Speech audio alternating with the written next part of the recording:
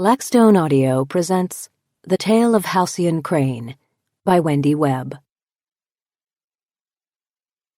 To those who have gone before, especially my brother, Randall Edward Webb, and my grandmother, Alma Catherine Harala Maki, both of whom I miss every day.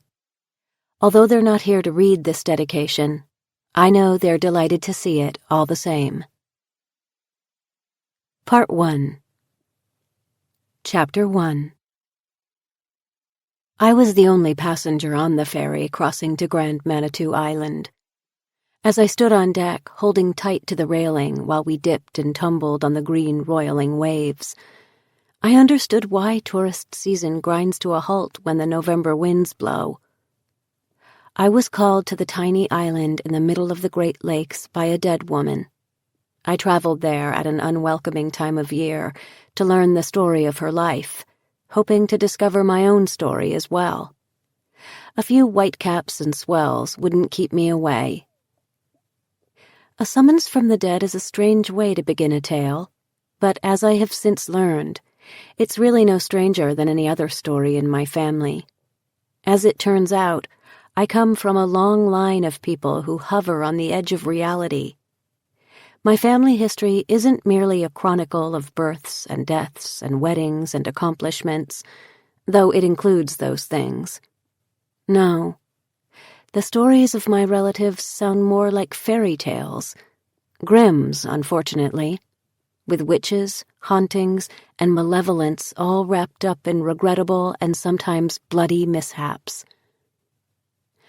Until recently, I knew nothing of this. Growing up, I had an altogether different notion of who I was and where I came from. Then the truth began to reveal itself, as it always does. Truth seeks the light of day, needs it just like we need air, and so it finds ways to seep out of the sturdiest, most skillfully hidden boxes, even those buried deeply in the hearts of the dead.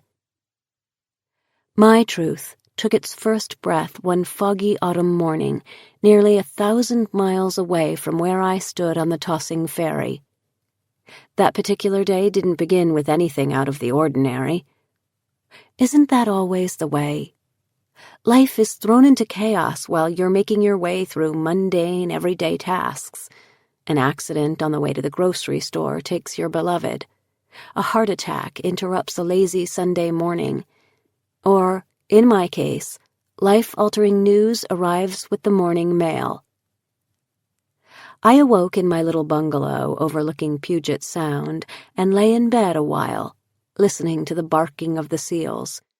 Then I pulled on a sweatshirt and sneakers and headed outside for my usual morning walk. I had already crossed the street and started up the hill before I noticed the fog settling in, dulling the edges of the world around me. Some people find the sound of a foghorn romantic, evoking images of travel to faraway places with strange-sounding names. But I've never liked the fog. It obscures reality with what seems to be sinister intent, erasing all that is not within arm's reach. Anything could be out there, beyond. I knew it was silly being unnerved by fog in a seaside town, so I continued to walk my usual route, listening to the tinkling of the wind chimes, tubular bells, that were hanging from the eaves of various houses along the way. I can't explain why. Did I sense what was coming? But the back of my neck began to tingle with 1,000 tiny pinpricks. I paused, holding my breath, dread seeping off the cold pavement into the bottoms of my feet and working its way up my legs.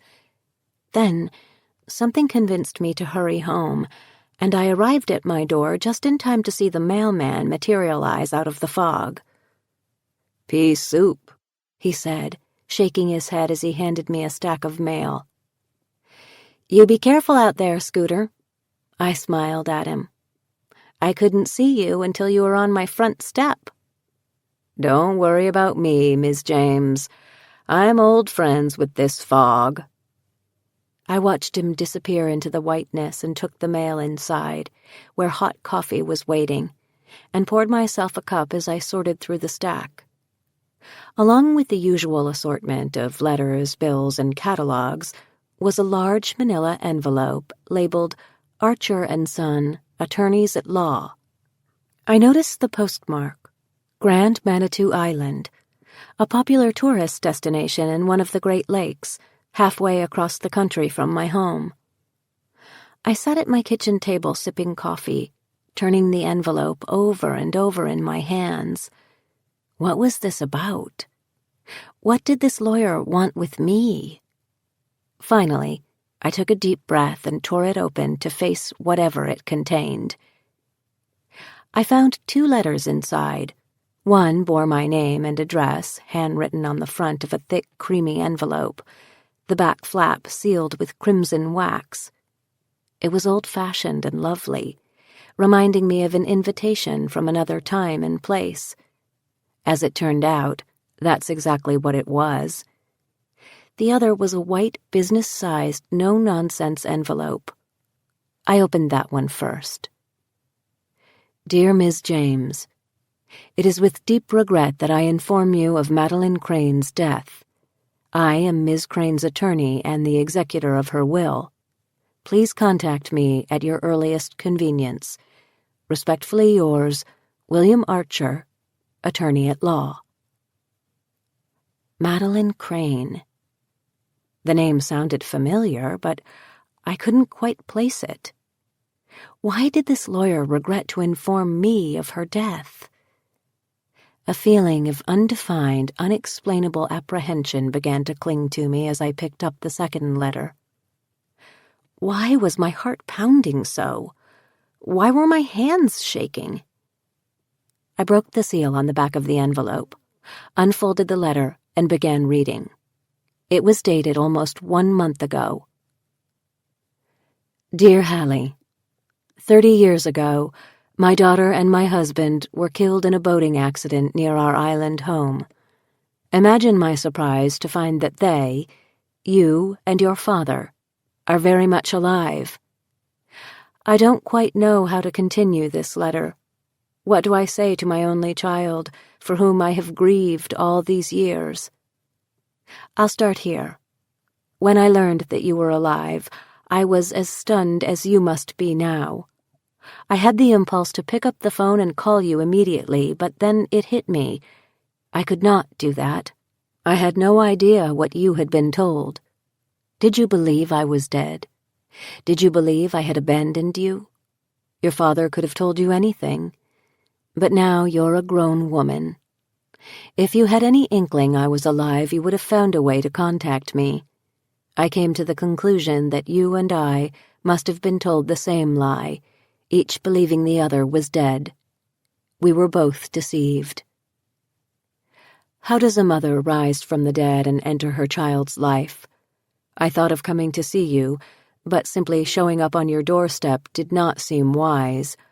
A letter seemed like the gentlest way to turn your world upside down. I know you must have many questions, as do I. I'll tell you a little about myself now, but really, can one sum up a lifetime in a few words? My name is Madeline Crane. I still live in the house where you were born on Grand Manitou Island. You may recognize my name. I am a photographer. You may have seen my work in various magazines. I imagine you grew up grieving for me, wishing to have a mother to shepherd you through the heaven that is childhood and the purgatory that is adolescence. I'm so sorry that I was not there for you. But Hallie, every time you wished for a mother's love, you had it. I loved you before you were born. I loved you during the empty years when I thought you were dead, and I love you now. That will never change. Although you do not know it, you have always had a mother who loved you more than anything. I know you must be wondering what to think about. A letter from a stranger who is alleging to be your mother. Is it true? I'm sure it flies in the face of everything you have believed about your life for the past 30 years. I'm sorry to create such a tempest for you. Believe me, I considered staying dead to spare you this confusion, but I concluded that the truth, no matter how painful, must be told. By way of authentication, please look at the photograph I am enclosing. It is you and your father, a few days before you died. I took it myself. I also offer this, an invitation. Come back to Grand Manitou Island. So much time has been wasted already. Love from your mother, Madeline Crane. The photograph fluttered out as I let the letter drop to the ground. It was a small, square, black and white print with a white border. I saw a little girl with a strange sheen in her eyes. Was it me? It certainly looked like me, but I couldn't really be sure. It might have been any dark-haired girl. But there was no mistaking my father. Younger, thinner, more hair, but unquestionably him. This was the man who put me to bed and dried my tears and took me ice skating. I had no doubt.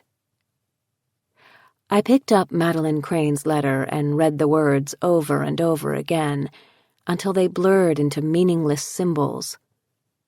I don't know how long I sat there staring at it. A letter from a ghost. Chapter 2. The drive from my house usually took 12 minutes. On this day, I did it in 6, a lifetime of questions and more than a few accusations flying through my mind. My mother's name was Annie James, and she died in a fire when I was 5, or so my father had told me. He said he carried me out of our burning house and tried to go back to save her, but the flames were too intense. The house was engulfed before the firefighters arrived. That's why there were no pictures of her, no records, no mementos of our life together as a family. He was hailed as a hero at the time, but he certainly didn't feel like one. Annie James had no other family, he told me. No grandparents, aunts, uncles, or cousins from her side. I had no surviving grandparents on his side either, so we were alone in the world, just he and I. Even as a child, I realized that the story of my mother's death was a tidy little tale with no loose ends for a girl's questions to unravel. When I asked my dad about her, what was she like? Did she have hair like mine? I could see his grief, as tangible and blinding as a snowstorm. Please don't ask, Hallie. Put it out of your mind. She's gone. As I sped through yellow lights, my questions morphed into a mix of anger and defensiveness. Over the years, I had created a tangible mother in my mind. Brown hair, brown eyes, medium build.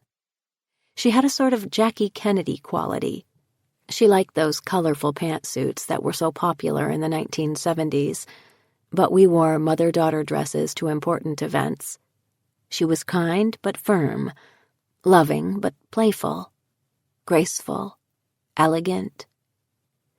If this letter was true, which it couldn't be, it would negate the only mother I had ever known. I wasn't about to let a stranger kill off my mother in a few short paragraphs. Not to mention the fact that, if this letter was true, Madeline Crane was accusing my father of something horrible. I loved my dad, with the fierce feelings of protection common to children of single parents. How dare this woman, this stranger, flutter into my life and call my father, my dad, a liar? She accused him of faking our deaths and whisking me off across the country. She was basically saying I was an abducted child, someone whose photo might have appeared on a milk carton. Where did she get off? Men like my dad don't abduct children from their mothers and assume new identities. Men, like my mathematician father, find rational solutions to problems. It was absurd and insulting, the whole thing. I couldn't imagine what would motivate this woman to make up such a cruel pack of lies. But wasn't it a little odd that there were no photographs of my mother? No relatives? No friends who could talk about our life together? What if it wasn't grief but fear that I had seen in my dad's eyes when I mentioned my mother?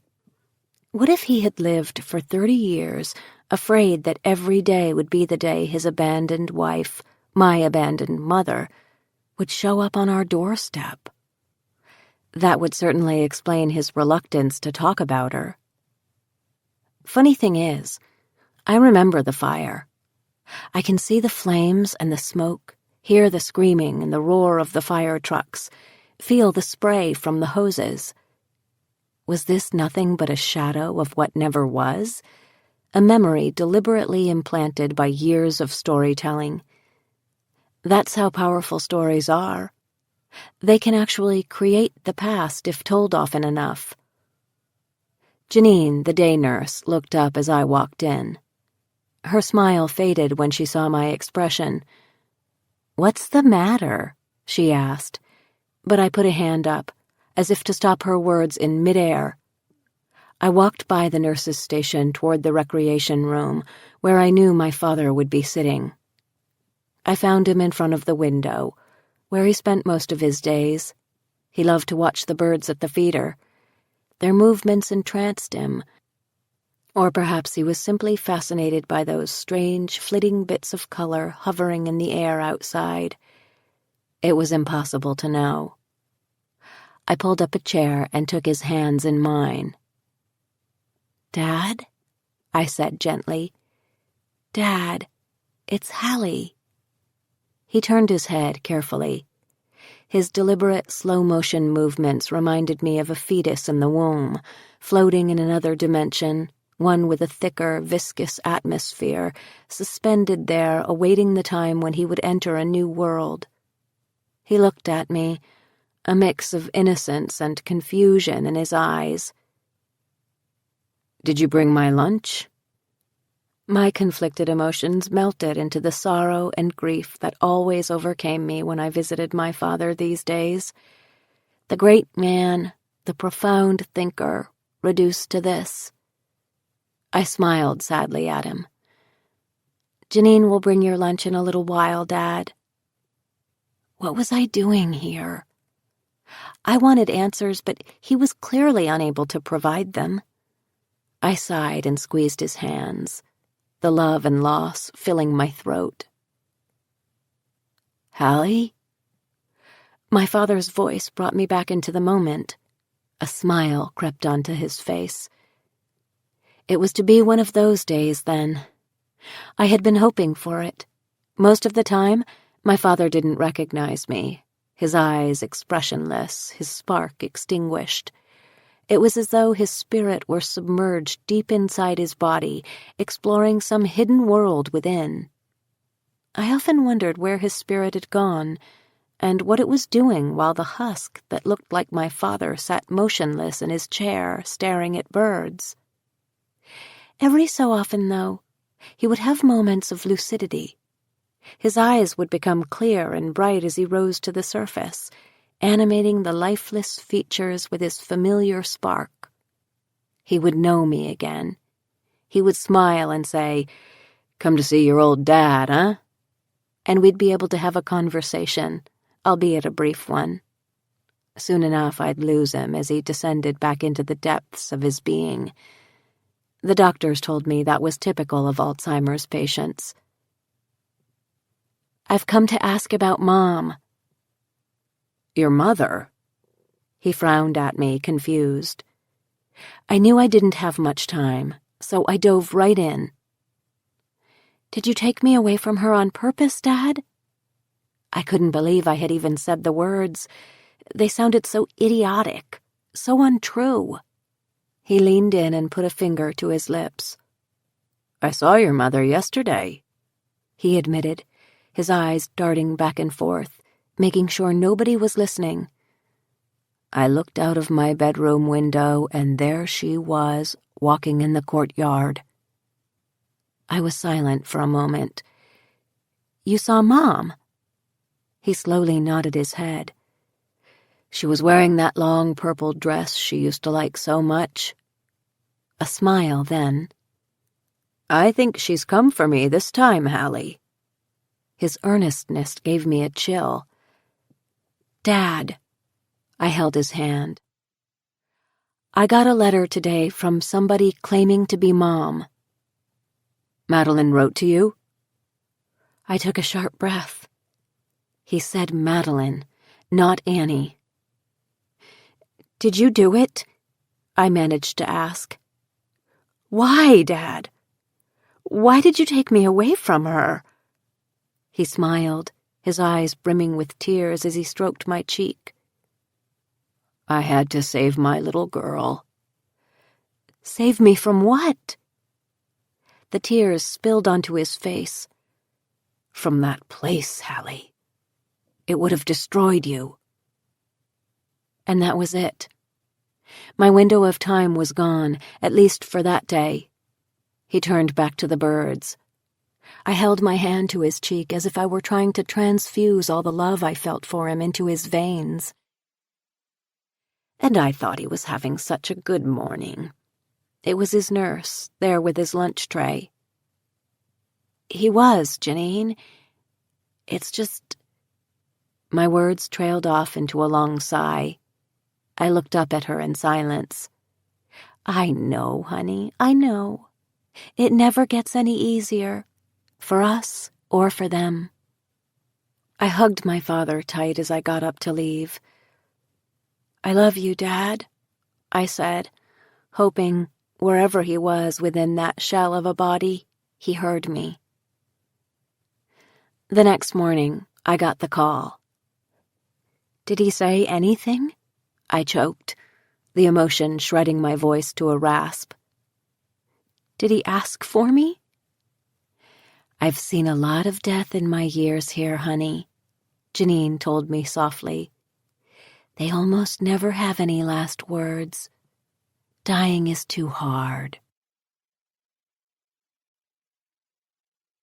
Chapter 3.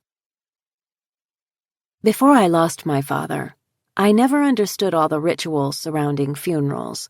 The wake, the service itself, the reception afterward, the dinners prepared by well-meaning friends and delivered in plastic containers, even the popular habit of making poster boards filled with photos of the dearly departed.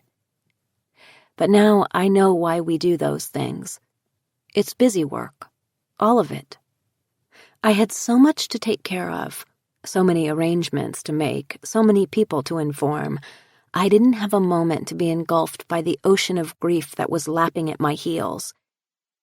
Instead, I waded through the shallows, performing task after task, grateful to have duties to propel me forward.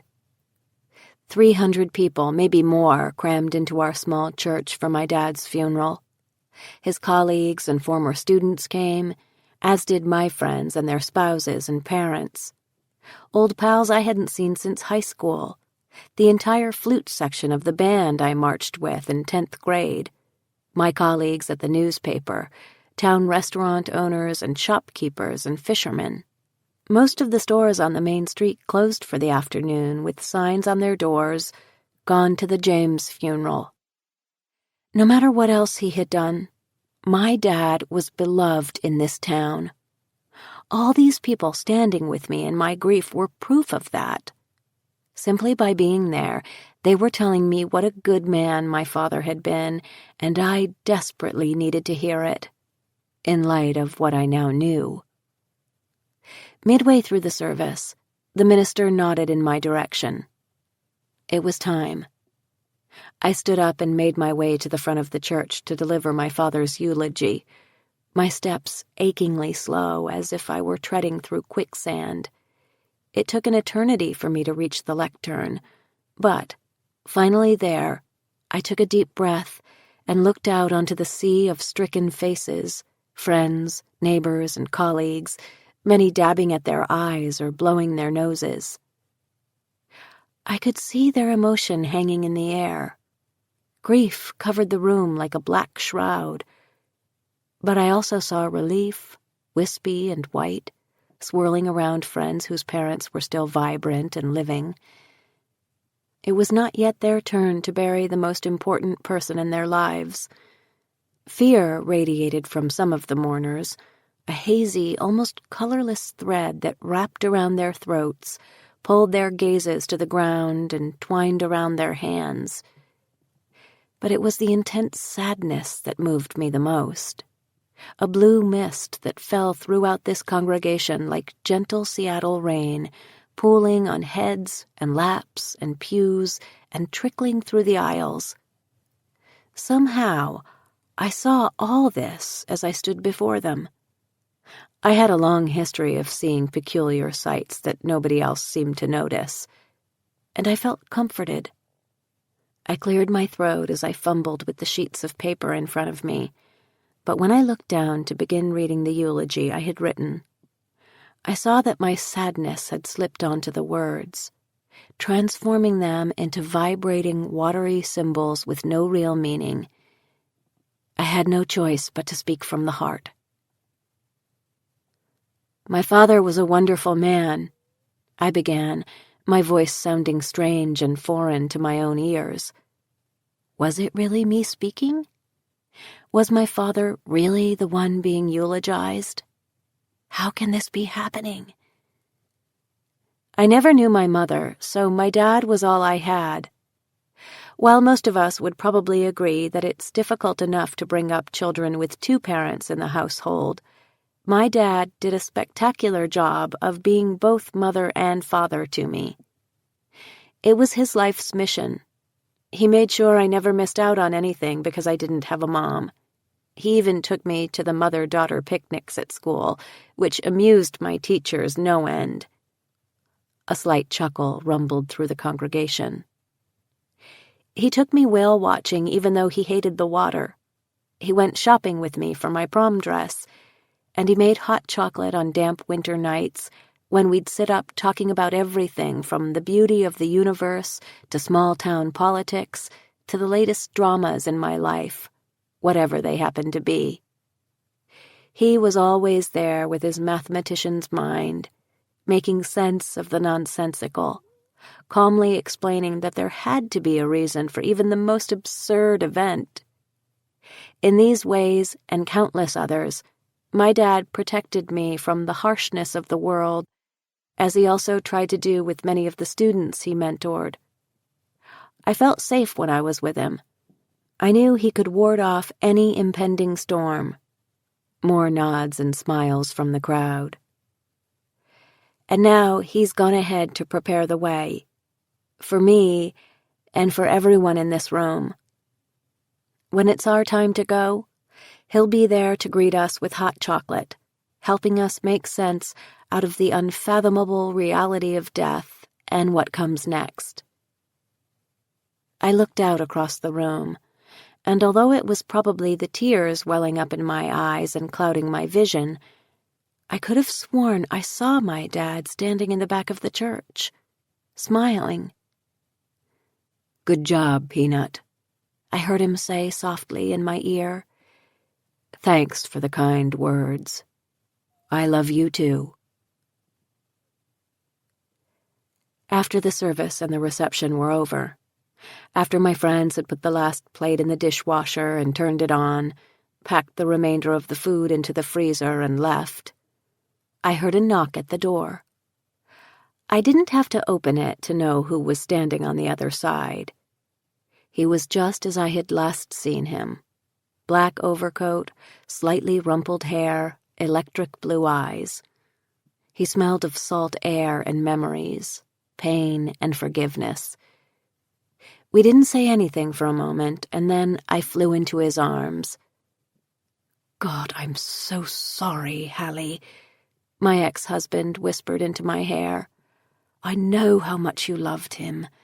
I loved him too." And finally the tears came.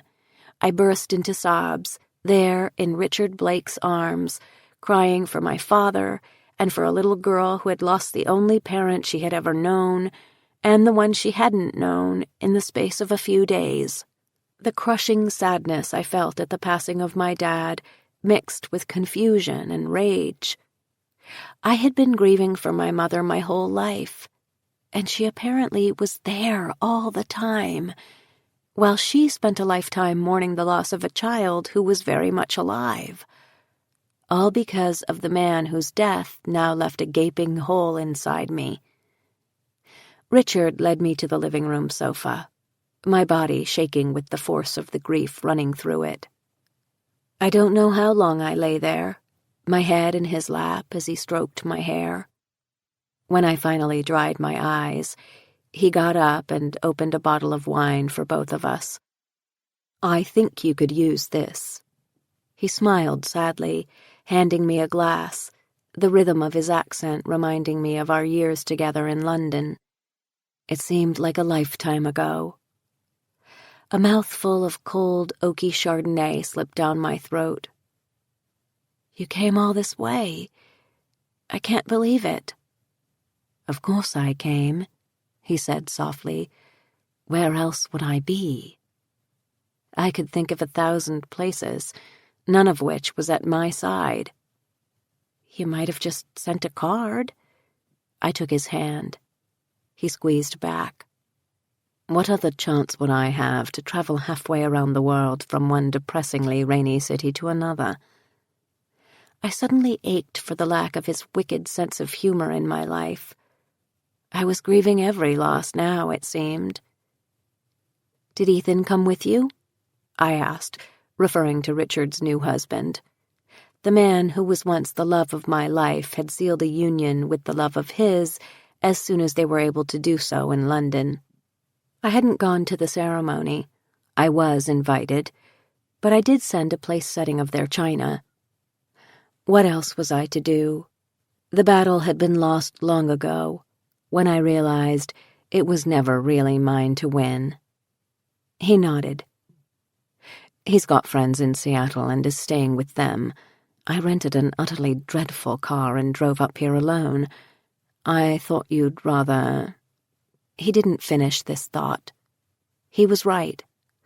I was grateful he hadn't brought Ethan, but I didn't want to get into that conversation just now. I grinned at him instead. "You drove? In America?" "Apart from everyone else driving on the wrong side of the road, it went fine," he replied, sighing and slumping into a chair. Both of us were trying to lighten the mood, but it wasn't catching fire. "Seriously, I missed the funeral, didn't I? I didn't get here in time." I shook my head. "Don't worry about it. I was in a daze anyway. The last few days have been a blur. But I'm so glad you're here now. I didn't know what I was going to do with myself after it was all over and everyone had gone home and I was alone." "You're not alone," he said gently. "Ain't no ocean wide enough. Isn't that what they say?" I held his gaze for a long time, both of us, I think, remembering how much we loved each other, until I broke our silence. "And what do you say, Rich? Dinner? More wine? Both would be lovely. And then let's sit and reminisce about your dad for a while." Later, after we had laughed and cried, remembering my father, I handed Richard the envelope that had flung my entire existence into the abyss a few days earlier. "I haven't told anybody else about this." I fidgeted in my chair, eyeing him as he began reading the letter from Madeline Crane. He looked up at me with wide eyes. "Good Lord, is this true?" I nodded, shrugging. "I asked my dad about it the day before he died. I told him I got a letter from someone claiming to be my mother, and he said her name." "Madeline wrote to you?" he asked. That was all the confirmation I needed. Richard took my hands and held them tightly. "But why?" His eyes were searching mine for answers I didn't have. "Why the devil would he do something like that? I know your dad. He wouldn't. I have no idea. He said something about saving me. That's all I know." Richard let out a sigh and leaned against the back of his chair, staring at Madeline's letter as if trying to will the words to reveal their secrets. "I can't believe Madeline Crane is your mother," he murmured.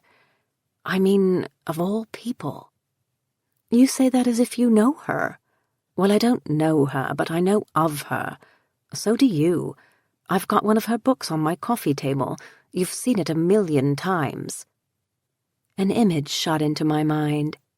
Richard and me sitting with cups of tea in our flat, looking through a book of photographs of London. "Where's your laptop?" he asked, and I pointed up the stairs. In moments, he was back with it, sitting next to me at the table and typing her name into the search engine. I watched as page after page of hits came up on my screen.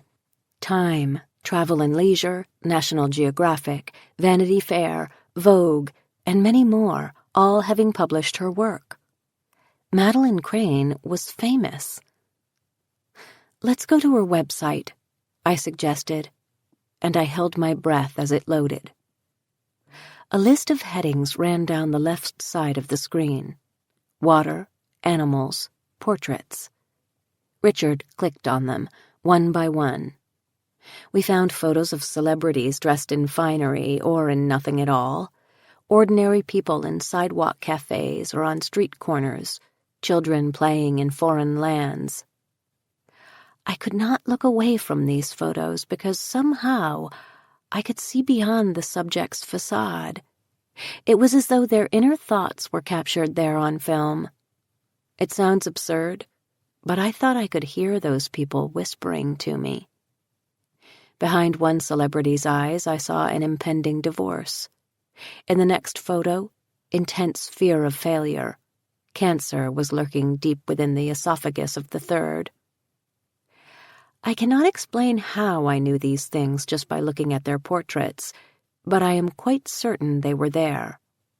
I felt hypnotized, as though I could, at any time, be sucked into the world captured on film by Madeline Crane.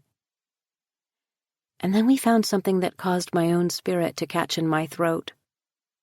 Richard clicked on a heading called Love, and there was only one photo, the black and white image of a child. She was jumping off a swing attached to the limb of an enormous oak tree. The photographer had captured her at just the right moment, the mid-air flight before hitting the ground.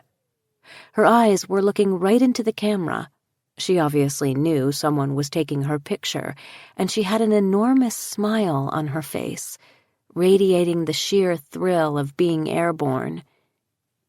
But behind the sparkling eyes and exuberant smile, I could sense something else. That little girl whispered to me, "Help me. I'm afraid." Then I saw the name under the photograph. Halcyon Crane, 1974 to 1979. "It's you, my dear," Richard said. We looked at each other in silence, neither knowing what else to say. Hours later, with Richard snoring in the guest room, I padded back downstairs and opened the laptop again, its bright screen glaring in the darkness. I'm not quite sure what I was looking for. More information about her? A way to know her better somehow? What I found was this article on the Chicago Sun-Times website. Soul capturer dies of heart attack. Photographer Madeline Crane died in her home on Grand Manitou Island on Thursday of an apparent heart attack, said William Archer, Ms. Crane's attorney. In 4 decades as one of this nation's preeminent photographers, Ms. Crane shot travel pieces, newsmakers, and landscapes, but she was best known for her haunting portraits. Whether she was shooting celebrities for a magazine layout, people she met on her travels, or animals, Ms. Crane had a reputation for illuminating a subject's inner being, thus earning her the nickname of Soul Capturer, which, as it happens, was also the title of one of her books. As her fame grew, many celebrities refused to allow Ms. Crane to photograph them during times of personal strife or distress. for fear of showing too much to Miss Crane's eerily penetrating eye. Miss Crane leaves no survivors. Apparently she did, I said to myself. I retrieved William Archer's letter from the drawer in the kitchen where I had stuffed it and dialed the number on the letterhead. I'd only reach his voicemail at this late hour, but I wanted to call immediately while I still had the nerve to set something in motion that I might think better of in the light of day. "This is Hallie James," I said to Mr. Archer's machine. "I got your package, and I'm calling to let you know I plan to travel to Grand Manitou Island on Monday. Please get in touch with me tomorrow to confirm the date." I put the phone down and sighed in the darkness of my kitchen, and then I crept up to my empty bed, where I tossed and turned all night long. The next morning, early, the phone rang. "Is this Miss James?" I can't remember the last time anyone called me that, but yes. I smiled into the receiver. "I'm Hallie." "Hallie, I'm William Archer," he said. "I'm calling about your visit to this island next week. I was very well acquainted with Madeline, and I want to assure you that everything you say to me will be kept in the strictest confidence." "Thank you, but I'm not sure," he interrupted me. "If I may, a couple of factors are in play here that I suggest would best be discussed in person when you arrive. Suffice it to say that one of them is Miss Crane's sizable estate, and the other is the rather delicate nature of, well, if I may be blunt here, your actual existence." "I'm not sure what you mean." I began to get a knot in my stomach. Maybe this wasn't such a good idea after all. "Hallie, I'm aware of the fact that you're Madeline's daughter, but nobody else on the island knows, not to my knowledge anyway. That's because certain events surrounded your departure so many years ago. I was just a child myself when it happened, but the circumstances are well known here." "Well known? Can you tell me more? I feel like I'm totally in the dark." "It's better spoken of in person," he said quickly.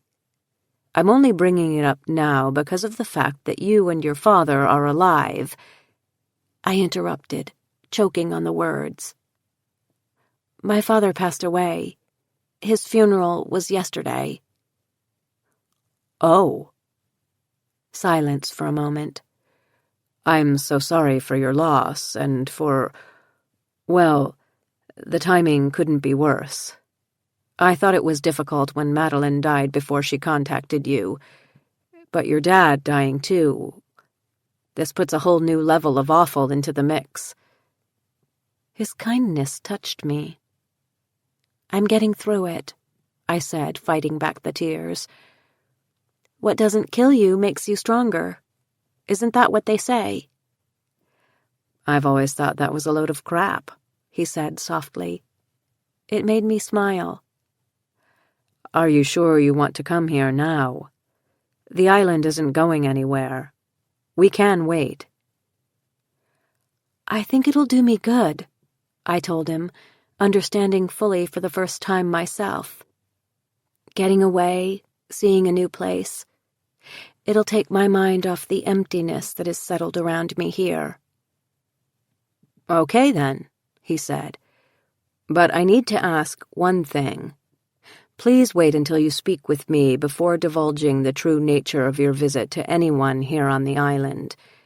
Believe me, it'll be easier that way. You don't want to be answering questions before you have all the facts." He went on to give me a list of practical things I should pack for my visit. Sweaters, jeans, hiking boots, a warm, waterproof coat, and even offered to make reservations for me on the ferry and at a local inn. "I'll have you picked up at the ferry dock as well." And it was done. I was really going. "Thank you, Mr. Archer. I appreciate everything you're doing on my behalf." "I'm looking forward to seeing you on Monday," he said, and I hung up the phone. I stood there, holding the receiver for a few moments, wondering what I had just talked myself into. I hadn't noticed Richard standing behind me. "Going somewhere?"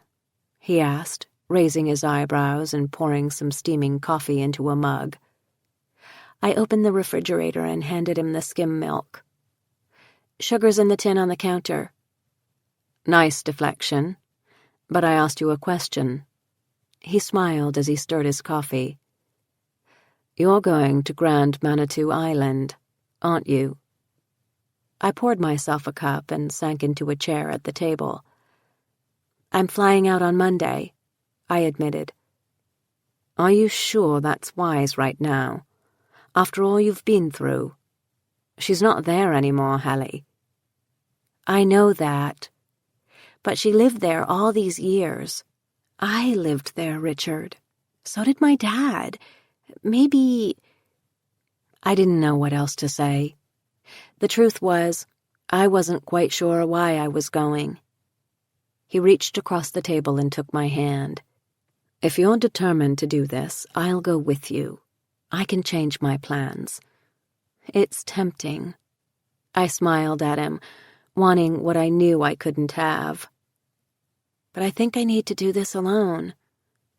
I have no idea who I really am, Rich. Everything I was told about my childhood has been a lie. Maybe this trip will help me find out the truth.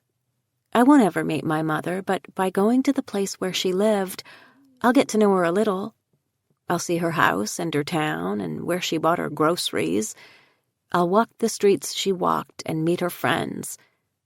I know it's not much, but it's something." He took a long sip of coffee, looking at me over the rim with concern in his eyes. "There's another reason for me to go," I went on. "What was so terrible about our life with Madeline Crane on Grand Manitou Island that pushed Dad to take me away and move all the way out here? There may still be some people on the island who know. That's what I'm hoping, anyway." "Be careful what you wish for," Richard warned, wagging a finger at me. "You might not like what you unearth. Whatever the reason was, it's not going to be pleasant." I sighed. It might not be pleasant, but at least it will be the truth. It sounded convincing enough, but the tightness in my stomach told me I wasn't so sure this was the right thing to do. And as I stirred my coffee, I thought I saw storm clouds forming in the cup. Chapter 4. After an exhausting day of travel, 2 hours of driving with Richard to the airport in Seattle, the long connecting flight to Minneapolis, the white-knuckle ride on a puddle jumper to St. Barnabas, a small mainland town across the lake from Grand Manitou, and finally, the taxi to the ferry dock, I arrived with just moments to spare. As soon as the ferry shoved off, I stumbled out onto the deck to get a whiff of Great Lakes air, but the icy bursts of spray hitting my cheeks made me wish that I hadn't. I held on tight to the railing as the boat dipped and tossed from side to side. As I was inching my way back toward the cabin, something in the distance caught my eye.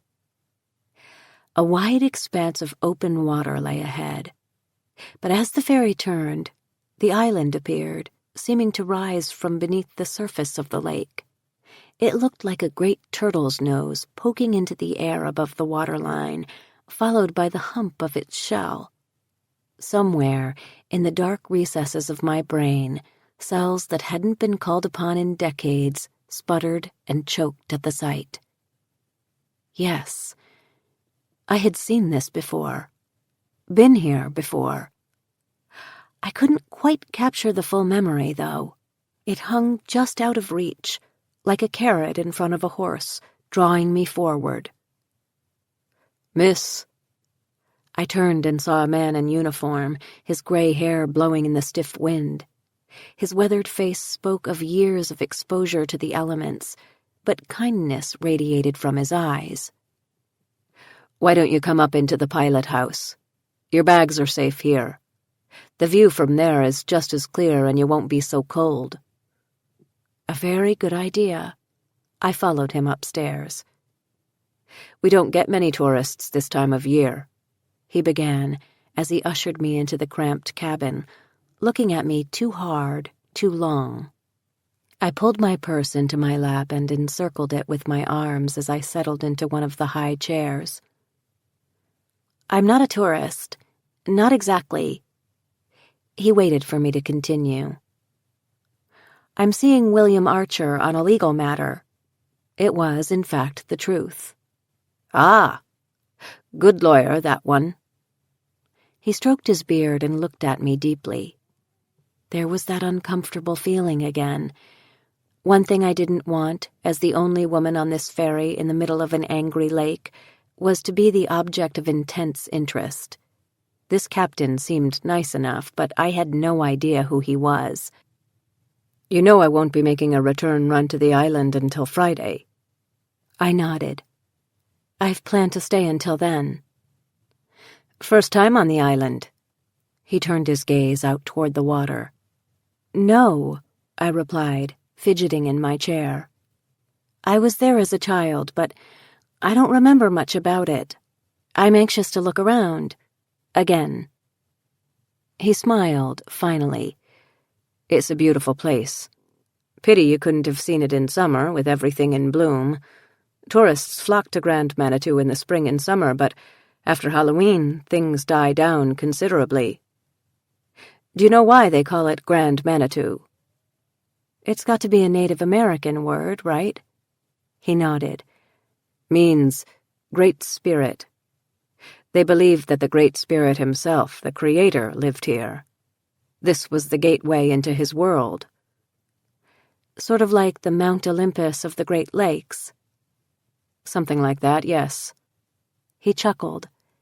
Then he pointed out the window. "Look. You can see the town coming into view now." We chugged slowly past the shoreline. Even though I had seen photographs of this place and read about it in a guidebook, I was not prepared for what I saw. Enormous Victorian-era houses with grand front porches and turreted roofs lined a high cliff that gave way to a rocky shore. Each house was more magnificent than the next, each porch larger, each yard more meticulously manicured. "Before the turn of the last century, wealthy people from Chicago and Detroit and Minneapolis built these shacks as vacation homes," my de facto tour guide told me. I had the feeling he had given this speech many times before. "They came for the clean air and the cool summers." I couldn't imagine having the kind of money it would take to build one of those grand homes at all, let alone as a summer place. "Are these houses mostly inns now?" William Archer had made arrangements for me to stay in one of the island inns. Perhaps it was one of the houses I was seeing. "Some of them are," he told me, nodding, "but some are still in private hands." The captain took the helm then, guiding the ferry into the dock. I prepared to gather up my bags, wondering what I would find when I set foot into my mother's world. "Is Will meeting you at the dock then, miss?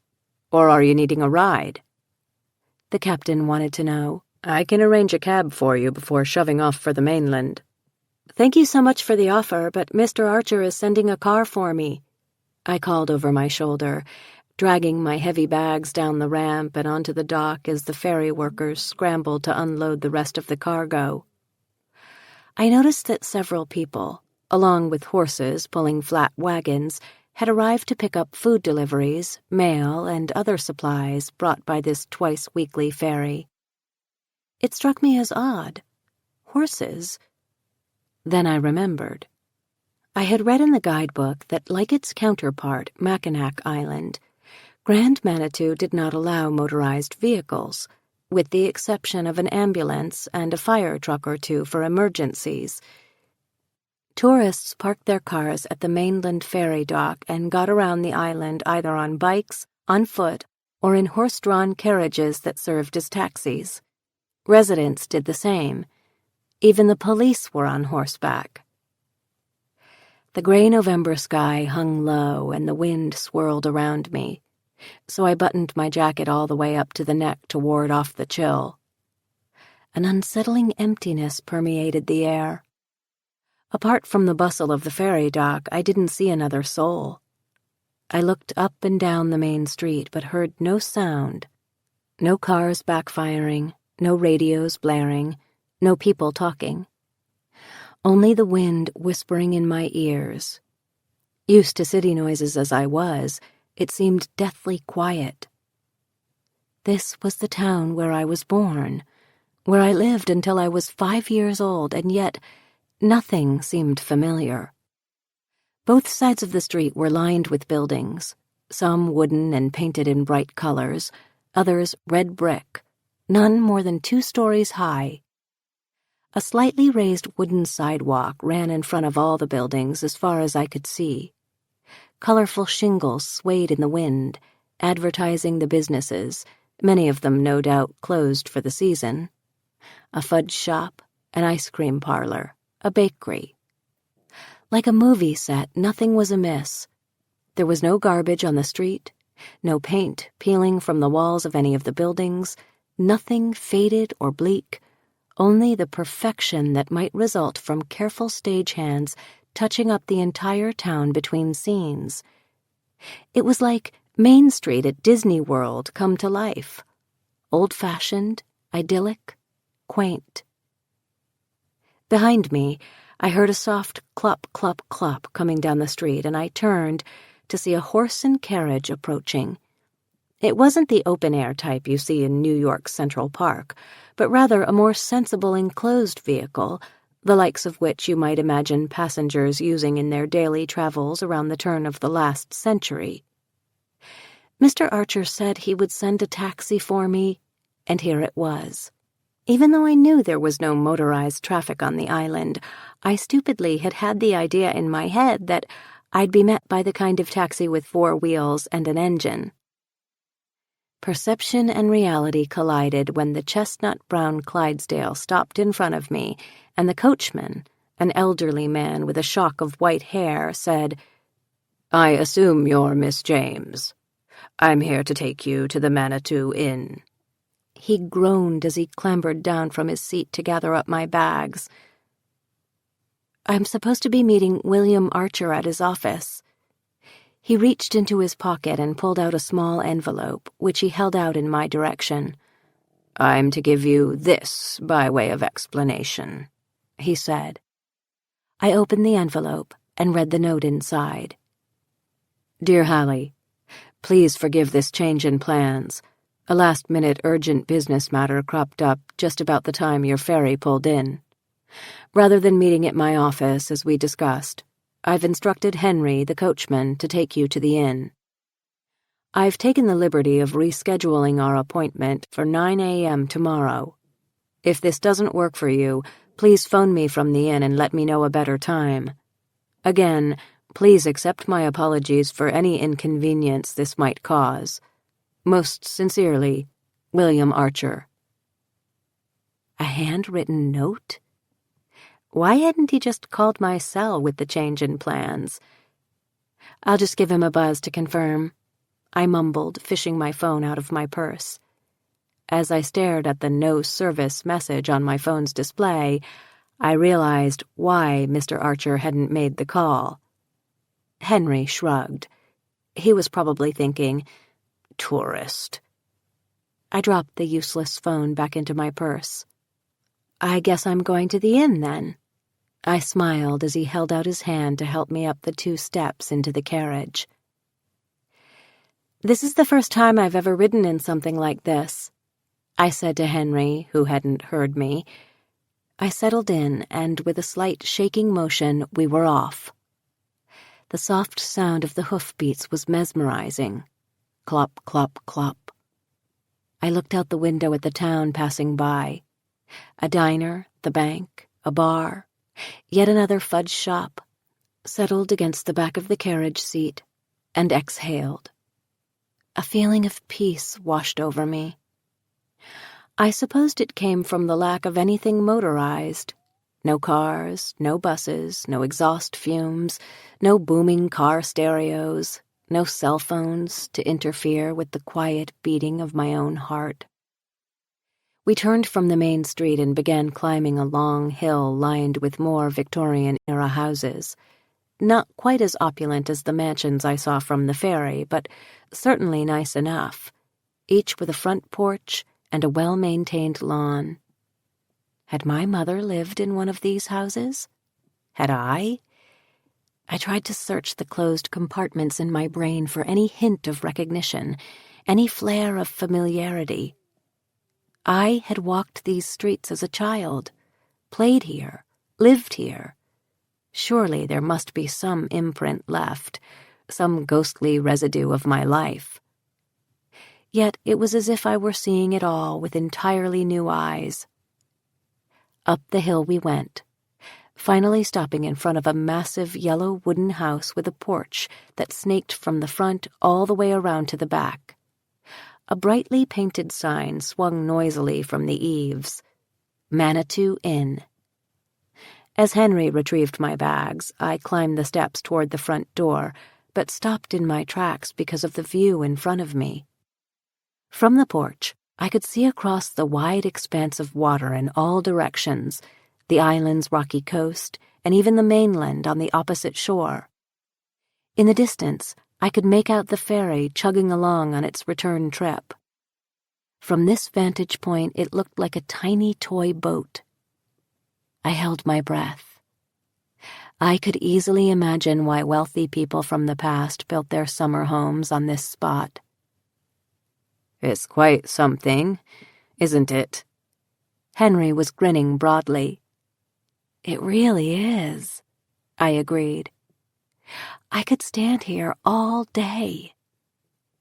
The door opened, and out came a woman wearing jeans and a cream-colored fisherman's knit sweater, bright red bifocals hanging around her neck on a silver chain. Long graying hair softened her angular face. I couldn't tell if she was about my age and prematurely gray, or a phenomenal-looking 60. The innkeeper, I assumed. I knew she was expecting me. Mr. Archer had made arrangements for me to stay here. Yet she just stood there in the doorway for a moment, eyeing me with what seemed to be suspicion mixed with surprise. I didn't quite know what to make of the cool reception, so I broke the silence between us. "Hi." I smiled the brightest smile I could muster, extending my hand. "I'm Hallie James. I believe I have a reservation?" She nodded, her suspicious glance melting into a grin as she took my hand. "You sure do, Hallie. Welcome, welcome. I don't know what's wrong with me. Come in, for heaven's sake, out of this wind." She turned and called her thanks to the coachman before ushering me inside. The house had a comforting, welcoming aura. Its shining wood floors were covered with oriental rugs. Colorful oil paintings of island scenes hung on the walls. Photographs lined the fireplace mantel in the living room. The overstuffed couch and love seat looked like inviting places to curl up and read. Through a doorway, I could see a study with floor-to-ceiling bookshelves.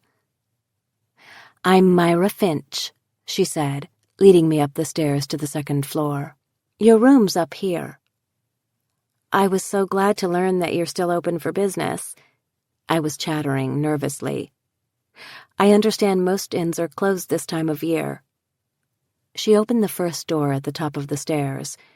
"It's true, the weather can get pretty nasty here in November," she said, nodding. "I don't have any other guests. Haven't for weeks. But I'm a year-round resident, so I'm happy to put you up for as long as you plan to stay. This is your room, the mainland suite." "Wow," I murmured, looking at the enormous bay window. Its cushioned seat was covered with multicolored pillows. A couple of Afghans were folded in the corner next to the wall. I saw the same view as from the front porch, the great expanse of choppy water below and the flickering lights of the mainland beyond.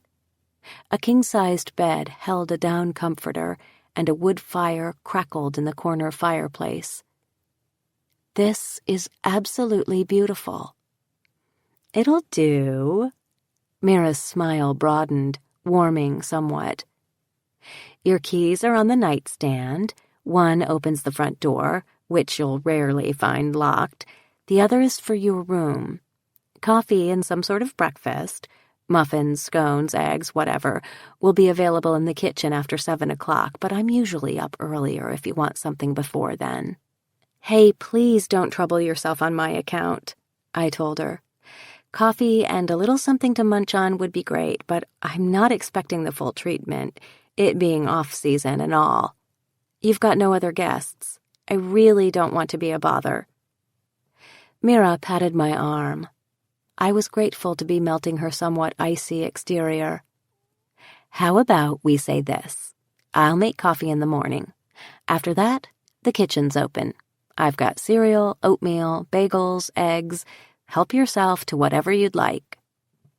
"That sounds perfect," I said, lugging my bags to a settee at the foot of the bed. I could tell she was taking a moment to decide whether or not to say something further. Finally, she added, "I was just planning on sitting down for some tea when you arrived. Join me after you get settled if you'd like."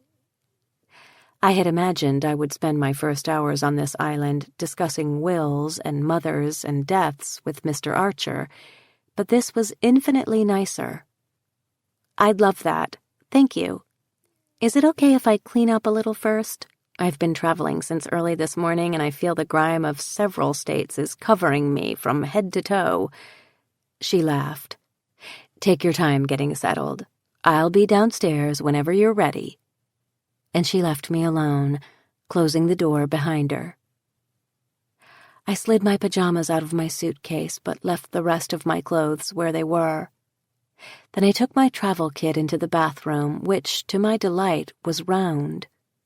Located in one of the inn's turrets, no doubt. It contained an enormous tiled shower and a jacuzzi, facing another window overlooking the lake. Fluffy white towels sat in a stack on the counter, along with candles, soap, shampoo, and lotions. Instead of unpacking further, I snuggled into the window seat, pulled one of the Afghans over my legs, and stared out across the water. Back home, Puget Sound was my safe haven, the barking of the seals and the lapping of the waves like a sedative to me. Any problems in my life, from high school angst to college uncertainty, to my divorce, to my dad's illness, were solved on the seashore, pounded out of existence by the relentless beating of the surf. I got a similar feeling here looking out over this great lake. There were no seals or whales, but the peacefulness was the same. I took a moment to catch my breath, and the enormity of it all hit me. I was actually on my mother's island, looking at my mother's lake. This was the place from which my father had fled with me all those years ago. My mind swam with a jumble of thoughts. If I had only been here a few weeks earlier, I'd have met her.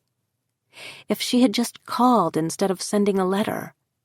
If she had flown out to see me. If... Tears were stinging my eyes. I went into the bathroom, peeled off my clothes, and turned on the tap. A shower would do me good. I tried not to break down, but as I stepped under the stream of water, the tears began to flow.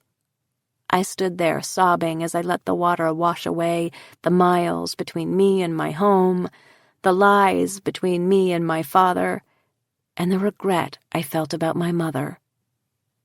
Finally, I toweled off, ran a brush through my hair, pulled on a shirt and jeans, and made my way downstairs. I found Mira in the living room with a plate of cheese and crackers, veggies and dips, and some assorted meats. When she spied me coming down the stairs, she poured me a cup of tea and topped off her own. She looked at my puffy eyes and splotchy complexion with concern. "Everything okay?" "Long day. Long week. Long month." I hear you. She smiled. I thought you'd probably be hungry after your long trip, so I've got a chicken in the oven, but let's dig into this for now.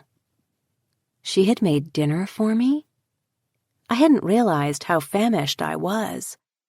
That handful of peanuts on the plane wasn't much of a lunch, and I hadn't even thought about finding dinner on an island where most everything was closed up tight for the season.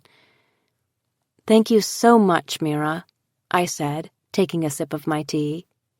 I certainly didn't expect you to do anything like this, but it's wonderful and much appreciated. Hey, I'm an innkeeper. She grinned, clinking her cup with mine. It's what I do. I should also give you the particulars of life on the island during the off-season. I folded myself into the armchair next to her. The first thing you should know, most shops and restaurants are closed for the season. So I've heard, I said, taking another sip of tea. It tasted comforting and warm after a long day. Is anything still open? There's the grocery store, the wine bar on Main Street, the diner where just about everyone congregates for breakfast and lunch, and the lodge on the other side of the island. There's Jonah's coffee shop, and, let's see, the library's open too. But that's about it. That's more than I was expecting, actually. Mira dug into the cheese and crackers. So, what brings you to our little island during the gales of November? William Archer had given me express instructions not to discuss my circumstances with anyone. Still, after a somewhat chilly reception, Mira seemed friendly and welcoming. On the other hand, he knew I was staying at this inn. He had even made the reservation for me. If he thought I could take Mira into my confidence, he would have said so. He had alluded to a situation that had occurred around the time my father left with me all those years ago, something the islanders who were living here then had not forgotten. Now was not the time to find out if Mira was one of them. She was the only innkeeper still open on this island. If she threw me out for claiming to be Madeline Crane's long-dead daughter, I'd be without a place to stay. I'm seeing William Archer on a legal matter. She looked at me, a mix of interest and curiosity in her eyes. Oh. Clearly she wanted to hear more. It's really none of my business. It's the innkeeper's curse. We're naturally inquisitive. No, it's perfectly all right, I said to her, hesitating. I'm here to talk with Mr. Archer about Madeline Crane's will. Mira stared at me for a moment, and my mind raced, trying to think of a plausible way to backpedal away from an explanation. Oh, I'm so sorry, she said slowly. I didn't think Madeline had any living relatives. I had succeeded in digging myself into a nice little hole. Should I admit who I was? Keep silent? Saying as much as I already had was clearly foolish. I'm not exactly, I began, and then stopped and started again. I didn't want to tell an outright lie. Too many lies had been told already. I really don't know much right now. I got a letter from Mr. Archer requesting me to meet with him about the will. I didn't know Madeline Crane. I knew her work, obviously, but beyond that... She squinted at me. You've never met the woman? I don't remember ever meeting her, no. It was technically the truth. She raised her eyebrows. You've come all this way at this time of year to talk about the will of a woman you didn't know. A statement. I was starting to get more than a little uncomfortable with her intrusion into my personal business. What did she care why I was here? Why was she grilling me like this? Actually, if you must know, I've been dealing with quite a lot at home lately, and when I received Mr. Archer's letter, I was grateful for the chance to get away for a few days. if you must know, wielded correctly, always turns the tide. I watched as her suspicion melted into concern mixed with what might have been a good dose of chagrin.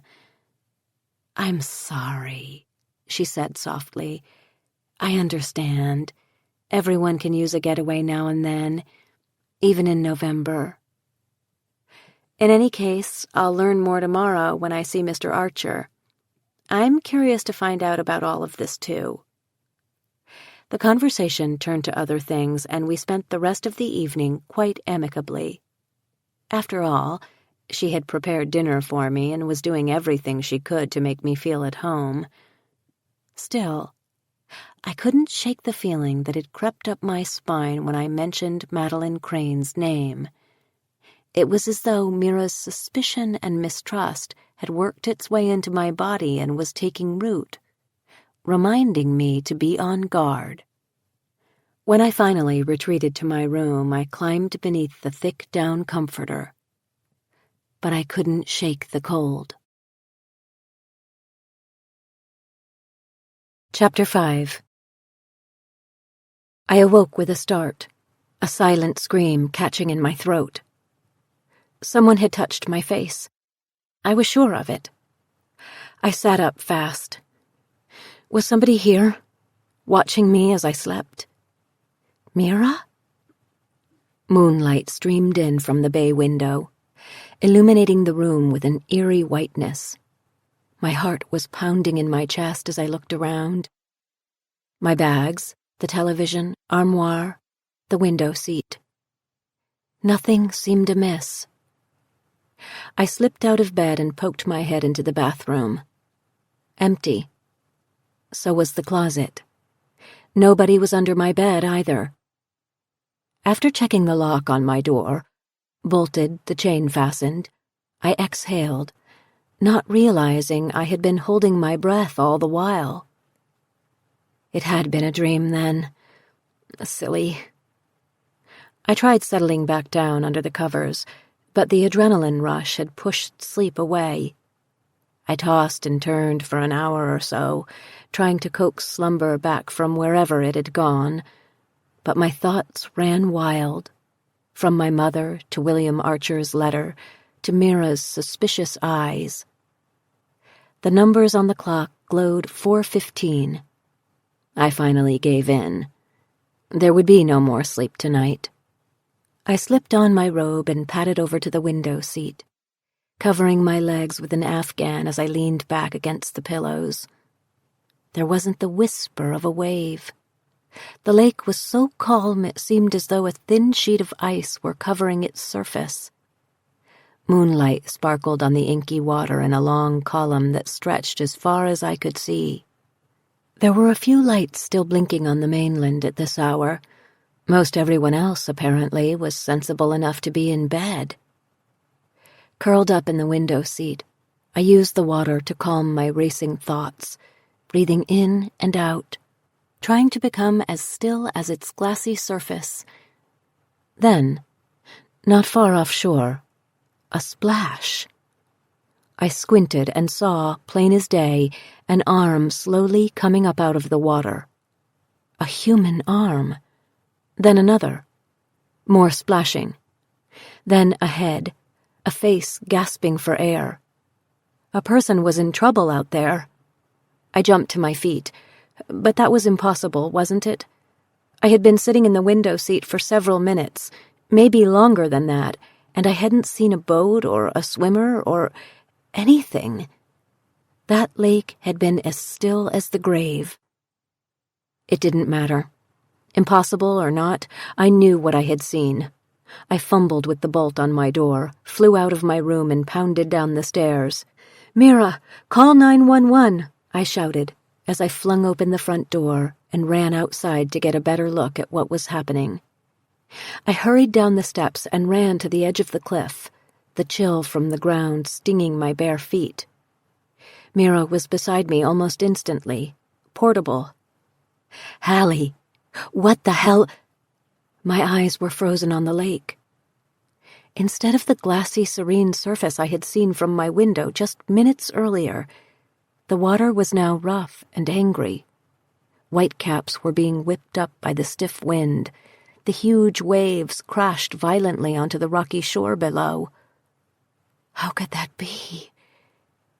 "Hallie!" Mira shook me by the arm as if to wake me from a dream. "What are you doing out here?" I didn't respond. "Let's get you back inside. You'll catch your death." She led me back to the house, closing the front door behind her. "I saw—" "What, Hallie?" I walked over to the window. "I saw a person out there, in the lake. In a boat. No, in the water, about 100 yards offshore, maybe more." She looked at me, questioning, shaking her head. "That's impossible. You must have been dreaming." "No, really," I insisted. I was wide awake. I couldn't sleep, so I was sitting on the window seat in my room, and all of a sudden I saw a person out there in the water trying to come up for air. He seemed to be drowning, Mira. I feel like we should call the police or the Coast Guard or somebody. Only—" My words trailed off. I was beginning to doubt what I had seen with my own eyes. Only what? When I was looking at the lake from my room, the surface of the water was like glass. It was completely still. And then I went outside. I looked into Mira's eyes, wanting some sort of explanation for what had just occurred, some confirmation that winds blow up here in an instant. But she just shook her head. "The gales have been blowing all night long. Haven't you heard it? The whole house has been shaking. I was worried it would keep you up." I didn't know what to think. But that person... "Hallie." She took my hand gently. "There's no way somebody could have been swimming. Even in summer you can't swim out there. The water temperature is too cold. People fall off their sailboats and get hypothermia in August. At this time of year, nobody could survive for long in water that cold." It took a moment for her words to take root in my mind. She was right, of course. It must have been a dream. Now it was my turn to apologize. "I feel like such an idiot, waking you up in the middle of the night and running outside like a crazy woman." She smiled. "Don't sweat it. There's something about this island that does things to people. I should have mentioned it to you earlier. I think it's the combination of the horse and carriage thing and the rhythm of the lake itself, but people's imaginations get thrown into high gear when they're here. We get a lot of writers and artists who come specifically for inspiration. And it's not only that," she went on, leading me up the steps. "You may very well have seen a ghost." I stopped. "You're kidding, right?" "Oh, not at all." She winked at me. "I lead ghost tours around this island for visitors during high season. There is definitely something here, Hallie. The old-timers say it has something to do with ancient legends about the island being a sort of gateway to the spirit world. This place is chock full of ghosts. I'm not surprised you picked up on it." Back in my room, I noticed the first hint of light appearing in the eastern sky. Early as it was, I turned on the shower and stood under the hot water for a long time, trying to wash the image of that drowning person out of my mind. After drying off, I figured I might as well dress for the day. What to wear for my meeting with a lawyer? A pair of comfortable jeans and a cotton sweater? Combined with a tweed jacket, it would have to do. I got the impression most people didn't dress formally here anyway. I hunted in my suitcase for my hair dryer and found that the steam from the shower was still hanging in the air like fog. It made me think of that foggy day back home when this all began. As I ran a brush through my hair, the reflection in the bathroom mirror made me catch my breath. A handprint was on the outside of the steamy glass shower door. It was clear as daylight. I felt exactly the same way I felt that day in the fog. Fear was seeping up off the floor into my body. Did I make that handprint as I got out of the shower? Or had someone been in that steamy bathroom, standing there, watching me? I fervently hoped it was the former. But really, how often do you make a full handprint on the shower door? I checked the bedroom. In all the excitement, I must have forgotten to flip the deadbolt when I came back to my room. Somebody could have come in here and lurked outside of my shower. But who? Mira? Nobody else that I knew of was in the house. Chapter 6. I hitched a ride into town with Mira in her carriage behind two enormous Clydesdales. It was too early for my meeting, but I figured it was wise, here on the island, to take advantage of the opportunity for a ride whenever it presented itself. A chill wind wrapped around us from off the lake, and dark clouds hung low and threatening in the sky. I buttoned up my jacket and was thankful for my warm sweater. Mira dropped me off at the coffee shop on Main Street, Jonah's, armed with directions to William Archer's office. "See you later," she called over her shoulder as she clocked away. "Good luck with your meeting." I looked at my watch and found I had just over an hour to kill. I pushed open the door of the coffee shop and saw a group of people, all of them about my dad's age, sitting at a table by the window. A woman in a red fleece vest and jeans, a couple of men in flannel shirts, another woman in a fisherman's knit sweater. Locals, obviously. I heard their laughter and chatter as I came in, but all conversation stopped when I entered the room. Those people silenced themselves mid-laugh, mid-story, mid-sip, and every head turned in my direction. Had they been looking at me with curiosity and friendliness, it would have been one thing. But this, I felt like I had just stumbled into a secret society enclave. I was every inch the trespasser, thoroughly scrutinized. My skin was crawling with the force of their stares. What was their problem? Just a few weeks ago, this town had been awash with tourists. Now, suddenly, these people were stunned by the sight of a stranger in their midst. I cleared my throat in an effort to let the man behind the counter know I was standing there. He finally saw me and broke the uncomfortable silence. "Let me guess." He winked at me, deliberately talking loud enough for the gang in the corner to hear. "You're in, of all places, a coffee shop for a latte." The group got the message and reluctantly turned back to their own conversation, their eyes mercifully off my back. "That's amazing," I grinned. "You must be psychic. I am indeed here for a latte. Skim, with a half shot of almond and a half shot of chocolate. Why not treat myself on such a day?" As he heated the milk for my drink, I remembered the name I saw above the door as I came in. "You must be Jonah?" "I am indeed." He handed me the steaming mug. "And you?" "I'm Hallie James, a stranger in these parts." Jonah let out a laugh, which caused several heads to turn in my direction again. "Drinks on me. Welcome to the island, Hallie James." "Are you sure?" I asked him, fishing a 20 out of my purse and brandishing it in his direction. "Absolutely." He nodded. "Island tradition. The first out-of-season visitor of the year gets a free coffee."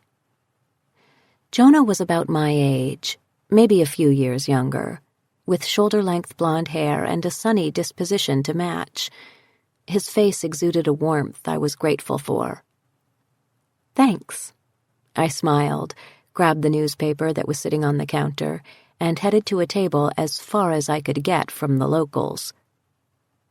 Windows looking out into the harbor lined the back wall of the shop. As I buried my face in the headlines, I imagined it must be quite a sight here in the summertime, sipping iced coffee while the ferries chugged into port and colorful sailboats floated languidly by. The picture it painted in my mind was so real and vivid, it was almost as though I had seen it before. That thought caught in my throat. Maybe I had. I wondered how long this coffee shop had been in business. Roughly 2 minutes had passed since the last time I checked my watch. I tried to immerse myself in last week's news. The paper was old, but I couldn't quiet my racing thoughts enough to read. What would I learn at my meeting with William Archer? The local welcome wagon pushed their chairs away from the table and began to mill out of the shop. As some of them called their goodbyes to Jonah, one woman stopped at my table, smiling. She looked as though she were baring her teeth. "I'm so sorry we all stopped and stared when you came in," she said. "It must have made you terribly uncomfortable. It's just that we don't get many tourists this time of year, and, well, you looked so familiar it took us all back." I nodded, not knowing how to respond. She added, still smiling that oddly aggressive smile, "I'm afraid we were quite rude." She waited, then, for me to say something. "No offense taken." She thrust her hand in my direction. "I'm Isabel Stroud." I took her palm in mine. "Hallie James." I managed to smile. "So, Hallie," she began, "what brings you to Grand Manitou in the off-season?" These are exactly the people Mr. Archer was warning me against, I thought.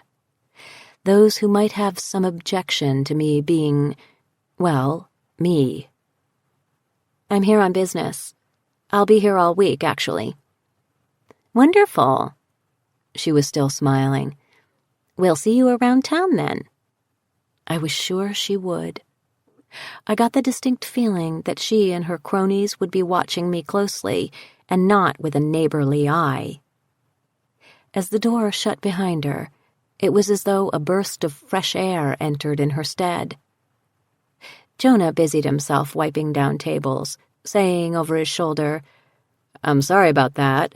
It's the curse of living in a small town, I'm afraid." A small island town, after tourist season. Everybody's got to know your business. Funny, just by him saying that, I wanted to tell him mine. "I'm here for a meeting with William Archer this morning." After that, I might have some further business to attend to here on the island. Jonah stopped wiping the tables. How come Archer always finagles the meetings with pretty women? I don't get it. My cheeks flushed. Was he actually flirting with me? It had been a long time since anyone had. He poured himself a cup of coffee and walked up to my table. "Mind if I join you?" I wasn't sure if I wanted him to join me or not. But without waiting for my answer, he sat down in the chair opposite. "So," I said, trying to think of small talk, "I gather now's your downtime here." Jonah nodded. "Now and through the winter. People don't like to be out on the lake when there are 20-foot waves." "Sissies?" I took a sip of coffee. "Have you had your shop long?" "I opened it about 10 years ago," he told me. "I thought about leaving the island, finding a job on the mainland, but there's something about this place, for the right kind of person. It grabs you and won't let go." A tingling climbed up my spine just then, and I, too, felt caught. Maybe it was the way his blue eyes were shining, like steel. Maybe it was the cloud that seemed to drape itself over his sunny disposition when he said it. Was he trying to tell me something? I didn't have time to find out, because I saw it was nearly 9 o'clock. "Oh," I said, "time for my meeting." "I hope you'll be back soon, Hallie James," he said. All traces of whatever had clouded his face were erased by his smile, which looked familiar and safe. "I'm sure I will. I smiled back at him, warmth flowing through me.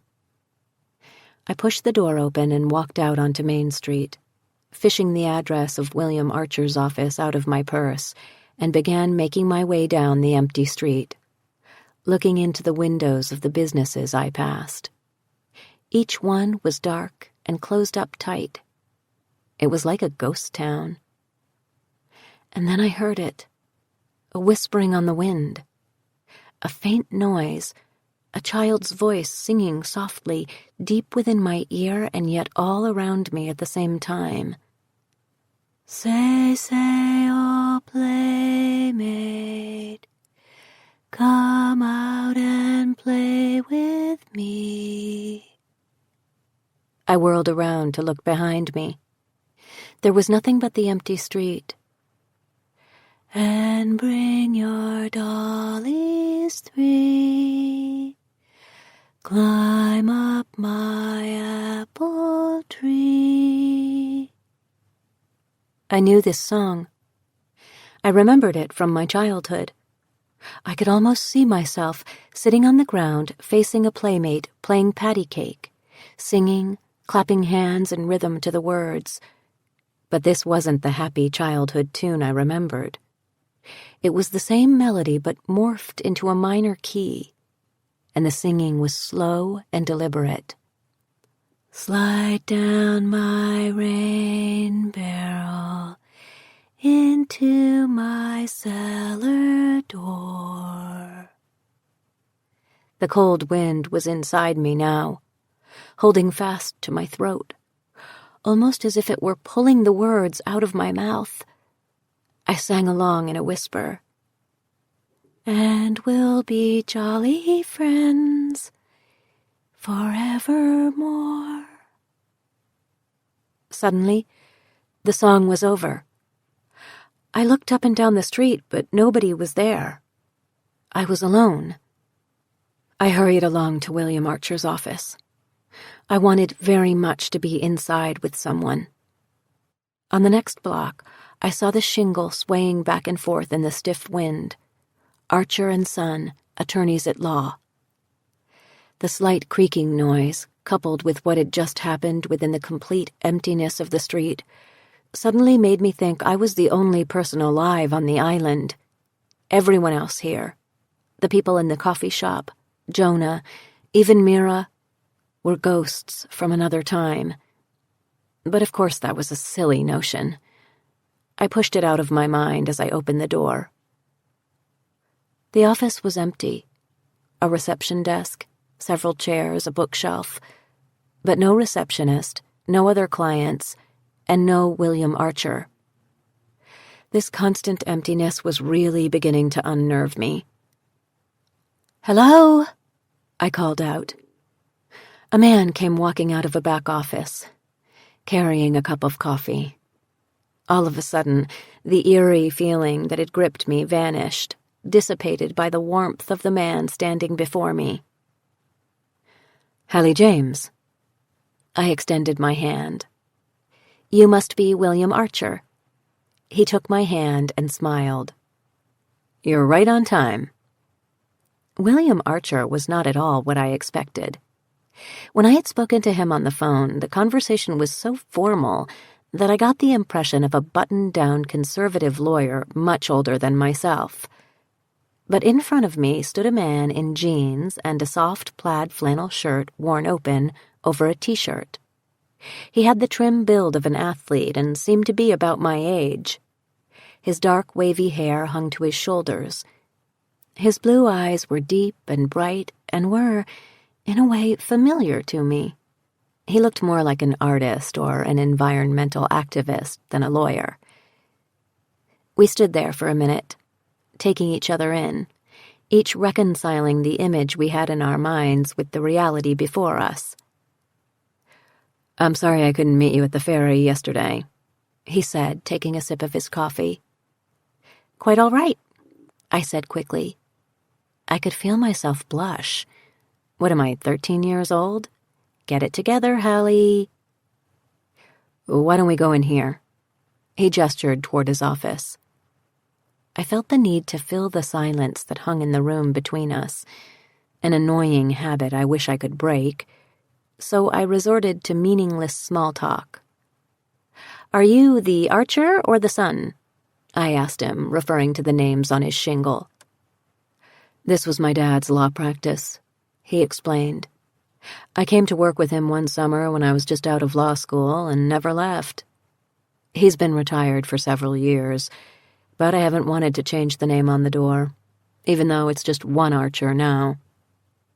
He walked around his desk and sat down, motioning me to sit as well, and I realized it was time to get down to the reason for this meeting. I folded my hands in my lap and took a deep breath. It was like sitting in a doctor's office after a biopsy, knowing you're about to hear life-changing news. I managed a shaky smile. "I'm very nervous. You may have already figured that out." "I know," he said, nodding and looking at me with real compassion in his eyes. "This is heavy stuff." "Where do we start?" "Instead of just diving into the will, let me give you a bit of background first," he began, reaching into his desk drawer. He pulled out a framed photograph. "Madeline Crane tended to stay behind the camera, so I don't know if you've ever seen a picture of her from her younger days. I brought this from the house." She looked nothing like the Jackie Kennedy mother I had imagined. It was not quite my own face, but very close to it. Madeline Crane had long, wavy auburn hair like mine, which in this photograph was blowing in an unseen breeze. Her hazel eyes, like mine, sparkled with mischief. She was looking directly at the photographer and smiling, as though she were staring into the eyes of someone she loved. She held a camera in one hand and had the other on her hip. A long, brightly colored scarf was wound around her neck. She wore a cream-colored sweater and shorts and long earrings that dangled past her chin. "You look just like her," he said softly. "It struck me when you walked in. There's no doubt in my mind now that this is all true. You're Halcyon Crane." I tried to form a response, but the words caught in my throat. At least it explained why everyone had looked at me so oddly, from the ferry captain to Mira to the people in the coffee shop. Even Jonah. I was a dead ringer for a dead woman. It was a lot to take in. "I wasn't convinced any of this was true when I got your letter," I admitted, clearing my throat. "I didn't buy into this right away. Who would? I wasn't about to reject everything my father had ever told me about my life on the basis of one letter from a stranger." "What convinced you?" I told him about the photograph my mother had sent along with her letter, and the one of me on her website. I told him about my father saying her name before he died. And now, looking at this photo, there was no denying that I was this woman's daughter. "Can you tell me a little bit about her?" I managed to ask. As he spoke, I sat perfectly still, barely breathing, as though any movement on my part would break the spell he was weaving with his words. "Everyone on the island knew Madeline Crane," Mr. Archer began. "She was our most famous resident. Tourists came here specifically to catch a glimpse of her, although she didn't often make time for fans, which, I suppose, made her all the more alluring. He told me she was the sort of woman with a big personality, a fiery temper, strong opinions, and a generous heart. When she wasn't traveling the world shooting portraits of celebrities, animals in the wild, or nature scenes, she often could be found in her gallery here in town," he went on. "She displayed her own work, of course, but also the work of other local artists, painters, jewelers, and potters. Fans were delighted on the rare occasions when she worked there as a sales clerk. Let me see. What else can I tell you about her? She loved kayaking, rowing, her dogs, and her horses. She was a third-generation islander and lived in a home built more than a century ago by her grandfather. She was proud of that house, and even more proud of her heritage here on the island. I had been longing for this kind of information all my life, and now, finally hearing it, I had a difficult time gathering the words to respond. He waited quietly, understanding. "I'm just sick that I didn't have the chance to know her," I began. "She wrote me one letter and died before I had a chance to read it. I can't get over that. What are the odds, finding a child you thought was dead and then dying yourself before—" I couldn't continue. "The irony is heartbreaking," he said softly. "It's a damn shame." We sat there a while, neither of us saying anything. "So, she had a heart attack? That's what I read in an obituary I found online. Is that right?" I asked, finally. William nodded. "It was a surprise to everyone on the island. Most of all to her, I imagine." He looked at me hesitantly, as though he was considering saying more. "And?" I prodded. "It happened in the barn. Her neighbors came over and found her when the dogs wouldn't stop howling. It took several police officers to get them, Madeline's dogs, away from her. From her body, I mean. They didn't want to let her go." "Loyal friends," I said, the words catching in my throat. "Madeline loved her animals." "How did she find out about me?" I asked him. "She wasn't searching all these years, was she?" William shook his head. "Everyone, including Madeline, thought you were dead, until very recently." He pulled an envelope from his desk drawer and handed it to me. Inside, I found a newspaper clipping. Thomas James, honored as Teacher of the Decade. It was a local award given to my dad by the school district just a few months before he died. Along with a short article, there was a photograph. My dad was smiling broadly for the camera, holding the plaque they gave him.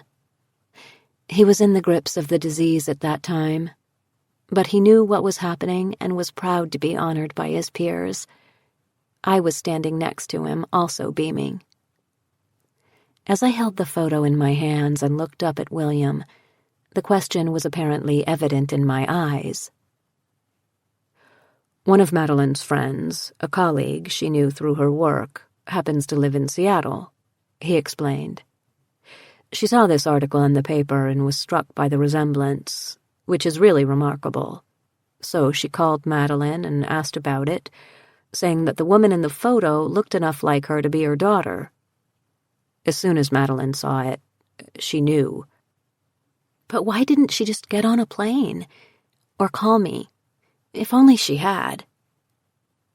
"She told me she hired a private investigator to do some nosing around first," he said. "She found out your father was in a nursing home and was concerned about the effect her showing up out of the blue would have on you. She wasn't quite sure how to handle such a delicate situation and decided a letter was the best approach." I sighed and slumped a little lower in my chair. "I know," he said in sympathy. I closed my eyes and covered them with my hands, afraid tears would begin. As if to pull me back from the precipice of grief that I was teetering on, he cleared his throat and said, "We should really talk about the will, Hallie. Are you ready to do that?" "Of course," I told him.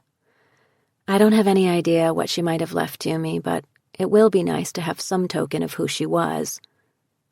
He smiled sadly, picked up a sheet of paper that had been sitting on his desk face down this whole time, the will, I assumed, and said, "I'll just read this aloud." I braced myself for what I was about to hear.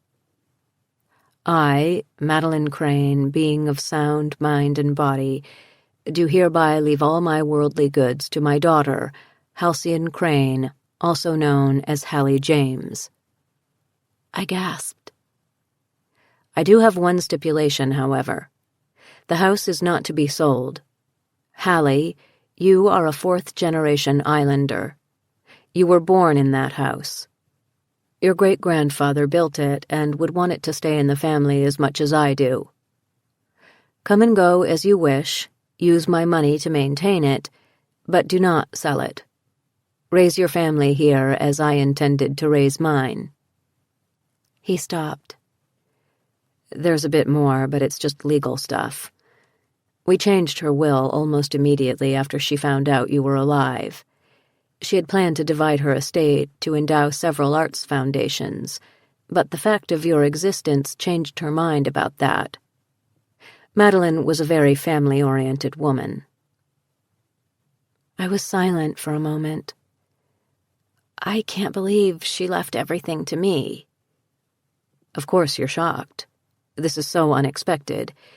You have just inherited a fortune from a woman you didn't even know. What do you mean, a fortune? Madeline was a wealthy woman, he said. Her death has quite literally changed your life. He handed me a stack of bank statements, investment reports, and other financial documents I didn't recognize. I looked through them, dumbly, not really knowing what I was seeing. But I do know one thing. There were a lot of zeros. Madeline Crane was worth millions, and now, unbelievably, so was I. My mind was spinning. It raced from the goodbye letter I'd sent to my boss, to finally being able to pay off all my creditors, to taking that trip back to Europe I'd always dreamed of. I had never in my life been financially secure, and now, in an instant, I was wealthy. After a moment, though, I felt ashamed. I wish I could trade all that money for the childhood I was supposed to have had here. William's eyes met mine. He gave me a slight smile and shrugged. What do I do now? I asked him. You have a house and a couple of dogs waiting for you. The enormity of that statement had not yet hit me. A house? Dogs? It didn't feel real. But then again, nothing had from the moment I read Madeline's letter.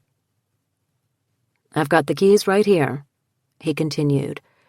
I thought you'd probably want to head out there after you heard they were yours.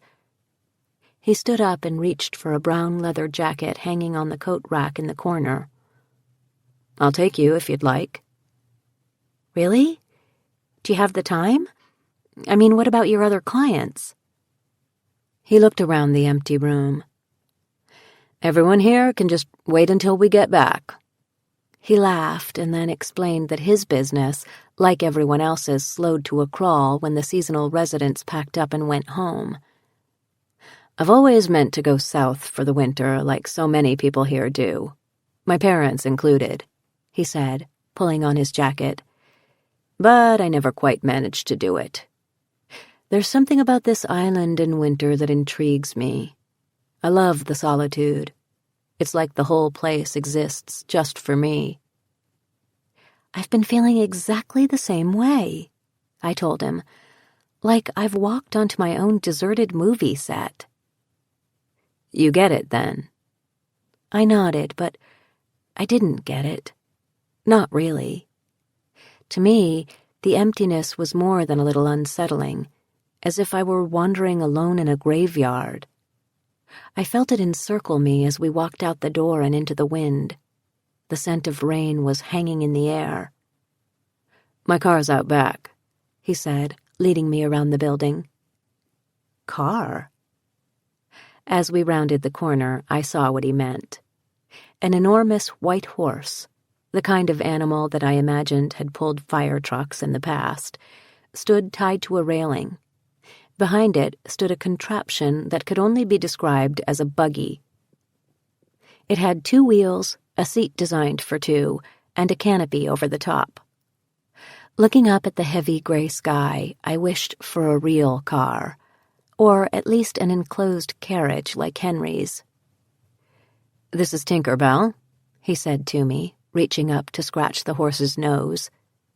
It struck me as funny. Such a dainty name for such a massive, muscular horse. "I had a very tiny cat named Tinker Bell once," I teased him. "It suited her." He laughed, held out his hand to help me into the vehicle, and glanced upward at the rain clouds. "I hope we make it before the downpour." I heard a rumble of thunder in the distance and hoped so too. "How far do we have to go?" "Only a couple of miles." He untied the horse, hopped into the driver's seat, took the reins, and made a clicking sound with his tongue. "Let's go, Belle." And we were off, at a snail's pace. Belle was in no hurry to deliver me to my past and seemed unconcerned about the impending rain. I, on the other hand, couldn't get to the house quickly enough. "You know, I could run faster than this," I said, giving William a sidelong glance. "You're free to lope ahead of the buggy any time the mood hits you. But don't lag behind. It can get quite unpleasant in back of a horse." I laughed. "Hey, you must have a whole staff of people who do nothing but clean up after horses. I haven't seen any evidence the whole time I've been here." "We do indeed," he said. "It's the most glamorous job on the island. We usually save it for the spoiled children of wealthy seasonal residents." I was grateful for the bit of levity. As we got closer and closer to the house, the reality of my past life here was looming larger. I felt almost suffocated by it. But somehow the sound of Belle's hooves on the cobblestones, along with the swaying of the buggy, had a calming, almost hypnotizing effect. It was the heartbeat of this place. "I love that sound," I murmured, referring to the hoofbeats. "It's a sound from the past, isn't it? Our ancestors heard it constantly as part of their daily lives, but now it's almost non-existent in our world." "It's funny you picked up on that. I always imagine what it might have been like in New York or Chicago a century ago. No cars, people coming and going in carriages, business deliveries being made by horse-drawn wagons, hoofbeats everywhere. That sound was the constant din of traffic back then. They probably didn't even hear it or register it because it was always there, every time they went out in the street. We've replaced it with engines and motors. And radios. And most recently, the constant chatter of people on cell phones. That's my pet peeve, by the way. The doubtful privilege of listening to somebody else's conversation. I know. I can't stand it." "Another reason to love the island," William said. "No cell service." I snuck a glance at his ring finger. Empty. Why? He was an eligible, presumably well-off lawyer. You'd think he'd have to beat women off with a stick. Living in Seattle, he certainly would have. "So, William," I began. He interrupted. "Call me Will. Everybody else does." "Will." I smiled, forgetting what I had intended to say. We rode in silence for a while, the swaying of the buggy and Belle's hoofbeats calming me. My eyelids felt heavy. For the first time that day, the adrenaline that had been stirred up the night before seemed to dissipate, leaving my body. Tired from too little sleep, I might have nodded off if a rumble of thunder hadn't peeled through the sky. "We're almost there," Will said to me. "We'll make it before the rain starts. Madeline lives just up the hill on the cliff." And then, quietly, lived. It occurred to me for the first time that he was grieving for her, too. "Did you know her well?" "Quite well, actually," he sighed. "Not only was I her lawyer, Madeline and my mother were the best of friends. They grew up together. Suddenly, it clicked. How could I have been such an idiot? The ease I felt with this man, roughly my age, whose mother and mine had known each other so well. Will, I looked deeply at him, trying to spark any hint of memory. Did we know each other before? He grinned broadly, but stared straight ahead. I was wondering if you'd remember. We were friends? We played together all the time when we were kids. I practically lived at your house. I didn't know what to say. I was 5 years old when my father took me away from this place. Still a child, yes, but plenty old enough to remember a friend, a mother, a home. But a huge expanse of nothingness existed in my brain where those memories should have been. I felt empty, my entire childhood covered by a dark shroud. Who or what had draped it there? I don't remember anything. Not one thing, I said, shaking my head. It's crazy. The only memories I have of my childhood involve me and my father in our little town north of Seattle, just the two of us. Why can't I remember this place? My mother. You. It's not like I was a baby when... My words evaporated in the air. We had turned into the driveway of the house where I was born, just as fat raindrops began to fall. I could swear I saw my mother, long auburn hair, fisherman's sweater, colorful scarf and all, standing on the front porch, waving. Chapter 7. The sky opened up, and the rain fell to earth with a fury, beating down so hard it was difficult to see much past the rim of Will's buggy. You run up to the house, and I'll put Belle in this contraption in the stable, he directed. I did as I was told. I jumped out of the buggy and hurried up a set of steps onto a covered front porch, where I paused to catch my breath and look around. Rain pounded down behind me, but the porch was dry. It was difficult to make out the view in all the rain and fog, but I could tell this much. The house sat on top of a cliff overlooking the water. My entire body was humming with electricity. This had been my home. It had not been destroyed by fire then, all those years ago, as my father had told me. My one clear memory of that time, the fire, was a lie. Will hurried up the steps to the porch, shaking the rain off of a large umbrella. You had an umbrella all along. I found it in the stable. He laughed. Sorry. He pointed out into the rain. You can't tell now, but the view from this house is incredible. You can see downtown, the harbor, and the lake beyond it. I think it's the best view on the whole island, and that's saying something. I turned, catching a glimpse of a porch swing swaying back and forth in the wind, as though an unseen rocker were admiring the view. Shall we go inside? Will suggested. Not just yet, I said, not realizing how heavily I had been breathing until I settled onto the swing. This is a lot to process at once. Can we sit here for a minute? He sat down next to me, and we swayed back and forth in silence for a while.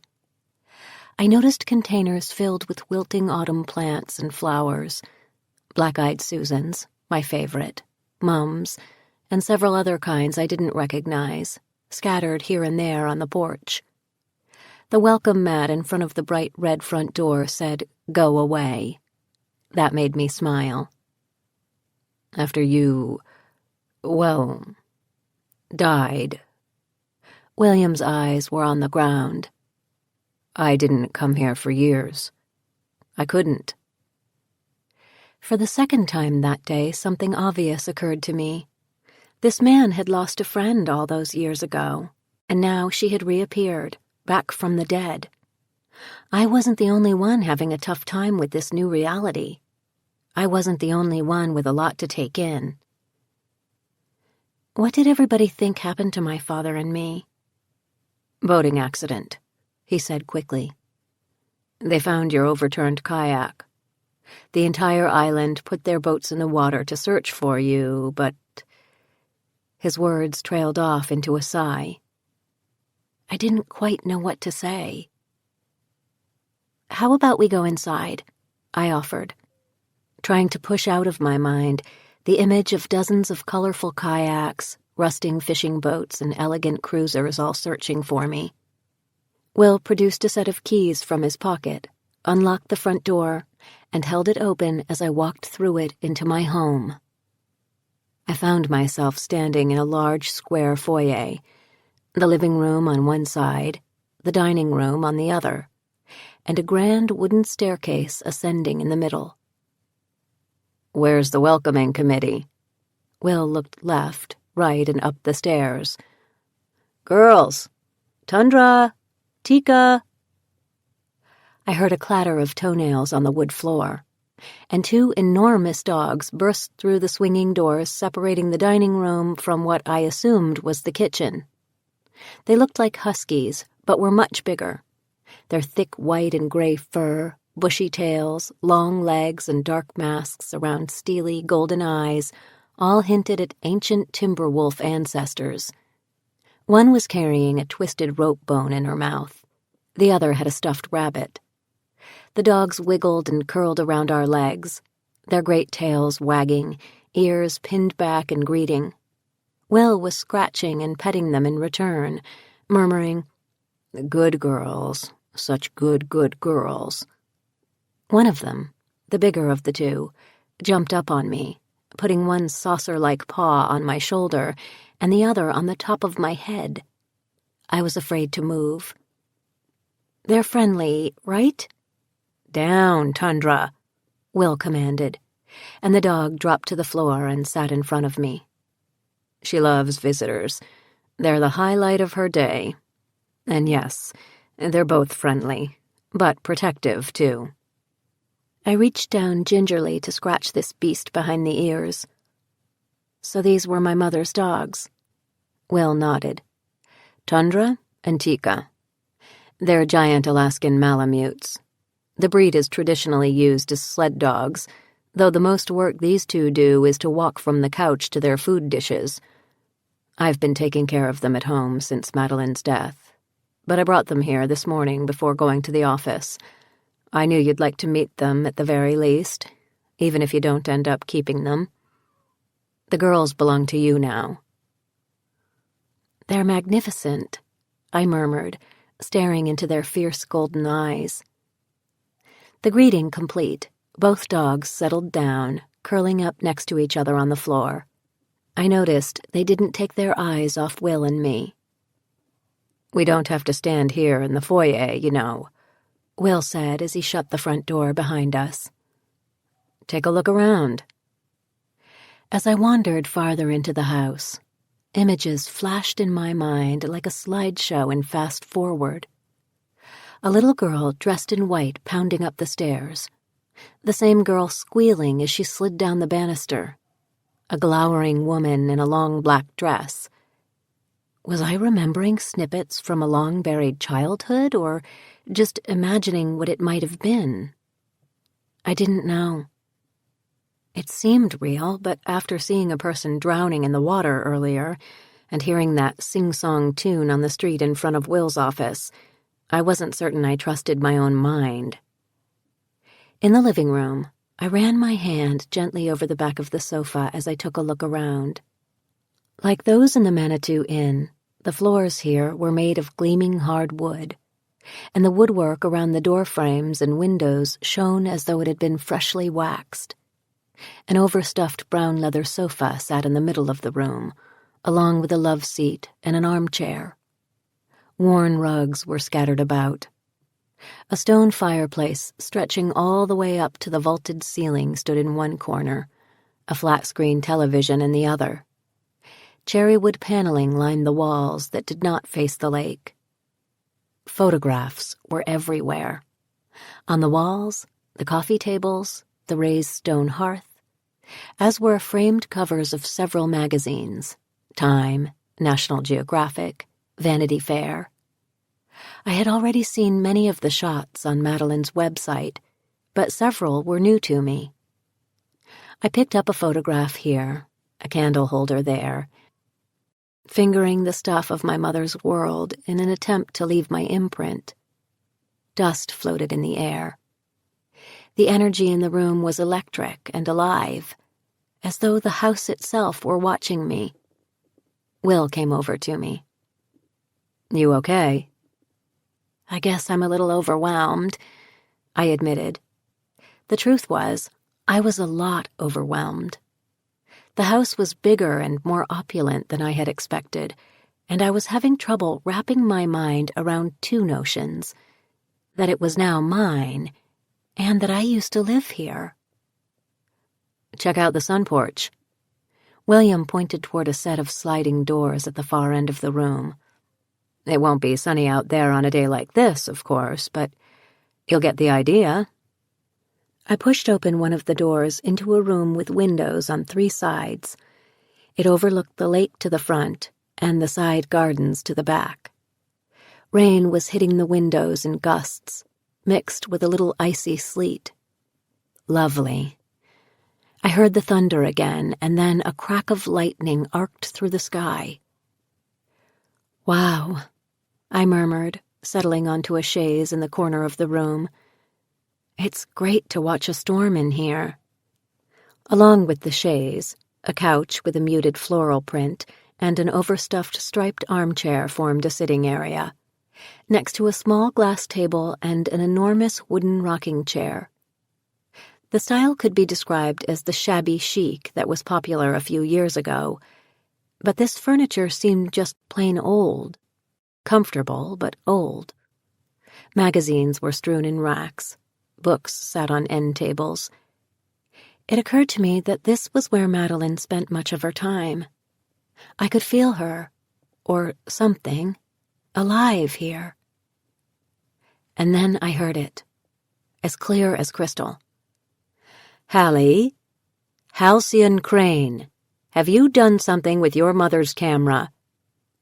It was a female voice, a loud female voice coming from behind me. I spun around and onto my knees to look over the back of the chaise. Nobody was there. "Hallie?" William poked his nose into the room and began to speak, but stopped when he saw my expression. "What's the matter?" I was breathing heavily and could feel my heart pounding in my chest. I rubbed my hands on my jeans. "Nothing. It's just... I thought I heard something." "The dogs?" "No. It was a voice. I think it was my mother's voice." He stood there for a moment, eyeing me carefully. Sizing up the lunatic, I thought. But then he said, "You know what? Maybe your memories are coming back." Could that be? A childhood memory of this place? My first one. "I'll bet I played in here a lot as a child," I said, smiling and turning around in a circle. "I love this room." "You did," he smiled at me. "We did." I imagined a little girl, that same girl in white I had seen in my mind before, playing with toy horses in the corner. I saw her reading a picture book, sprawled out on her stomach, feet kicking up toward the sky. "What do you say we join the dogs in the kitchen and make ourselves a cup of tea? Or something stronger?" he suggested. "With this rain, we might as well settle in for a while." "You're sure it's okay?" I felt I was trespassing, as though the real owner of the house would come barging in at any moment, demanding to know what we were doing there. "It still hasn't sunk in. This place is yours, Hallie." "Right." I smiled. "Onward to the kitchen." He led me back through the living room, the foyer, and the dining room into the kitchen, and I couldn't muffle the squeal of delight that escaped from my lips. Of all the rooms I had seen thus far, I liked this one the best. The walls were painted a muted red. The windows were framed in dark wood. A long counter was topped with wooden cabinets that stretched all the way to the ceiling. An ancient armoire with glass doors displayed china and glassware. A rack of brightly colored plates stood in a row over the sink, and a small bookshelf was filled with cookbooks. A butcher block center island was ringed with bar stools, and the mammoth stove sat sentinel beneath a set of copper pots and pans. A long, rough-hewn table with chairs all around took up the end of the room by the back door and windows. A chaise sat in the far corner. What a perfect spot for curling up with a cookbook and figuring out what's for dinner. Madeline had a lot of parties, Will explained, as though he were a tour guide through the mystery world my mother had inhabited. She loved bringing people together for informal meals. Professors and artists and bankers and groundskeepers, men and women from all walks of life. She liked the mix of viewpoints, I think. This kitchen got a lot of use. I had always lived in places with cold utilitarian kitchens, long slim rooms with metal cabinets on one side and a tiny table shoved into a corner. This kitchen had a feeling of life to it, a warmth that seemed to envelop me. It was as though the room itself were matronly and loving, ready to offer me a cup of tea or a freshly baked cookie. For the first time on the island, I felt truly at home. "All my life I've wished for a big old kitchen," I said, but the words caught in my throat. "Exactly like this." I looked at Will. When I was wishing for my ideal kitchen, I was actually remembering this one, wasn't I? "It's possible," he said, reaching up into one of the cabinets. "It makes sense that your memories are slowly taking shape. The more you see of your old surroundings." He retrieved a couple of tea bags, ran some water into a tea kettle, and set it on the stove. "Do you want to explore the rest of the house while the water boils?" "I want to stay right here," I said, climbing onto one of the bar stools. We sat there for a while, drinking tea and munching on some scones Will found in a tin on the counter, as the dogs circled and sniffed and finally settled back down. We talked a little, about nothing much in particular, where he went to law school, how I liked my home north of Seattle. Mostly, we listened to the rain beat on the window panes and the thunder growl its warnings. I woke up, confused. It was nearly dark. As my eyes slowly adjusted, I could make out enough to realize that I was lying on the chaise in the sunroom, covered with an afghan. One of the dogs was on the floor next to me, her great head resting near mine. I shook the cobwebs out of my brain. Now I remembered. Will and I had come into the sunroom with our tea. I fell asleep? How idiotic. Rain was still beating against the windows, but the thunder had subsided. Sitting up, I saw a light on in the next room. I padded through the doorway to find Will on the couch, reading. "How long have I been out?" "Not long. Half an hour, maybe." He closed the book, put it in his lap, and smiled at me. We were watching the rain in the sunroom, and before I knew it, he made a horrible snoring sound. "That's really attractive," I laughed and settled into the armchair across from him. "I assumed you succumbed to the day's events." I rubbed my eyes. I didn't get a whole lot of sleep last night. I nearly drifted off on the ride out here. The rain sounded angry and heavy outside. It was just a few degrees away from snow. The thought of riding all the way back into town in Will's buggy made me feel, well, cold. What do you do when it rains like this? For transportation, I mean. If it's not too bad, I just go. But on days like this, I waited out until the storm passes, or I call Henry and take one of his carriages home, trailing Belle behind it. But he won't come all the way up here in this weather, unless it's an emergency. So, what do we do now? Will smiled. Popcorn and a movie? I noticed a DVD player and a lot of selections. Maybe by the time the movie's over, the rain will have stopped long enough to get you back to the inn. I wasn't thrilled about being trapped by a storm in the house of a dead woman with a man I barely knew. But as I snuggled deeper into the armchair, Will made a fire in the fireplace, the dogs curled up in front of me, things soon felt friendly and companionable, as if I were home. Chapter 8. Riding in a horse-drawn buggy on a rainy evening has none of the turn-of-the-century charm you might expect. It was a cold, damp November night, and I could see my breath in front of me as we plodded along the muddy streets.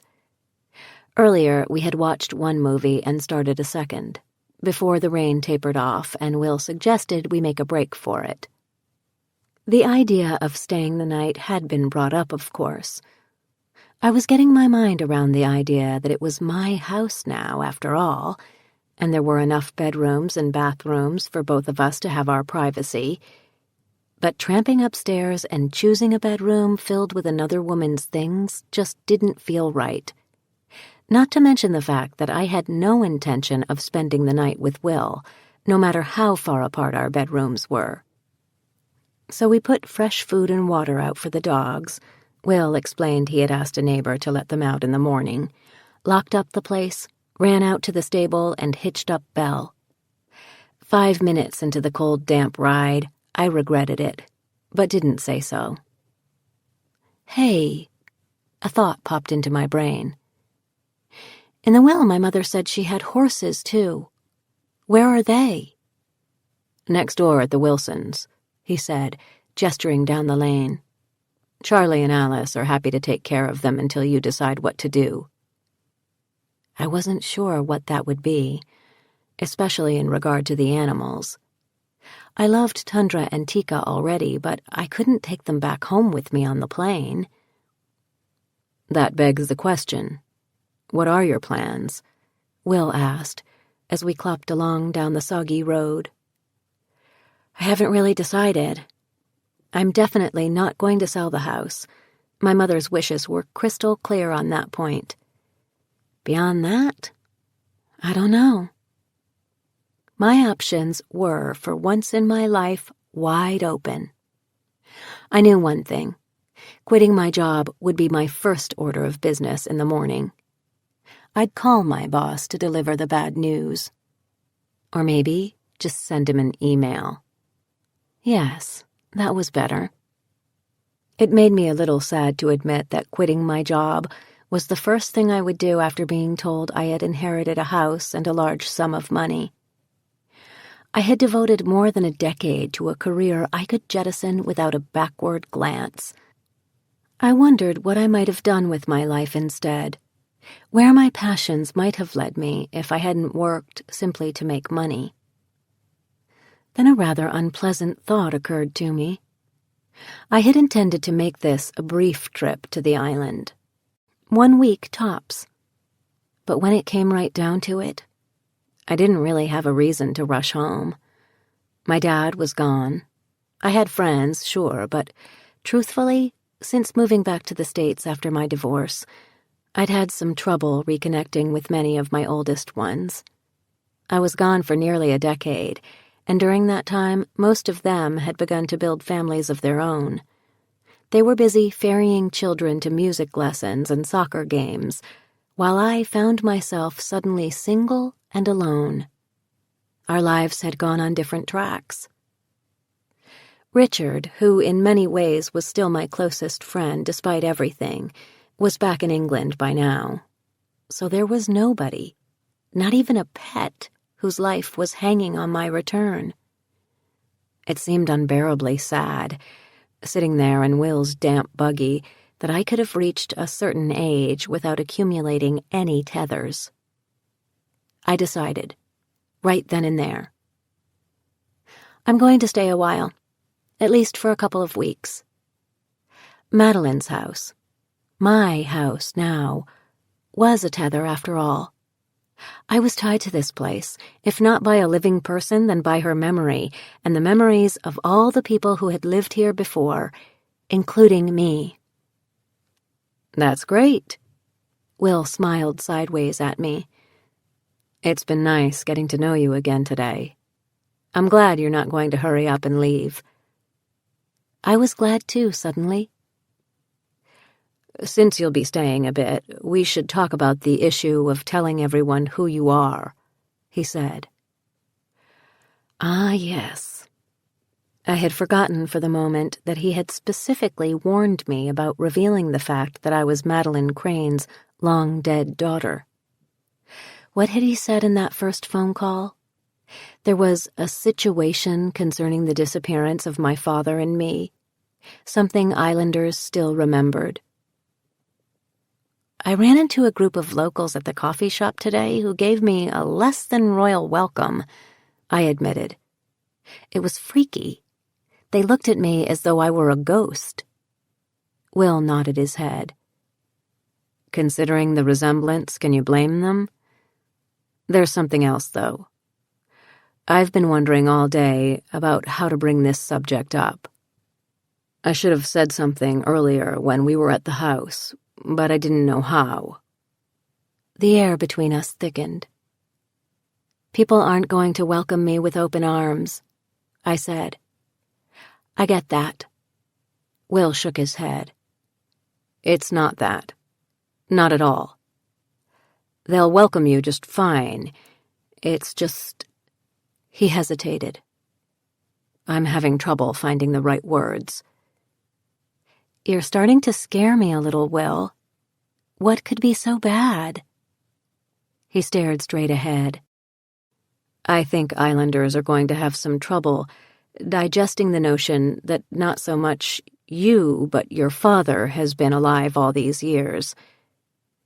You mean, because he... My words were falling apart before I had a chance to say them. I tried again. Because he took me away from my mother. I know she was a well-loved person here. They'll be, what, outraged on her behalf? If that's what it is, I can understand it, I guess. I agree with them, actually. Will shook his head. No, that's not it. Not all of it. I mean, people will certainly feel that way, sure, but what I'm talking about is something else. Silence, then. I felt a very sharp pain in the pit of my stomach that made me want to jump out of that buggy and run the other way. I almost did it, but I had nowhere to run. I had to sit and listen to whatever horrible thing Will had to tell me. What kind of father was your dad? He asked me finally. The best father anyone ever had, I said, perhaps a bit too defensively. Okay. All right, I know he abducted me. I have no idea why he did what he did, but I'm sure he had his reasons. And I'll tell you this. He gave me an idyllic childhood. He worked hard to be both mother and father to me. I loved him more than you can imagine, and not incidentally, so did everyone he ever met in our town. He was a teacher at the high school. 300 people came to his funeral. I have enough casseroles and banana bread in my freezer from the wake to feed me for a year. Tears stung my eyes at the thought of my dad. Suddenly I missed him so much. I had been focusing on my mother during this whole trip and had forgotten how alone my dad's death, and indeed his illness, had left me. I turned my face away from Will. I'm sorry, Hallie, he said. I'm glad to hear you had such a great father. I really am. And for the record, I never quite believed what people were saying about him. It just seemed wrong to me. What people were saying? It was 30 years ago. How could it possibly still matter to people now? I mean, come on. 30 years is a long time to hold a grudge. Not about the murder of a child. But I'm not dead, Will. Everyone will see. Not you, Hallie, he said softly.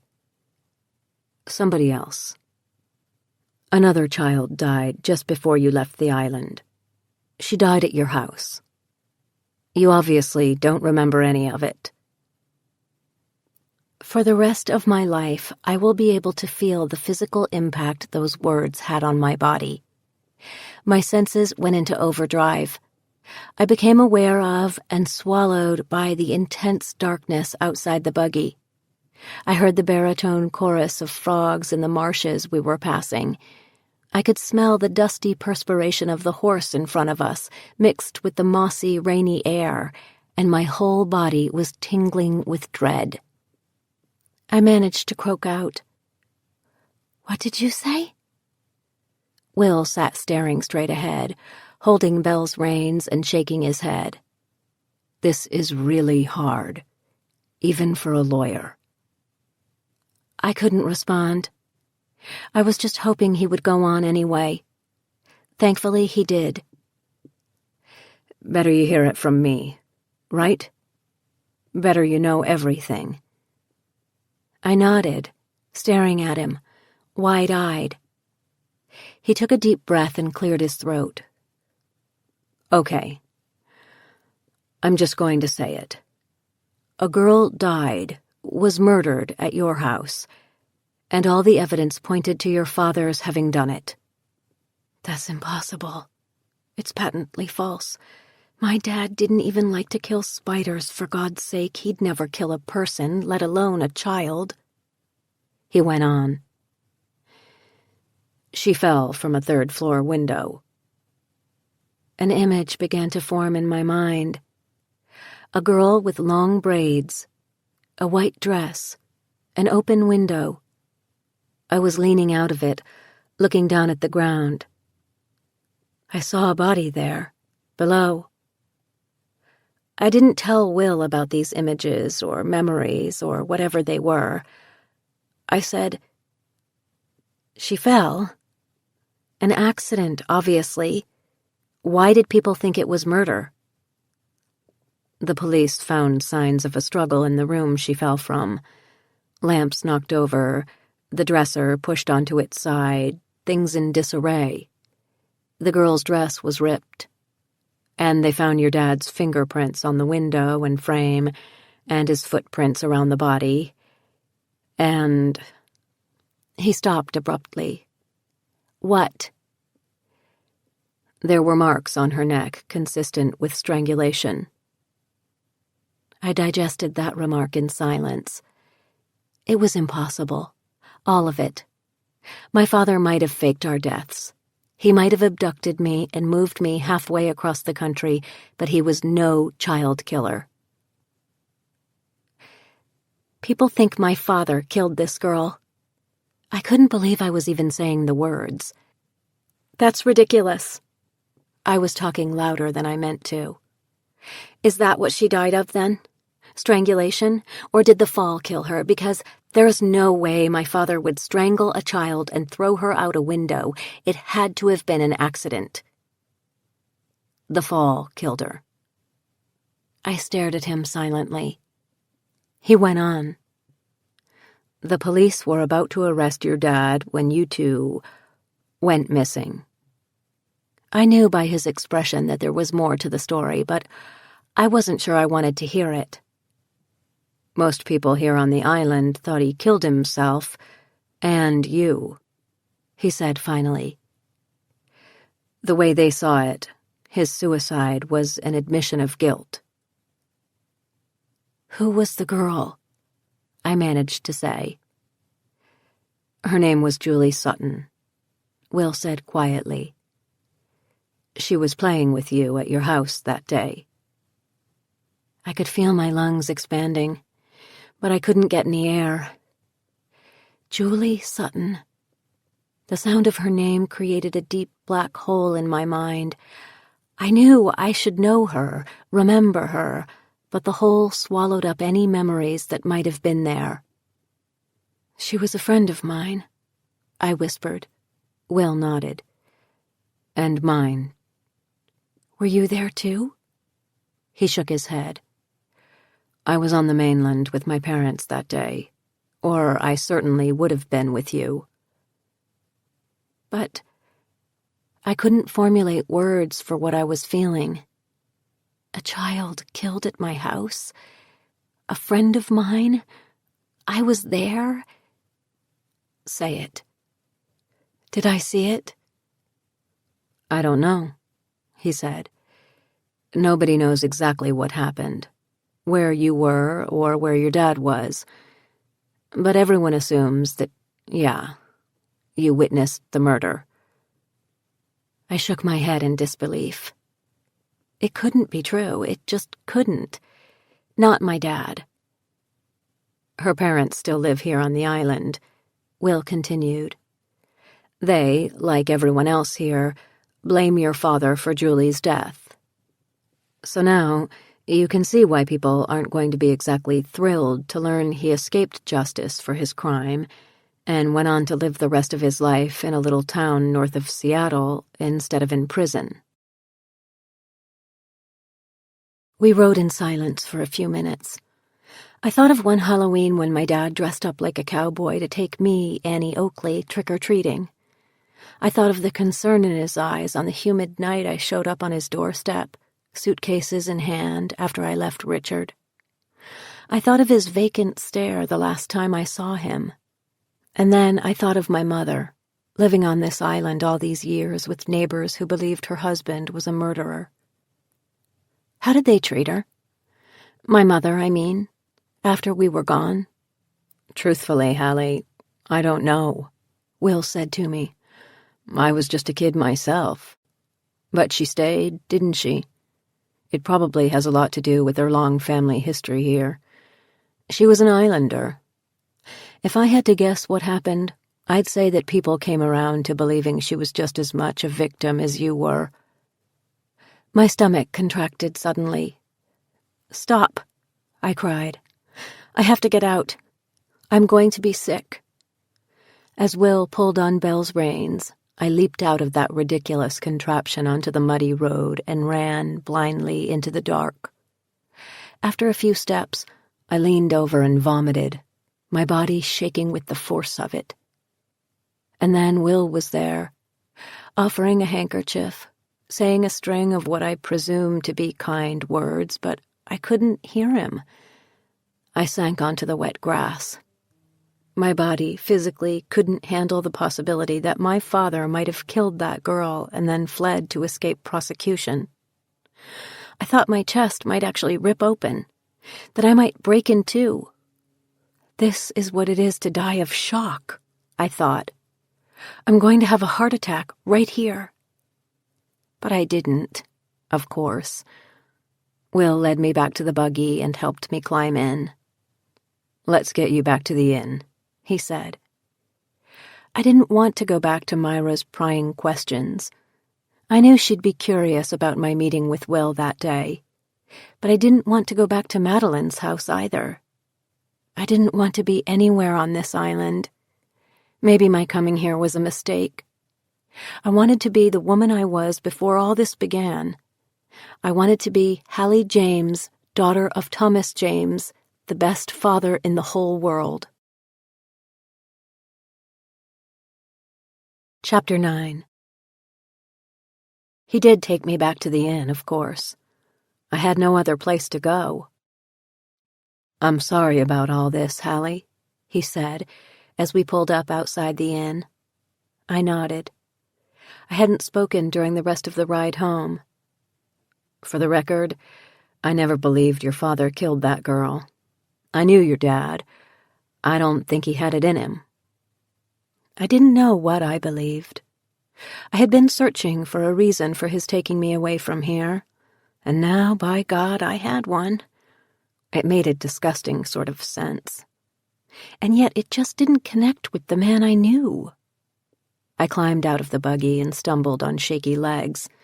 Within an instant, Will was at my side.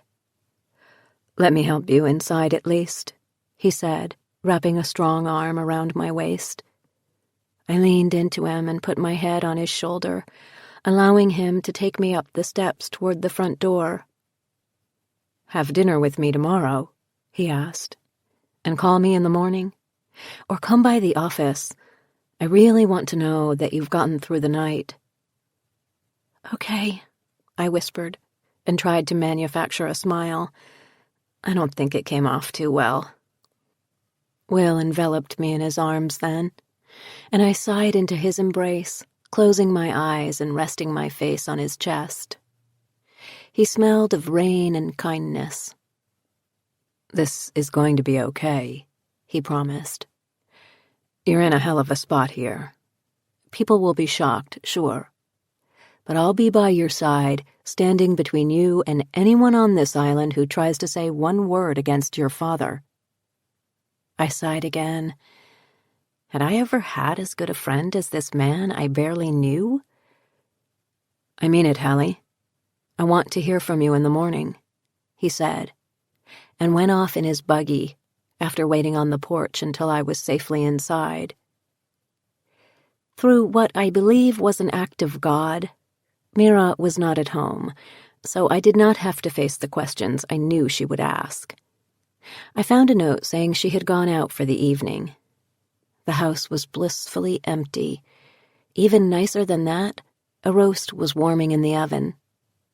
"Help yourself. See you at breakfast." God bless her. I was starving. It was just after 6 o'clock, but it seemed much later. It occurred to me that I hadn't eaten much since breakfast, only the scones and popcorn that we had had at Madeline's, which had ended up on the ground. I still had a metallic taste in my mouth. Suddenly, dinner sounded like a wonderful idea. I went to the kitchen, made a sandwich from the roast beef in the oven, and took a bag of salad out of the fridge. Blue cheese dressing. Perfect. Then I found a tray. I didn't want a chance meeting with the returning innkeeper, so I decided to eat in my room. I teetered my way up the stairs, hoping I wouldn't drop anything. I settled the tray down on my bed and switched on the TV, wanting some mindless companionship with my meal. After I had eaten, I drew a bath and slipped into the steaming water. I was enormously grateful to be able to retreat into the tub that particular night. I've always found a long hot bath to be the cure for almost any problem, or at least to release its stress. But it wasn't long before the tears came yet again. Would I ever stop crying? At the same time, I felt as though every cell in my body were screaming in response to what I had learned. My dad? My sweet dad. I cried for the gentle, level-headed, sensible man whose rock-solid love and support built the foundation for the woman I grew up to be. I cried for all the nights he tucked me into bed with a kiss on the forehead and a wish that I would have sweet dreams. I cried for the man who didn't hide his tears, but instead wrapped me in his arms, both of us grieving, when we had put our old dog to sleep. I cried for the shell of a man he became because of his disease. The birds outside the window, his only enjoyment. Could this man have also been a murderer? Could he have murdered the girl they found outside our window that day? What possible reason would my dad, or anyone, have to kill a child? I also felt a pang of disloyalty. My father had taken me and fled this island 30 years ago, and now, here I was, stirring up everything he spent his life laying to rest. Maybe I shouldn't be here at all. I knew one thing. I was immeasurably grateful to Will for warning me before I came to the island, not to blurt out the fact that I was the long-dead Halcyon Crane. God knows how that ferry captain might have reacted to the news. Certainly he was around when the incident happened. And what about Mira? She was, I estimated, a decade or more older than I, and by her own admission, a long-time islander. She must remember the murder, or at least have heard of it. What would people do when they learned the truth? What would they think of me? I toyed with the idea of leaving the island right away, on the next ferry. I would go home to my safe, warm house on Puget Sound without facing these people. But then I remembered. It wasn't possible, no matter how much I wanted to run away. I had 2 whole days to endure on this island before the ferry would come. I slipped under the surface of the water and floated there a while, holding my breath. It felt good to be weightless, the rush of the water filling my ears. Then I heard something. Laughter. I opened my eyes and saw the face of a little girl looking down at me. The girl in the white dress, with long braids. The same girl I had imagined seeing earlier at Madeline's house. She was standing over the tub, watching me. Her mouth didn't move, but I heard the singing all the same. Say, say, oh playmate, come out and play with me. I shot up out of the water, sputtering, to find nobody. I hurried out of the tub, wrapped a towel around me, and padded out into the main room. No one was there. No one had been there. No little girl in a white dress. My entire body was quivering. Was this girl a figment of my imagination? Was she Julie Sutton, the girl who had died? Was I remembering her? I pulled on my pajamas, climbed into bed, and found I could not stop shaking. I switched on the television, wanting to fill the room with voices and laughter and ridiculous situations. I don't remember turning off the television, but I must have done that because I drifted off to sleep. I dreamed of the ferry ride I had taken the day before, only I wasn't alone on deck as I watched the island emerge out of the water. My father came up behind me and wrapped me in his arms. "Hi, Peanut," he said softly. "Dad," I cried, hugging him, and only then did I realize that it wasn't my adult self there on the deck, but myself as a child. He picked me up, and I wrapped my legs around his waist monkey style, the way small children do. "I don't want you to go back there, Hallie," my father said to me. "It's not safe for you." "But I'm already here, Daddy." "Look," he said, pointing across the water. I turned my head toward the island, which was coming closer and closer. What I saw horrified me. Hundreds, maybe thousands of writhing beings, some in the water, some on land. I believed they were ghosts or spirits of some kind, moving in slow motion, all of them looking at me with empty eyes. They were trying to speak, but their mouths were dark, hollow shells. My father spoke. "You see now, Hallie. This is why I took you away." I woke with a start, sweating, my legs caught between the damp, twisted sheets. It was only 1 o'clock. I had another 6 hours to get through until daylight. Chapter 10. I opened my eyes to see the sun streaming in through the windows. Glancing at the clock, I bolted awake. Almost 10:30. How could I have slept so late? As I showered and made my way downstairs, I pondered my dilemma. The way I saw it, I had only 2 choices. I could hide here, staying out of everyone's way until the next ferry, sell the house, and never come back to the island again. Or I could do what my father hadn't done all those years ago. Stay and fight. I found Mira in her office, a tiny room just off the kitchen. I popped my head inside and said hello. "Hey, Sleeping Beauty." "Yeah," I sighed. "I had a rough day. And night." She looked up from the papers in front of her, lowering the pen poised in her hand. "Hallie, is everything okay?" Her expression was so kind. I wondered how it would change when I told her what I had to say. "Well," I began, "I got some strange and upsetting news yesterday." Mira stood up. "Why don't I get you some coffee and a muffin and you can tell me all about it?" My heart was beating so hard in my throat that I was certain it looked like an enormous Adam's apple, and my stomach was beginning to churn. I hoped I wouldn't have a repeat performance of last night's unpleasantness. Mira had arranged a full pot of coffee, a jug of milk, a few muffins, and 2 cups on a tray. "Why don't you come into the sunroom?" she beckoned, sitting down in a wicker armchair while I took the rocker across from her. As she poured the coffee, adding milk to mine, I leaped directly into the fray. Madeline Crane left everything she owned to me. Mira choked on the sip of coffee she had just taken. "But I thought you said you didn't even know her." "I didn't," I said evenly. "But she knew me."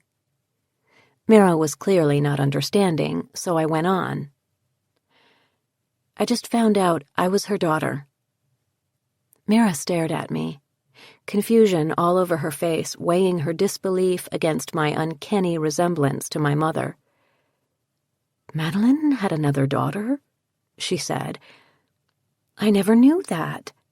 I don't think anyone here knew that." Another daughter. Mira apparently was not the brightest bulb. What did she think? Madeline had 2 daughters, both named Hallie?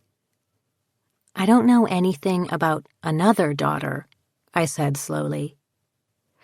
"Mira, my name is Hallie James, but Islanders would know me as Halcyon Crane." My former real name echoed like an incantation inside of my head. Halcyon Crane. Me. Her face was crimson. "But Halcyon was killed 30 years ago. And yet, here I am. Believe me when I tell you I'm just as surprised as you are." "But," she was searching for words, "the accident? Halcyon survived." Mira's mind was obviously spinning. "How? I was at her funeral." I shook my head. "There was no accident. Apparently the whole thing was deliberate. I grew up in Bellingham, Washington, a small town north of Seattle. I lived there all these years with my dad. I grew up thinking my mother was dead, never knowing she was actually very much alive here on the island." Bellingham. I could see Myra's mind was racing.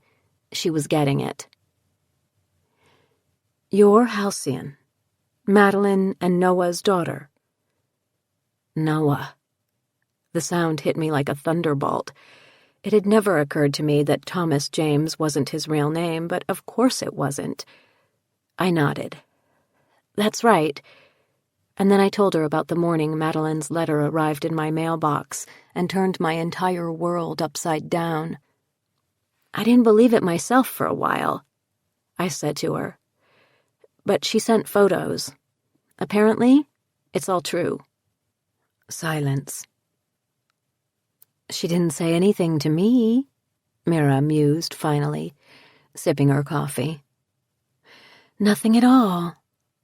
I wonder how in the world she found you. It's not like she was looking for an abducted child all these years. Everyone thought you were dead." "A friend of hers who lives in Seattle saw a picture of me and my father in a local newspaper," I explained. The resemblance was striking enough for her to mention it to Madeline. Mira nodded, taking it all in. "What eats at me most is the timing," I admitted. "I grieved for my mother all my life, and she was right here all the time. She finds me, and bang, she's gone. We were so close to finally seeing each other again, and now I'll never know her." Mira reached over and took my hand. "I could see the resemblance the moment you walked in the door, of course. I thought you were a relative, a cousin, maybe." She shook her head. "He escaped.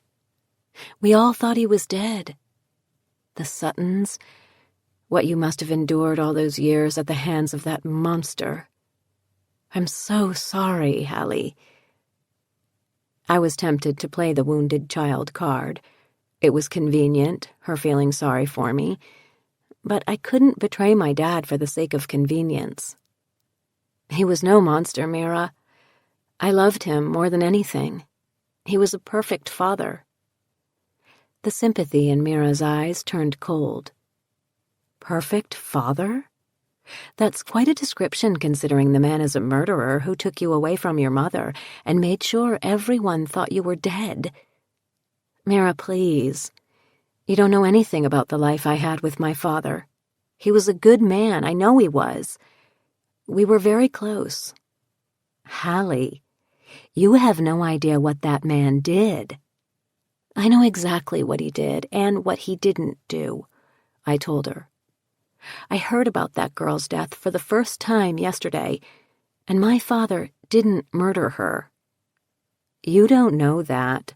The police. Was this how it was going to go with every islander? Was I going to have to defend my dad's memory in what was tantamount to a street brawl? I don't care what the police said. The man who raised me didn't kill anybody. Mira sniffed. Tell that to the Suttons. I will, I said indignantly. I will tell that to the Suttons. Bring them on, Mira. I'm sorry their daughter is dead, but my dad didn't kill her. I was there. It was an accident. Mira's eyes widened. You saw what happened. We all suspected as much. That's why he killed you. Or pretended to. I don't remember it. I looked down at my hands, trying to regain my composure. I wish I could. I don't remember anything about my life here on the island. Not one thing. Yes, it looks pretty bad. He took me away from here under false pretenses. He changed our names. I know that now. The only thing I have to go on is what I actually remember. The best father a girl could ever have. You can talk all you want about his being a great father, but it's not up to you or me, she said. This is a police matter, Hallie. There's no statute of limitations on murder. When the police learn he's been alive all of these years, then it hit me. She didn't know my dad was dead. The police aren't going to reopen this case, Mira, I told her softly. My dad's gone. Remember, I said I was having a hard time back home. It was because he died, the day after I got the letter from Madeline. Noah's dead? Mira's eyes darted back and forth, as if she were looking for something she'd never find. This is a lot to digest in one sitting. Noah was alive all these years, but now he's dead. You thought your mother was dead all of these years, but she was alive, and now she's dead? What you've been through. Yeah, it's been devastating. I guess that's the only way to describe it. Hallie, I'm so sorry. I didn't mean to imply anything or to insult his memory. What you've endured these past few weeks I wouldn't wish on anyone. It's just that we've believed all this time. My head was starting to pound. I ran a hand through my hair. Thank you for that, Mira. But I know what you've believed, and it's not true. It can't be. Okay, then, she conceded. If it's not true, if he didn't kill that poor girl, why did he leave? What other reason could there be? That's what I need to find out. If he was not guilty of murder and yet all the evidence pointed to him and the police were bearing down on him, it would have been cause enough to run. Or it might have been something else. Another woman, maybe, Mira offered. I don't think so, I said slowly. There was no woman in our lives. My dad never even dated anybody all those years. When I was in high school, I used to encourage him to see the single mothers of my friends, but he never would. He used to say that he had had one true love in his life, and that was all he ever needed. If that was so, why would he take her child away from her? She said icily. Mira had a point. And suddenly I knew, without a doubt, what I was going to do. Well, I certainly have the time and the resources to find out, I told her, standing up with an air of finality.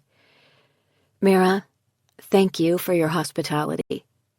I'd appreciate it if you'd put my bill together so I can settle up.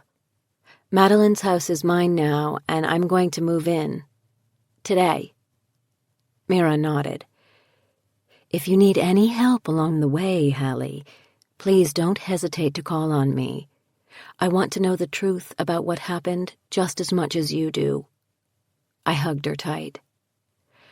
Thank you, Mira. I promise I will. She pulled back and grabbed my hands, squeezing them hard. Listen, somebody's going to have to break this news to the Suttons. It's going to devastate them. The thought of confronting the Suttons made me physically ill. Mira, would you do it? I don't even know these people. It would be better coming from someone they know and love. She nodded. I'll make sure they hear today. After paying my bill, I arranged with Henry to take my bags to my new house and hurried down the hill toward town at a quick walk. I hadn't had any real exercise since I reached the island. The day was blue and brisk following yesterday's rainstorm, but I didn't mind the cold. It felt like a cool washcloth to the face after an intense bout of crying. I tried to distract myself by imagining what the harbor must look like in summer, filled with ferries and sailboats and yachts. But all I could think of was a father and daughter fleeing together to a new life, while the parents of another daughter grieved in unimaginable horror. I reached town to discover it was deserted as usual. Should I go to Will's office? The coffee shop?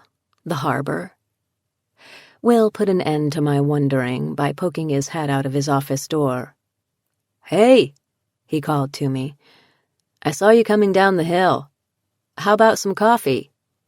Sure, I called back, and he emerged onto the street, closing his door behind him. How did you sleep? He asked me. Not well, I said, taking off my sunglasses to reveal puffy, dark-ringed eyes. This morning wasn't any better.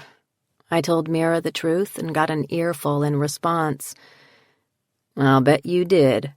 Will flashed me a grin as he opened the door to the coffee shop, and we slipped inside out of the chill. I want to hear all about it. But first, how do you like your latte? Skim with a half shot of chocolate and a half shot of almond. Jonah piped up. I looked up to see him standing behind the counter. I like a man who remembers how I drink my coffee. Will looked at Jonah and then at me. Did I miss something? You guys know each other. I was in here yesterday, I explained quickly. How did your meeting with this clown go? Jonah asked, nodding toward Will as he slid my coffee across the counter. I grinned. It went as well as a meeting with a lawyer can go, I suppose. Jonah chuckled. One of the gals who was in here yesterday saw you two headed out toward Madeline Crane's place. He leaned in, giving me a conspiratory wink. Yep, that's where we went. I took a deep breath and continued. You might as well know. The house belongs to me now, Jonah. She left it to me in her will, among other things. Jonah squinted at me for a moment. I knew it, he exclaimed, slapping a hand on the counter. I saw the resemblance when you came in yesterday. We all did, but I wasn't sure. Hey, let's give the lady a break from the questioning, Will interjected. She has a lot to take in right now, and she's not up to another inquisition this morning. Jonah gave him a sidelong glance. What do you mean, another inquisition? She's staying at the Manitou Inn? Will smiled, and a look of knowing came over Jonah's face. Apparently, Mira's reputation as a busybody was well known. Enough said, Jonah conceded. I won't keep you. You guys grab a seat and enjoy that coffee. We sank into a pair of armchairs by the fire, and in hushed tones I told Will about my confrontation with Mira, my decision to move to the house, and my determination to get to the bottom of what really happened there all those years ago. This mystery about the murder, I just can't let it be. I have to try to clear my dad's name. I paused. But there's something else I want to find out, too. Something that's like a thread running through everything. What's that? I know nothing of my family history. My great-grandfather built the house I now own, and I don't know the first thing about him or about anyone else who ever lived there over the years. I want to know them. I want to know what I'm really made of, the good, the bad, and the ugly. Will chuckled. Good and bad, maybe. Ugly? Never. I felt my cheeks heat up. Will, seriously. Seriously, I suspect you'll find a little of all three. Will leaned back in his chair and took a sip of coffee. That's how family histories usually go. I'm sure you'll find it all at the house. There'll be boxes of old photos and other family memorabilia stashed somewhere.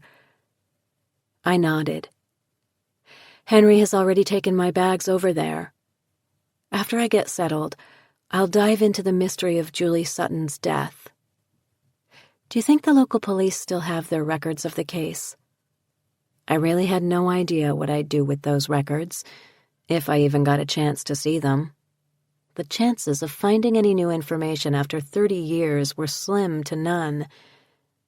Still, it was a place to start. I'm sure they've got them in some dusty file cabinet somewhere, Will said, finishing his coffee with a slurp. Listen, I have to get back to the office. How about dinner tonight? On the one hand, the thought of being alone in Madeline's house for the whole evening was less than appealing. But, on the other, I didn't want to give Will the wrong idea. Seeing the hesitation in my eyes, he prodded. There's a great place on the other side of the island. A girl's gotta eat. I caved. Sounds good to me. What could it hurt? As I gathered up my purse to leave, Jonah called from behind the counter. Did I hear you right? You're staying a while? I am indeed, I told him, smiling broadly. I'm moving into the house today. He threw a bag of coffee beans my way. Madeline was a tea drinker. I caught the bag with a smile. Maybe you can come over to help me drink this one day soon. I'd like that, he said. Will threw him a look as he guided me out to the street. I'd drive you up myself, but I've got some calls to make in a few minutes, and they might take a while. He glanced at his watch. I'll call Henry to come and get you. He usually makes his way downtown around this time anyway. I walked with Will toward his office and was about to ask what time he'd pick me up for dinner when I heard the familiar sound of hoofbeats. Henry, right on cue. Will waved him over. I noticed my bags were tied on top of the carriage. This lady needs to go up to the Crane house. Henry pulled his horse to a stop, and Will held out his hand to help me up into the carriage. How's 6 o'clock for dinner? Great. I smiled and clambered up to my seat, and Henry headed off. We were only a few blocks into the ride when he stopped the carriage, hopped down, and poked his head in the window. I thought you might want to stop at the grocery store to get some provisions. I'll wait here for you. It hadn't even occurred to me to get groceries. "Thanks. I won't be too long, Henry," I said as I hurried into the store. I wasn't quite sure what I needed. Yogurt, eggs, and some fruit. Peanut butter, English muffins, milk. I whipped through the store's deli section, picking up sliced turkey, cheese, and tortillas. I threw a bag of lettuce and some blue cheese dressing into my cart, along with a pound of hamburger, buns, and a couple of low-calorie French bread pizzas, potato chips and onion dip, 4 bottles of wine. What the hell, I'm under stress. And I was good to go. I could pick up more provisions later.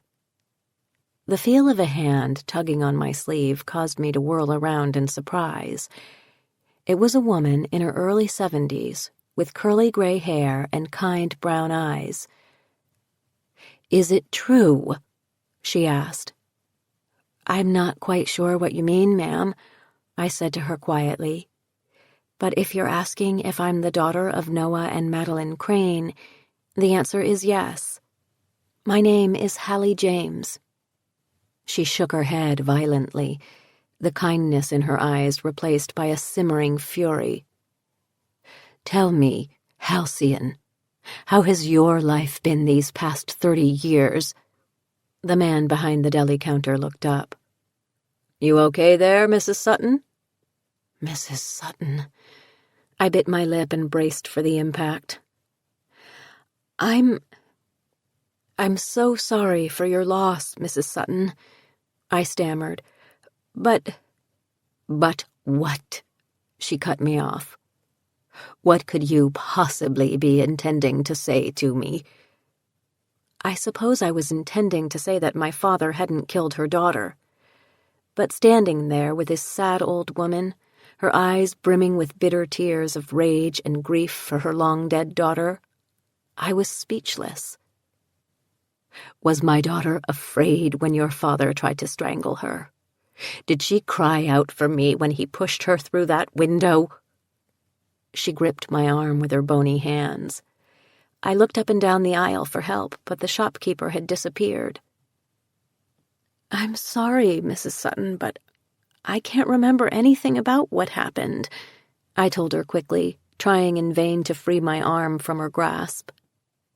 "The first I had ever heard about your daughter's death was yesterday, and for that matter, the first I had ever heard about this island and my whole life here was just a week before that. I believed all my life that my mother died in a fire in Seattle when I was 5 years old. That's all I ever knew." I said all this in one breath, hoping she would realize I wasn't to blame for her loss. "Well, I know different," she spat back at me, her voice growing louder. "I know my daughter never went to a dance. She never had a boyfriend. She never went to a prom. She never fell in love and got married. She never had children. And all the while, you were alive, doing all those things, raised by the man who killed her." She was tightening her grip on my arm, a fierce look in her eyes. I had to get away from her immediately. I couldn't bear to hear her grief. More than that, I felt she was a real danger to me. The woman was in a rage. There was no telling what she might do. I finally broke free of her grasp and, abandoning my cart, ran from the store. "How dare you come back to this island? How dare you?" "Thanks so much for waiting," I managed to choke out as I got back into the carriage, my whole body shaking from the force of the encounter I had just experienced. "No trouble at all, Halcyon," Henry nodded as he gently snapped the reins, easing the carriage into motion. He didn't ask about my lack of groceries. Blessedly, he didn't ask about anything at all as we clopped our way home. When we reached the house, he took my bags from the carriage and carried them to the front door. "She was a good girl, Madeline was. Her father and I were friends back then. He was our local veterinarian, you know." I smiled into Henry's caring face. "No, I didn't know that." I don't know much about my family history, I'm afraid." "That'll change, I have a feeling," Henry said. "It's a miracle you being back here. She grieved for you every day of her life. It's a pity she couldn't have seen what a lovely woman you've become." Tears welled up, and I turned my head with an embarrassed blink. Finally, someone who seemed glad to see me. "Thank you." I nodded at him, fumbling with the keys. "If you need anything, just holler," he said, patting my arm. "I'm just a phone call away." "You're going to be sorry you said that." "No, indeed. Night or day?" I waved to him from the porch, and then turned inside, pushing my bags in front of me. To hell with the Suttons. At long last, I was finally home. Chapter 11. Tundra and Tika greeted me like a returning hero. Tails wagging, ears back, bodies wiggling round and round. But their enthusiasm did little to abate my uneasiness as I eyed the grand staircase of my childhood home, wondering how I was going to put one foot in front of the other and climb into the unknown. I hadn't ventured up to the second or third floors last night. Why hadn't I explored the whole house with Will by my side? I got the distinct feeling I didn't belong here, as if I were a trespassing teenager in danger of being caught by the ill-tempered homeowner at any moment. This was my house now, I reminded myself. Madeline wanted me to have it. She wanted me here. I went from room to room on the main floor, repeating it aloud. "This is my house now. This is my house now," as if to explain my presence to anyone who might be listening. I stood at the foot of the stairs a while, looking at the gleaming wood and the soft maroon of the rug running up the center. Just do it already. I took a deep breath and climbed the stairs, chanting, "I belong here," with each step. When I reached the top, I found myself in a long hallway containing several doors, all of them closed. I opened the first door gingerly and then poked my head into each room in turn. Guest bedrooms, mostly. A guest bath at the end of the hall. The second floor of the house had the same feel as the first, cozy, warm, welcoming. Handmade quilts covered the beds. Photos, I assumed they were taken by Madeline, hung on the walls. Why had I felt so uneasy about coming up here? I kept hoping my memories would come rushing back, that the act of opening a door would somehow unlock my long-forgotten childhood. Surely I would recognize what had been my own room. But nothing looked familiar. I was seeing it all with new eyes. 2 last doors stood at the end of the hallway.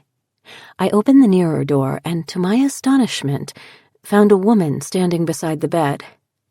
I saw her only for a second or two because I screamed and slammed the door. In movies, you see women shrieking at the top of their lungs all the time, but I always doubted I would, or could, make a noise like that if a truly terrifying circumstance ever arose. Wrong.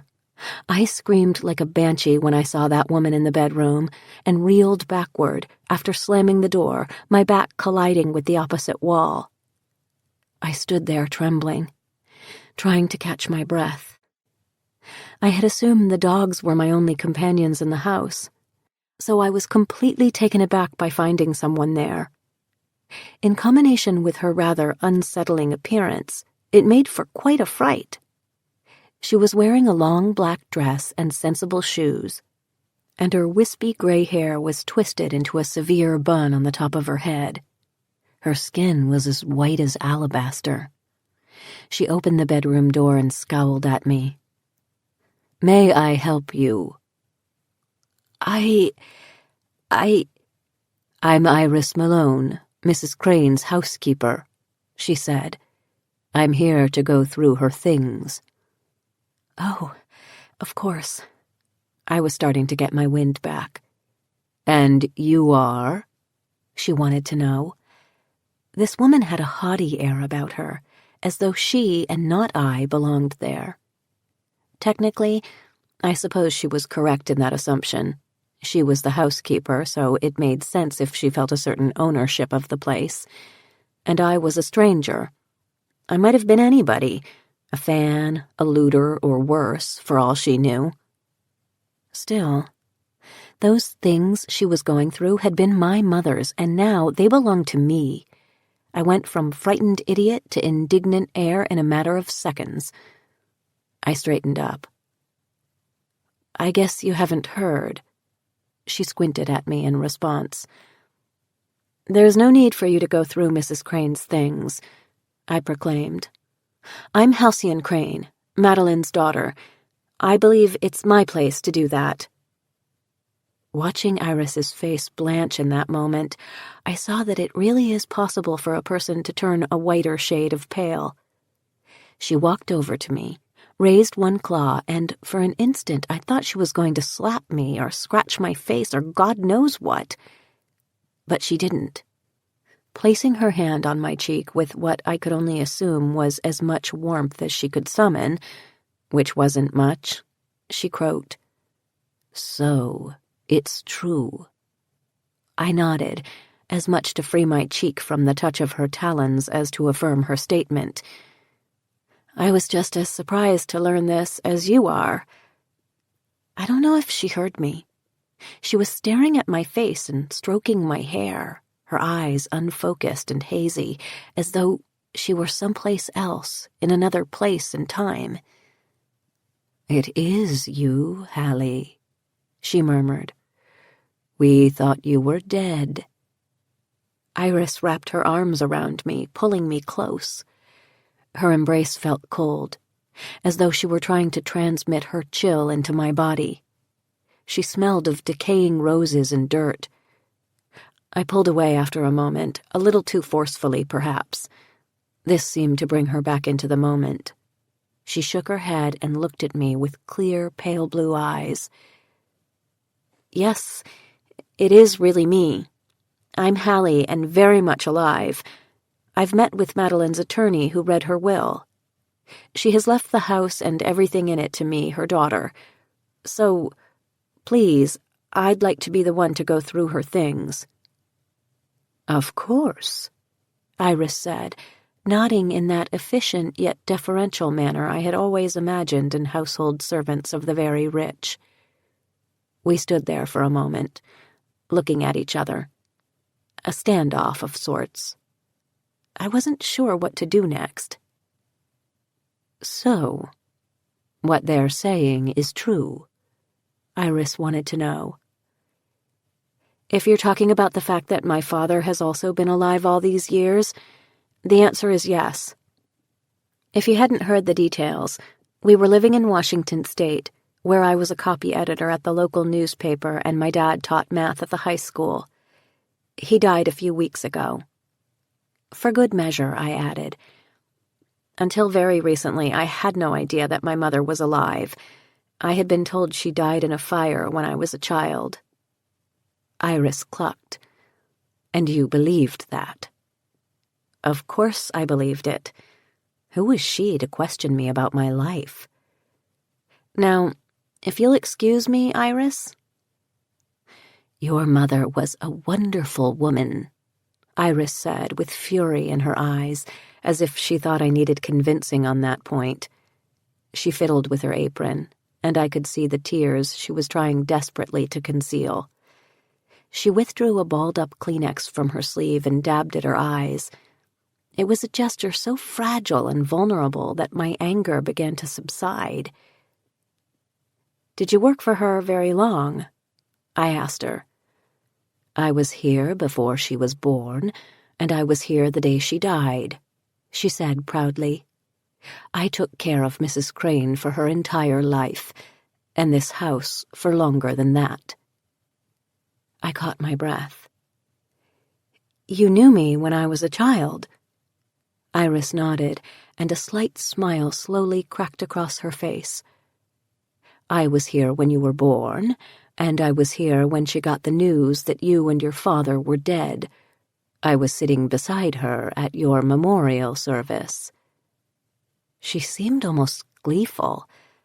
I felt an urgent need to get out of the hallway. "Why don't we go downstairs and have some tea, and you can tell me all about it?" I said, hurrying toward the stairs. "Oh, no, I couldn't. I should take my leave," she said, and she began to shuffle toward the stairs, one pained, measured step after another. Guilt crept in. Here was this old hen who had taken care of my mother all her life. Iris was obviously grieving the loss of her employer, and indeed her whole way of life. I looked at her, standing there in her shabby black dress, holding the tissue every old woman seems to have up her sleeve. What I really wanted was for this creepy old bat to climb on her broomstick and leave me to my house and its secrets. But my mother had employed her all these years, and yet, oddly enough, left her nothing in her will. I didn't know what to make of that. I wondered if Iris had enough money set aside to make ends meet, or if my mother's death would put her in the breadline. We reached the bottom of the stairs, where my bags were sitting in the corner. Iris looked at them pointedly. "You're here to stay?" "I don't know," I told her. "For the immediate future, yes. I'm going to stay for a few weeks. Long term, I'm not sure. I don't have any concrete plans." "I'll come a few times each week to help out while you're here, then." This was not a question, but a statement. "I'll tend to the laundry and the cleaning and do some cooking as well." "That's really not It's no trouble at all," she said quickly.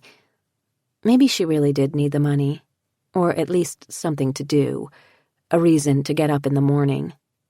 I caved. "Great. I'll be glad to have your help, and I'll pay you whatever my mother paid you. I'm sure there are records around here somewhere." Iris nodded slowly as we walked into the kitchen. "It occurs to me, Miss Crane, that given your particular circumstances growing up, you must know little to nothing about your mother and your family. If you'd like, I can fill in the details for you. I've been here through it all." I looked at her carefully. Her clear blue eyes blinked back. "You're absolutely right. The truth is, I'm desperate to learn about my mother and her ancestors. The only thing I really know about Madeline Crane is what I've read about her work." At this, Iris smiled. "I'll be happy to tell you all I can." I hadn't been sure how I was going to learn my family's history. Pictures and records existed, names and important dates. But here was somebody who could tell me about the people themselves. "Hearing those stories will mean the world to me, Iris." She smiled a self-satisfied smile, feeling needed and appreciated again. "I'll take my leave of you now, miss, so you can settle in," she said with an air of finality. But as she made her way toward the door, she turned one last time. "Is there anything I can do for you now, before I go?" Her eyes were oddly expectant, almost childlike. "I can't think of anything. No," I said. "All right, then. Expect me back on Monday morning." With that, she left through the kitchen door. It was as though she took the gloom with her and left a fresh breeze in its place. Suddenly, I was parched. I looked into the refrigerator for something to drink and found a single bottle of water. I was mid-gulp when I realized with a shudder that my dead mother had purchased it. I left the bottle on the counter, grabbed my bags, and headed back upstairs to the master suite where I had discovered Iris. There I found an enormous main room with a wood fireplace tucked into one corner. On the wall across from the king-sized bed, cherrywood headboard, antique, I assumed, hung a flat-screen television, a nice mix of old and new. It was, in a word, awesome, and I don't use that word lightly. It was a perfect place for me, an Eden. I didn't need any other part of the house. I could have lived right there. I had apartments that weren't as big, and none, certainly, had been as beautiful. Books were piled on the nightstand, a couple of recent bestsellers, a nonfiction story about the discovery of a long-lost book of the Bible, and a crossword puzzle dictionary. I picked them up, one by one, and smiled. Her bedtime reading told me the most I had learned about my mother since I had been here.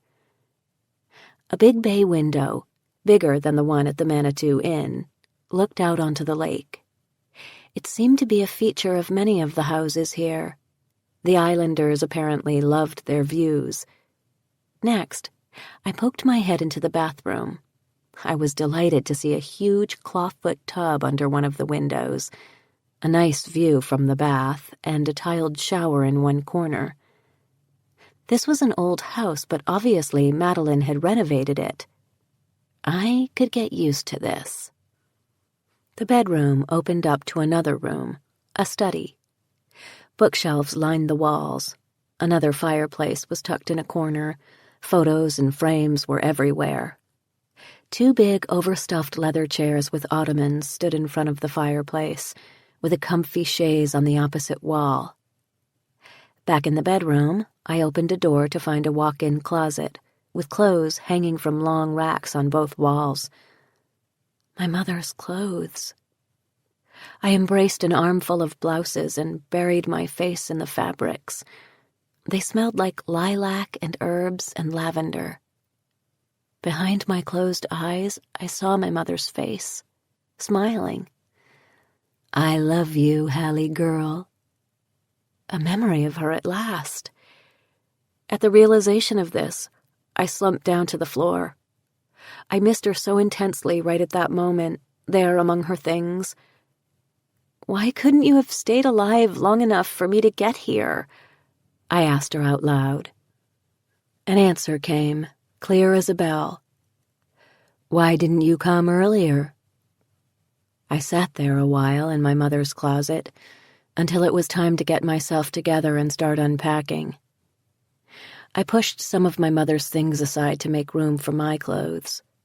Seeing my shirts there, hanging side by side with hers, gave me a feeling of belonging that nothing else had. There we were, my mother and I, together. Her house was my house now, and I felt it through and through. I looked at the clock in her bedroom, surprised. Nearly 5 o'clock already. Will would be here in less than an hour. I wanted to shower and change, so I went looking for towels. I didn't have to look far. There was a linen closet in the bathroom where I found everything I needed. Fluffy white towels, shampoo, my favorite brand, body wash, and even a few extra puffs. I smiled. My mother and I shared the same tastes.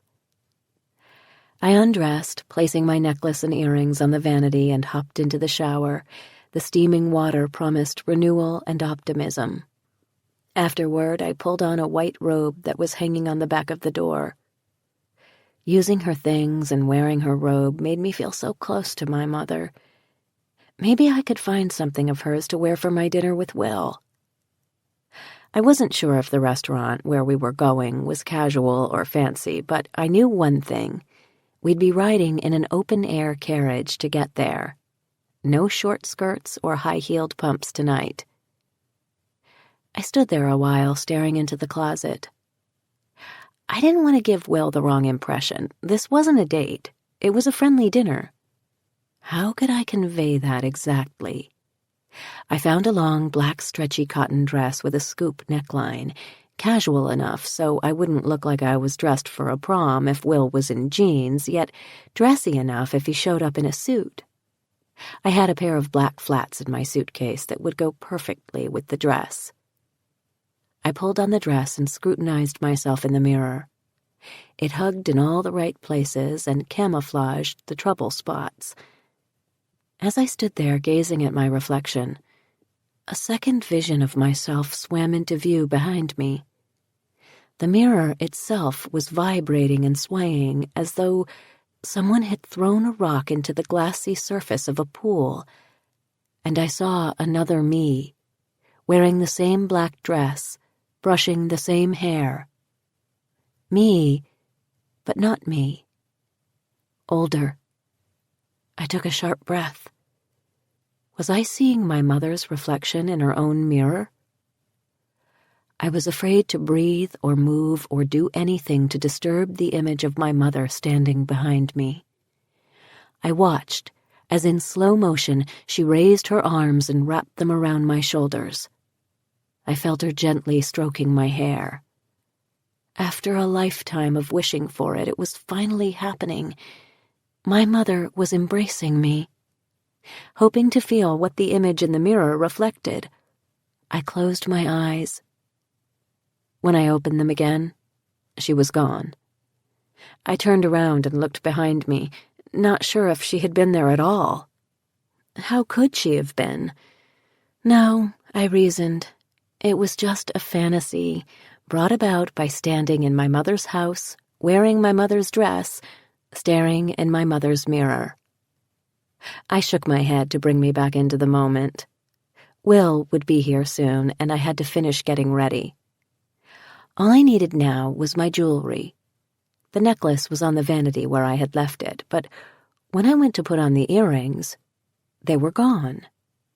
That's odd. I looked on the floor. Maybe they had fallen off the vanity, but found nothing there. Maybe I had put them into my purse?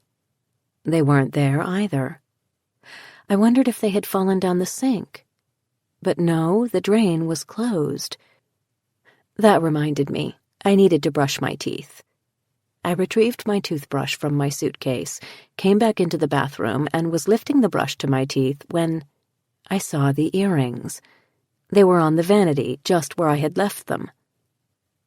What was going on? Those earrings were not on the vanity a moment ago. Or were they? I didn't have long to ponder this mystery because the doorbell and the barking dogs told me Will had arrived. I slipped my earrings into place, grabbed my purse, and headed down the stairs. "Hey," he said as I opened the door. "You look great." He looked great, too, in jeans. I was glad I wasn't too dressy. A striped shirt and a soft brown leather jacket. The bunch of black-eyed Susans in his hand made my stomach do a quick flip. I flashed a teasing grin. "Did you pull those from the flower pots on the porch?" "No. I stopped at the cemetery and took them off a grave." I couldn't help laughing. "Wherever you found them?" "Thank you. Black-eyed Susans are my favorite."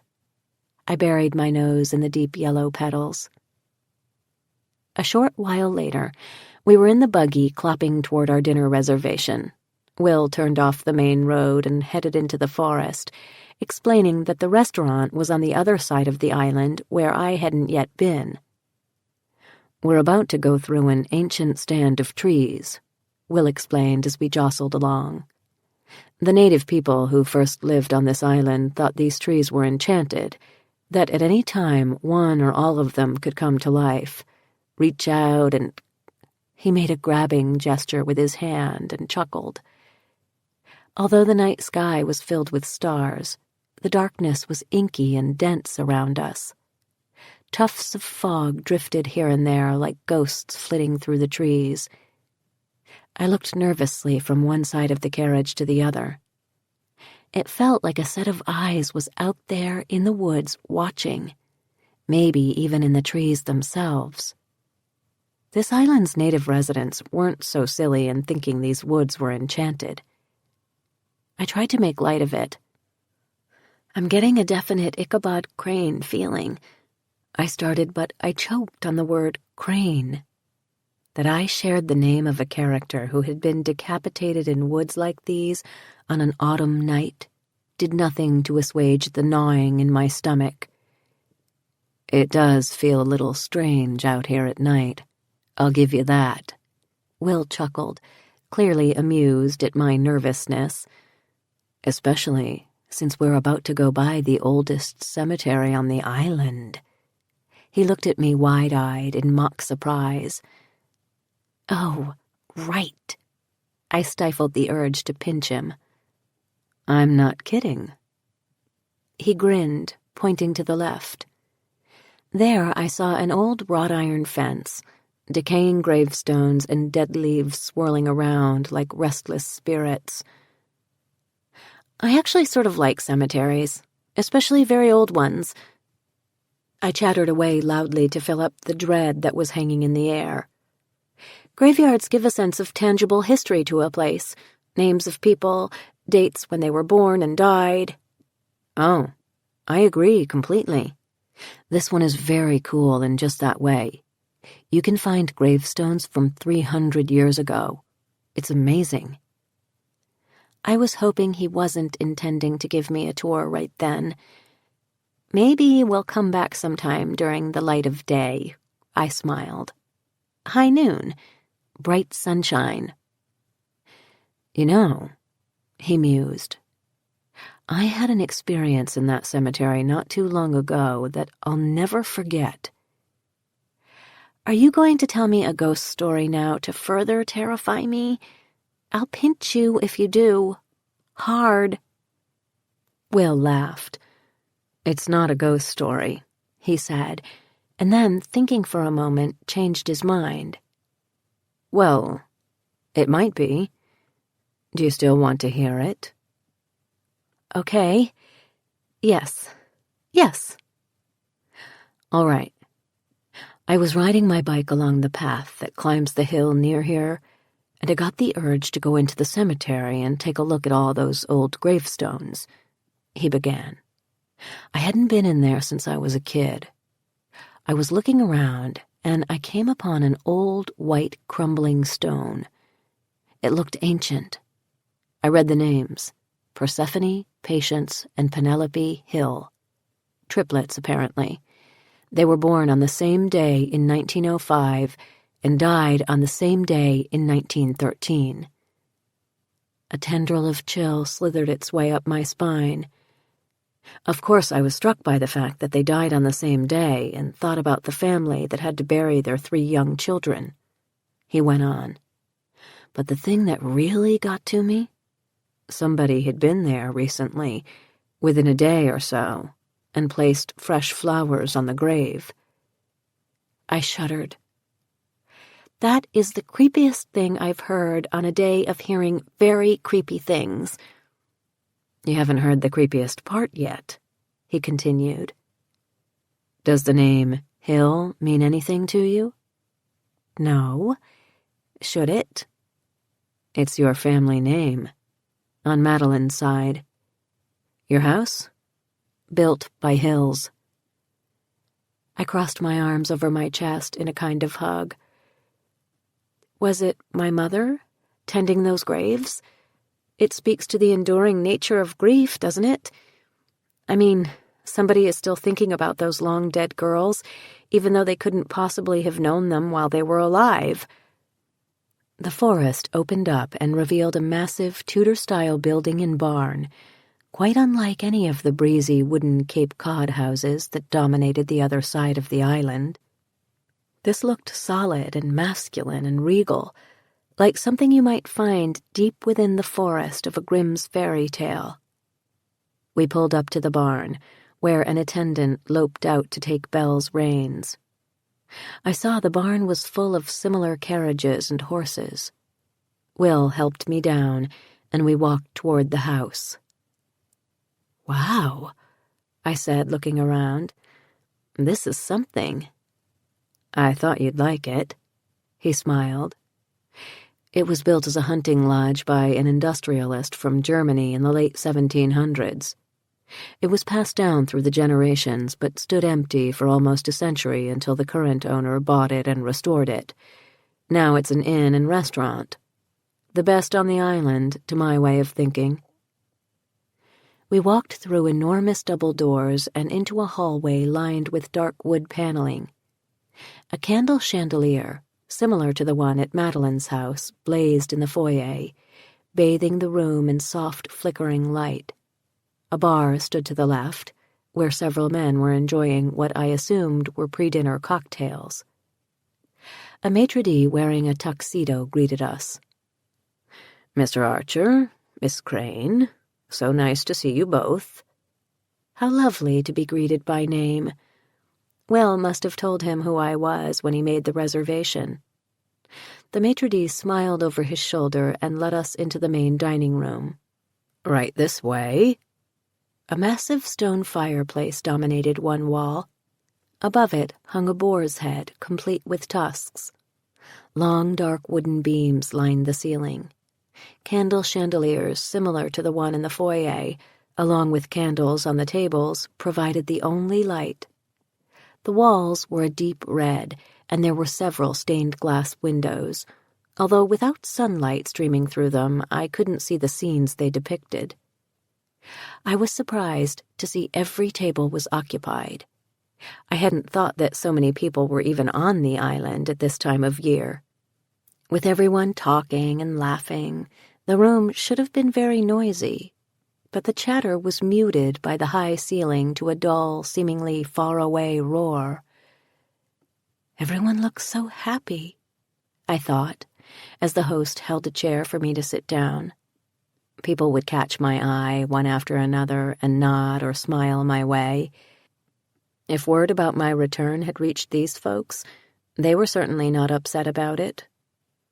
The way the light from the candles was flickering, it seemed to me that the air in the room was hazy and swirling, making people's faces look slightly out of focus, as though I were looking at them through the lens of an old spyglass.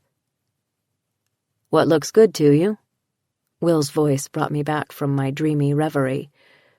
"Steaks are good here." They were. Over dinner, our conversation meandered this way and that, from island life to national politics to favorite movies. We shared our important stories, some funny and some heartbreaking. I told him of my year traveling in Europe and my marriage. He told me of his college days and the time he nearly drowned in a rip current just off the island. I could feel the air between us changing, morphing into something tangible and electric and real. In an earlier time in my life, this would have been the moment I thought I was falling in love with the man sitting across from me. But I was more cautious now. When we finished our meals, the waiter brought the check. "Why don't you go to the bar for some hot cognacs to go while I get the buggy?" Will suggested. "That'll take the chill out of a cold ride home." Hot cognacs to go. What a fabulous concept. "A capital idea, Mr. Archer." I smiled and headed to the bar as he walked out the door. When, cognacs in hand, I pushed my way outside into the night, I was met by a face full of chill. Will was standing alongside Belle, waiting to help me up. I climbed in, and he draped a thick woolen blanket over my lap before jumping up himself. I handed him one of the cups and took a sip of my own, the warm spiciness lighting me up from inside. "This is one of the benefits of a horse and carriage," he said, as we touched paper cups in a toast. "You can have your nightcap on the drive home." When Will pulled Belle to a stop in front of the house, I was glad I had left so many lights on.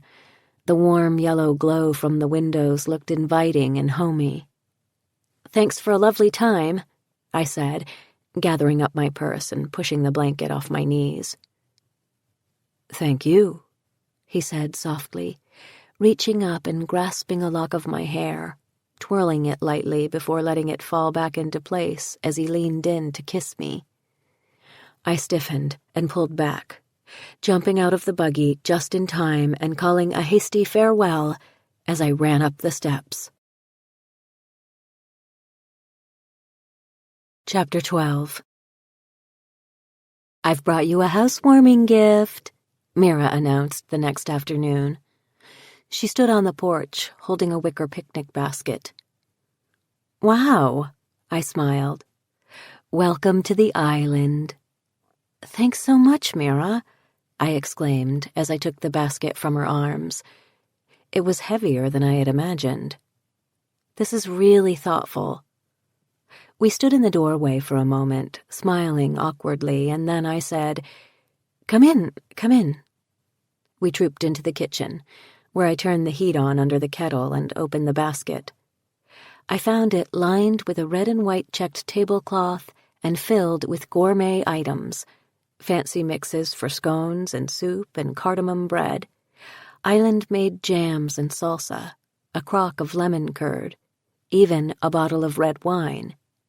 It was a very kind thing for Mira to do, to search out these various treats, put them in a basket, and haul it over here, especially considering that our last encounter had been rather chilly. I handed Mira a cup of tea, and she held it aloft in the air between us. "To your new beginning." A new beginning. That's exactly what this was for me, wasn't it? I hadn't thought of it that way before. I was so wrapped up in death I had failed to appreciate that I was beginning to build a life, albeit a small one, here on the island. And it wasn't half bad. "Why don't we go into the sunroom with our tea?" I suggested. "This is such a gorgeous place," she mused on our way from the kitchen. "It's been years since I was here." I was sure that was at least partially the reason for her visit, to get a look inside Madeline's home. She also would want to find out if I had made any plans. What was I going to do with the house? Turn it into an inn? Live in it? I imagined she wondered about all these things. Still, I didn't care. It was nice to have a visitor, even a gossipy one. We spent the next hour or so chatting as she told me some island particulars. Thursday was garbage day. The wine bar on Main Street was closed on Sundays. Henry didn't like to drive people to the other side of the island anymore, so I shouldn't ask. I told her I wasn't sure about my long-term future, but for the short term I intended to stay. "Excellent news. It'll be wonderful to have another interesting Crane woman on the island." She grinned. She left with the promise to meet me for lunch sometime the next week. After her visit, I felt warm inside. I wasn't a stranger on the island anymore. I knew people, and they knew me. I would have garbage to put out next Thursday. Little by little, despite the uncertainty surrounding my departure from here 30 years ago, and the ugliness of my encounters with the group of islanders at the coffee shop, and with Julie Sutton's mother in the grocery store, I was starting to belong. The phone rang, startling me out of my reverie. It was the first time the phone had rung since I'd been there, and in the few seconds it took me to cross the room and pick it up, I thought of a myriad of practical things I had so far neglected to do. Bills, for example. I didn't even know if Madeline heated with oil or propane or electricity. I made a mental note to put the utilities in my name and make sure they were paid up. I didn't want to wake up one morning with no lights or heat. "Hello?" I wondered who might be calling me. I had already talked to Will that morning when he called to tell me he was off to the mainland to tend to some business for a client, and Mira had just left. So who was this?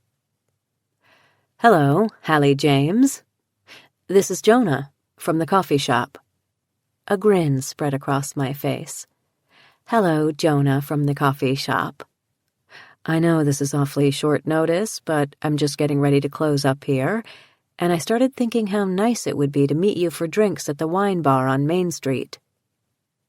Getting out of the house suddenly seemed like a very good idea. "Sounds like fun." "Excellent. Meet me in an hour?" After giving the dogs a jaunt around the property and filling their food dishes, I grabbed my jacket and an umbrella, in case of rain, and set off down the hill. I wasn't sure about Jonah's mode of transportation, but I hoped he could take me home after our drinks. Barring that, I figured I could call Henry. I got into town just as rain began to fall and hurried into the wine bar, shaking off my umbrella in the doorway. I found a cozy room with booths along the windowed wall facing the street and tables scattered in the center.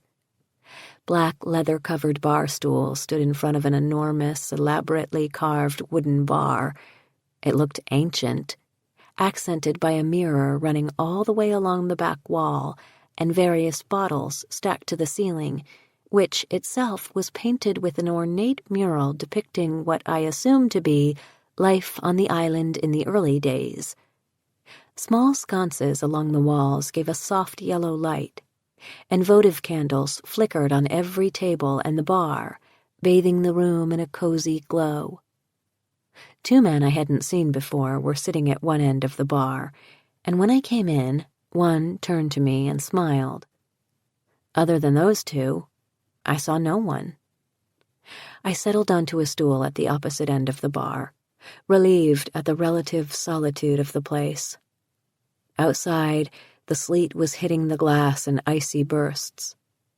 Just then, the door opened, and a wave of chilly air rushed into the room along with the stunningly handsome Jonah. "Hey," he said to me, smiling as he ran a hand through his sandy blonde hair. "Beautiful day out there. I nearly got blown down the street by the wind." I smiled back at him. Winnie the Pooh would call this a blustery day. "Ah, but that was on a Wednesday," he replied, his eyes shining as he led me over to a booth by the window. "Pinot, Jonah," the bartender called out. Jonah looked at me, raising his eyebrows.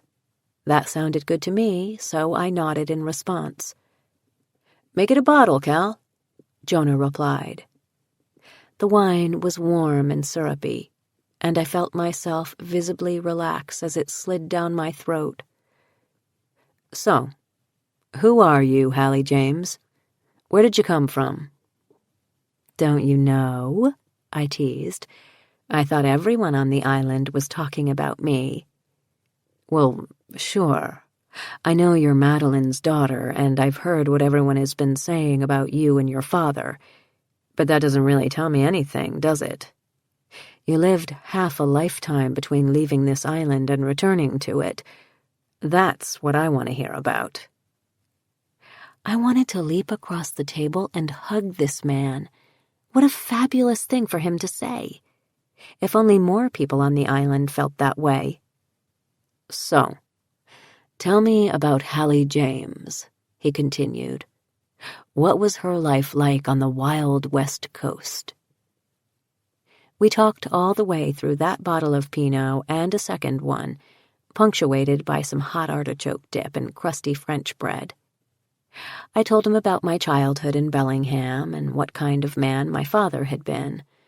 I told him what it was like growing up the daughter of a single dad, and about my beloved seals, whose barking on the rocks of Puget Sound lulled me to sleep. Jonah seemed as interested as though I were telling him the most fascinating story he'd ever heard. It was intoxicating, I must admit. "How did your dad die, if you don't mind my asking?" he said, leaning toward me and resting his chin on one hand. "Early onset Alzheimer's," I said, looking down at my glass. "It took him quickly, within 2 years. I suppose that's merciful. The funny thing is, I'm mourning his death, of course, but I'd been grieving ever since I had him put into a nursing home, and even before that, when the signs of the disease were first appearing. My dad was gone a long time ago." "You must have felt very lonely during those years," Jonah said softly. "Yeah, I did. I went to see him in the nursing home every day after work." I sighed, remembering how painful it was to visit a father who no longer knew me. But that wasn't my dad. Not really. He was lucky to have such a devoted daughter, Jonah said. But something about the way he said it didn't match the kind words.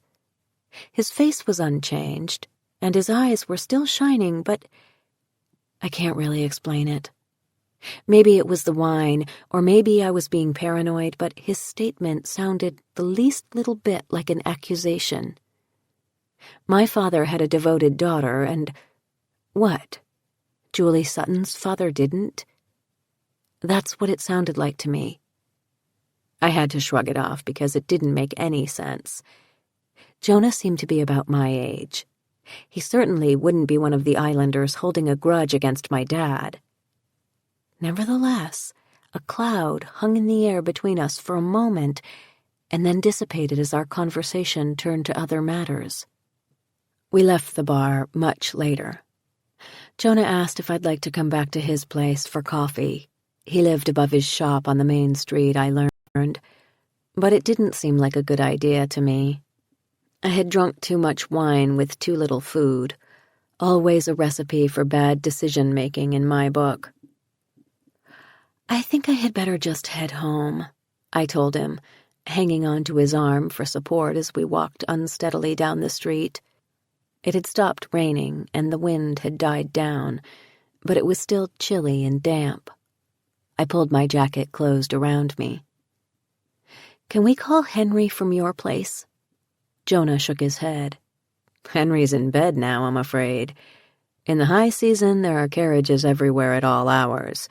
But now that it's just Henry driving, people need to get where they're going early unless they have their own transportation. Well, this was very unwelcome news. I had no way to get home. Since Jonah lived downtown, he didn't need to have his own horse and carriage. Will was on the mainland, and I hated to bother Mira at this hour. That meant I was out of options. I guess I'll just walk home, I told him, gazing up at the dark hill, an uneasy feeling settling around me.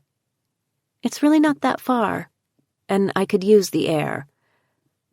I'll walk with you then, he said. But that didn't seem like a sensible idea either. He'd have to walk 2 miles up the hill and 2 miles back down just to see me home.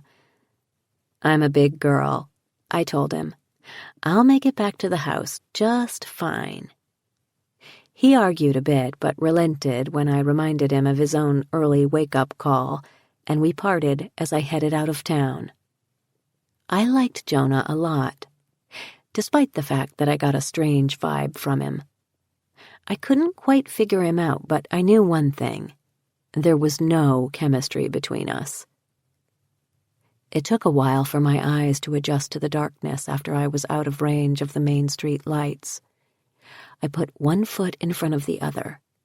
It's only 2 miles, I told myself, and just kept moving forward despite the fact that I was becoming more and more uneasy. No stars were visible in the cloudy sky. No moon illuminated the landscape. It was inky black as far as I could see. The dark night seemed to press in around me from all sides. As I walked along, I was thinking about my date with Jonah. Something hadn't occurred to me when we were sitting in the bar, but it did now, as I trudged through the cool air. Jonah had asked a lot of questions, but he didn't answer many. I had told him my entire life story, but I had learned almost nothing about him. I had been so wrapped up in talking about myself, I hadn't noticed he didn't share anything about his own life. Was that a good or a bad thing? It was the exact opposite of most men I knew, including my ex-husband, who adored nothing better than talking about himself. Richard. I made a mental note to call him and tell him everything that had transpired. He had made me promise to do so, but I had forgotten. As I climbed farther up the hill, I thought more of my evening with Jonah. It was pleasant enough, despite the overtly personal questions he was asking, but I had to admit there was no spark between us whatsoever. Not anything like what I felt when I was with Will. No. Jonah and I were destined to be friends and nothing more. I was so wrapped up in my own thoughts that I didn't hear the carriage until it was nearly upon me. I turned to see a black horse pulling a 2-seater buggy similar to Will's. It was coming up behind me awfully fast. I had just enough time to scramble into the ditch on the side of the road as it thundered by. The driver, a man I vaguely recognized but couldn't quite place, pulled the horse to a stop several yards away from me. I thought he was stopping to make sure I was all right, or even to give me a ride. But he wasn't. He turned to me and said in a low growl, "You shouldn't be walking alone on this road late at night, Halcyon. It's dangerous. Anything might happen out here." And then he went on his way. I was speechless. What the hell kind of thing was that to say? No offer of a ride? Thanks for nothing. I stood there watching that carriage roll on into the darkness ahead. Did that just happen? Did this man actually threaten me? I could understand how people here might still be harboring anger and resentment against my father, but what did this guy have against me? I was 5 years old when it all went down, for heaven's sake. I knew I'd be facing some ugliness when people found out the truth about who I was. The incident in the grocery store with Mrs. Sutton was a prime example of that, but I had no idea that someone would actually threaten me. I wished Will wasn't away on business. There was nothing left to do, of course, but continue on home. I saw my house, not far away, light shimmering from the downstairs windows. Suddenly, I wanted very much to be safe inside. I ran, breathless, until I reached the front door. I slammed it shut, leaned against it, and locked it safely behind me. I checked all the doors and windows before calling the dogs to accompany me to my bedroom, and I locked that door, too, for good measure. But I still couldn't get the man's threatening words out of my mind. The next morning, walking the dogs, I decided to go into town. I wanted to talk to Jonah. Maybe he knew the man I encountered last night or had seen the carriage leaving town. But I didn't want to go alone. As if reading my thoughts, the girls positioned themselves on either side of me as we headed down the hill, and curled up next to the coffee shop door as I burst through it, finding the place empty but for Jonah. I told him the whole story in one long stream. Jonah put up his hands as if to hold back the tide of my words. "Slow down, Hallie. What man? Who was it?" "I don't know." I was pacing back and forth in front of the counter. He looked vaguely familiar, but I couldn't quite place him. He was driving a black horse and a 2-seater buggy. Jonah thought for a moment, squinting as if to get a clear picture in his mind's eye. "I'm sorry. I can't imagine who that might be." "I'm wondering if I should go to the police," I said to him, rubbing my forehead. "And say what? That somebody you can't identify tried to run you down?" He was just standing there, rational and sensible and calm, while I paced like a caged wolf. "I shouldn't tell the police about this? I mean, I think this guy was threatening me." He shook his head. "All I'm saying is, there's got to be a rational explanation for what happened. You may feel like everyone is gossiping about you, and you know what? That's true. You're the best story to hit this island in decades. But it's going to die down soon, trust me. And no matter how much people are talking right now, nobody on this island would threaten you, Hallie. Not one soul. I know everyone who lives here." "You sound just like my father," I muttered, rubbing my forehead. "Always a rational explanation for things." He smiled and reached across the counter to take my hand. "There usually is. It was a dark road, after all. Maybe the guy was startled because he didn't see you until it was almost too late. He had a point, I had to admit. Maybe Jonah was right. Maybe I had misinterpreted the whole thing.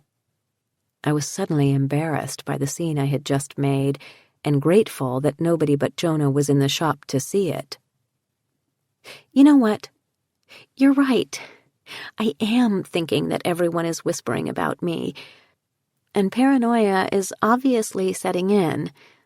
Let's just forget it, can we? I asked him. Don't worry about it, Jonah said, idly wiping down the counter. You had a fright last night. That's all. I'm going to let you get back to work, I said, pushing my way out the door. On my way back up the hill with the dogs, walking the route that had seemed so malevolent and frightening last night, now made benign by the light of day, I let it go.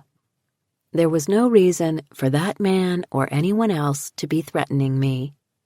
I had done nothing that I knew of. After a quiet weekend spent reading and settling in, Monday dawned gray and blustery. I lay in bed a while, watching bursts of sleet hitting the window panes. It felt good to laze about, warm and snug under the covers, on such a nasty morning. I might have lain there all day if I hadn't remembered that Iris was on her way. I threw back the covers, hopped into the shower, and, to my own astonishment, found myself actually looking forward to seeing her. Maybe we could sit down over coffee and she would tell me about my mother or about my childhood here. It would be a welcome change from the town gossip and the ghostly encounters that had been my lot so far. Dressed, I went down the back stairs to the kitchen, where the smell of brewing coffee told me Iris had already arrived. Morning, miss, she smiled. I've made scones, started the laundry, and picked up the living room. Already? How long had she been here? It was a bit odd, knowing she had let herself in and was scurrying around the house while I was sleeping or showering. But I shrugged it off. It was her job. Besides, one look at the fresh coffee and the plate of warm scones, and I was charmed by the idea of having a housekeeper. Thank you for all of this, Iris. I yawned and poured a cup of coffee. It's wonderful. It really is. Care to join me for some coffee and a scone? Perhaps after I finish my work, miss, she said curtly. I still have the windows to do. While Iris shuffled about, dusting, cleaning the windows with vinegar, sweeping, finishing the wash, and rubbing down the woodwork with Murphy's oil soap, I hung around feeling guilty. It goes without saying that I had not had the luxury of a housekeeper growing up. Now, here I was, an able-bodied young woman, sitting around on my ever-widening rear end, while poor, decrepit Iris slaved away in her long black dress and sensible shoes. More than once I tried to give her a hand, but I was rebuffed in the iciest of tones. This is my job, miss. I've been taking care of this house for more years than you've been alive. Let me do things my own way. Fine. I retreated to the master suite. Iris could clean the house all day long if she wanted. I didn't have to watch her. I started a fire in the bedroom fireplace and spent the morning curled up in the window seat with a good book, watching the sleet continue to fall on the angry water. It was exactly the sort of morning I love best. Nothing to do but indulge myself, the blustery weather preventing me from doing anything productive like exercise or gardening. The phone rang. I found out who your mystery man is, Jonah told me. You mean the guy in the carriage who tried to run me down? John Stroud. And he wasn't trying to run you down. He was one of the men here the other morning when you came in, and he was here this morning talking about what happened. He didn't see you in the dark until it was almost too late. You gave him quite a fright, apparently. His blood pressure went through the roof. I gave him a fright? He asked me to tell you how sorry he was. I'll bet. Anyway, Hallie, the mystery is solved. He wasn't deliberately trying to hurt you. It was an honest mistake. Just drop it and move on. I wish the islanders would do the same. Would they hate me forever? Or was I perceiving their disapproval because of the guilt I felt about somehow being a party to Julie Sutton's death? Did I feel it on my father's behalf? I didn't mention any of these thoughts to Jonah. Instead, we made small talk for a bit before he ended the conversation with an invitation for me to stop by the shop soon. "I'll buy you a latte," he said before hanging up. I heard a crackling coming from the other side of the room, and then a voice. "Miss, lunch is served." I looked around in the direction of the voice and noticed a small intercom on the wall. I hurried over to it and pressed one of the buttons. Thank you?" I said into it too loudly. "I'll be right down." As I slipped down the back stairs, I could smell something wonderful wafting from the kitchen. I found a thick stew simmering on the stove and Iris taking a fresh loaf of crusty bread out of the oven. One place was set at the table. "Won't you join me?" I asked her as I sat down. "You must be hungry after all of your work this morning." "I've already eaten, miss," she said to me, ladling the stew into a small earthenware crock and setting it, with a basket containing several slices of fresh hot bread and a butter dish in front of me. "This lunch is for you, but I will join you for a cup of tea. It occurs to me that you might like to hear about your family now. I'm the only one left alive to tell you their story. If you don't hear it from me, you won't hear it, and they, the stories of your people, will be lost forever." As sleet continued to hit the window panes behind us, and I lifted a steaming spoonful of stew from its crock, Iris began to tell me a tale. Part 2. Chapter 13.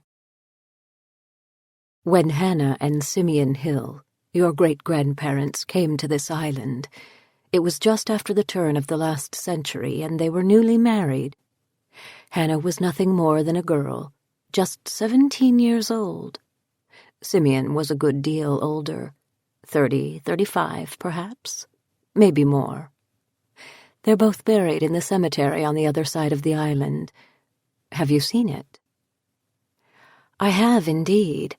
We drove by it the other day," Iris went on. "Good. You can find the exact birth and death dates on their headstones, but he was a good deal older than his bride. By the time they married, Simeon was already quite a wealthy man. He had started a logging company with his brothers a decade earlier, and now he owned the company outright. Much of what you have inherited was initially earned by Simeon Hill and invested wisely over time." I looked around the magnificent kitchen and gave silent thanks for my great-grandfather's industrious nature. Iris took her sip of tea and continued, her eyes hazy and unfocused, staring off into nothingness as she spoke. "Simeon brought his new bride here to this island, which had been an important fur-trading outpost for 100 years. By 1900, most of the trappers had gone, and Grand Manitou was fast becoming a playground for the wealthy from Chicago and Minneapolis and elsewhere. Simeon had been here several times on business, fell in love with the island, and built a fine house for his young wife." "What was the island like back then?" I asked. "Much the same as it is now," Iris replied. "Grand homes, wealthy people, horses and carriages. Not much has changed in 100 years. The island is charmed in that way. Time passes here, of course, but not like it does elsewhere. She cleared her throat, took a long sip of tea, and continued. By all accounts, Simeon and Hannah had a good marriage, despite the difference in their ages. It is widely known how devoted they were to each other. He was very handsome, tall, dark-haired, eyes as inky as the lake on a November day, and although Hannah was no great beauty, she possessed a certain air about her that drew people in. It was youth and exuberance, certainly, but she also had the most magnificent head of hair on the island, thick, wavy, and auburn, just like your mother's, and she usually wore it long and free instead of piled on the top of her head, as was the style for most women of the day. Iris turned her eyes toward me, squinting. Can you see them, child? Can you see Hannah and Simeon? Could I see them? What was that supposed to mean? I can imagine them, yes, I said, not knowing exactly what she was after. Good, good, Iris nodded. Happy as they were, they didn't have the one thing that would make their family complete. A child. 1 year passed with no children, then another, and soon tongues began to wag around town, with women providing all sorts of advice for poor Hannah. Eat more salty foods, a woman whispered to her after church one Sunday. Make sure to go to him when the moon is full, said another. None of these silly remedies had any effect at all, of course, and Hannah was becoming desperate. She knew Simeon was eager to sire a new generation of Hills, a family to take over the house and the business someday. But as more and more time passed with no baby, Hannah grew afraid that Simeon would find another way to produce heirs to the family fortune. A new wife. She had seen it herself, right there on the island.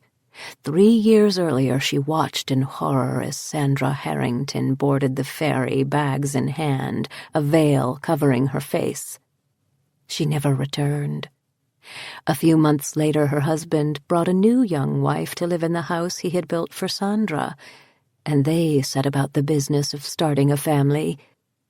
That's horrible, I said, imagining the humiliation of poor barren Sandra sent away. Believe me, worse has happened to women who couldn't produce heirs. Iris clucked.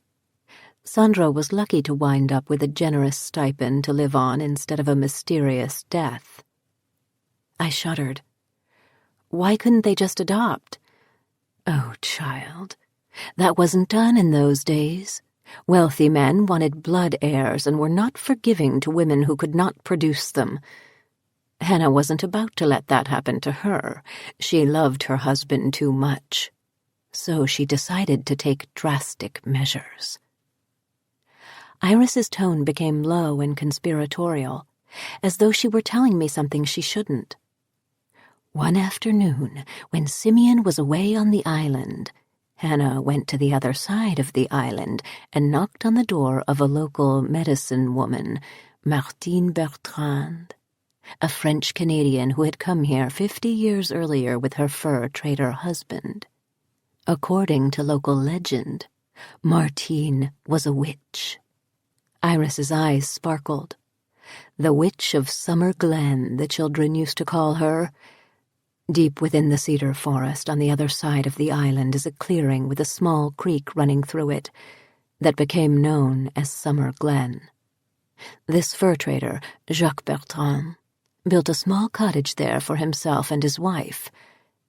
But that was long, long ago, 50 years before Hannah herself had come to the island. Martine was now an old woman who had been living alone in Summer Glen for decades. Plenty of tales exist about her. Local legends made more exciting over time, no doubt. Children would sneak through the woods to get a look at the old woman, despite their terror that she would spirit them away. They say she was a vindictive, evil old witch, casting spells against the high society that had turned her rustic island home into an enclave for the wealthy. A witch, Iris? Come on. You're not about to tell me you think she actually was a witch. Iris smiled. Of course not, child. All those rumors are nothing but hysterical nonsense. Martine was a healer, a medicine woman, someone who knew how to make potions and poultices with ingredients she found in the earth and the water. She possessed much knowledge, ancient knowledge, though nobody would readily admit it, and certainly wouldn't talk about it outright. Many of the society ladies would steal across the island, wearing cloaks to disguise themselves, and knock on Martine's back door. Some sought love potions for indifferent men, others a cure for a recurring cough. Some wanted the right combination of herbs to break a child's fever.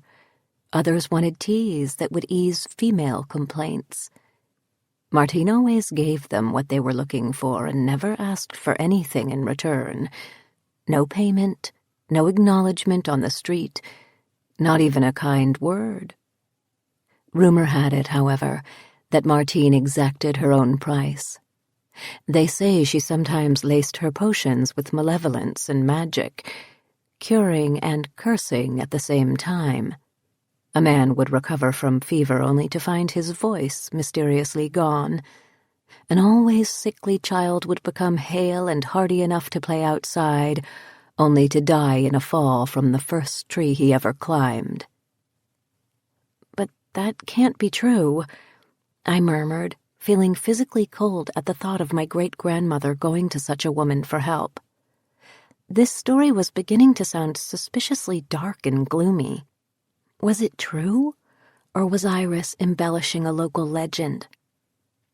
I don't know whether to believe those stories or not. Iris eyed me suspiciously, as if reading my thoughts. I only know what happened to Hannah, when all else had failed, when doctors could do nothing but encourage her to pray, and when hope of ever having a child was seeping away. Hannah wrapped her crimson cloak around her, stole out to the stable, saddled her horse. Your great-grandmother was an accomplished horsewoman in her day, rode to Summer Glen and knocked on Martine's back door. Iris's eyes were deep and inky now, filled with excitement and thrill. Martine was waiting in the kitchen. She ushered her visitor inside. The doorway was so small your great-grandmother had to stoop to make her way under the lintel. Hannah found herself in a tiny kitchen dominated by a big cast-iron pot bubbling away on the stove. So, you have finally come to Summer Glen, Hannah Hill, the old woman said to her. What is it you want of me? Please, Hannah begged in a low whisper. All I want is to give my husband a child. Is that all you want? You want no more than that?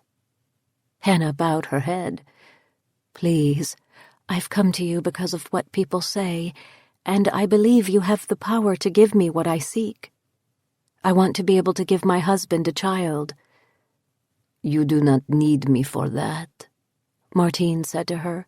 You are fully capable of giving your husband a child. It is he who cannot give a child to you. Hannah was speechless. But I can help you help him. Martine smiled slyly and crossed the room. She returned, holding a small cloth bag. She opened it, and Hannah saw it contained dried leaves and herbs she could not identify.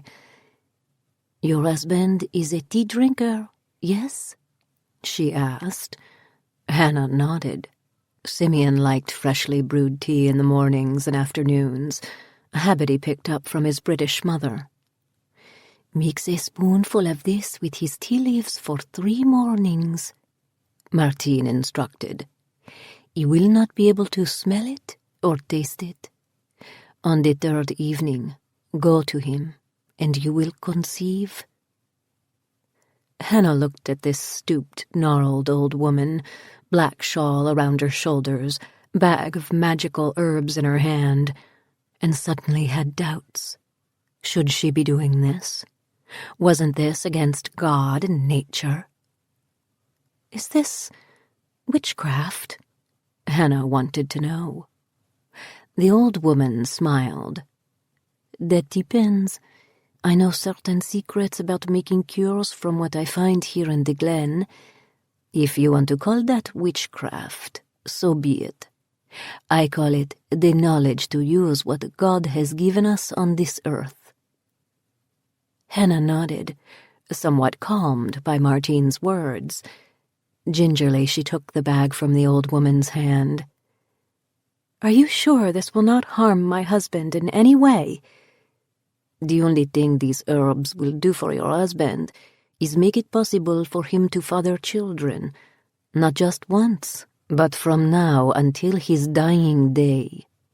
Martine said forcefully, the tea will change him forever. He will be fertile like any other man. You will bear as many children as you desire, but it will not otherwise harm or damage or change your husband. On that you have my promise. I've wished for a child for so long, Hannah murmured, eyeing the contents of the bag. Be careful what you wish for, Martine warned, and listen well to me, Hannah Hill. I said this tea will not harm your husband, and it will not. But you must know this. He is not meant to father children. His line should end with him. By using these herbs, you are calling forth certain powers to deliver children to you against what nature itself has intended. This cannot be undone. Yes, Hannah nodded anxiously. That's why I've come. But you must understand. Martine tried again. Any child conceived this way, out of, as you call it, witchcraft, can be unpredictable. You might get a demon or an angel or something in between. There is no way of knowing. Children conceived out of witchcraft are witches themselves, as are their children and their children's children. Whether they are good or evil depends on their spirit. I cannot control the type of spirit that might come through. Your children, their children, and their children all will be similarly cursed or gifted. More talk about witches, Iris, I said. This is sounding like the stuff of Grimm's tales. And yet, it's the story of your own family. She looked me square in the face. Best listen, child. I nodded, drawing my arms around me as though I had felt a sudden chill. I'm sorry. Please go on. Hannah listened to what Martine was telling her about cursed or gifted children, but there in that tiny kitchen she reasoned that the same uncertainty could be said for any child. Who knew the type of child one would have? Sweet or rebellious, blonde or brunette, strong or sickly. That was up to God, or so Hannah believed. Martine was really saying the same thing, wasn't she? In her desperation, Hannah thought so. Hesitating only for a moment, she put the cloth bag in her pocket and got back on her horse. Over the next 3 days, Hannah brewed the herbs and leaves with her husband's morning and afternoon tea, and just as Martine predicted, on the 3rd day, she did indeed conceive a child. Hannah knew it, the moment it occurred, with a jolt that felt to her like an explosion deep within her body. And 9 months later, Hannah and Simeon were the parents of triplet girls, Penelope, Persephone, and Patience. I heard about them, I told Iris. Will Archer found their graves. They died so young. What happened to them? Iris smiled ruefully and shook her head. This is where the story gets a little bit haunting, she said slowly, sipping her tea. You know what people said about Martine, how she always exacted her price for the cures she doled out. Well, in this case, it was true. Simeon and Hannah loved their daughters fiercely, but truth be told, something about the girls just wasn't right. From a very young age, they were devilish and mischievous, pinching one another in their cribs, pushing one another down the stairs, deliberately frightening their mother by pretending one or another of them was dead. My face must have betrayed the shudder that was creeping up my spine, because Iris said quickly, "Oh, they weren't bad girls. They weren't evil. They were impish, mischievous, devilish, headstrong. They were not like other children of the time who were, for the most part, obedient and quiet. You never knew what those triplets might do. They gave Hannah and Simeon quite a time of it. They loved playing hide-and-seek in the house and around the grounds, and poor Hannah was forever looking for them." At this, Iris actually chuckled. It was a gurgling, choking sound I didn't care to hear again. "It doesn't seem to me they were anything out of the ordinary," I reasoned. "I have friends back home with kids much worse than that."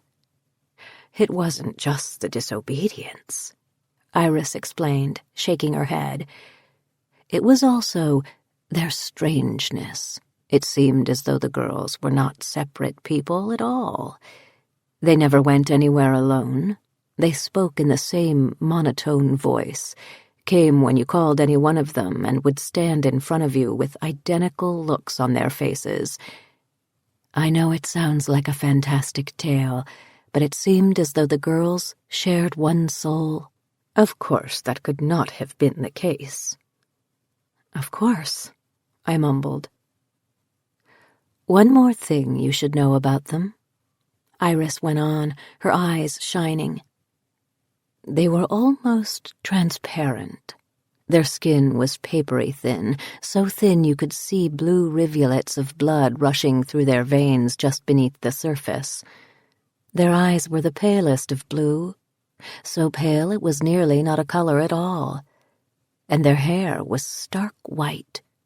It was as though Hannah had given birth to a trio of ghosts." "Will said the girls died young." "There was a freak storm when they were 8 years old. The townspeople were certain Martine had caused it. But that was, of course, hysteria on their part. Storms brew up out of lake and water wind here on the island when you least expect them. This one happened on an early November day. A beautiful day. The girls were playing outside, right there on the cliff. Hannah was in this very kitchen making supper when the storm descended. Nobody knew it was coming. That's how it was with storms and tornadoes and floods back in those days, with no modern weather forecasting."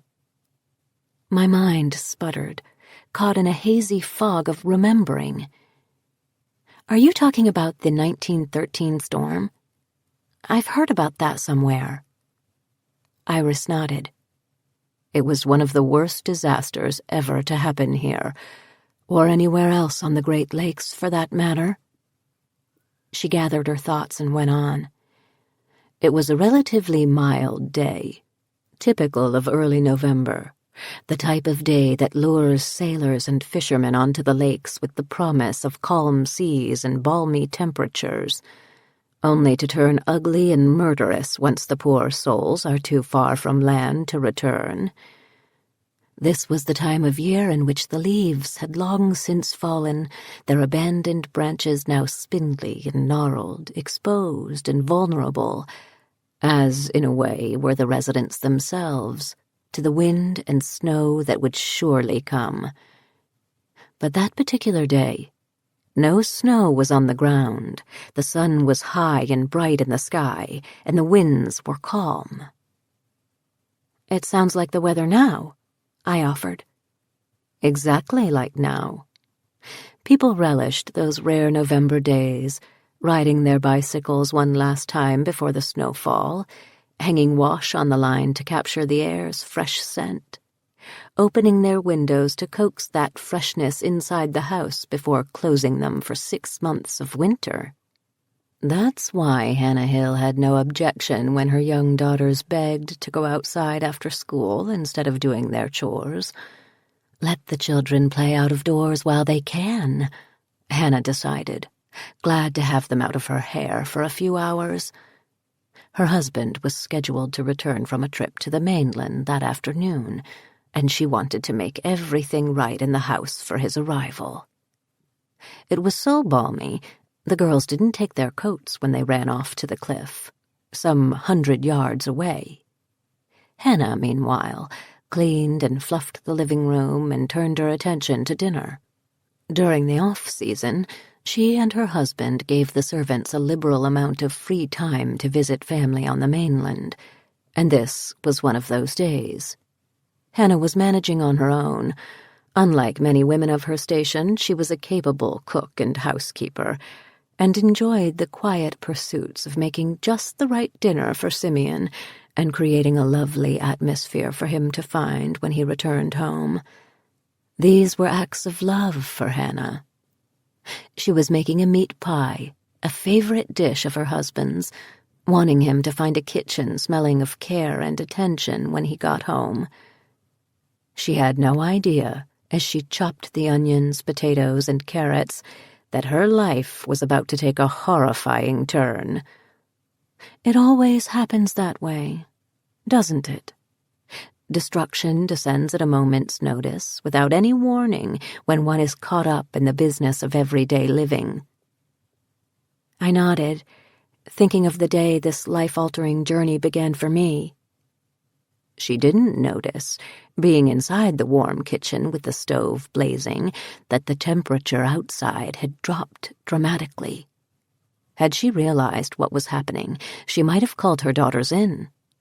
The 4 of them might have huddled together by the fire, perfectly safe in the fortress of a home her husband had built, until the storm passed. Certainly, if Hannah had had any inkling that a storm had been killing people on the lakes for 4 full days already, and was rapidly moving eastward toward the island, she would have acted differently. But as it was, the Hill triplets were playing their favorite game, hide-and-seek, on the cliff while their mother made dinner. As 2 of them hid and called out clues to the searcher, the storm was marching through the Great Lakes, ravaging whatever it touched. 10-foot snowdrifts engulfed entire towns. Hurricane-force winds shattered windows and tore up cobblestones. People lucky enough to be in their homes were trapped there. Those caught unawares on their way home were never seen again. The snow and wind were only the half of it, however. This was early November, and none of the lakes had yet frozen, so enormous icy waves, taller than 3-story buildings, slammed onto the shoreline, destroying docks and piers and seawalls. I pulled my legs under me. I can't imagine a storm that fierce. Iris shook her head. It was nature's fury unleashed, child. Nothing less. Imagine being out on the water with those waves engulfing ships and freezing them solid. Dozens of freighters went down in a single day, not to mention all the small fishing boats and other vessels that were lost. Hundreds upon hundreds of people died, including 3 little girls who were playing outside when this murderous storm finally reached Grand Manitou Island. I had been holding my breath for this entire story. I was so cold, I felt I too was caught unaware in that dreadful weather. The death of the Hill triplets wasn't as simple as just freezing to death, which, in the end, of course, they did. Before the girls knew what was happening, the storm was upon them. The temperature dropped dramatically and the wind came. Had they gone inside right away, they would have survived. They would have grown up, married, had children, and finally died. But that didn't happen. Persephone spotted it first. A steamer out of control, being pounded like a toy boat against the rocks just offshore.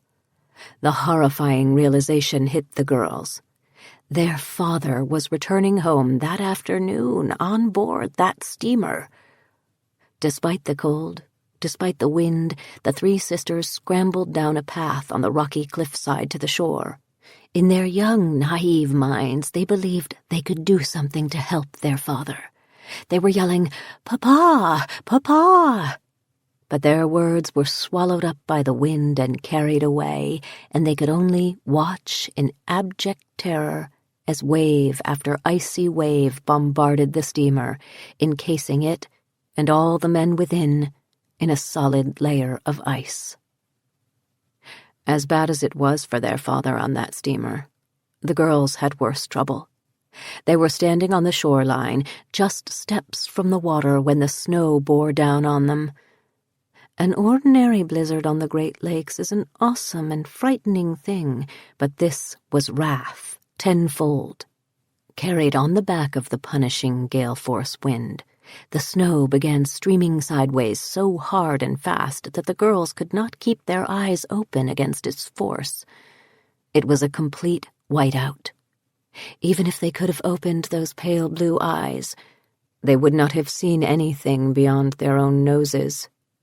They stumbled, cold, frightened, frantic, holding on to one another toward the cliff. But they had no idea where to find the path up to the house. They couldn't make out anything, held as they were in the grip of that blinding white monster.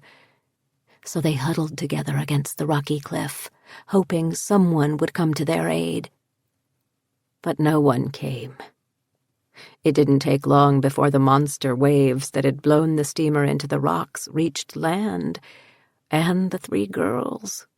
Wave after wave hit the poor sisters, and within minutes they were frozen solid in a block of ice, wrapped in one another's arms.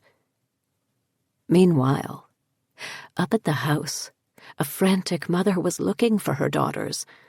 Hannah had been working at the stove when she happened to glance out the kitchen window and in horror realized that a blizzard had descended upon them. She grabbed her shawl and ran outside into the storm, screaming her daughters' names: Persephone, Penelope, Patience. More and more panicked as the minutes passed, she too was soon blinded and confused by the storm. Which way back to the house? Where were the girls?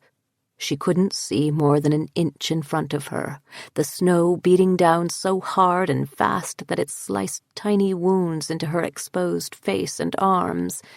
She had trouble remaining upright in the punishing wind, so she bent low, yet she kept on.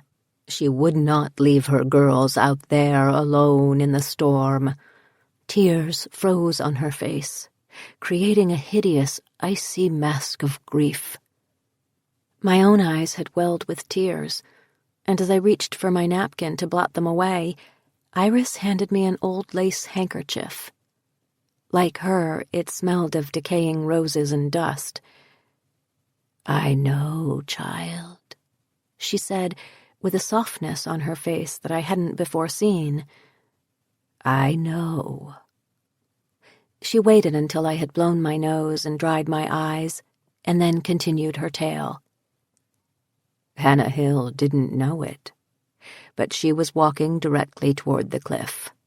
She would have stumbled to her death if she hadn't heard voices, soft and low on the wind behind her. She held her breath and listened. "You're going the wrong way," the voices seemed to be saying. "You're cold. You're ice cold." And then laughter. Was it the children playing hide-and-seek? Hannah turned and began walking blindly in the direction of the voices. "Girls, where are you?" She heard. "Warmer. You're getting warmer. Girls, stop this game and come inside." "Warmer, Mama, warmer." And so Hannah kept going, against the wind, one foot in front of the other, following the sound of those voices. "You're hot. You're burning up!" until one foot bumped into a stone step. Hannah was astonished to find herself standing at her own back door. She hadn't been able to see the house until she was upon it. Hannah stood there for a long while, listening in vain for the voices. She only heard the howling of the wind. Had the voices been there at all? Surely no child could have been playing out in that storm. She thought she might rest a moment before heading out to look for her daughters once again. She went inside, closed the door, and lay down on the floor in front of the fire, her face and arms bleeding from the razor-thin cuts made by the icy snow. She would just put her head down for a moment, she thought, and then resume the search. She was so tired. "Oh, no," I whispered. "Don't tell me." Iris nodded. "Yes, child. This is no children's story. It's as real as it gets. Poor Hannah woke up the next day after the storm had passed. The residents of Grand Manitou Island, including Hannah Hill, knew it was time to look for the dead and do what they could for the living. As they emerged from their homes, they saw a world completely covered in ice.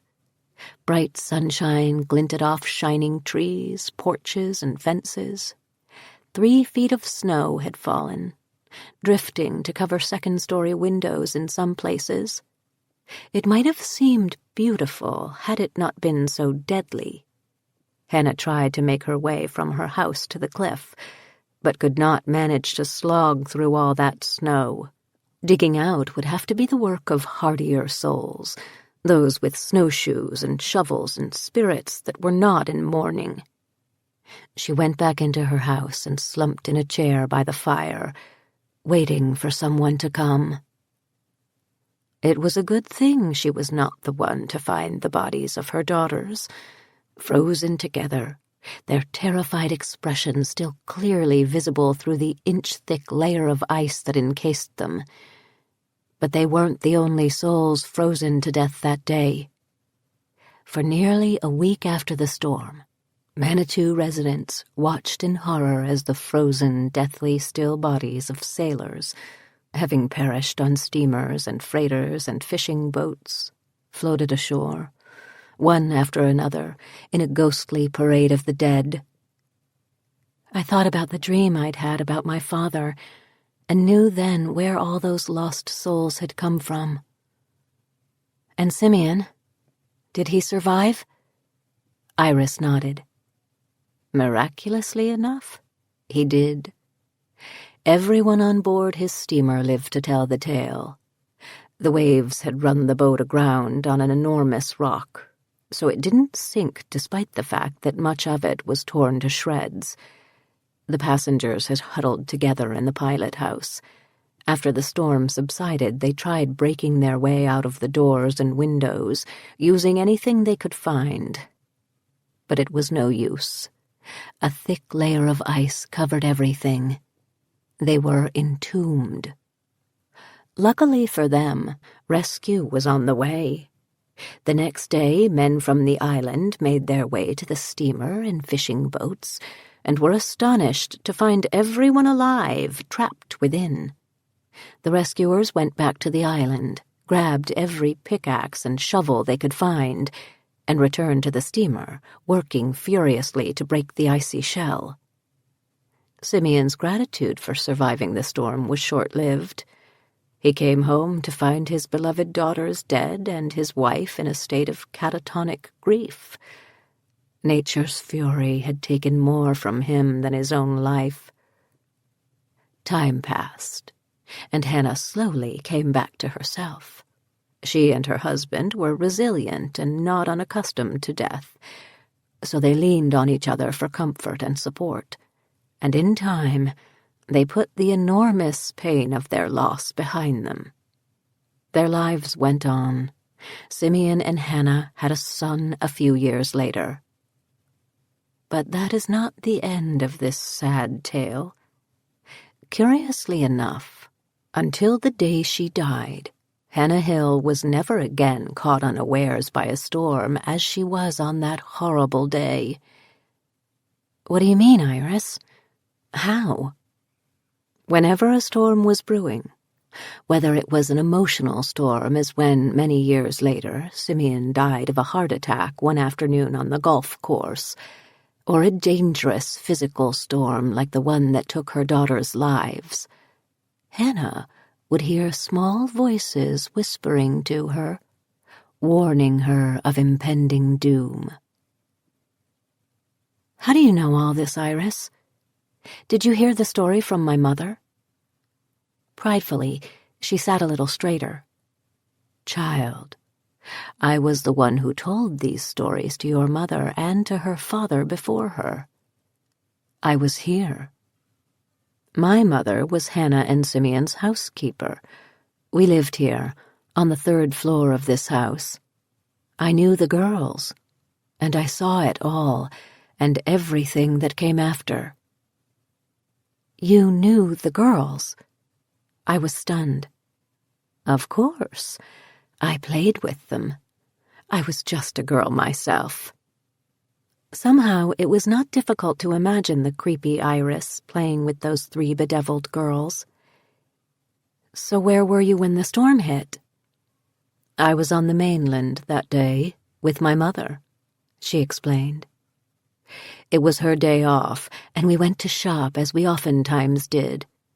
We were stranded in the hotel. The snowdrifts were so high we couldn't see out of the 2nd-floor windows. If I hadn't gone with her, I surely would have been playing with the girls outside that day. My life was spared. I gazed out the window. I had no idea how much time had passed while Iris was telling her tale, but it seemed to me that the gray day was spilling into a gray evening. Iris cleared her throat and stood up from the table. "That's enough for one day, I believe," she said. She took her cup and saucer to the sink, gave them a quick wash, and dried them with a towel. "I'll take my leave now, miss, and be back on Wednesday. Perhaps you'd like to pick up where we left off once I've finished my work. There's much more to tell, and much more for you to see." "You're a wonderful storyteller," I said to her. Iris puffed up a little at this compliment, clearly pleased. With that, she pulled on her overcoat and rain bonnet and made her way to the back door. I felt badly about her going out into the rain on her own. I would have offered her a lift home, if I had had the means to give her one. "Shall I walk with you, Iris? Make sure you get home okay?" I asked, but she just shook her head. "No need, miss. I've been walking these lanes since long before you were born. I know my way well enough." I went with her to the door, where I gingerly hugged her brittle frame. "Thank you, Iris. You don't know what it has meant to me, finally hearing about my family." "Oh, I think I do, child," she smiled. "I think I do." I watched as she made her way down the path toward the driveway and slipped out of sight into the gloom. Then I closed the door, but I couldn't get rid of the damp feeling that had seeped in from outside. Chapter 14. Later, as I sat by the fire, I stared into the flames and thought about the story Iris had told me. It was, literally, the first family story I had ever heard. My father never told me anything about his family, and he certainly never told me anything about my mother's. Now I had a history. Ancestors with names and lives and, in this case, tragedies. Hannah and Simeon Hill, my great-grandparents. As I looked around the room, I thought, they built this house, began to raise one family here, lost it, and then somehow finished raising another. And here I was, a woman with the same genes, the same heritage, the same lineage, living here still. Despite the icy reception I had received from some of the townspeople, I, at last, had a solid feeling of belonging. Day slipped into night, and I crept under the covers of my bed, ready for sleep, when two thoughts seeped into my brain, thoughts strange enough to make me sit upright with a jolt. Iris said she was a child when the girls died, that she knew them. But they died in 1913. Just how old was Iris? As I was calming down from that idea, okay, she was old as the hills, so what? The second thought occurred to me. I heard, as clearly as if I had been standing in a corner of the room when they were first uttered, the words Martine said to Hannah the day she went to seek out a fertility potion. By using these herbs, you are calling forth certain powers to deliver a child to you. This cannot be undone. Any child conceived this way, out of, as you call it, witchcraft, can be unpredictable. You might get a demon or an angel, or something in between. There is no way of knowing. I had been thinking of Martine as nothing more than a woman who knew enough about the earth and plants and herbs to make poultices and cures for sickness and maladies. Women with that type of knowledge were branded as witches back then. But this warning from Martine, and the fact that the girls were indeed an eerie lot, made me wonder exactly what was in that bag of herbs. Then, Martine's next lines came to mind. Children conceived out of witchcraft are witches themselves, as are their children and their children's children. I took a quick breath. That meant me. Chapter 15. I awoke with a start. Somebody had touched my face. I was sure of it. I thought in my grogginess, Iris? It couldn't be. Why would Iris be creeping about in my house in the middle of the night? Still, my eyes adjusted to the darkness and peered this way and that, half expecting to see her face, white and ashen at my bedside. I looked at the clock. 3:15 a.m. This was silly, I thought. Iris wouldn't be here in the dead of night. I was about to close my eyes and fade back into sleep when I realized I had felt the same thing, the same delicate brushing against my face several nights earlier at the inn. Was that same someone, or something, here in my room now? I sat up in bed, flipped on the bedside lamp and looked around. Nothing was amiss that I could see.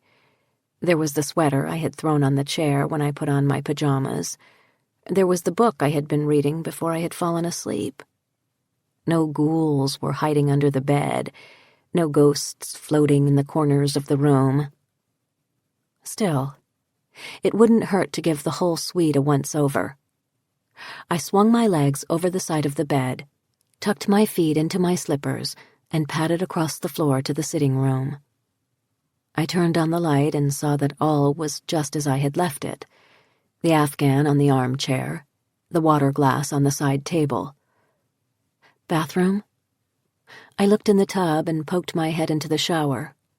Nothing but a spider scurrying toward the drain. I was thinking about opening the bedroom door and looking up and down the hallway for good measure, but I decided against it. I was in a little fortress here, safe and protected in my small suite of rooms. There was no need to open up the door and invite the rest of this enormous house into the mix. If I did that, I'd have to explore every room in order to feel secure enough to sleep. I lay down on my bed, convinced I had been dreaming. I was just closing my eyes when the singing began.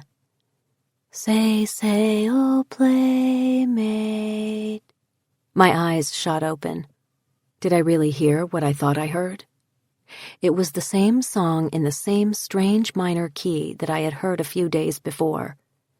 My heart was beating hard and fast in my chest as I gathered the courage to look once again around my room.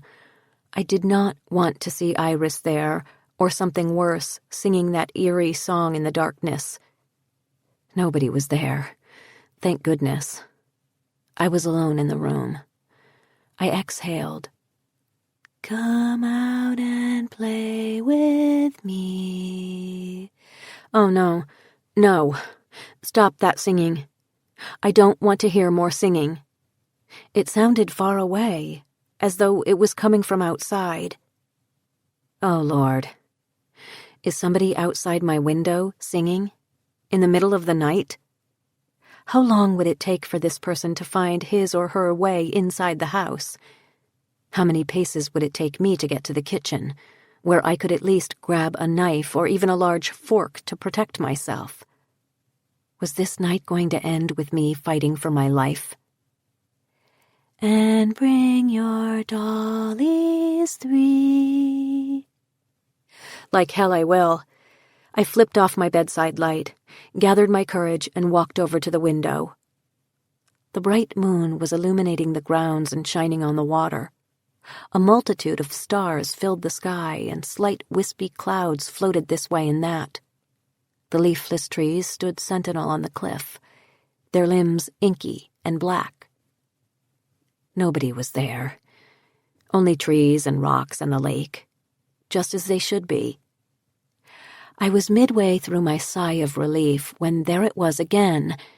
Climb up my apple tree. I squinted to get a clearer view of the grounds below, trying to spot whoever or whatever was doing this. There, from behind one gnarled tree branch, I saw something floating through the air. Held aloft by the wind, it danced and swayed in the darkness, its white surface illuminated by the moon's light. A single silk ribbon.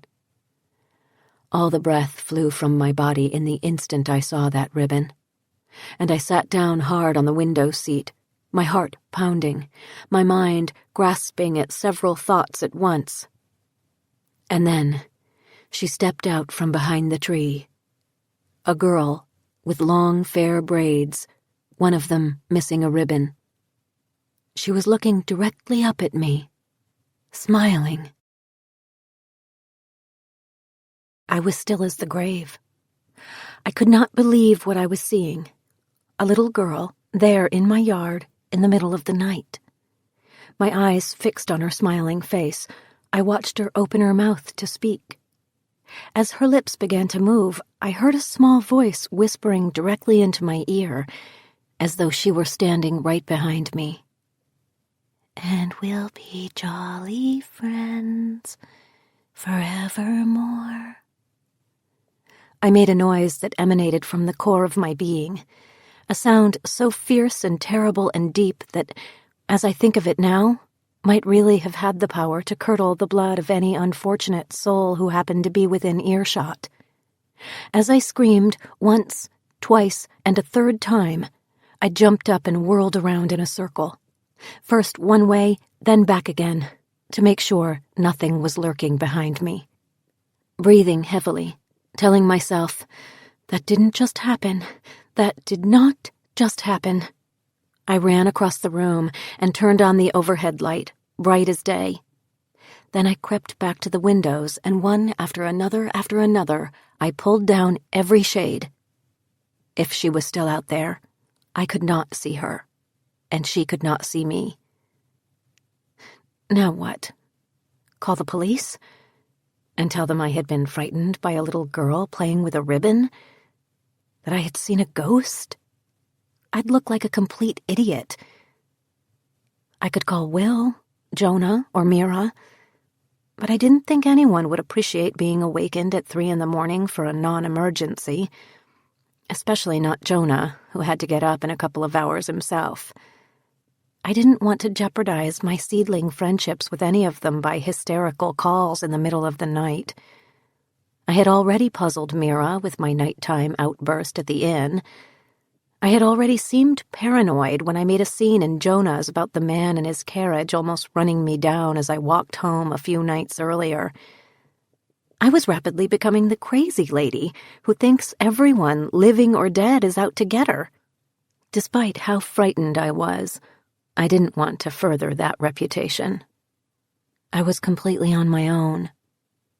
Shaking, I crawled back into bed and grabbed the remote. Thank goodness for cable. I flipped through the channels until I found an old rerun of a sitcom I used to enjoy. Perfect.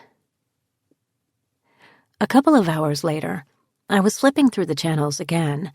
A World War II documentary, a Weather Channel storm story, a testimonial for a weight loss drug, mildly intriguing, when I paused on what looked like a movie. There was something familiar and comforting about the scene. Blue sky, laundry flapping on the line, a child rolling in the green grass.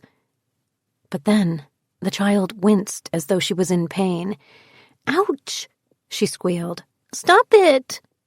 She got up and ran from the clothesline. "Leave me alone!" Crying, she fell backward, as though she had been pushed. "Stop it! I don't like you." "Hey, Peanut," a voice called as a man walked into view. "What's the matter with my girl?" He scooped the child into his arms and comforted her, cooing, "It's all right now, honey. It's all right. I'm here now." As they walked out of sight, the girl gazed over the man's shoulder and stuck out her tongue. The camera panned to the long object of the girl's derision. A child, dressed in white, long braids tied with white ribbons. During mid-scream, I realized that I was awake. I had fallen asleep, obviously, and was dreaming about the girl I had seen outside my window. After rubbing my eyes, I caught sight of the time. Nearly 8:30. Bright morning sunshine bathed my room in light. I lay there for a moment, deciding whether to get up or slip back into sleep. But when it hit me, I shot upright in bed. The windows. I had closed those shades last night. I was sure of it. Now they were open, just as they had been when I went to bed the first time. And the television was turned off, as were the lights. I tucked my feet into my slippers, hopped out of bed, and gingerly opened the bedroom door, looking up and down the hallway before venturing into it. I made my way down the back stairs to the kitchen, where, to my astonishment, I found fresh coffee brewing. A basket of hot muffins sat on the counter.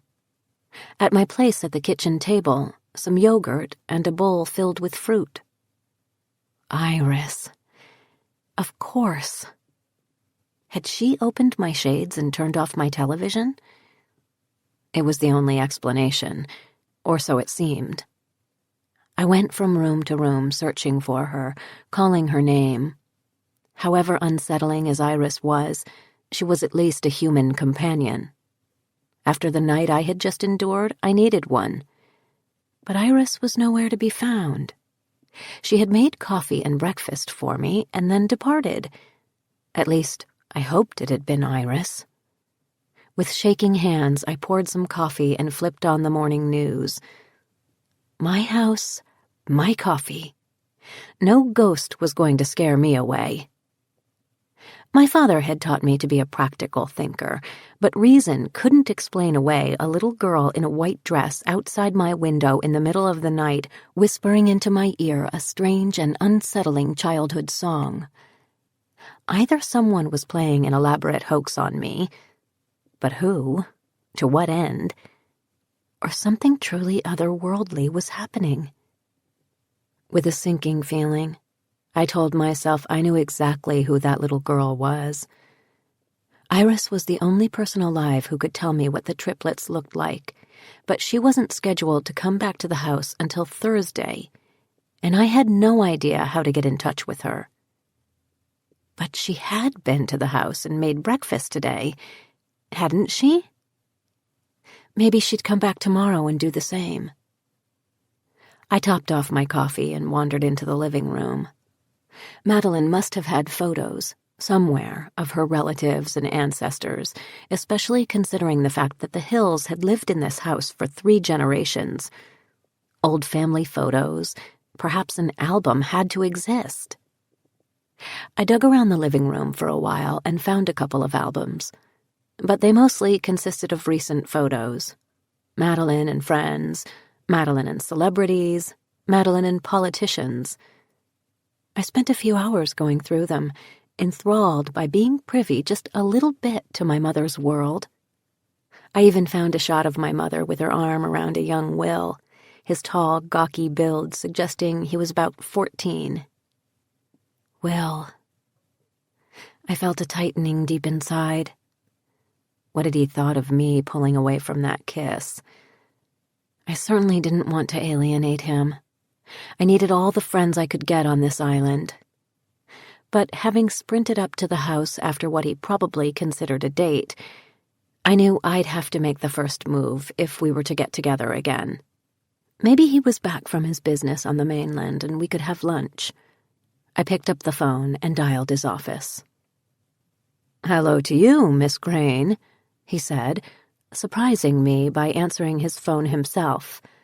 Obviously, he had caller ID. "Don't you have a receptionist?" I laughed, ridiculously happy to hear his voice. It felt good to be talking out loud, to anyone, after the night I'd had. "The job's open for the season if you want it," he said. "But of course, you're a lady of leisure these days."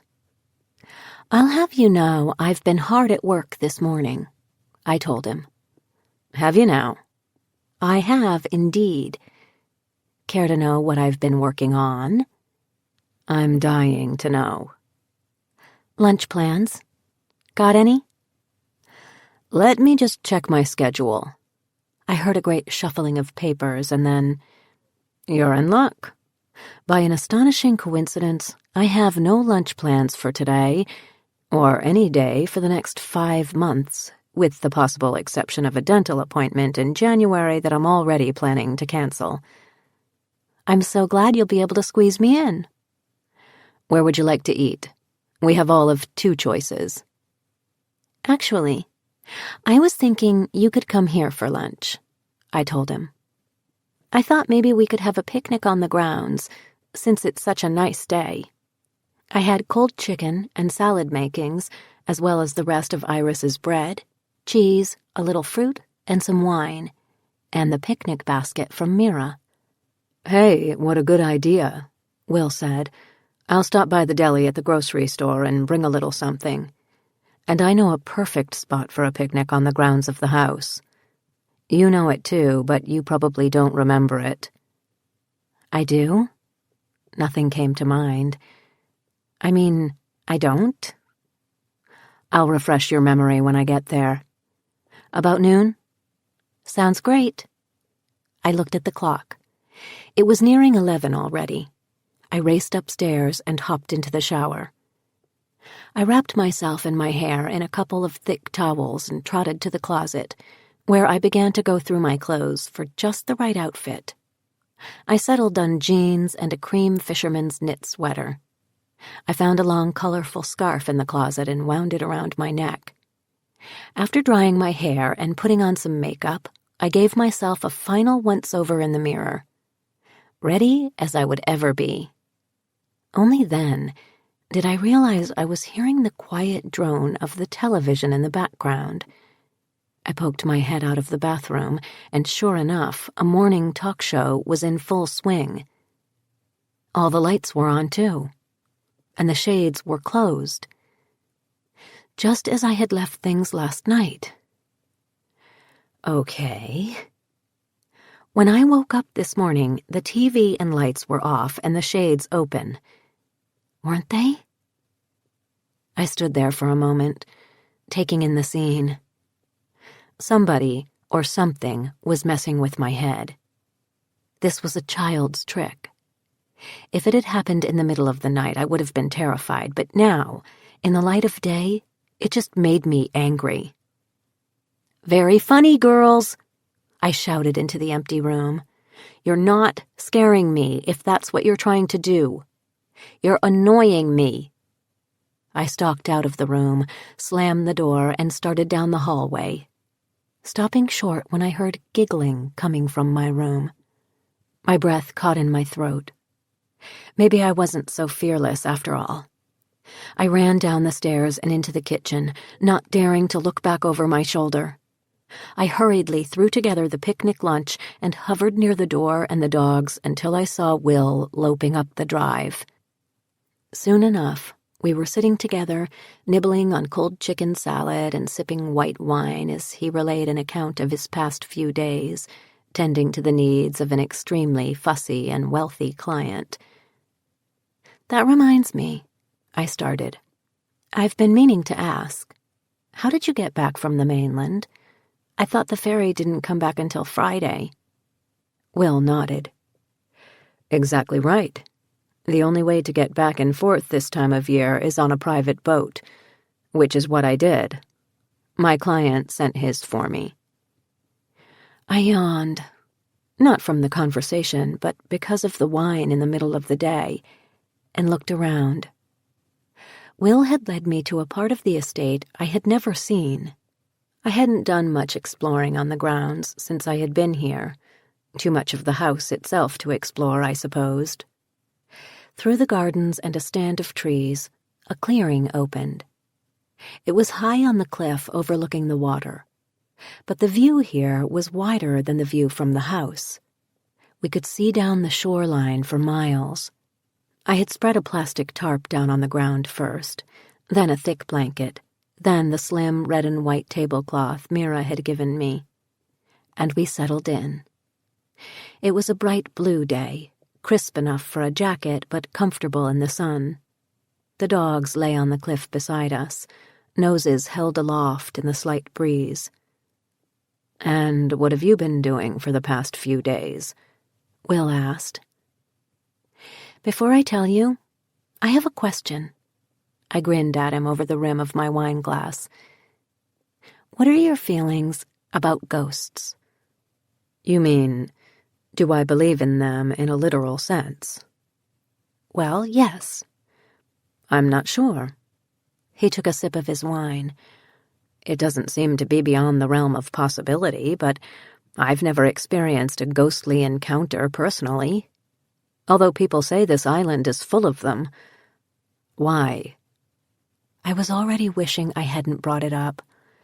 But the frightening experiences I was having were wearing on me, and I couldn't afford to hide in my denial any longer. I had to tell someone. "Strange things have been happening to me ever since I got here," I began. "Truthfully, they started happening before I got here." He sat up straight and folded his arms. "What kind of things?" Taking a long sip of wine, I told him the whole story. I told him about my experience at the inn, first seeing the person drowning, then the handprint, then the vision of a girl hovering over me while I bathed.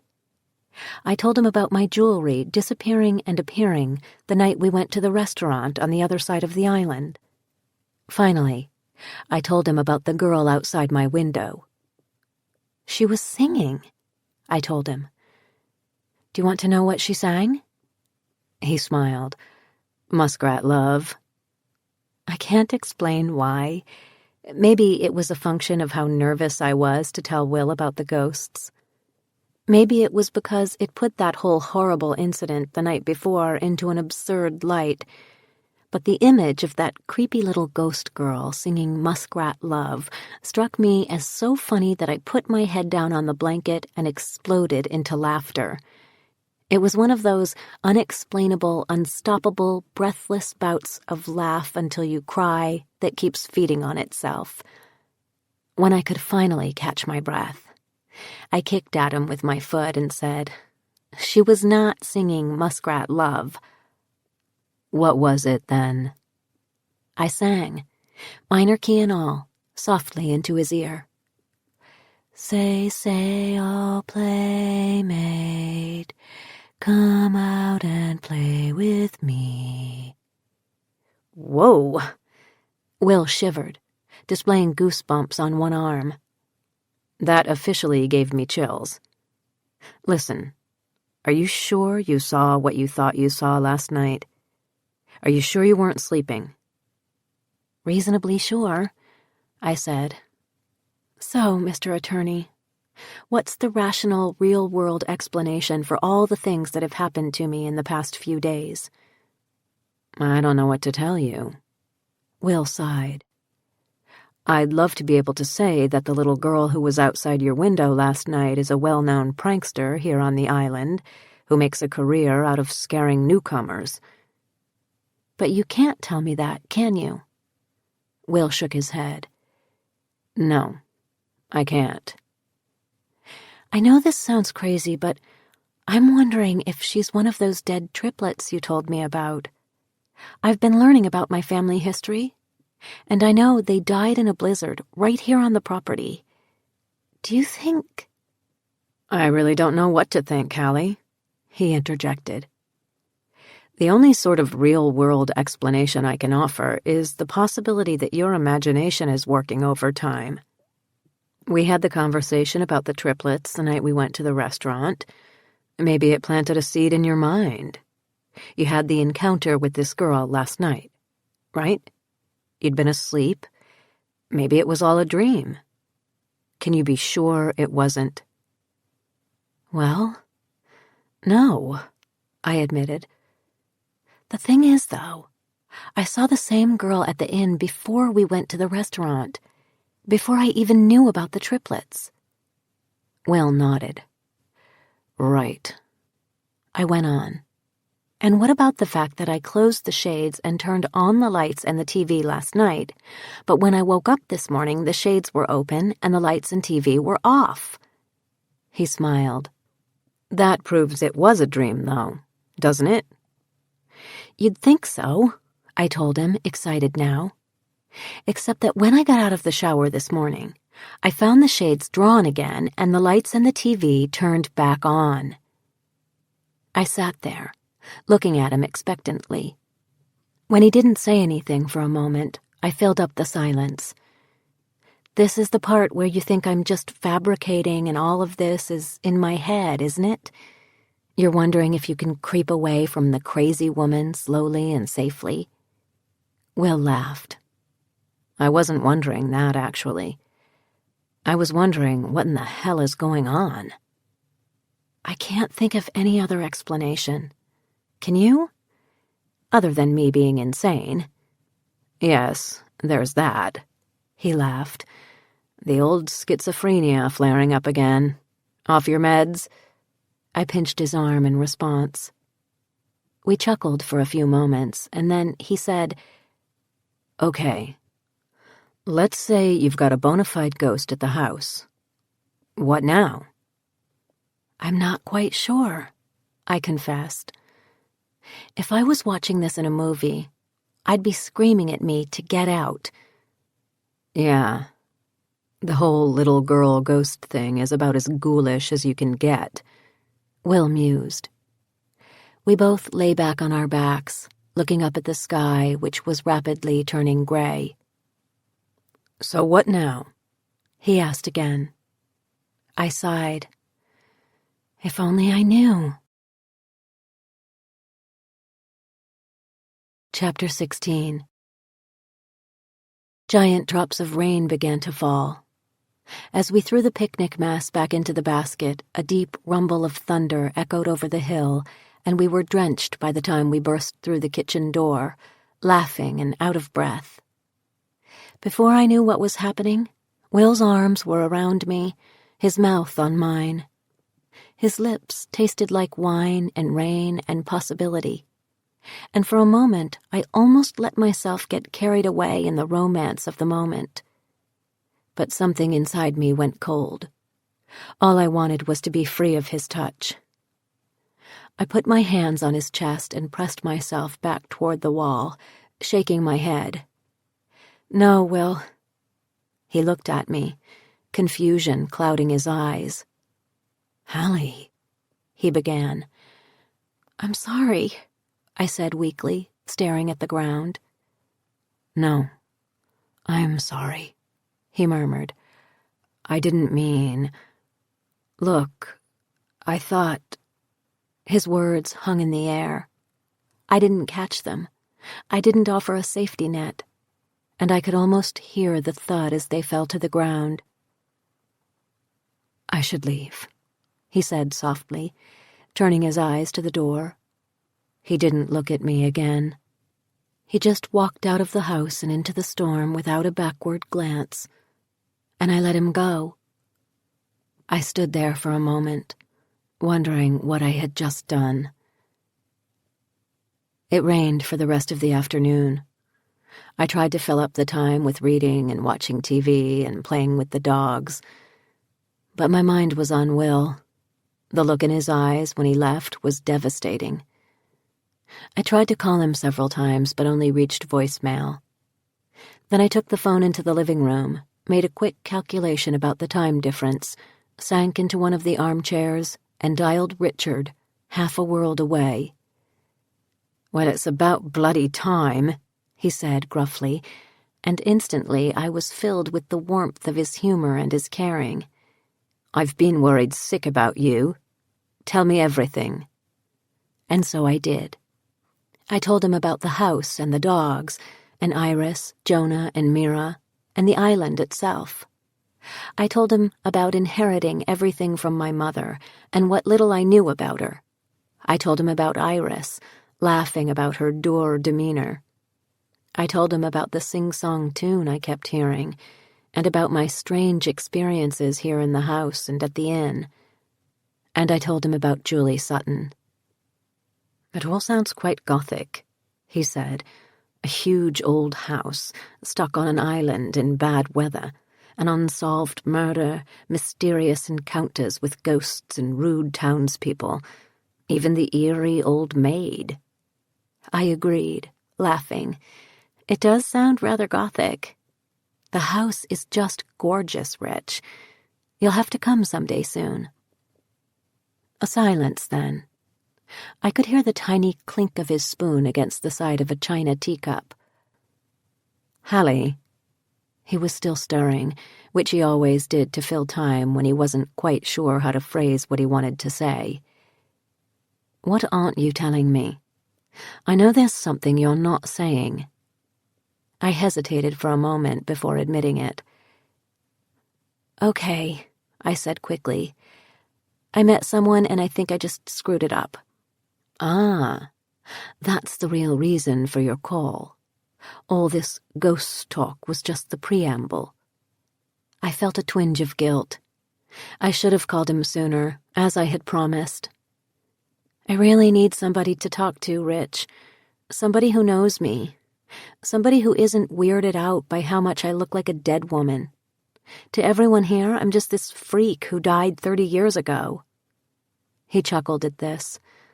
"You really do fit in there among the skulking maids and haunted houses, don't you?" "Finally a place where I belong." I laughed, too. "All right, freaky girl. Go ahead. Tell me about him. Who is he, and what did you do?" "He's a lawyer here on the island," I began. "We were friends when we were kids." "That's starting off very well. Go on." "We've spent a lot of time together. He was my mother's lawyer. He's the one who contacted me initially. We get along great. It's like we've known each other forever. He's easy to talk to and... Well, he's everything I've ever looked for in a guy," I admitted, both to Richard and to myself. "He's smart, thoughtful, funny, and we like to do the same things. I don't know. He's a real catch. Plus he's gorgeous." "Oh. Well then, I can see why you threw him out, or whatever you did. He sounds perfectly hideous." A smile crept across my face. "That's the thing. There's nothing wrong with him. It's just, when he tried to kiss me, I froze." "What do you mean, froze?" "I mean, I froze. I couldn't respond to him." "Why ever not?" I thought about this for a moment. I'm not sure. We were having such a great time on our picnic, and then it started to rain. We ran into the house. It sounds quite romantic, Hallie. It was. It's just... What? The right setting, the wrong guy. No chemistry. I shook my head. No, that's not it. Not exactly. There's plenty of chemistry between us. I heard Richard stirring his tea again. What happened then? Poor Will's face swam into my mind. He seemed really confused and embarrassed and muttered an apology, and then he left. I haven't talked to him since. More stirring. I'm going to ask you a question now. You're not going to like it, but I'm going to ask it anyway. My stomach tightened up. Richard has a way of cutting right to the chase, and he was not known for his gentleness in doing so. He went on. What are you afraid of? I'm not sure what you mean by that. Well, come on, Hallie. Gorgeous guy. You get along great. He's got no discernible flaws, and you've got chemistry between you. You're both single. Why not give it a go? I mean, really, what's the worst that could happen? All of a sudden, I realized why I had wanted to talk to Richard. Well, he could be the love of my life, marry me, and then discover I'm not his type. Richard sighed. I wish I were there right now to throw my arms around you, tell you how sorry I am, and make you believe that it's never going to happen to you again. I wish you were here too. I wish a lot of things. Richard cleared his throat. I have to ask, have you dated anyone since we broke up? Not really, I admitted. I've been on a few dates, but... He cut me off. Listen, Hallie, you've got to get back out there. You're a terrific woman, the best I've ever met. You're drop-dead gorgeous, and now you are a woman of means. You deserve to be happy, my darling. You can't cut yourself off from love because of me. You just can't. I cannot have wrecked you. I'd never forgive myself. But I believed you, I said. I trusted you, and then my world came crashing down. You're right. That's exactly what happened. But the thing is, Hallie, that wall of protection you've built around yourself isn't going to bring you happiness. It might bring safety, but it's awfully cold and lonely living alone in a fortress. You have to dare to take a risk. You have to risk having your heart broken again and again and again. That's the only way you'll find happiness, my love. It's the only way. Chapter 17. I tossed and turned all night, Richard's words rattling through my brain. Was he right? Had I really built a fortress around myself? The next morning, I called Will at the office. Still no answer. Obviously, he was avoiding me. Had I destroyed whatever had been happening between us before it even had a chance to start? I toyed with the idea of marching into town to find him, but the rain hadn't let up overnight. It was still pouring outside. No Iris this morning either, and even the dogs had retreated to parts unknown. I was on my own. I sank into one of the kitchen chairs next to the window, looked out onto the rainy yard, and sighed. Hours passed. I rattled around the house trying to occupy myself. I watched a DVD, read a bit, but always kept coming back to the kitchen window. Staring out seemed to make the most sense. It seemed like the right thing to do. I desperately wanted to talk to Will, but I wasn't sure what I would say.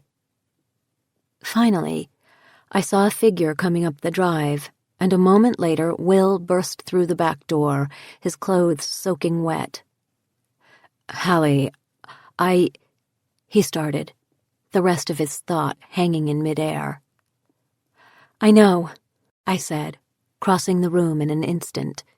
I brushed a wet tendril of hair off his forehead. I'm sorry. I've been through so much lately, and I reacted badly. He grasped my arms in his hands, finally finding his voice.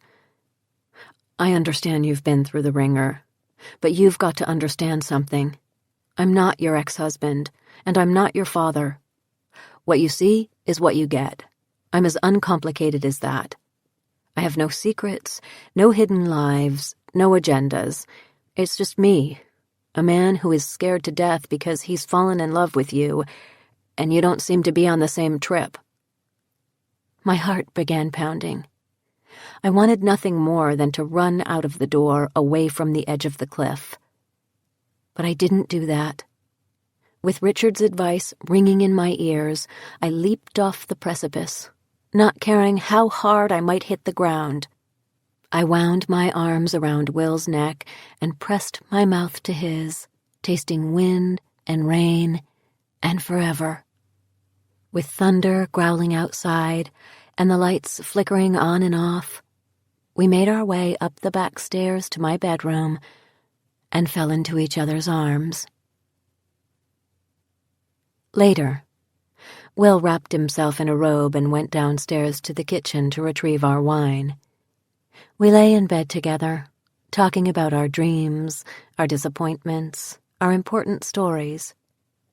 But truly, nothing in my past seemed as important as what was happening between us right then.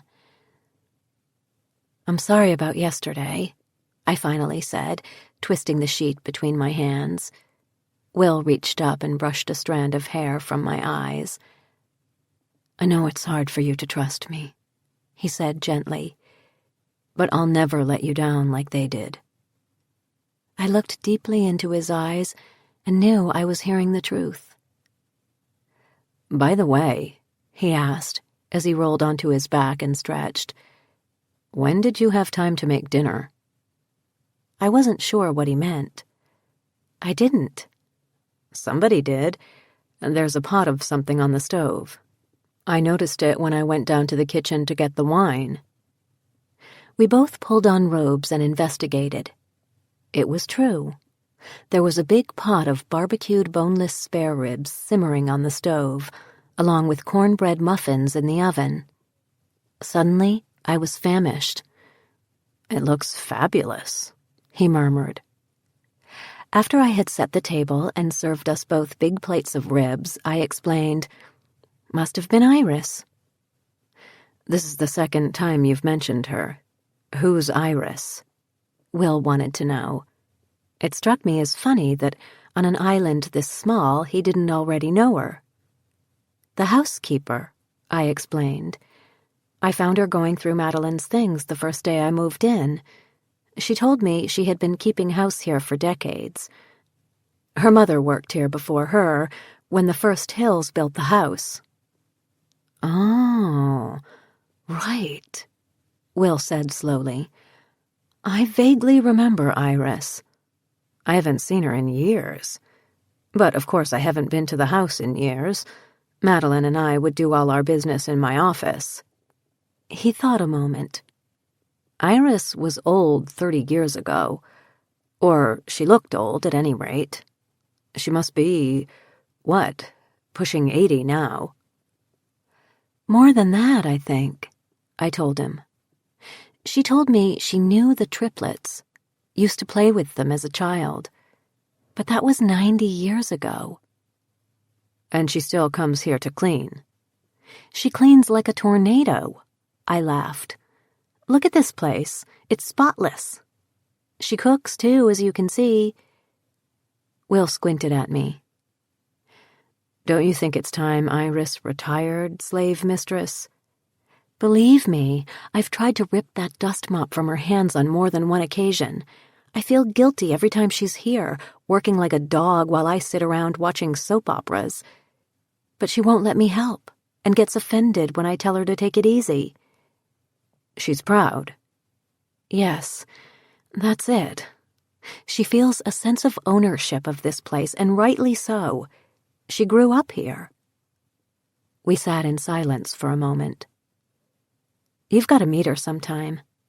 I'm telling you, Iris is the eeriest human being alive." "How so?" "It's her manner," I mused.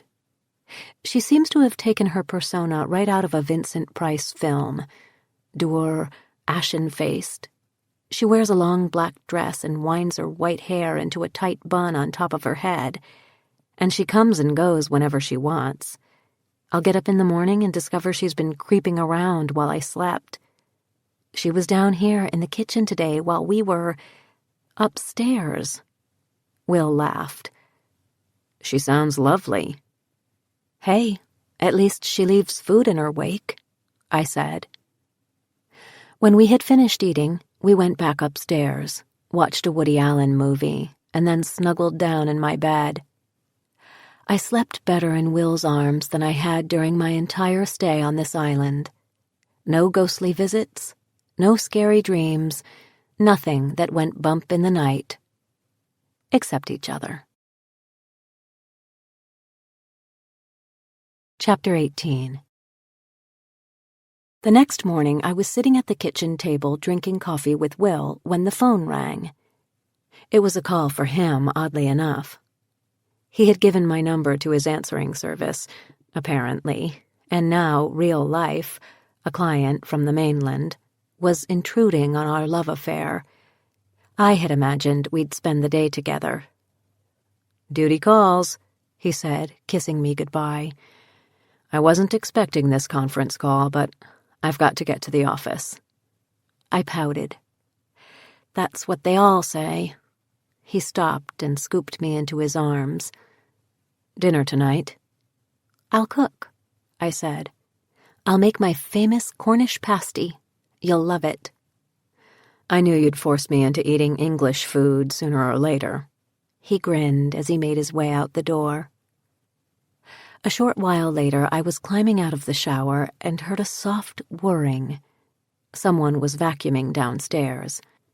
I pulled on my clothes and went down to greet Iris. She scowled at me. "You've had an overnight guest."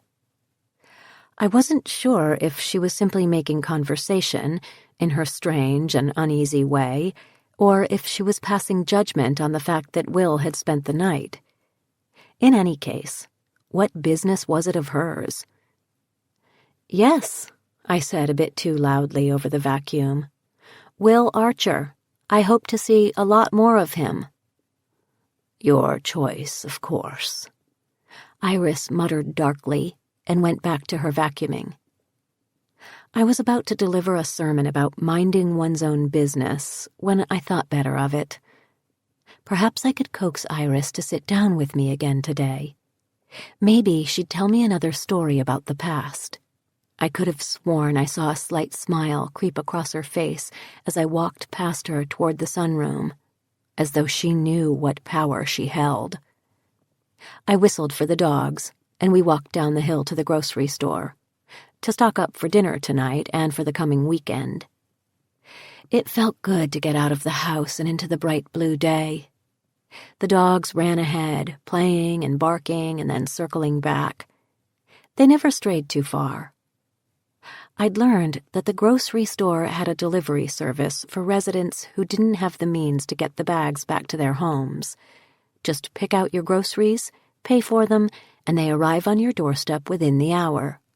I was immensely grateful for this as I walked leisurely through the aisles, finding the ingredients for Cornish pasty and wild rice soup, and throwing in some cheeses, fruit, crackers, and wine as well. When I finished shopping, I went outside and whistled for the dogs. To my horror, there on the other side of the street stood Julie Sutton's parents. I was not up for another confrontation with these people, so I tried to slink around the building into the alley. But then I heard my name called. "Halcyon, please, wait." Damn it all. I turned to find that they were walking across the street in my direction, so I steadied myself and braced for a fight. I didn't get one. "Halcyon, I'm Frank Sutton." Julie's father said to me, extending his hand. "I believe you met my wife, June, the other day." I nodded, wondering where this was going. "That's right." "I'm just sick about the way I treated you," June Sutton said, her eyes brimming with tears. "I had no right to talk to you the way I did, and I want you to know I'm sorry." I squeezed her hands. "I can't imagine what you went through back then. I can only tell you that I didn't know anything about it until I got here to the island." "I know," June said. "I shouldn't have taken it out on you. It's just that after all these years—" I could see she was close to losing it again, so I spoke up. "Please, think nothing of it. We'll put it behind us and start fresh." The Suttons nodded, each suffering the particular hell that only parents who have lost a child can know, and we went our separate ways. I was more determined than ever to learn the truth about what had happened to their daughter, once and for all. I walked up and down the streets of town, one destination on my mind. Finally, 2 blocks off Main Street in an old 3-story brick building, I found what I was seeking: the police station. I took a deep breath and pushed open the door to find a man seated at a desk immersed in paperwork. He looked up as I walked in. I'd like to inquire about the possibility of gaining access to the police files dealing with a closed case." He squinted at me. I wasn't sure if he knew who I was or not. "Which case?" "Well, it's something that happened here on the island 30 years ago, and—" He cut me off. "You're Halcyon Crane." He was not smiling. I nodded, putting my hands on the counter. "That's right. I'd like to see the file of the Julie Sutton investigation, please." "The Sutton murder," he corrected me. "Her death." I could feel the tension in the air between us, as though the very mention of the case was making this man angry. He shook his head. "No can do, I'm afraid." I knew I couldn't just waltz into the police station and emerge with the file, so I was prepared to fight. "Aren't police records of closed cases, especially ones this old, a matter of public record?" I wasn't sure about this, but I thought I'd seen it on a Law and Order episode. He nodded. "You're right. Closed cases are a matter of public record, but this case isn't closed." "But—" I was confused. "It happened 30 years ago, and the suspect is dead. Maybe you hadn't heard that my father died a few weeks ago." "Dead or alive, his status has no bearing on the case," the policeman told me. "It's an open investigation." "I don't understand. Are you investigating another suspect?" The policeman shook his head. "In this state, all murder cases are considered open until they're solved. We haven't looked into this case since your father's death, since he went missing 30 years ago, but that doesn't mean the case is solved." "So there's no way for me to get a look at the file?" "Unfortunately, no." And he went back to his work, or pretended to. Defeated, I gathered up my purse and went outside into the sunshine. "Lost the battle, but not the war," I muttered to myself as I walked up the street. Back at the house, I saw Iris had already set out some leftovers for lunch: ribs, bread, and a steaming cup of stew from the day before. She was at the stove when the dogs and I burst in through the back door. "Won't you join me for lunch, Iris?" "No, miss. I've already eaten. This lunch is for you." She also handed me a cup of tea, steam filling the air in front of me. It was a scent I didn't recognize, a strange herbal concoction of earthy smells, moss, leaves, and autumn. "Your mother's special blend." Iris smiled, remembering, as she sat down at the kitchen table beside me. and I knew it was time for her to continue her story. I told you that Hannah recovered from the loss of her girls with strength and courage, Iris began. But that's not entirely the case. She did go on with her life, and she and Simeon did have another child, your grandfather, Charles Hill. He lived and died in this house, but that's a story for another day. I took a big bite of the ribs, chewing slowly as she continued. Hannah went on with her life after the girls died, it's true, but it was not without suffering and not without foolishness. She was destroyed by the loss of her daughters, as any mother would be. But the difference between Hannah and any other mother was that Hannah knew she had conceived those babies only with the help of the witch of Summer Glen. I felt that familiar chill creeping up my spine. Iris's eyes grew dark and cloudy.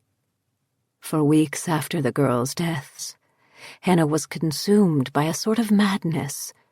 She was convinced that the children, while not technically alive, she had been at their funeral, everyone on the island had attended, were still hovering near her.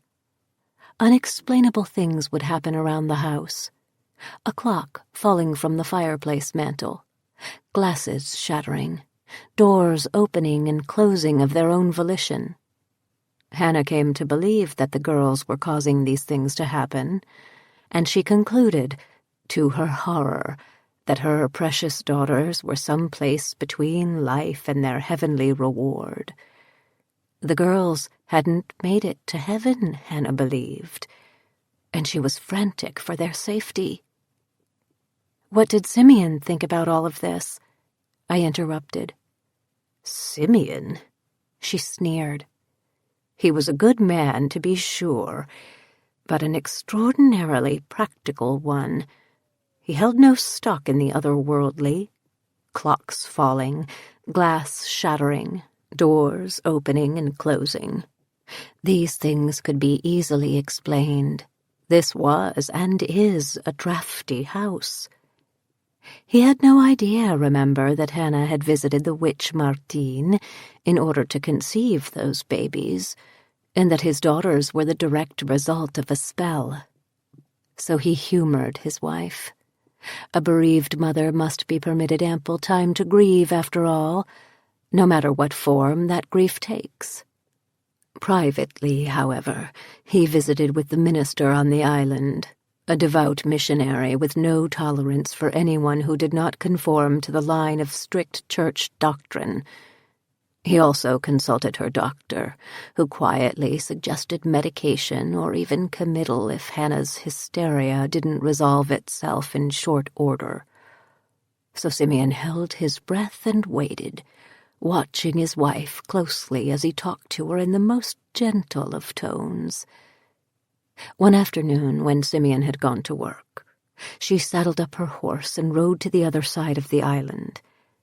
She had questions, and she knew only one person who could answer them. Martine. Iris nodded. Although it had been nearly 9 years, the witch was waiting. Hannah told Martine the whole tragic story. Her daughters had perished in the blizzard, but had somehow managed to guide their mother to safety, sparing her their tragic fate.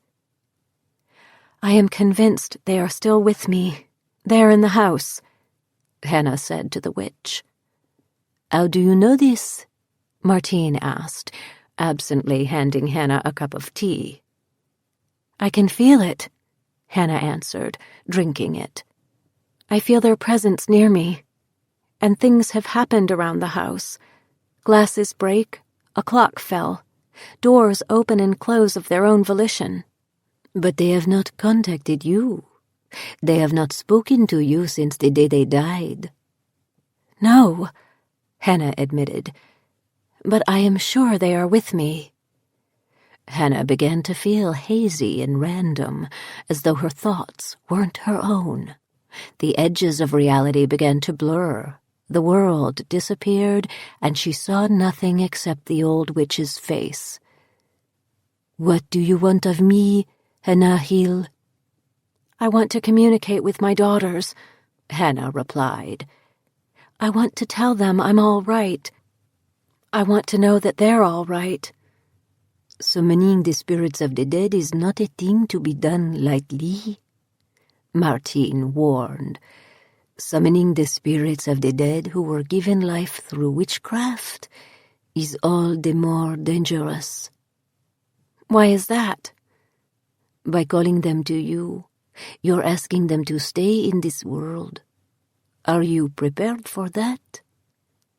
They're my daughters, Hannah insisted, her head heavy and dull. Are they all right? Do they need me to do something for them?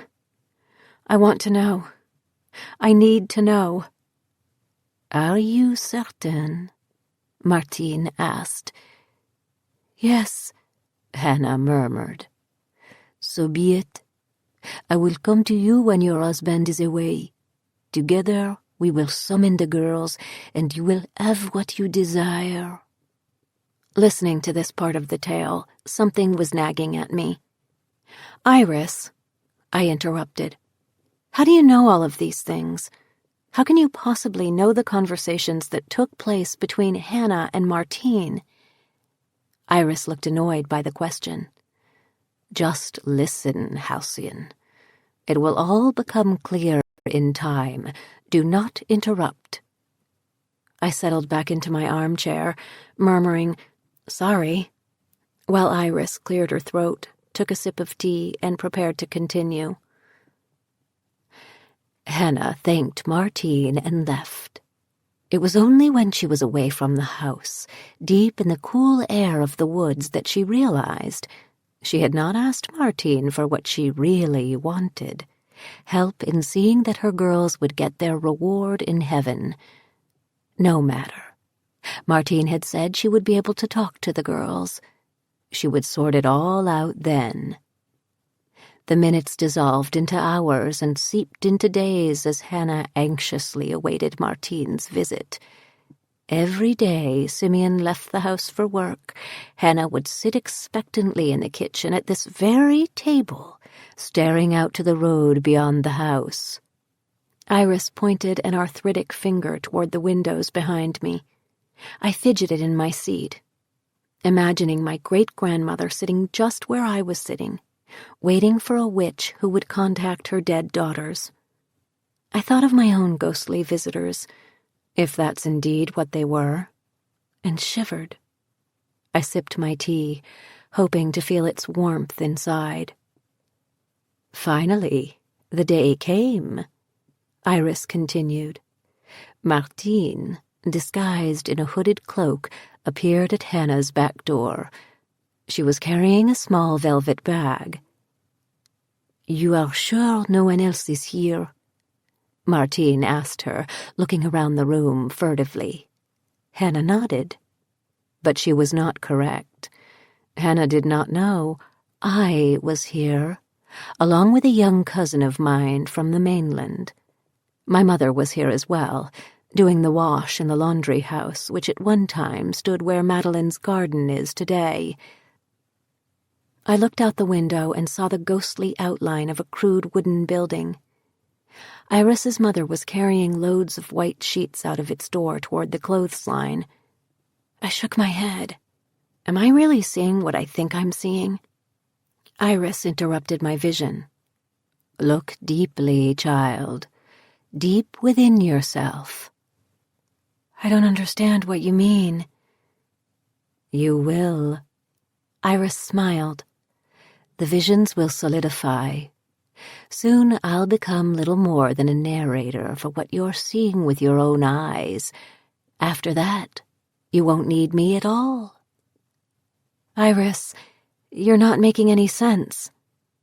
You'll soon see. Then she continued the story.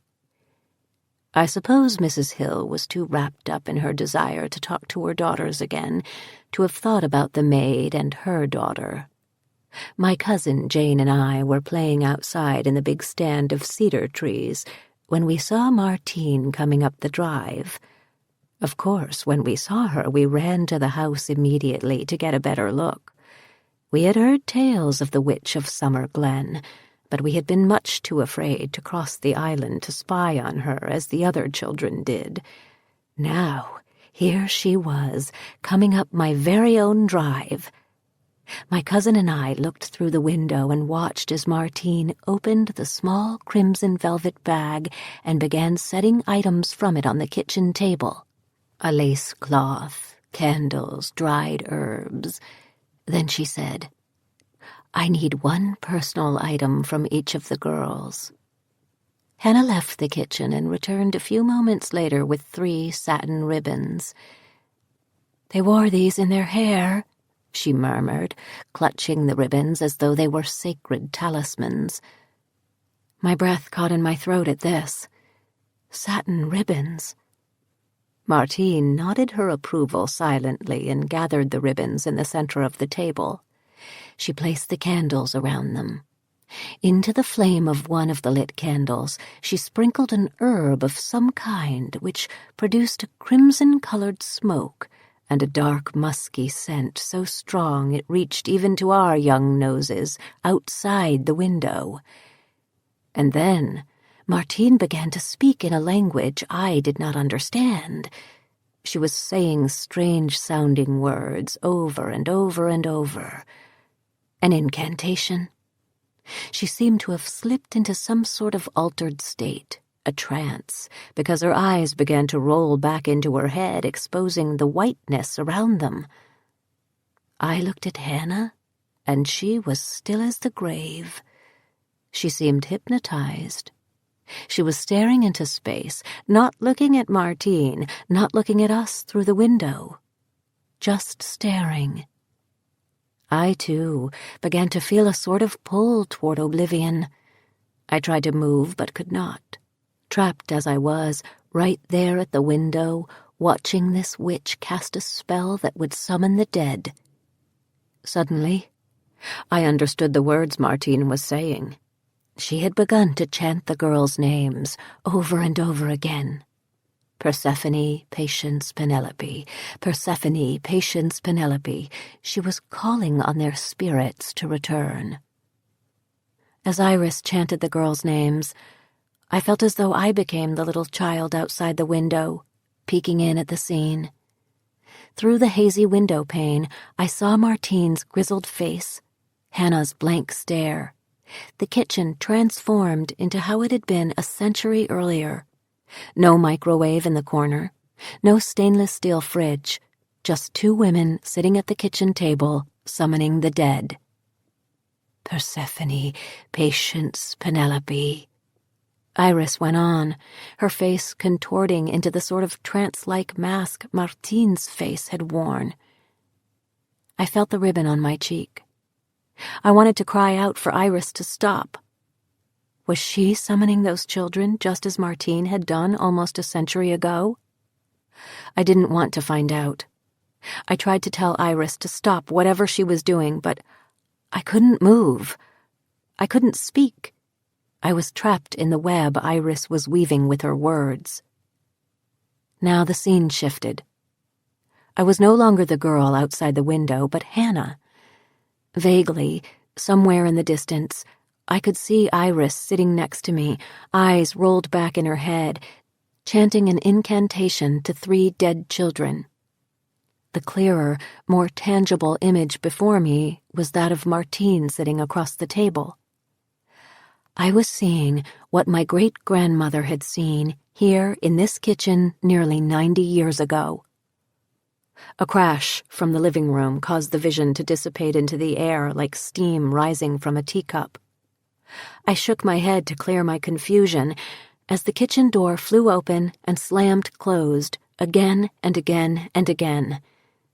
This brought Iris out of whatever spell she was weaving as well, and she looked at me with clear, dark eyes. I jumped up from the table. "What do you think you're doing?" I demanded to know, looking around wildly. Several glasses had fallen from the shelves and shattered on the counter. Thankfully, the doors had quieted down of their own accord. Iris just smiled and shook her head. "I'm merely trying to finish the story." There is so much more to tell. I'm not at all sure I want to know the rest, to tell you the truth, I said, holding fast to the back of my chair. I mean, look around. Did all those glasses just fling themselves off the shelf? I'll clean them up as soon as we're finished, she said. That's not the point. Were you trying to summon those girls just like Martine did? She looked at me and said in a voice not entirely her own, I do not need to summon Penelope, Patience, and Persephone. They are here. When the witch summoned them that day, she called them to this house from beyond, and they have been here ever since. I sat down hard. It was true, then. There is more to the story, child. More you must hear. I nodded weakly, and Iris went on. As Martine chanted the girls' names, glasses began to break. Doors began to open and close, and Hannah, when she was able to break free of the spell Martine was wrapping around the table, sprang to her feet and cried, Girls! Girls, it's your mother! But the girls weren't bothering with their mother that day. As I said, these girls were not normal children of the day. They were mischievous to the point of viciousness, even in life. It was as though they didn't have souls at all, nary a conscience among them. Martine and Hannah did not see my cousin and me, crouched and shivering with fear beneath the kitchen window. But Persephone, Patience, and Penelope did. They honed in on my cousin, the poor thing. I'm still not sure why they left me alone, perhaps because I had been their playmate in life. I heard them giggling and whispering as they descended upon my poor cousin Jane. They pushed and jostled and kicked her. They pinched her and tripped her. I should have intervened, should have done something to help, but I was just as terrified as Jane was. I cowered behind a bush and watched as Jane ran screaming from her invisible tormentors. The last I saw, she was tumbling over the cliff. I sat there, staring at Iris in stunned silence for a moment. What do you mean, the last you saw of her? I mean, Jane died that day, Halcyon. They found her body in the exact spot where the girls had died a few months earlier. Chapter 19. I think I know why my father took me away from here, I told Will later that night over dinner. When he arrived on my doorstep a few hours after Iris had left, I flew into his arms. I had been terrified the rest of the afternoon in the house alone. Hearing the story about Hannah, Martine, and the girls, and poor Jane, had pushed me over some kind of precipice.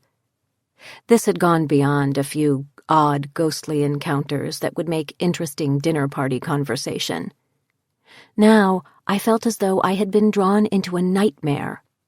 I had suddenly become the unlucky sap who happens upon the children of the corn, the traveler whose car breaks down in a town filled with vampires.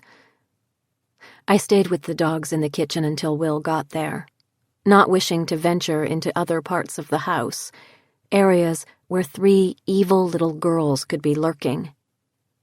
I busied myself making dinner.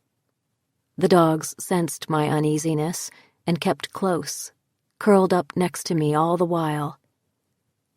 Now, I was serving Will a slice of Cornish pasty and telling him everything.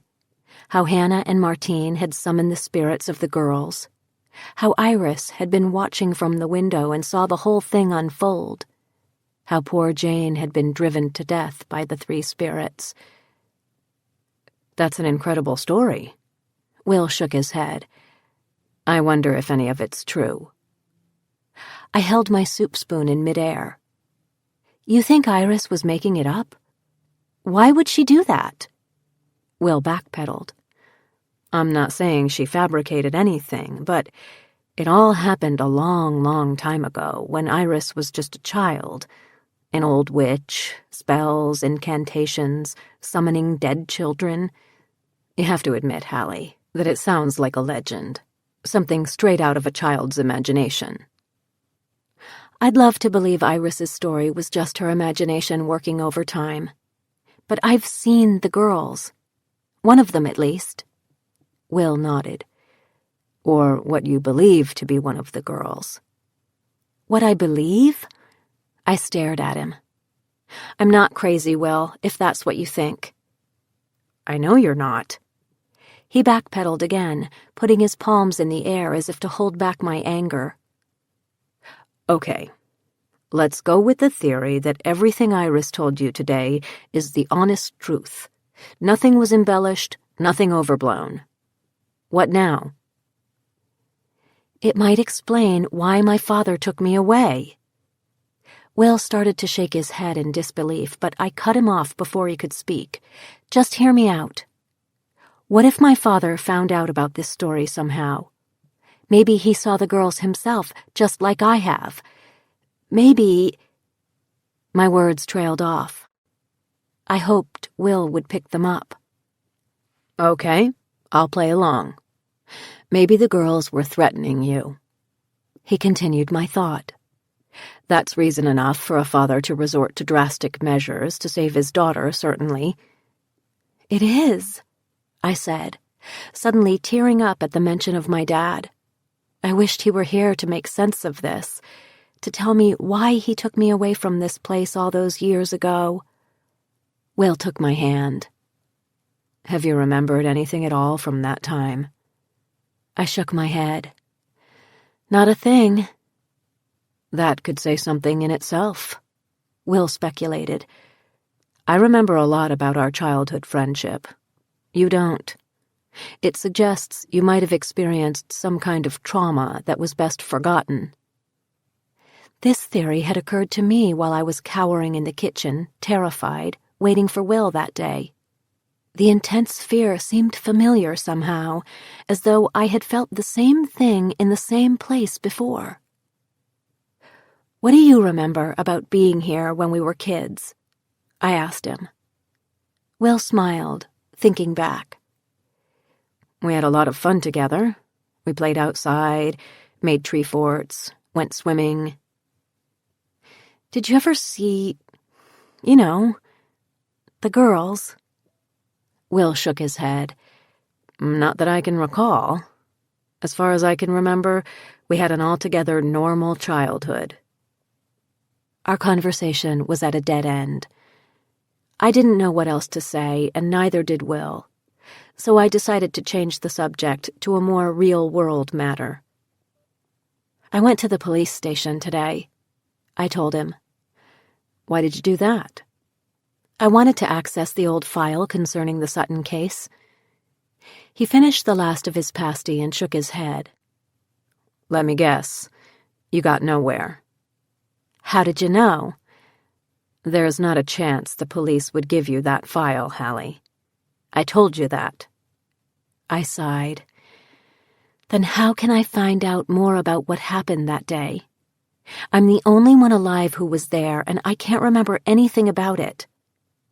I thought if I could get my hands on that file, it might jog something loose in my brain. I said they wouldn't give it to you. But they'd give it to you? Will smiled mischievously. I'm not sure, but this is a very small town, and its old records aren't exactly housed in Fort Knox. I'll see if I can get my hands on them. Chapter 20. Today you'll hear the story of your grandfather, Iris began over the next day's morning coffee. He was the vet on the island, right? That's right. But before he was a veterinarian, Charles was a little boy. He was born on the 2nd anniversary of the deaths of his sisters, Iris said, her eyes closed in remembrance. He was a happy baby, chubby and blue-eyed with a full head of blonde hair. I was especially fond of Charles because we spent so much time together. I had been given the task of looking after him, you see. I pictured a young, vibrant girl with long hair blowing in the breeze, pushing a baby stroller in the garden, singing to the baby inside of it. Iris? I was 11 or 12 years old at the time. I had grown up considerably since the girls' deaths, and my mother suggested that I be allowed to take charge of the baby as his nanny. This pleased Hannah, who was rather preoccupied. She never saw Martine after the séance on that horrible day, but not for lack of trying on her part. Martine had disappeared. Her cottage on the other side of the island emptied of its contents. Nobody ever knew what happened to the witch, where she went or how she got off the island without even the ferry captain seeing her. As time passed, Hannah came to distrust her own mind and her own memories, wondering if Martine had ever existed at all. "I know how she felt," I murmured, sipping my coffee. As I swallowed, a vision swam and wavered in the air before me. Charles as a baby, under Iris's watchful eye. I looked at Iris, questioning. Iris explained. "You've always had the ability to see the spirits beyond the veil, Halcyon. They're showing themselves to you, the important moments in their lives." "But how?" Iris cut off my questioning. "You must wait. Yours is a tale for another day. Today we're talking about Charles." "Fair enough." I took another sip as she continued. "Charles was such a good-natured child, sunny and obedient and pleasant, always laughing and cooing and smiling. Perhaps that's the reason nobody thought anything of the fact that, by age 2, he had not yet spoken a word." 2? That's pretty late to begin talking, isn't it? Iris nodded. It was indeed. After his second birthday, Hannah began to voice some concern about her silent child. I accompanied her on several trips to doctors on the mainland, none of whom ever came up with any sort of diagnosis that would explain his lack of speech. So I decided to try to teach Charles to speak myself.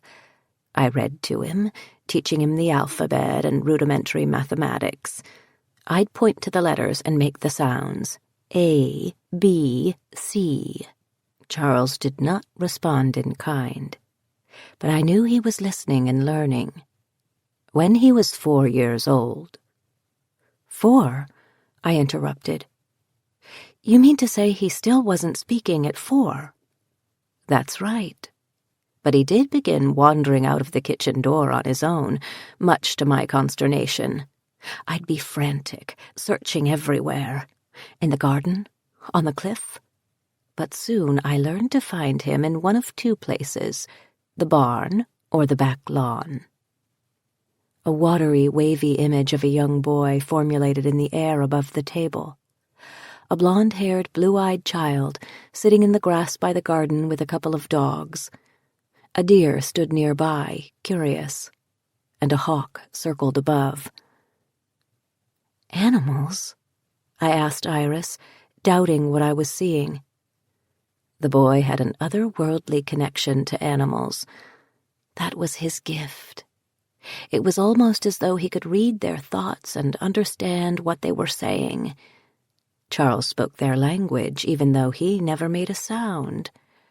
I'd find him lying in the stall with one of the cows, or sitting on the grass with a dozen robins perched around him, or lazily petting a wayward skunk that had found its way onto the grounds. I never bothered him during those times, Iris continued. I can't explain why, but I knew I shouldn't intrude. So I watched, amazed. It sounds magical and wonderful, Iris, I murmured, as I envisioned an enormous hawk landing on Charles's tiny outstretched arm. It was indeed.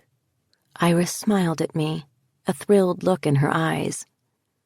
One day, when Charles was 5 years old, I found him on the back lawn, curled up with a cougar. I gulped. I had no idea there were big cats on this island. With all of my wanderings, had I been in danger of meeting one? In those days, we had quite a few of them here, but they're long since gone. We all knew what cougars, some used to call them panthers, were capable of, especially if they were hungry. Well, of course, I was terrified, so I called out for Hannah, who did nothing but collapse to the floor, screaming at the sight of her child sitting with this big cat. I ran to get Simeon, telling him to come quickly and bring his rifle. He strode out the door toward Charles and the cougar, aiming at the cat's great head. "Don't be afraid now, son," Simeon said evenly to Charles. "Daddy's here. Stay perfectly still." But for once in his life, Charles did not do as he was told. He stood up, positioned himself between his father and the cat, and threw his arms wide open. "Why would you want to shoot this cat, father?" Charles cried out. "Bella is here to protect me, taking her turn just as all the animals have done." These were Charles's first words. At the sound of his son's voice, Simeon dropped his gun and sank to his knees. "Don't cry, father," Charles said, running up to Simeon and throwing his little arms around his father's neck. Simeon picked up the boy and hugged him tight. And as he did so, the great cat stood up and padded toward them. Simeon was ready to reach for his gun. I saw the look of terror on his face when Charles said, "It's all right, father. I've told Bella you're not hurting me." And with that, the cat rubbed against Simeon's legs just as a house cat would do, before taking her place in the yard again. "Amazing," I murmured, having seen the whole thing. Iris nodded. Nobody could quite believe their eyes. Later on, after dinner, when everyone had gotten over the shock that the mute Charles was sitting at the table chattering away, Simeon asked his son, "Charles, why haven't you spoken a word before today?" Charles looked at him, confused. "I don't understand, father." Simeon repeated the question. "You haven't said one word until today, son. We were wondering if you'd ever speak." Charles just shook his head. "I've been talking for years, father. Haven't you been able to hear me?" A silence fell around the table. Nobody knew what to say. The boy had been silent as the grave his entire life. Of that everyone was certain. Simeon answered his son in the best way he knew how. "No, Charles, we haven't heard you. I'm so sorry, son. I guess we just weren't listening carefully enough." Charles smiled a great smile then and took his father's hand. "That's all right, father. I was listening carefully enough for all of us." The compassion in my young grandfather's voice, which I was able to hear as clearly as if he were standing right next to me, was overwhelming. I dabbed at my eyes with a Kleenex. "Charles sounds like a wonderful child." "He was a magical child, really," Iris said. "So the animals kept coming around as he grew up?" "They did indeed," Iris said, "especially the wolves and the big cats. None of them ever went after our chickens or cows or even the dogs. They were here for one purpose: to protect Charles." "Protect him from what?" A smile spread slowly across Iris's lined face as she shook her head. "Child, were you not listening to my story the other day?" "Of course I was listening." "Then what do you suppose Charles needed protection from?" The answer hit me like an icy wave as an image of 3 ghostly girls swept through my mind. He needed protection from his dead sisters. Chapter 21. I decided not to tell Will about Iris's latest tale. I had been enthralled by her storytelling, but when she left for home that day, Will's words echoed in my head, and I wondered how much of her story was true. I knew how it sounded. A young mute boy able to forge an otherworldly communication with the animal world. It was the stuff of a children's book. No. Before I could tell Will any more stories, I would need to find some sort of proof. I was burning for it. On Saturday morning, I made my way up to the 3rd floor, determined to find some old family photos that would confirm what she had told me. I hadn't ventured up to the 3rd floor yet. There were many reasons for my reluctance to explore the top of the house, all of them admittedly silly. The 3rd floor was accessible only by the back staircase because, I imagined, it had housed the servants, who needed to come and go from the kitchen and laundry without disturbing the main areas of the house. Even the staircase felt haunted, empty, forbidden, so I could only imagine what the floor itself might feel like. Also, at the top of those stairs there was a locked door, with no sign of a key in sight. Well, of course, I might have simply asked Iris for it. She certainly had the key or knew where it was stashed, because from time to time I heard her scurrying around up there, cleaning. But I had the overwhelming feeling that I wasn't supposed to go up there, which probably stemmed from my childhood. Whatever happened with my father and Julie Sutton had happened up there. Something about confronting that scene again made me feel queasy. But on this day, curiosity got the better of me. It's not as if I expected to find a photo of Martine in mid-seance, but I hoped I could find a shot of Charles with some animals at the very least. Perhaps an old photo of the girls. I set about finding that key, and finally, after nearly an hour of searching, I slipped my hand onto the sill of the high window above the kitchen sink and felt something cool and metallic. An old skeleton key on a chain. That had to be it. I closed my palm around the cool metal and crept up the back stairs, my heart beating furiously, and slipped the key into the lock. The door opened easily. I found myself standing in a long hallway similar to the one on the 2nd floor. It was dark, the shutters on the windows at both ends of the hallway drawn tightly closed against the sun. I flicked the light switch.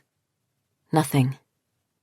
I opened the shutters at one end of the hallway, and then the other, letting bright, slim shafts of light stream in through the slats. There was nothing frightening about this 3rd floor. Being servants' quarters, it just wasn't as opulently decorated as the rest of the house. A plain red carpet sat on the hallway floor, and the walls were painted a simple cream that had yellowed over time. I grasped the knob on the first door and turned it to find a small room with a single bed, no sheets or bedding, just a bare mattress, and a little bedside table. A dresser sat against the wall, unused and empty. A small bathroom occupied one end of the hall. I imagined Iris and her mother living in these Spartan rooms back when they would have been clean and comfy.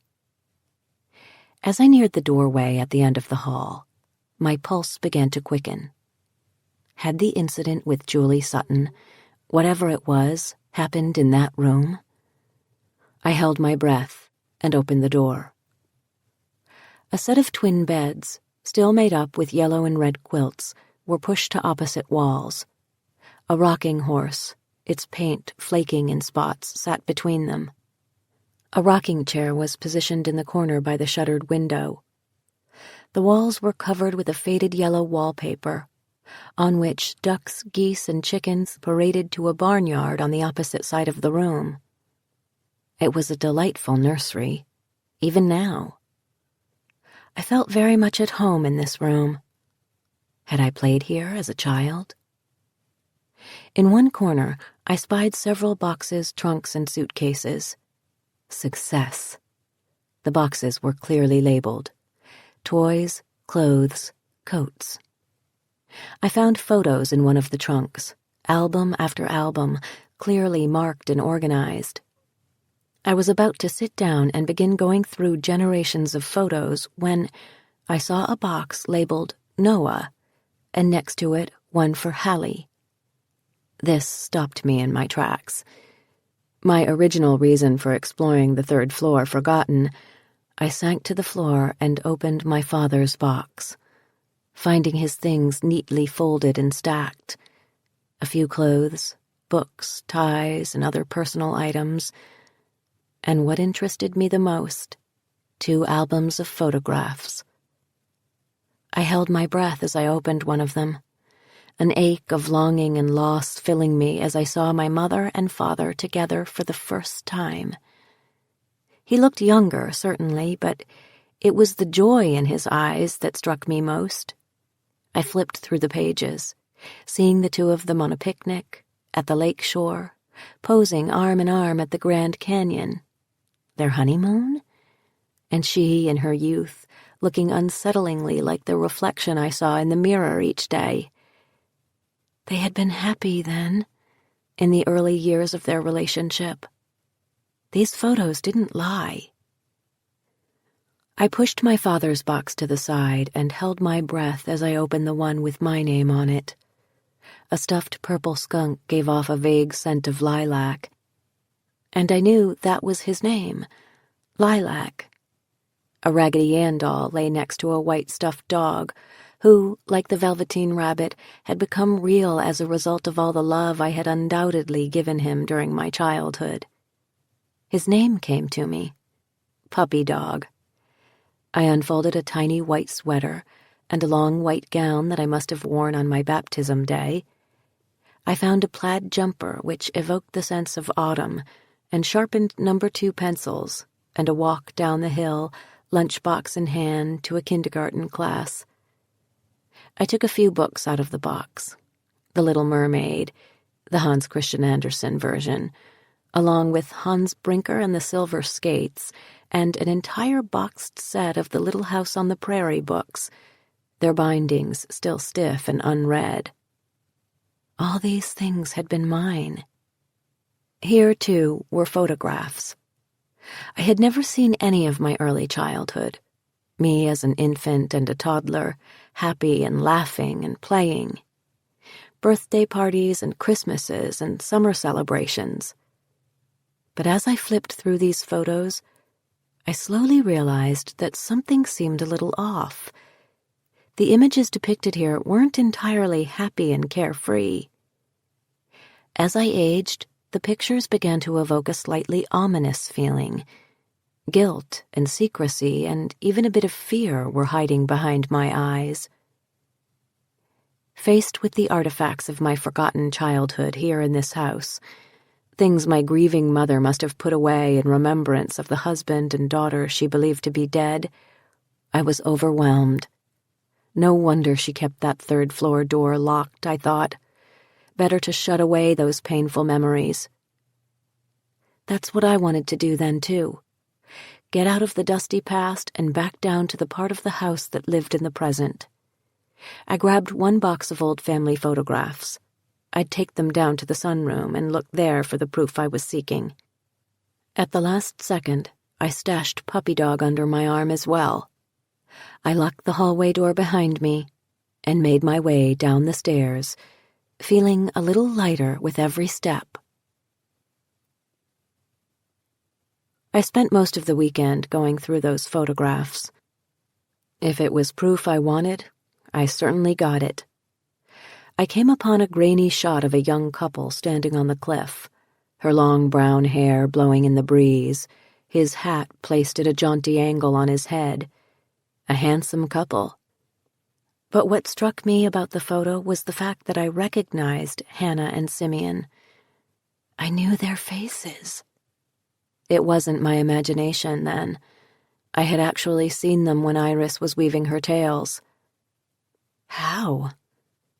I had no idea. I carefully picked up a small photo of a young boy and immediately knew it was Charles. He was lying in the barn with some animals around him, but I couldn't make out exactly what sort of animals they were. I squinted to get a closer look. And all of a sudden it was as though the photo itself enlarged and opened, pulling me into its black and white world. I watched as Charles gathered up his books. "Let's go," he called to his menagerie, his sweet, cheerful voice filling my heart. I followed as he trotted out of the barn door, putting one foot in front of the other until I saw Charles again, this time sitting at a desk by the window in what looked to be a one-room schoolhouse. I noticed birds perched on the window sills, dogs curled up outside the schoolhouse door, deer standing ready in the woods. They're really guarding him.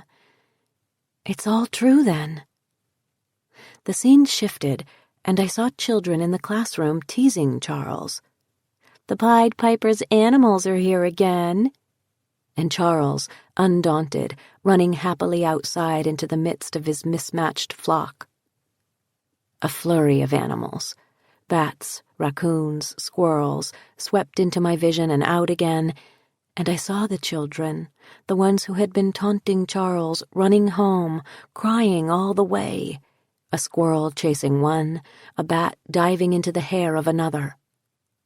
I took it all in, mesmerized by the black and white images of my grandfather as a boy, a small Dr. Dolittle.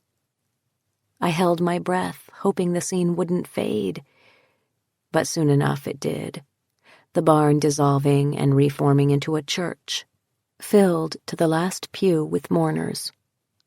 There was Hannah, dressed in black with a black veil over her face, sitting in the first pew, a dashing and grown-up Charles by her side, and I knew I was seeing the funeral of my great-grandfather Simeon. In an instant, I was in this house, standing in the kitchen. There, I saw Hannah in her nightdress, her hair wild, her eyes searching, her lips mouthing words that found no sound. I stood at the window, watching her wandering outside in the rain, rubbing her hands together as though washing away blood. Finally, I saw her stride purposefully toward the cliff. "No, Hannah!" I screamed it out, running toward her, but of course she couldn't hear me. I wasn't part of these scenes, I was only observing them. I could do nothing but watch as she stood on the edge of the cliff and simply leaned forward, falling in slow motion and hitting the ground below with a thud. A slumped and broken form, limbs splayed this way and that, lying in nearly the same spot where they had found her girls years earlier. I opened my eyes and found myself lying on the chaise in the sunroom. I sat up and shook my head, trying to make sense of what I had just seen. Photos were strewn about. The box I had been exploring was on its side on the floor. Had I fallen asleep? Had I dreamed everything? Later, over dinner with Will, I opened one of the albums. "My grandfather," I told him, showing him a photo of Charles with his animals. He studied it, a slight smile on his face. "You know, I remember him quite well. Of course he was much older than this." "He was still alive when we were kids?" This hadn't occurred to me. Will nodded. "Everybody on the island trusted their horses to your grandfather, in addition to their household pets and livestock." Iris said he had a knack for relating to animals, even at a very young age. Apparently, he didn't talk until he was 5 years old, and then one day he just started speaking in complete sentences. I left out the part about the cougar. Will took my hand. "You're really enjoying hearing all of these stories about your family, aren't you?" I nodded. He didn't know the half of it. "It means the world to me." I closed the album then. I could languish in my ancestors' pasts with Iris. But with Will, I desired nothing but the here and now. Chapter 22. Monday morning after breakfast, Iris appeared at the back door. "Will Archer says he knew Charles," I announced. Iris nodded. Of course. Everyone on the island knew him, but Charles was an old man by that time. There's much more to tell about his life up until then. With that tease of things to come, Iris set about her cleaning. I knew the story would have to wait until her work was done, around lunchtime, so I pulled on a jacket I found hanging by the back door and made my way outside and down the back stairs to the barn. I hadn't yet been inside it. The horses were still with Madeline's neighbors. I had felt I had enough to deal with without learning the particulars of caring for horses, too. Now I pushed open the side door, and as it closed behind me, I found myself nearly overcome by the sweet smell of hay. The barn was dark, but light was streaming in through the windows above the loft, illuminating the dust floating in the air this way and that. In the corner sat a woman's bicycle with a basket on the handlebars. A few years old, but not ancient. It must have been my mother's, I thought. The tires were still inflated. What a perfect way to get around the island. Deciding to take it for a spin, I wheeled it outside into the sunshine, hopped on the seat, and pedaled out to the main road. I didn't feel like going down into town. The climb back up the hill to the house was daunting on a bike, so I turned the opposite way and set off. The houses grew farther and farther apart until they ended altogether, and I found myself riding through the countryside. I love all seasons, but late fall is especially beautiful to me. The leaves have already said their spectacular goodbyes for the year. Trees stand ready for the chill to come. Everything else is browned and yellowed and dry. It is the time before the death of winter and the rebirth brought by spring. Soon, I rode into a forest of enormous cedar and red pine trees, towering high above my head. I spied an overgrown dirt path leading from the road deeply into the woods and remembered Iris's description. Was this possibly the way to Summer Glen? I steered my bike onto the path and pedaled slowly through the sweet-smelling trees, sunshine stubbornly poking its way between their great limbs. The path opened up into a grassy field ringed by enormous ancient trees and covered with unlikely wildflowers. Lupins, daisies, poppies, and tangles of wild rose bushes. What were they doing in bloom here at this time of year? I noticed overgrown, low-lying foliage I couldn't identify, smelled the heady mixture of their perfumes as I set the bike's kickstand on the ground to explore the area on foot. I saw the crumpled remnants of an ancient fireplace on what seemed to be the flat clearing for a house, and suspected I had indeed found Summer Glen. This is fantastic, I thought, as I held my breath and walked gingerly through the glen, not wanting to make any noise to stir up the memories that surely resided there.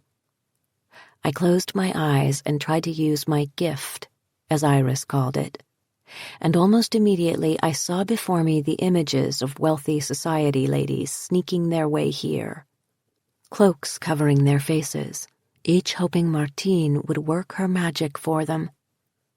I thought of my great-grandmother, so desperate for a child that she'd turn to witchcraft to conceive one.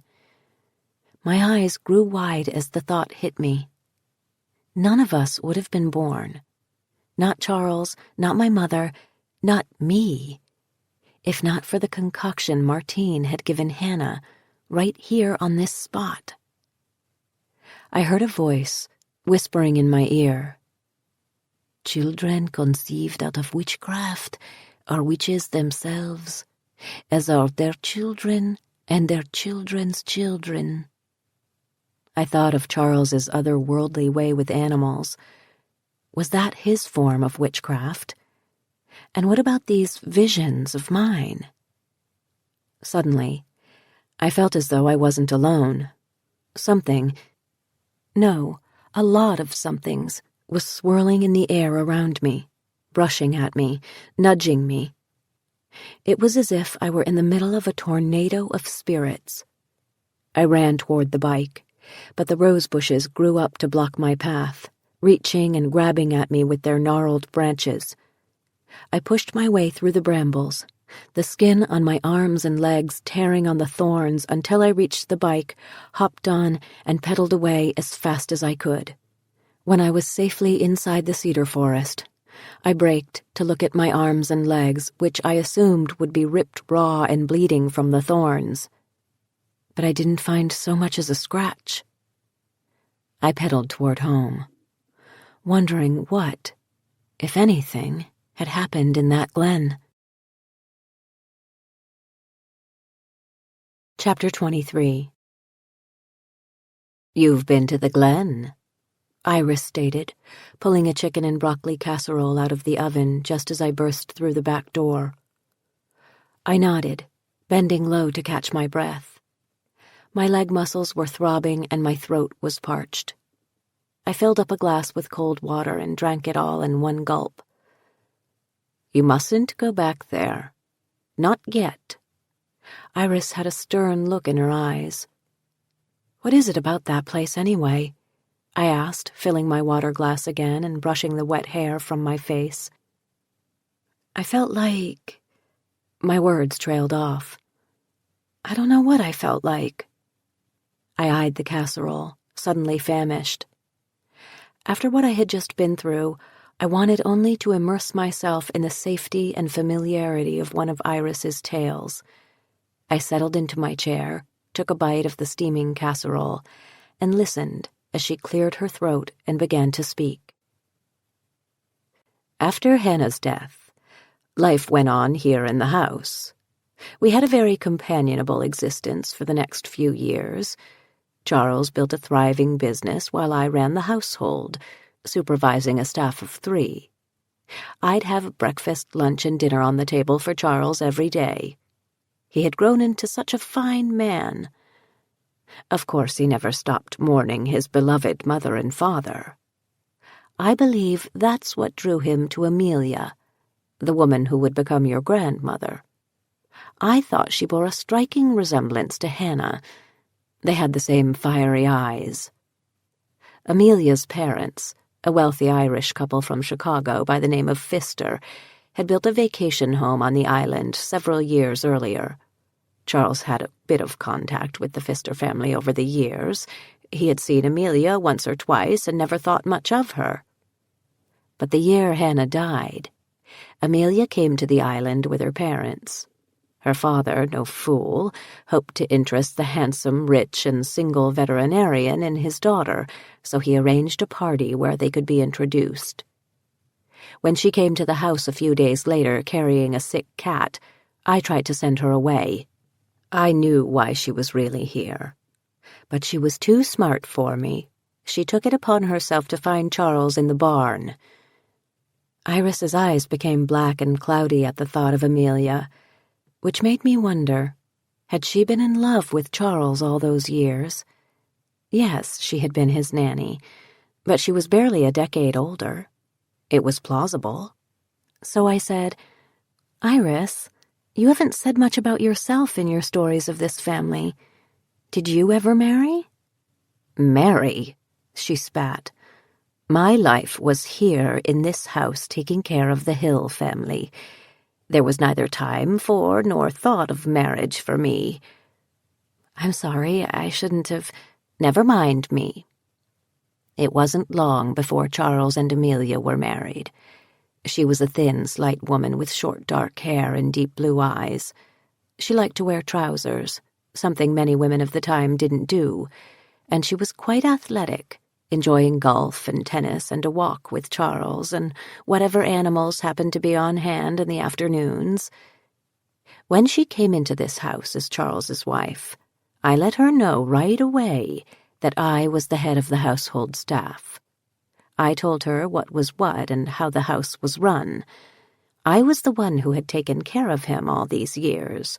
I was the one who was here when Simeon died and poor Hannah lost her mind. I was the one who had cooked his meals and washed his clothes. I saw a fierce determination in Iris's eyes then, and the familiar darkening that shrouded her face when she was angry. She had loved him. It sent a chill through me. I did not envy Amelia coming into this house and facing Iris. Of course, everything changed. Iris went on bitterly. Our quiet, simple existence was obliterated. In the evenings, Charles used to enjoy reading in the study. I would bring him his tea and perhaps sit with him a while, doing my needlepoint. All this ended when Amelia arrived. She was an overly talkative, grossly exuberant person. Charles became more outgoing than I had ever seen him, always laughing and smiling, especially when she was around. He was in love with her. Anyone could see that. I heard the resignation in Iris's voice. It was all a whirlwind of parties, dinners, travel, and people, until the day she told him their lives were about to change yet again. I was busying myself making my mother's cabbage rolls for dinner. I remember it plain as day. I could smell the simmering cabbage as she spoke, a curl of smoke rising from the heat of the stove. "Oh, Iris," she said to me as she rushed into the kitchen, breathless. "Do you know where my husband is?" She was bursting with news, her eyes sparkling in anticipation. Of course, I knew immediately what it was. "You are with child," I said to her matter-of-factly, stirring the rolls. She looked at me with wide eyes. "Yes, I am. I've just come from the doctor. How did you know?" "Ridiculous, girl. Any fool could have seen it." "Charles is in the barn," I told her, and watched her run out the back door. I did not see her fall. Iris stopped talking while a wicked smile crossed her face for just an instant, replaced quickly by a countenance of concern and caring. "She fell," I prodded. "Where? On the way to the barn? But it's just flat ground between here and there." Iris shook her head as she continued her tale. "Somehow, she found her way to the cliffside." "You mean to tell me she fell from the cliff? How did that happen?" "I have no idea," Iris replied. "The last thing I heard, she was on her way to the barn to tell her husband she was with child." "She died?" Why did Iris's stories, no matter how lovely and benign at the start, always seem to take a sinister turn? "No," Iris explained. "Remember, child, Amelia was your grandmother, Madeline's mother. She did not die at the bottom of the cliff that day. Charles found her. She was alive, but the baby had perished. After that, Charles treated his wife like a china doll, as you might expect. If I thought he doted on her before, it was nothing compared to the way he became. He expected me, along with the rest of the staff, to wait on her hand and foot, which of course we did." Iris sniffed at this. I could see her resentment bubbling just under the surface.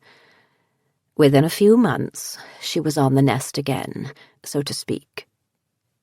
"That time she carried the baby to full term, right? That was Madeline." But even as I said it, I knew I was wrong. Iris shook her head. All of Charles's attentiveness wasn't enough to stop her from tumbling down the stairs one night. "You're kidding me. She fell again?" "She did," Iris confirmed, adding slyly, "It was the middle of the night, and apparently she had been sleepwalking. She fell down the front staircase. Accident-prone, that one." But I didn't think Amelia was accident-prone. It seemed to me that someone or something had pushed her. The girls. As if that wasn't dark enough, a darker thought crossed my mind. I saw an image of Iris creeping about at the top of the darkened stairway. "Iris, you didn't—" I was too afraid to finish the thought. She silenced me with a harsh look and continued her tale. "Amelia did a great deal of crying during those years after losing 2 babies. It was Charles who gave her the strength to keep going, to keep trying. If he hadn't been so gentle and kind, your mother might never have been born." Iris set her teacup on the table with an air of finality. "I will come again tomorrow," she said, after studying my face as though she was looking for something. "You were interested in hearing the stories of your great-grandparents and your grandparents, to be sure, but I can see that you are much more anxious to hear about your mother." She gathered up her things, a tattered old purse and an umbrella, and was gone. It was an hour or so after she left that I realized Iris had begun her tale where my vision in the sunroom had left off. Chapter 24. I hopped onto the bike and rode down into town. Once the spell Iris was weaving with her storytelling was broken, I felt like some real-world companionship. I coasted to a stop in front of Jonah's coffee shop. "Hey," he smiled at me as I walked into the otherwise empty shop. "Glad you're here. I owe you a latte." "Sounds wonderful," I said, climbing onto a counter stool, looking forward to a quiet chat with Jonah. I didn't get my wish, however, because at that moment a group of islanders entered the shop, ordered cappuccinos, and announced it was time for their weekly book club. I recognized many faces from the same group I had encountered in Jonah's shop my first day on the island. They were friendly to him, of course, but they gave me the same icy reception they had given me that first day. Cold stares and whispered comments as they sat down and took out their copies of the latest book club selection. I truly don't know what it was about that day. Perhaps after living with 3 ghoulish ghosts, I was unafraid of this lot. I walked over and faced them. "Hi, ladies," I said, leaning down and putting my hands on their table. "In case there's one person left on this island unaware of who I am, I'm your friend and new neighbor, Halcyon Crane. And I'm just wondering, are you ever planning to treat me like a neighbor? Or are you always going to stop talking and stare and whisper when I come into a room?" Silence from the group, as I expected. I continued. "Because it's getting tiresome. I'm not sure how long I'm staying on this island, but it'll be a while. I suggest you get used to it and start acting like human beings." With that, I walked away from them, grinning from ear to ear. "Nicely done," Jonah laughed as he handed me a latte. Then he added under his breath, "Call me after closing time, Hallie. There's something more. I've been wanting to tell you since the night we met for drinks, but I wasn't sure." Like I said, it's complicated. I nodded, walked out of the shop with my coffee, and after a few steps I ran into Will. "Hi," he smiled at me and kissed my cheek. "I've just come from dropping off some paperwork at the police station. And care to take a look at what I picked up while I was there?" He passed me a plastic bag. I peeked into it just long enough to read, Sutton, Julie, 1979. "Will," I started, but he silenced me with a kiss. "I gotta run right now, but I'll come by the house later and we'll look at this together." He winked at me and then headed off down the street toward his office. I put the bag into the basket on my bike and started the long pedal up the hill to home. I stared at that envelope on my kitchen table for the rest of the afternoon, dreading what might be inside. But when Will arrived just before dinner, I knew it was time to face whatever that file contained. Before opening it, Will shook his finger at me. "I just need to say this. Astonishingly enough, despite the fact that it's sitting right here on this table, I never saw this file, and neither did you." He handed me the envelope. "Understood," I said as I took the folder from him. Now was the time. I took a long sip of wine and opened it up. The first thing I saw was an article reporting my death. On a yellowing tear sheet from the local newspaper, I read the headline under a photo of my father and me. Noah Crane and daughter Halcyon presumed dead in kayak accident. Island mathematics teacher Noah Crane, 37, and his daughter Halcyon, 5, disappeared during a kayak excursion early Friday and are presumed dead. Crane left his home on Hill Cliff early Friday with his daughter for a day of kayaking around the island. When they didn't return by late that afternoon, his wife, Madeline Crane, who is also the girl's mother, became alarmed and alerted local authorities. Police quickly organized a search party of some 36 islanders, all of whom used their own vessels, speedboats, kayaks, canoes, to scour the island shoreline in an attempt to find the missing boaters. The Grand Manitou Ferry Line also participated in the search. Sheriff Chip Norton reported that the islander Mira Finch spotted an overturned kayak near the Ring, a rock formation on the north side of the island that has long been a popular destination for kayakers and boaters. There was no sign of Crane or his daughter. After searching the island's coastline with no success, rescuers enlisted the aid of the Coast Guard and other vessels to patrol the waters between the island and the mainland. However, as day wore into night, hopes dimmed of finding the boaters alive. "We believe father and daughter may have been carried into the shipping lanes by the current, which is pretty strong on the north side of the island," Norton stated. "We hoped we'd find them alive, but after all this time in the water, if those folks haven't drowned by now, they've certainly succumbed to hypothermia. As a result, we've changed our focus from rescue to recovery." "Well, this sort of takes your breath away," I said after a moment of stunned silence. It's not that I didn't know this information.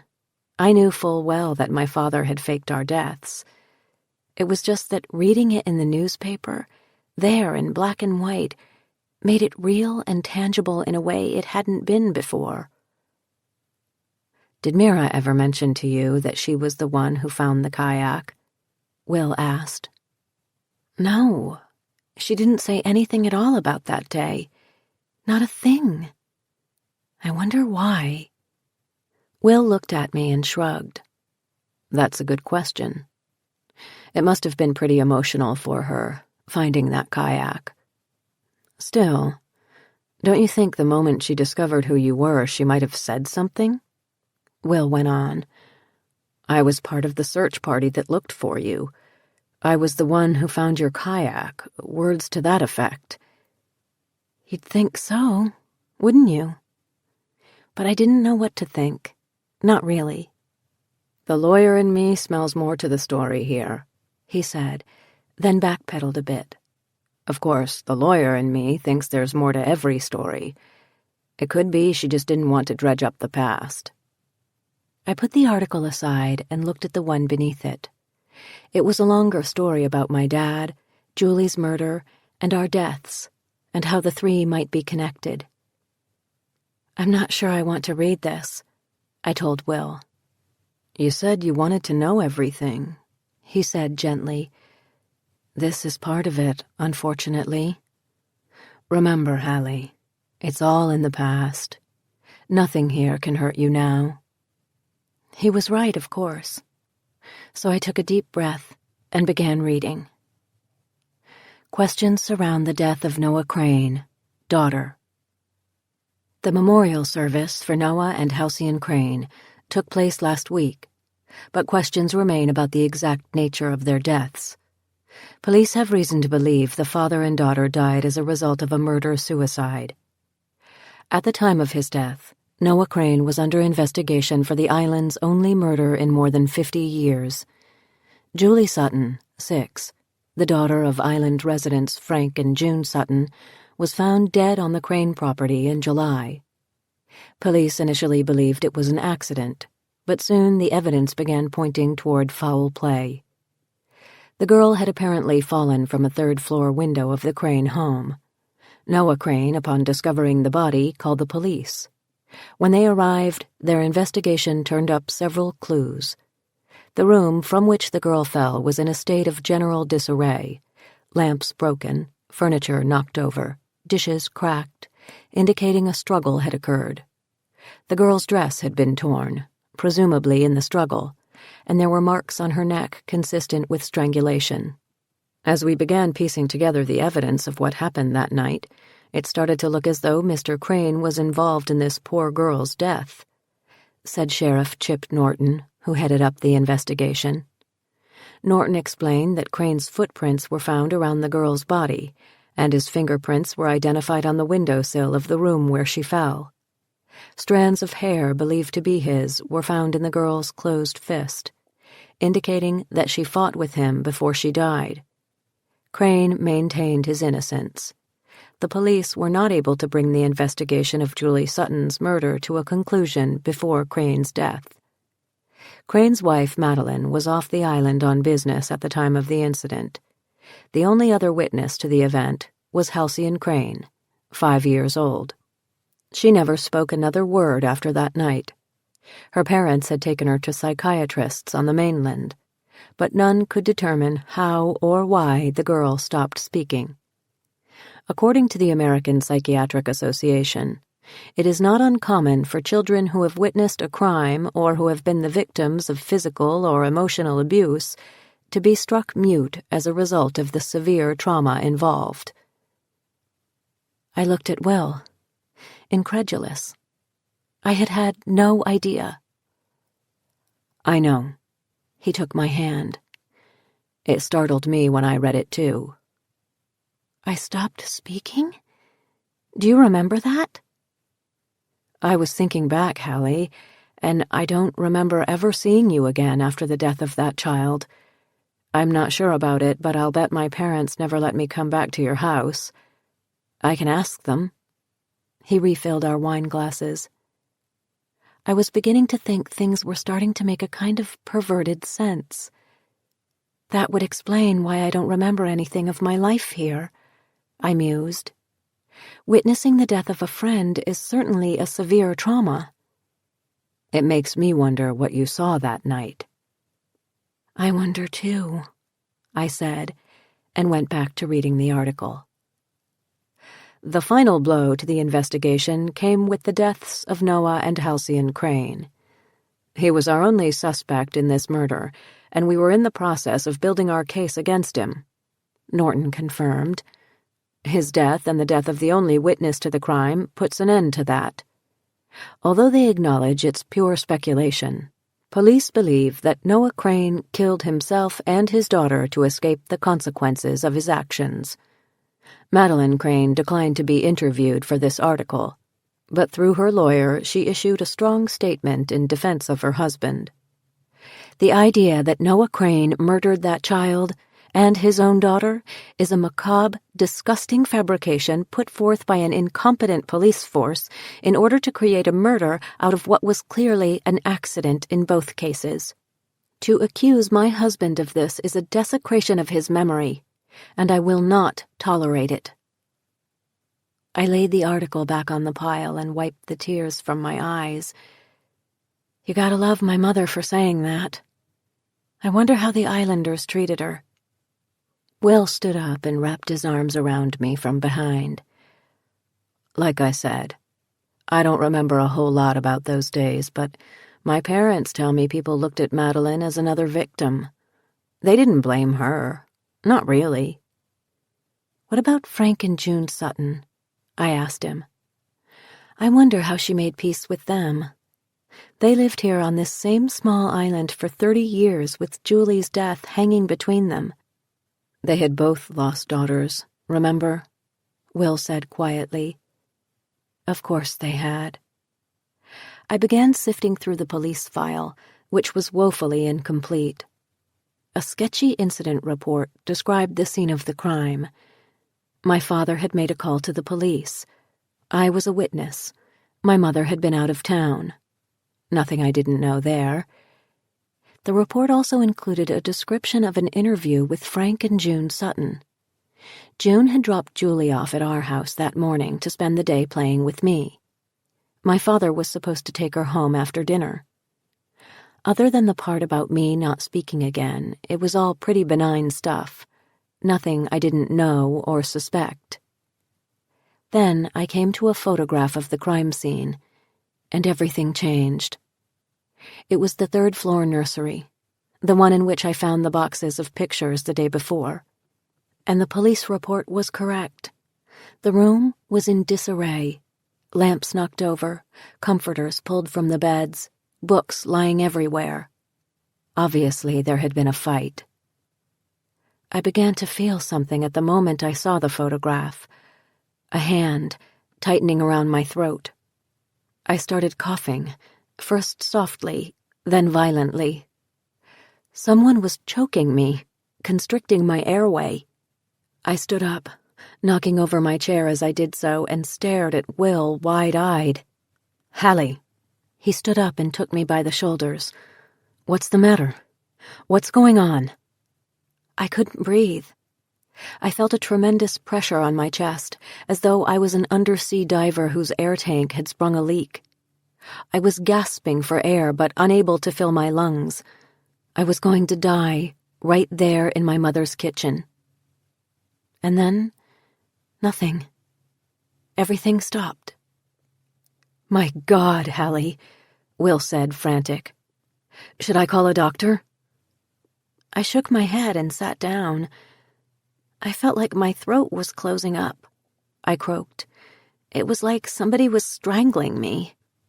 I couldn't breathe. I literally could not get any air. Will crossed the kitchen and poured a glass of water for me. "Here," he said, thrusting it in my direction. "How do you feel now?" I drank the water in one gulp. "I'm okay, I think." "You know," Will said slowly, "you were looking at the photo of the crime scene when your throat closed up." I nodded. "Whatever happened there that night? You saw it all, and it traumatized you to the point where you couldn't speak. And now you felt as though your throat was closing. Seeing this photo might have brought some of that back to you. I think we had better just close this file for now." "No," I shook my head. "Whatever's in here, I have to see it all."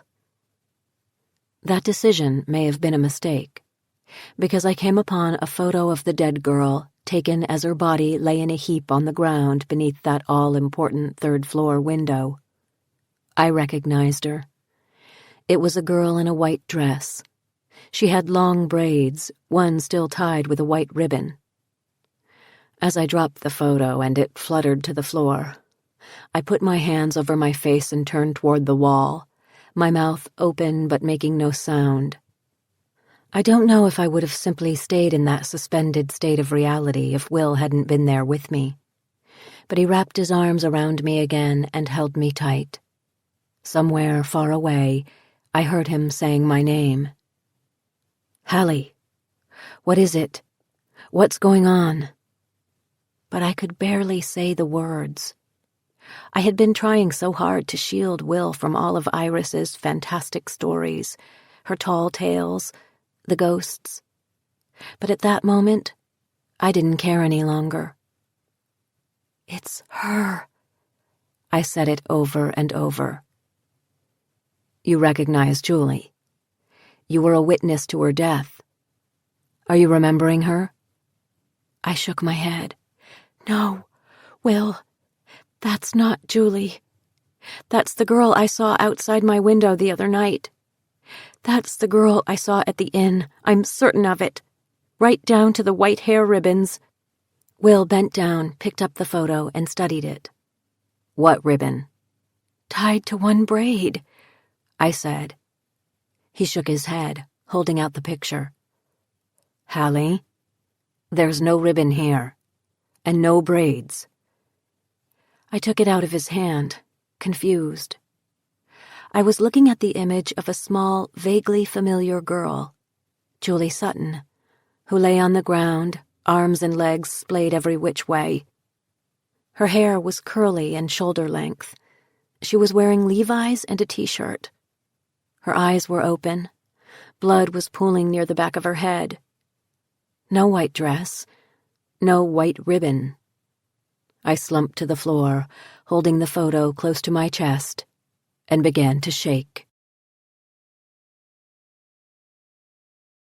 Chapter 25. Will took me upstairs, ran a hot bath, and sat with me as I soaked in the water. I was a mess. There was no other way to describe it. I couldn't stop crying. Seeing that photograph, both of them really, the shot of the crime scene and the one of the dead girl, had clicked on a switch inside me that had been in the off position for 30 years. My shoulders shook as I tried to pull myself together. "I don't know what's the matter with me," I blubbered between sobs. "Shh," Will said, rubbing my back. "Don't worry about it. You've had a series of shocks." I sniffed. "I'm so sorry about this." "You had an unspeakable trauma when you were a child, so bad you couldn't remember anything about it. And now you're seeing it again. Anyone would be shaken by that." His voice was soothing, and I began to breathe a little easier. He went on. "Of course, you've been seeing that poor little girl's face all over this island ever since you got here. Your memories of that night are coming back on their own." My mind began to review everything that had happened to me since coming to the island. Could repressed memories really be the explanation for it all? "You're back here in this house where the trauma occurred. A girl, your friend, was killed, on purpose or by accident, and you saw it. It was so horrible you stopped speaking for a while and blocked it out of your mind. And now, here you are, confronted with all this stuff again. I don't think there's any doubt that the girl you've been seeing and the girl who was just killed are one and the same." I must have looked confused, so he continued. "It's your mind, Hallie. You're remembering bits of what happened, piecing it all together. You're remembering her." "No, Will. The girl I've been seeing isn't Julie Sutton. The girl I initially saw in the photograph—" My words trailed off. How could I explain seeing another girl's face in that photo? He shook his head. "Doesn't it make sense that something psychological is going on here? Flashes of memory coming to the surface as a result of being back for the first time at the scene of a crime." It did make sense, in a confusing, muddled sort of way. I wasn't sure about any of it. "So what do I do now?" I asked him. He considered for a while. "You don't have to do anything. Not right away, but if it were me, I'd be thinking about seeing someone for a few rounds of regression therapy." "You mean like hypnosis?" He nodded. "A psychiatrist can take you back to that night, uncover what really happened. It might give you a sense of closure. Hey, you might even begin to remember your childhood here on the island and get some bona fide memories of your mother out of the deal." That sounded good to me. "We'll have to find a psychiatrist on the mainland who does that sort of thing," Will mused. "Jim Allen, the doctor here on the island, can probably recommend someone." It was settled then.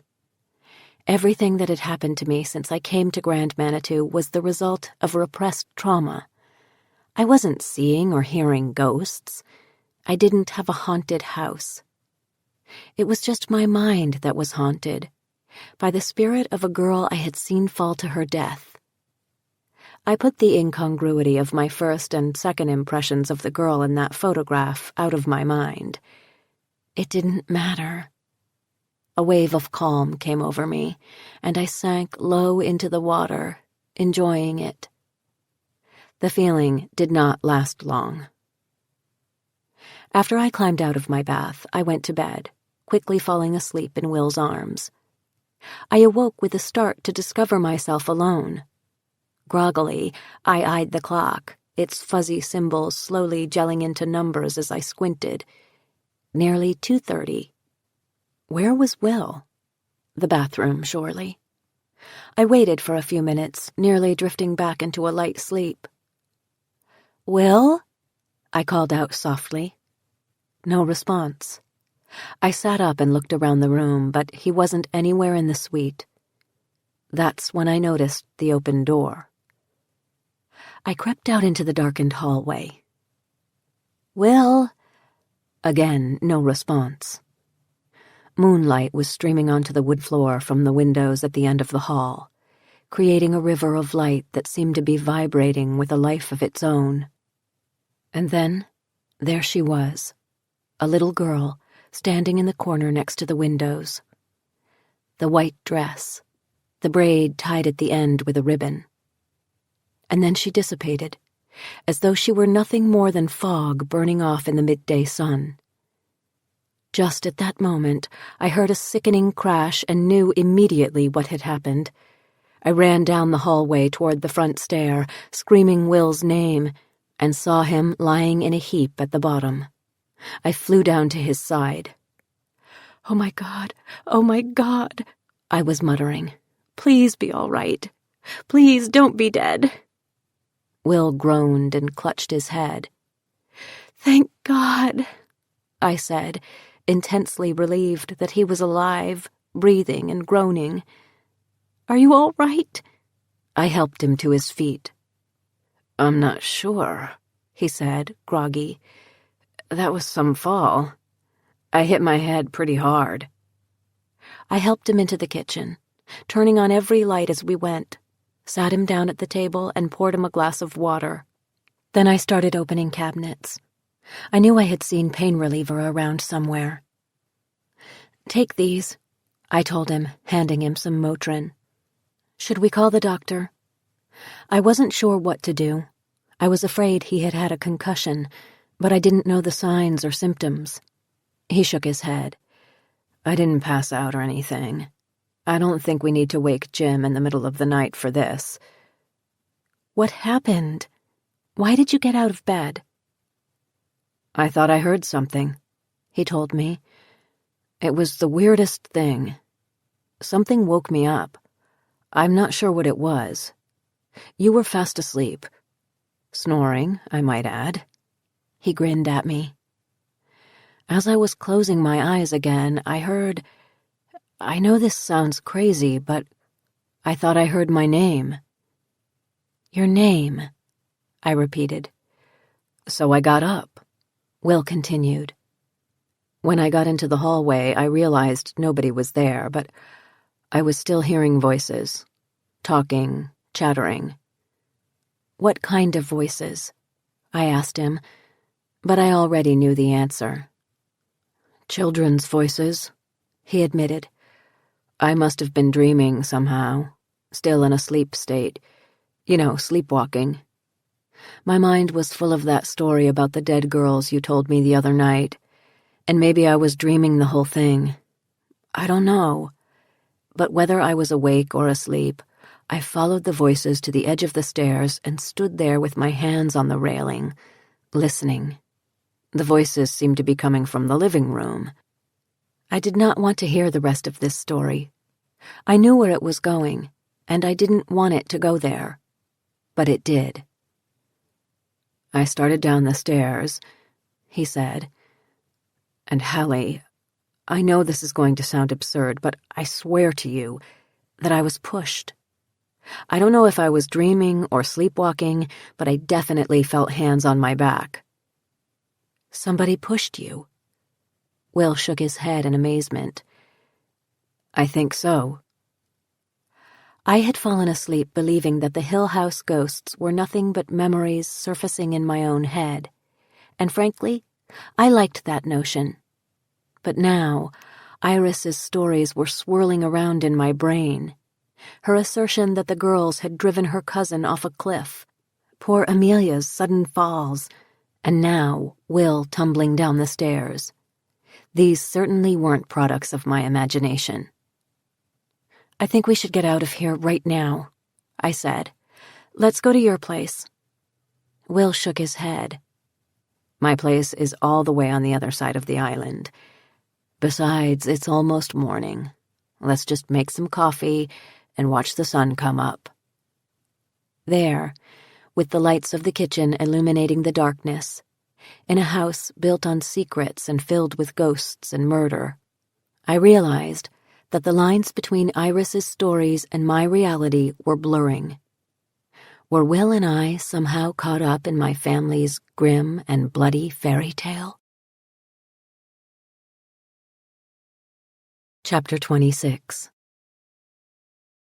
I asked Will not to go into the office the next day, but he insisted. I thought you didn't have anything to do in the off-season.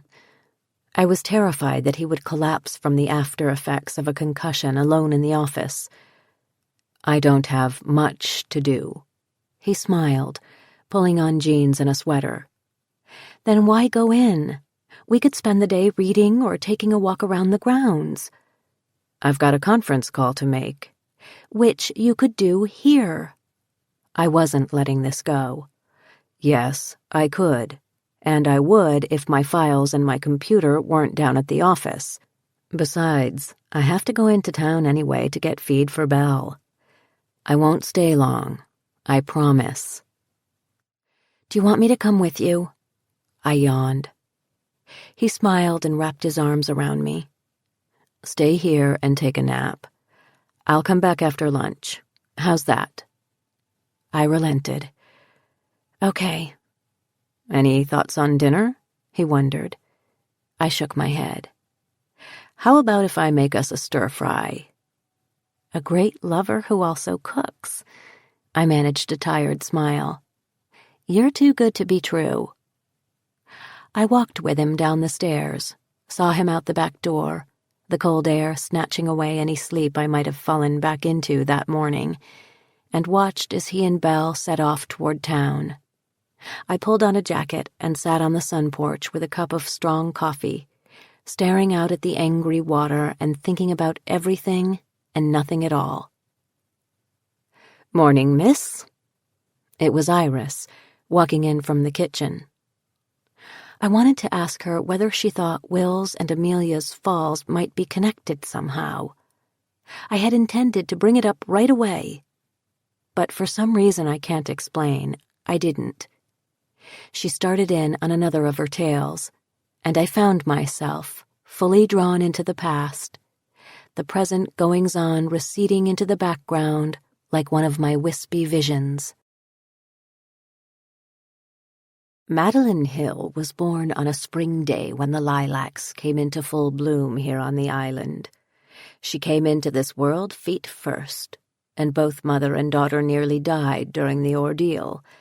But Amelia finally delivered the girls with Charles. I interrupted. You said girls, Iris.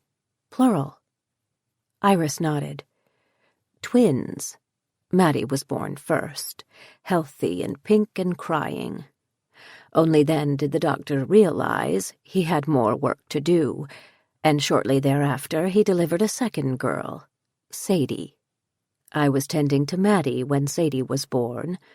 Amelia was exhausted and near delirious from the harsh delivery, but when the nurse rushed into the study to tell Charles that another baby was coming, he was over the moon with excitement. His joy, however, was short-lived. It lasted just long enough for him to actually see the baby. Iris closed her eyes for a moment, as if to shut out an image too painful to recall before she continued. I'll never forget the sight of Sadie, so tiny and blue and delicate, like a newborn baby bird. She lived for only a few minutes, her mouth opening and closing like a fish out of water. I could see she did not belong in this world. As the doctor explained it, while the twins were in the womb, Madeline was taking in most of the nutrients. She grew bigger and stronger as her twin withered and starved. A horrible thought, really. It was as though Madeline ingested her sister's very life. I wish Amelia had not heard the doctor's explanation of how the twins had developed. I wish she had been told only of the death. It might have made things easier later. I shuddered at this, closing my eyes to the vision I knew was beginning to form. We buried Sadie the next day in the family plot, next to Hannah and Simeon. There was a short service, a few prayers read. Amelia was too weak to attend, and though Charles grieved for his lost daughter, in time he embraced life again. Amelia was a different matter. She was forever haunted by the thought of Sadie's death. Somewhere deep inside, in her darkest, most twisted thoughts, Amelia believed Maddie had killed her sister. Killed her on purpose? That's crazy, Iris. You're absolutely right. After the birth, Amelia did sink into a sort of madness. Postpartum depression? Worse. Amelia didn't get out of bed for days and days, not to wash, not to eat. She didn't want to see the baby, hold her, or even feed her. She spent most days tossing and turning in her bed, and most nights wandering the hallways of the house in her white nightdress, her hair wild and uncombed. Poor Charles would find her in the nursery in the middle of the night, hovering over Maddie's crib, staring, muttering incomprehensible things. One night he caught her carrying the baby down the hall toward the stairs. With memories of his mother's madness fresh in his mind, Charles was terrified that he'd have to institutionalize his young wife. So he didn't call the doctor or tell anyone about Amelia's odd behavior. I believe this was a mistake. Amelia was intent on hurting that child. Anyone could see that. Charles certainly did. But he decided to handle the situation himself. So what could I say? I did what I could, taking it upon myself to protect little Maddie from her mother, stationing myself in a hard-backed chair in the nursery as soon as the sun went down, and not leaving again until it rose in the morning. Night after night, Amelia would appear in Maddie's room, wild-eyed, her face white as bone, and I'd order her back to bed. Most of the time, thank goodness, she obeyed me. But some nights, I'd have to shove her out of the room. Did my grandmother end up in an institution? I wanted to know. Iris shook her head. It took many months, but Amelia came back to herself.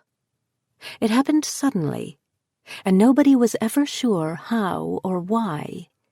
One morning she simply got out of bed, bathed, and came downstairs to the kitchen as though she had awakened from a coma or a long sickness.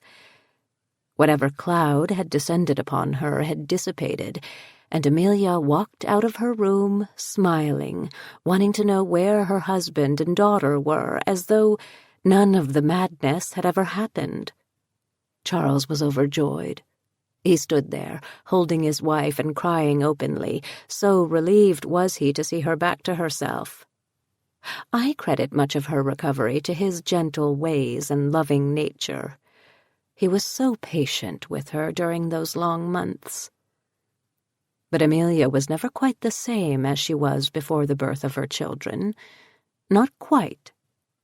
As Charles was holding her that day, I noticed a strange new look on her face and in her eyes.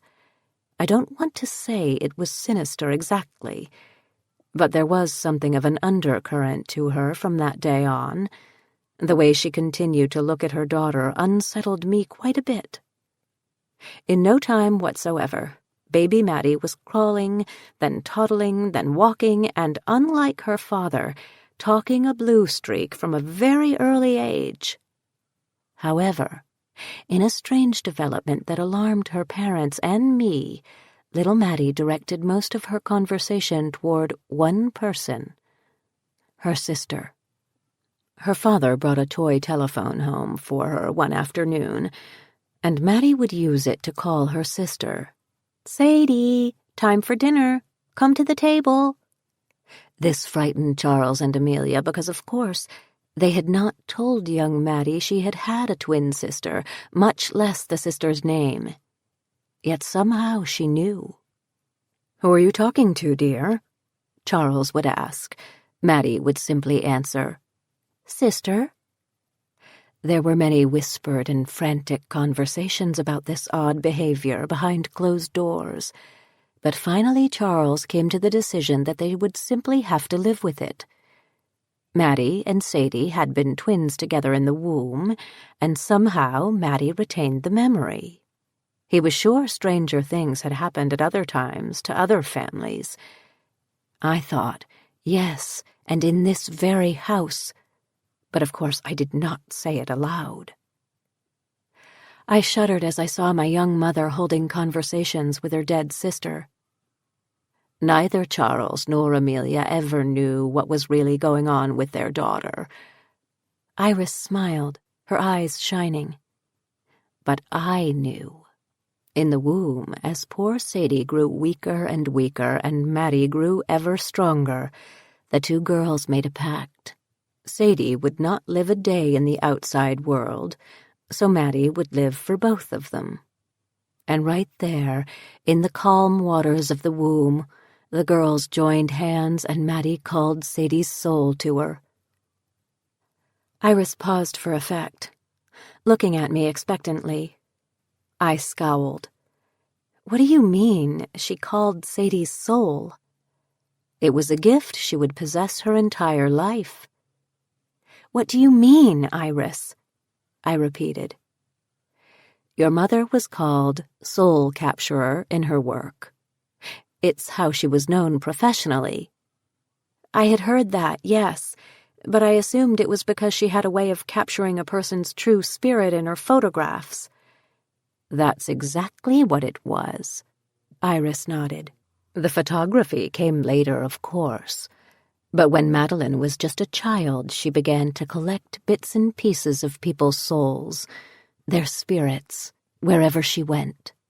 They always stayed with her, hovering around her until she learned to put them in her photographs, the way other children collected butterflies or frogs.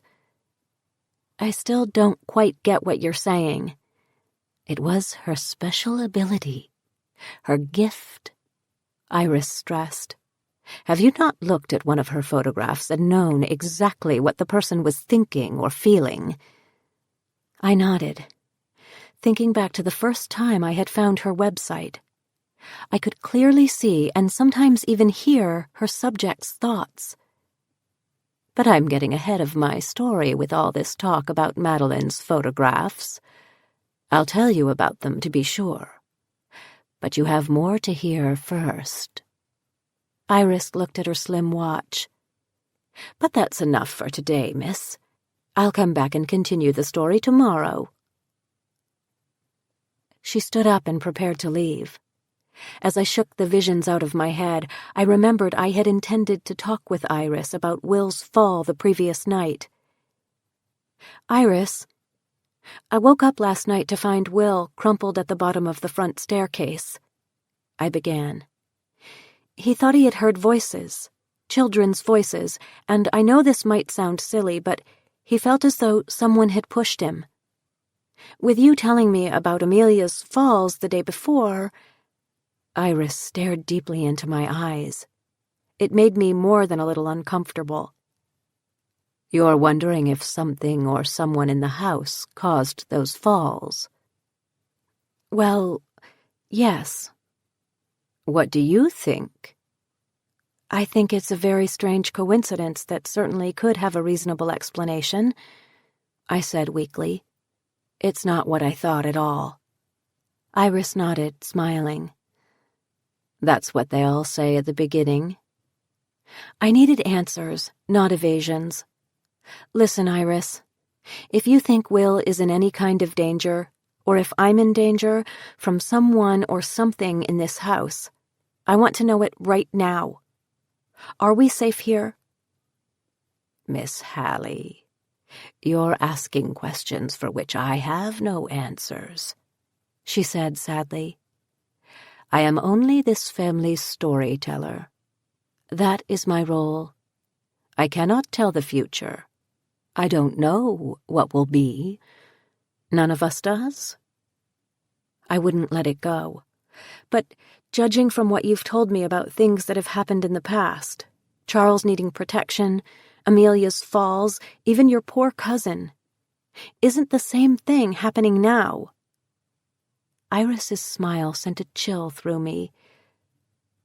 The girls have never liked strangers, she said, and she turned and went into the kitchen. Suddenly, I felt the cold. It must have been no more than 40 degrees on that porch, and I had been sitting out there in just a jacket listening to Iris. I found myself wishing for a big pot of the stew she made so often, and oddly enough, when I went back into the house, I found just that. She must have brought it with her when she arrived that morning and left it simmering on the stove when she came to join me. As I ate a few spoonfuls of stew right out of the pot, I wished Will were already home. An hour later, during which time I had done nothing but stare out of the back window watching for him, the ringing of the phone jarred me out of my trance. I know, Will said. I should be back by now, but I've been caught up in something that's going to take a while. How are you feeling? How's your head? I'm fine. Just a headache, and a dull one at that. We hung up after he promised to come for an early dinner. I looked around the kitchen, not quite knowing what to do. I called Mira at the Manitou Inn. I wanted to find out about her being the one to discover my dad's overturned kayak the day we disappeared, and thought perhaps we could get together and talk about it. No such luck. Her machine said she had gone to the mainland for a few days. I rattled around the house for a while, wandering from kitchen to dining room to sunroom, but nothing felt quite right. I began to think about Will and how he believed Iris's stories sounded too fantastic to be true. She had to be embellishing or outright inventing past events, he said. But now, with this fall, I needed to know the truth. Was I imagining things, or was there a ghost on this property that was inclined to push people down staircases? It hit me then. Down staircases and out of windows. Chapter 27. I called the dogs and ran out the back door and into the wind, grabbing a thick cardigan that was hanging over a chair in the kitchen as I went past. I needed to get out of that house. My thoughts were swimming, and I wanted to clear my head.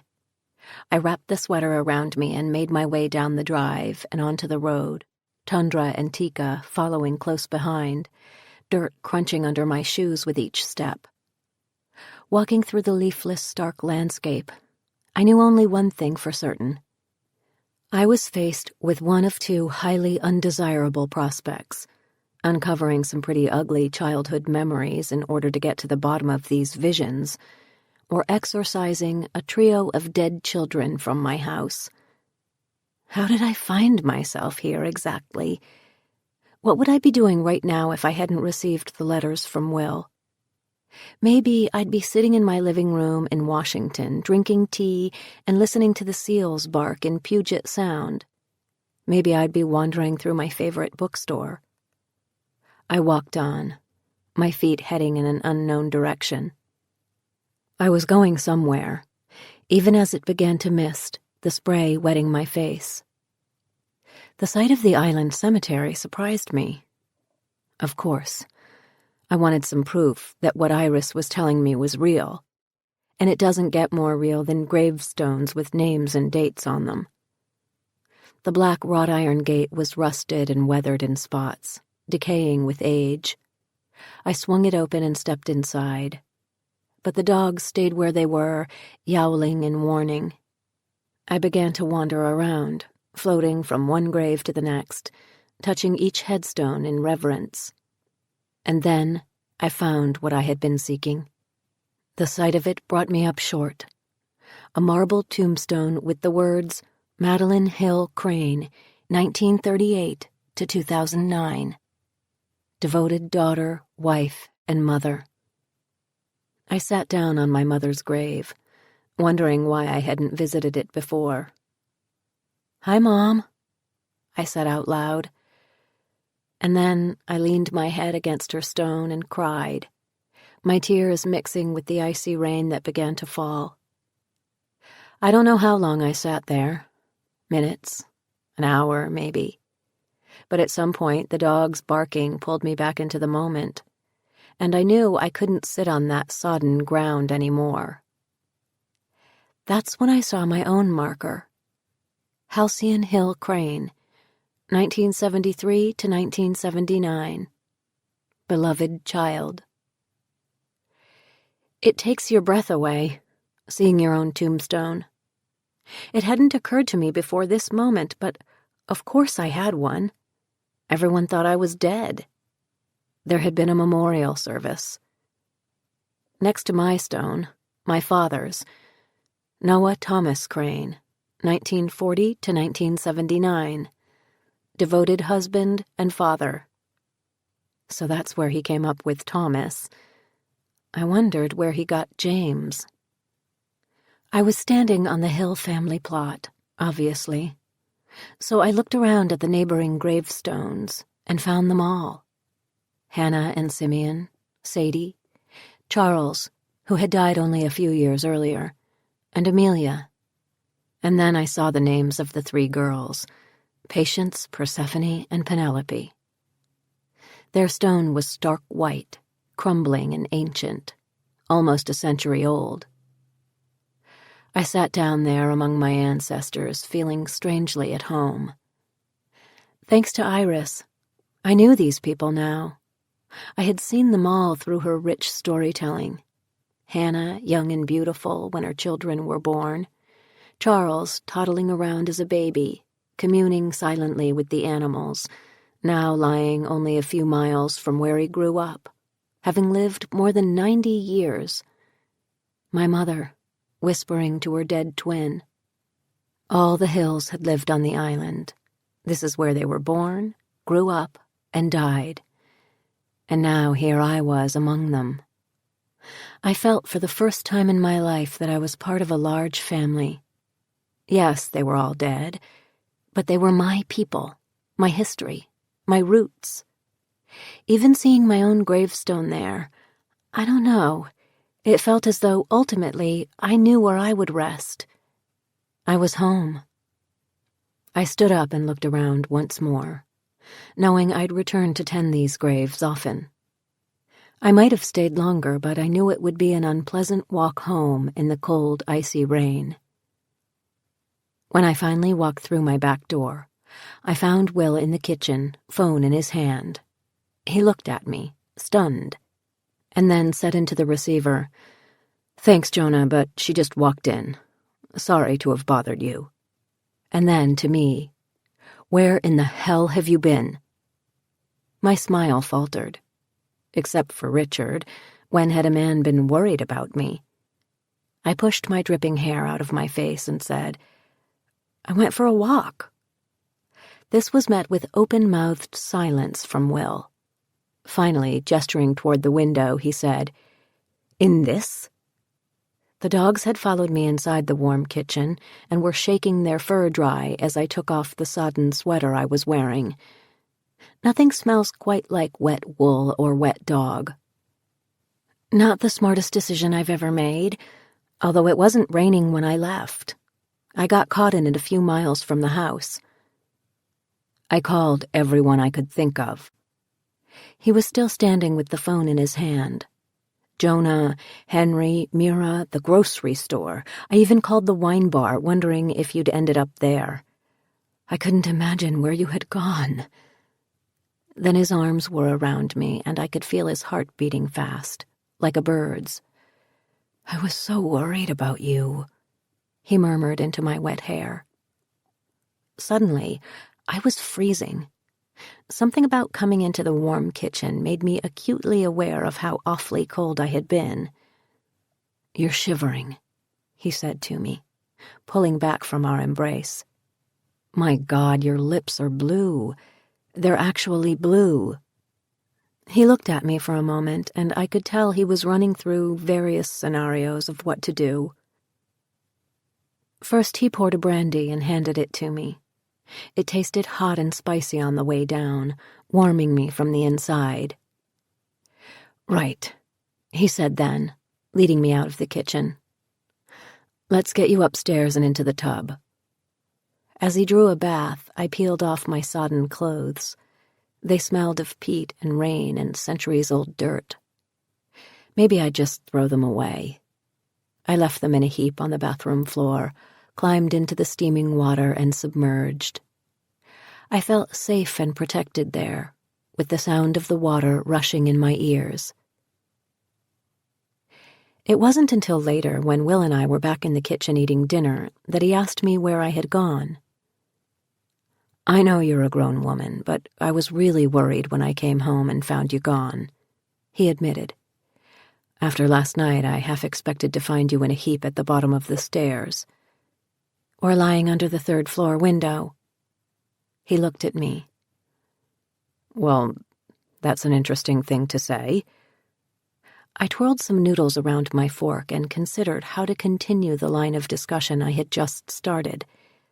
I hadn't even worked it out in my own head. Will jumped into the silence. "Are you saying you think that Julie Sutton's death 30 years ago is connected to what happened to me last night?" "I'm not sure what I think. About anything." "Anything." He poked me with his fork. I poked him back. "Okay. You, I'm sure of." I smiled. "Everything else is up in the air. But the thing is, whether they're fabrications or embellishments or outright lies, Iris told me her cousin was pushed or somehow driven off the cliff. She died, by the way. And my grandmother, Amelia, had several suspicious falls when she was pregnant. She lost 2 babies, Will." The ideas were gelling, becoming more real as I spoke them. Then, 30 years ago, we have the death of a child here in the house from being pushed or thrown out of a window. And now, you are pushed or simply fall down the stairs. Either we've got an epidemic of clumsiness around here, or something else is going on." "What's the something else?" he wanted to know. Even as I said this, I felt like an idiot, but it had to be said. "A ghost who likes to push people to their deaths." We ate in silence for a few minutes, digesting, no doubt, the ridiculousness of the conversation we had been having. Then Will said, "Listen, you know how I feel about all this ghost business, but what would be the harm in calling a priest to come here?" "No harm at all," I said. "A blessing on my new house. Let's do it tomorrow." More silence. "I was thinking of going at this another way," I started. "Maybe we should get a medium." Will raised his eyebrows as he took a bite off his fork. "Seriously, Will, this is what these people do for a living, contacting the dead. Maybe we could find out if there's a ghost here, and, if so, who it is." He shook his head. "I don't know." "What's the difference between a priest exorcising the house and a medium doing it?" Will considered this. "Aside from the authority behind the priest, not much, I guess. I'm still not sure this all doesn't have some sort of reasonable explanation. But whatever you want to do, I'll support you." I squeezed his hand. "I want to get this ball rolling soon. Like tomorrow." He nodded. "Whatever you want." I stood up and began to nose around the kitchen. Do mediums advertise in the phone book? Do I even have a phone book for the mainland? "Don't need one," he said, smiling. "I know a medium, and so do you." "If you tell me it's you, I'll hit you very hard." Will laughed. "No, you dope. Not me. It's Mira." I stared at him, wondering if he was telling the truth. "You've got to be kidding." He shook his head. "As I live and breathe. I don't know if she's on the level or not, but Mira bills herself as a, what does she call it? A sensitive." As he said the word, he elongated the syllables and raised his eyebrows in mock fear. I laughed. "It's true. She has a little cottage business in tourist season doing tarot card readings and giving walking tours of haunted spots of the island. It's quite popular, actually. People tend to get a sort of haunted house vibe when they come to the island. Mira really plays into that. But does she really have any ability at all?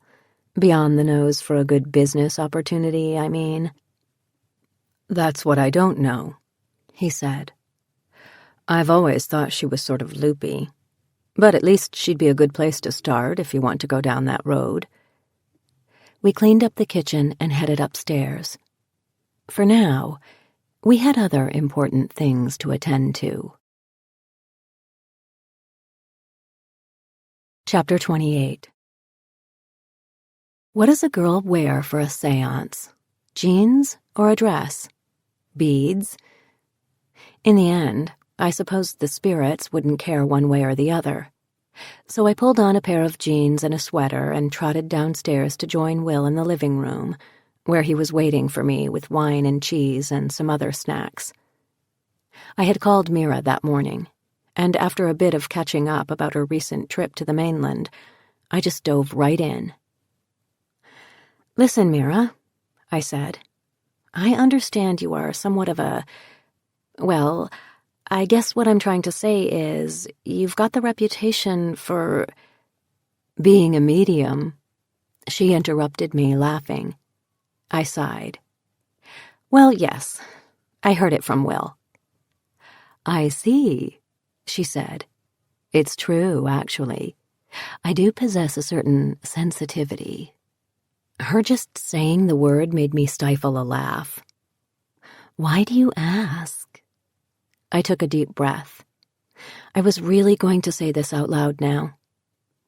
I blurted it all out in one quick stream. "I'm asking because I think I might have a ghost in this house and I'd like to find out for sure, and if so, get rid of it." Mira didn't say anything for a moment, and I was wondering if she was thinking I was as much of an idiot as I felt like right then. But she wasn't. She said, "You know, I've always felt a certain presence in that house. I would say there's little doubt you've got a spirit or two floating around." "Can you come over to check it out?" I asked her. "You bet I can. What time do you want me?" We decided that she would come for dinner that night, because I wanted Will at the house with me when whatever was going to happen happened. After I hung up, Will trotted off to work, giving me strict orders either to stay home or, if I needed to go out, to call him and he'd come by and get me with Belle. I was cleaning up the breakfast dishes when I heard a rattling at the back door. Iris. In all the excitement, I had forgotten she was coming back that day. Unlike the previous day, she began by taking the Murphy's oil soap in one hand and a rag in the other and setting off to shine the woodwork. "You'll hear your mother's story over lunch," she told me gruffly. Fine, I thought. I grabbed a book and retreated to the sunroom. Iris joined me there a couple of hours later, carrying a tray holding a bowl of leftover stew and a mug of steaming tea. "Iris," I said as I took a bite of the stew, "I hope you're not offended by what I'm about to say, but I've been wondering if the stories you're telling me are the truth, or if they're embellished accounts with threads of truth running through them." A smile crept across Iris's face. "It's the boyfriend doing the wondering, I expect." Well, where was I to go from there? She nodded and closed her eyes and sat for a bit. "Do you not see them as I tell their stories?" she said finally. I do see them." She had a point. I hadn't told this to Will for fear of how strange it would sound. "Then you know what I'm saying is true. You're seeing it as it happened." She looked at me deeply, trying to discern what I believed. "Okay, well, good then," I said awkwardly. "I just wanted to know." What I really wanted was for her to stop staring at me and get on with today's. "I was beginning to tell you of Madeline's gift," she began. "Her ability to capture bits and pieces of the souls of others through her photography. Have you heard that many ancient cultures, and some not-so-ancient ones, were convinced of the power of mirrors?" I nodded slowly. "I think so. It sounds familiar." "Many cultures believe that mirrors hold the power to predict the future, capture people's souls, and send bad luck to whoever is unfortunate enough to break one.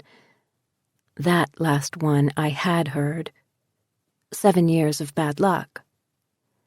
"Exactly. Because mirrors capture and contain bits and pieces of a person's soul. In some cultures, they believe mirrors are portals to the spirit world, allowing people and spirits to travel back and forth between the two planes." "So?" I led her. "What does this have to do with my mother's photography?" "Cameras, my dear, contain mirrors, and unlike the fleeting image reflected in a mirror, cameras capture images that remain." "Of course," I said. "I've heard that. Native Americans refused to be photographed. Crazy Horse never allowed a single photo of himself to be taken, even on his deathbed." Iris smiled like a teacher whose student has finally caught on. "Yes, child. And why?" "Because the camera would steal a bit of their soul." "Exactly. They weren't wrong. A camera does have the ability to capture the soul of its subject, just as a mirror does, but it needs to be in the right hands to do so. Your mother had such hands. It was her gift. Oh, she didn't see it right away. Nobody did. But even from a young age, she was drawn to photography. She begged her parents for a camera for her birthday when she was, I believe, about 5 years old. Of course, Charles could never deny his daughter anything, so he got one for her, believing it to be a phase and he would be the one to end up using it. But Madeline was never without that camera. She took it everywhere. When your grandfather got the first set of pictures developed, he was amazed at their quality and clarity. He had expected to see childish snaps, people's heads cut off, fuzzy landscapes. Instead, he found that his little daughter had taken beautiful, haunting portraits of himself, of Amelia, and of people who had visited the house. Charles especially loved Maddie's portraits of his animals, the horses in the barn and the dogs. He was astonished to find that they represented these creatures in a way that only Charles knew them. As you might imagine, Madeline never wanted to do anything else. In very short order, after she graduated from high school, she was working for major magazines, hired on the strength of the photographs she had taken growing up. She was on her way. You've told me a lot about my mother's talents and gifts, Iris, but not much about who she was as a person. I'd like to know that, too. Madeline was a complicated girl, Iris said. She was at times a delight and at times a terror, not unlike many teenage girls today. She would sink into dark moods in which she would talk to no one except, when she thought nobody was listening, her twin. At those times, it was as though her twin's spirit was attached to her, weighing her down. She continued having these dark moods her whole life, even after she met your father. Sadie never left her.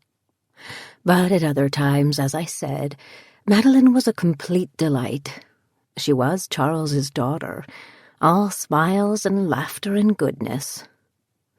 Soon enough, she met your father. I smiled at the thought of my young parents, and then another thought struck me. Iris, you never mentioned my mother being bothered by the triplets. Charles had animals to protect him. Who protected my mother? Iris nodded her head. A very good question, Halcyon. Sadie, of course, was there to stand between the girls and your mother. But it was the camera, and Madeline's unique ability to capture souls that really kept the girls at bay. They knew not to get too close. At least, it was that way when Madeline was young. When she met your father and brought him into this house, things changed somewhat. It was the summer of your mother's 20th year.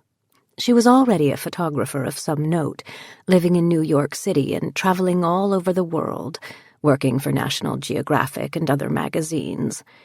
But this particular summer, she came home to the island because Amelia was in ill health. It was cancer, but nobody knew it then. She had been growing weaker and weaker, and Charles, frantic and I already believe grieving, contacted Madeline and asked her to come home. She was a great solace to Amelia and Charles during this time, as you might expect, and they made the most of it, spending every day together, whether it was simply sitting and reading in the house, or taking Amelia, who by now was confined to a wheelchair, out onto the cliff for picnics. It was as though they wanted to extract every bit of togetherness they could out of every moment Amelia had left. She died in August of that year. Iris sighed deeply. Charles grieved for her every day of his life. He never got over losing her, although he did throw himself back into his practice. Tending animals gave him comfort during those first dark days. Madeline, meanwhile, was due back at her New York apartment and her high-powered life the following month, and she was contemplating what she was going to do with her father. Take him to New York, perhaps? When she met Noah Crane. I smiled, curling my feet up under me. I loved all of Iris's stories, but now we were getting to the best ones. Noah was working on the island in one of the hotels for the summer with a few of his friends from the mainland. Your mother met him one evening in a pub downtown. He was drawn to her immediately, of course, as everyone was. But the difference was, she was also drawn to him. She knew immediately that she would never be going back to that New York apartment, and he knew he wasn't going to take the teaching job waiting for him in the fall on the mainland. Within a few days of meeting each other, they had both decided to remain on the island and build a life together right here. I can see you'd like to know a little about their courtship. Iris eyed me. They did all the usual things, dinners and dances and picnics and walks. But most of all, Noah and Madeline talked. They were able to talk more deeply and intimately to each other than to anyone else. It sounded familiar. It's just how I felt with Will. Iris went on. Your father asked about a job at the small local school here on the island. They happened to have an opening for a math teacher, which is what he was, and he didn't have a moment's hesitation in accepting the position. Madeline, meanwhile, called all the editors at her various client magazines and informed them that her home base would now be Grand Manitou, not New York. She would still go on assignment, as she always had. Everything fell into place so neatly and nicely. Madeline always suspected her dead mother had had a hand in it somehow. Of course, that was true. I know for certain that Amelia was whispering in Noah's ear that night in the pub, Turn around now," when Madeline was about to walk by. If she hadn't done that, my dear, you may well have never been born. She was also whispering, Stay on the island," into their ears whenever they were together, planting that seed firmly and deeply. Yes, it was all Amelia's doing that Noah and Madeline got together and ended up settling down here.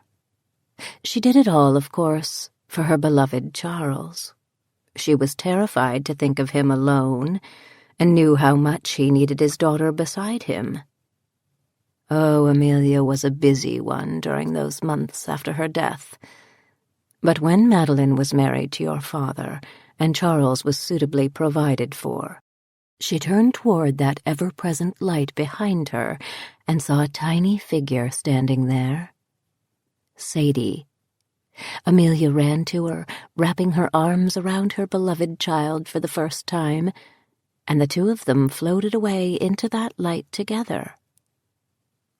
Iris's face was softer and kinder than I had ever seen it, perhaps in response to the fact that I was, and had been for the past several minutes, bawling like a baby. "That was so beautiful, Iris," I sniffed, wiping my nose with a Kleenex. "But I don't understand. They were so happy. What could have gone so horribly wrong in just 5 years to make my father steal me away from her?" Iris's face hardened into her familiar expression, but she grasped my hand as she shook her head. "That, my dear, is a story for another day. It is your story. The Tale of Halcyon Crane." "You can't tell me now?" I was desperate to hear it. "You have guests coming, miss. You need to prepare for them, and I need to take my leave." I knew better than to try to stop Iris when she was intent on leaving the house. Let her go, I thought. I had a séance to attend. Chapter 29. I made pasta with chicken, caramelized onions, sun-dried tomatoes, and a gorgonzola sauce, a recipe pirated from my favorite restaurant back in Seattle. Will brought fresh bread and several bottles of wine. Those would definitely be needed, and rattled uncomfortably around the kitchen while I cooked until Mira materialized at the front door, 7 o'clock on the dot. I found her looking, well, just like she always looked. Jeans and a striped shirt, a sweater slung across her shoulders, funky glasses hanging on a chain around her neck, her hair pulled back in a ponytail. She seemed so, I don't know, normal, that it startled me. This made her laugh. "Did you expect me to show up in a velvet cloak?" I laughed. "Get in here, Madame Mira." Our dinner conversation covered everything from the weather to my relationship with Will to island gossip. I was skirting one of the issues I wanted to talk about with her, and Will could see it, catching my eye every now and then to give me a look that seemed to say, "So, ask already?" After a few uncomfortable forays into the subject. "Mira, I was wondering, that is to say, I found out something.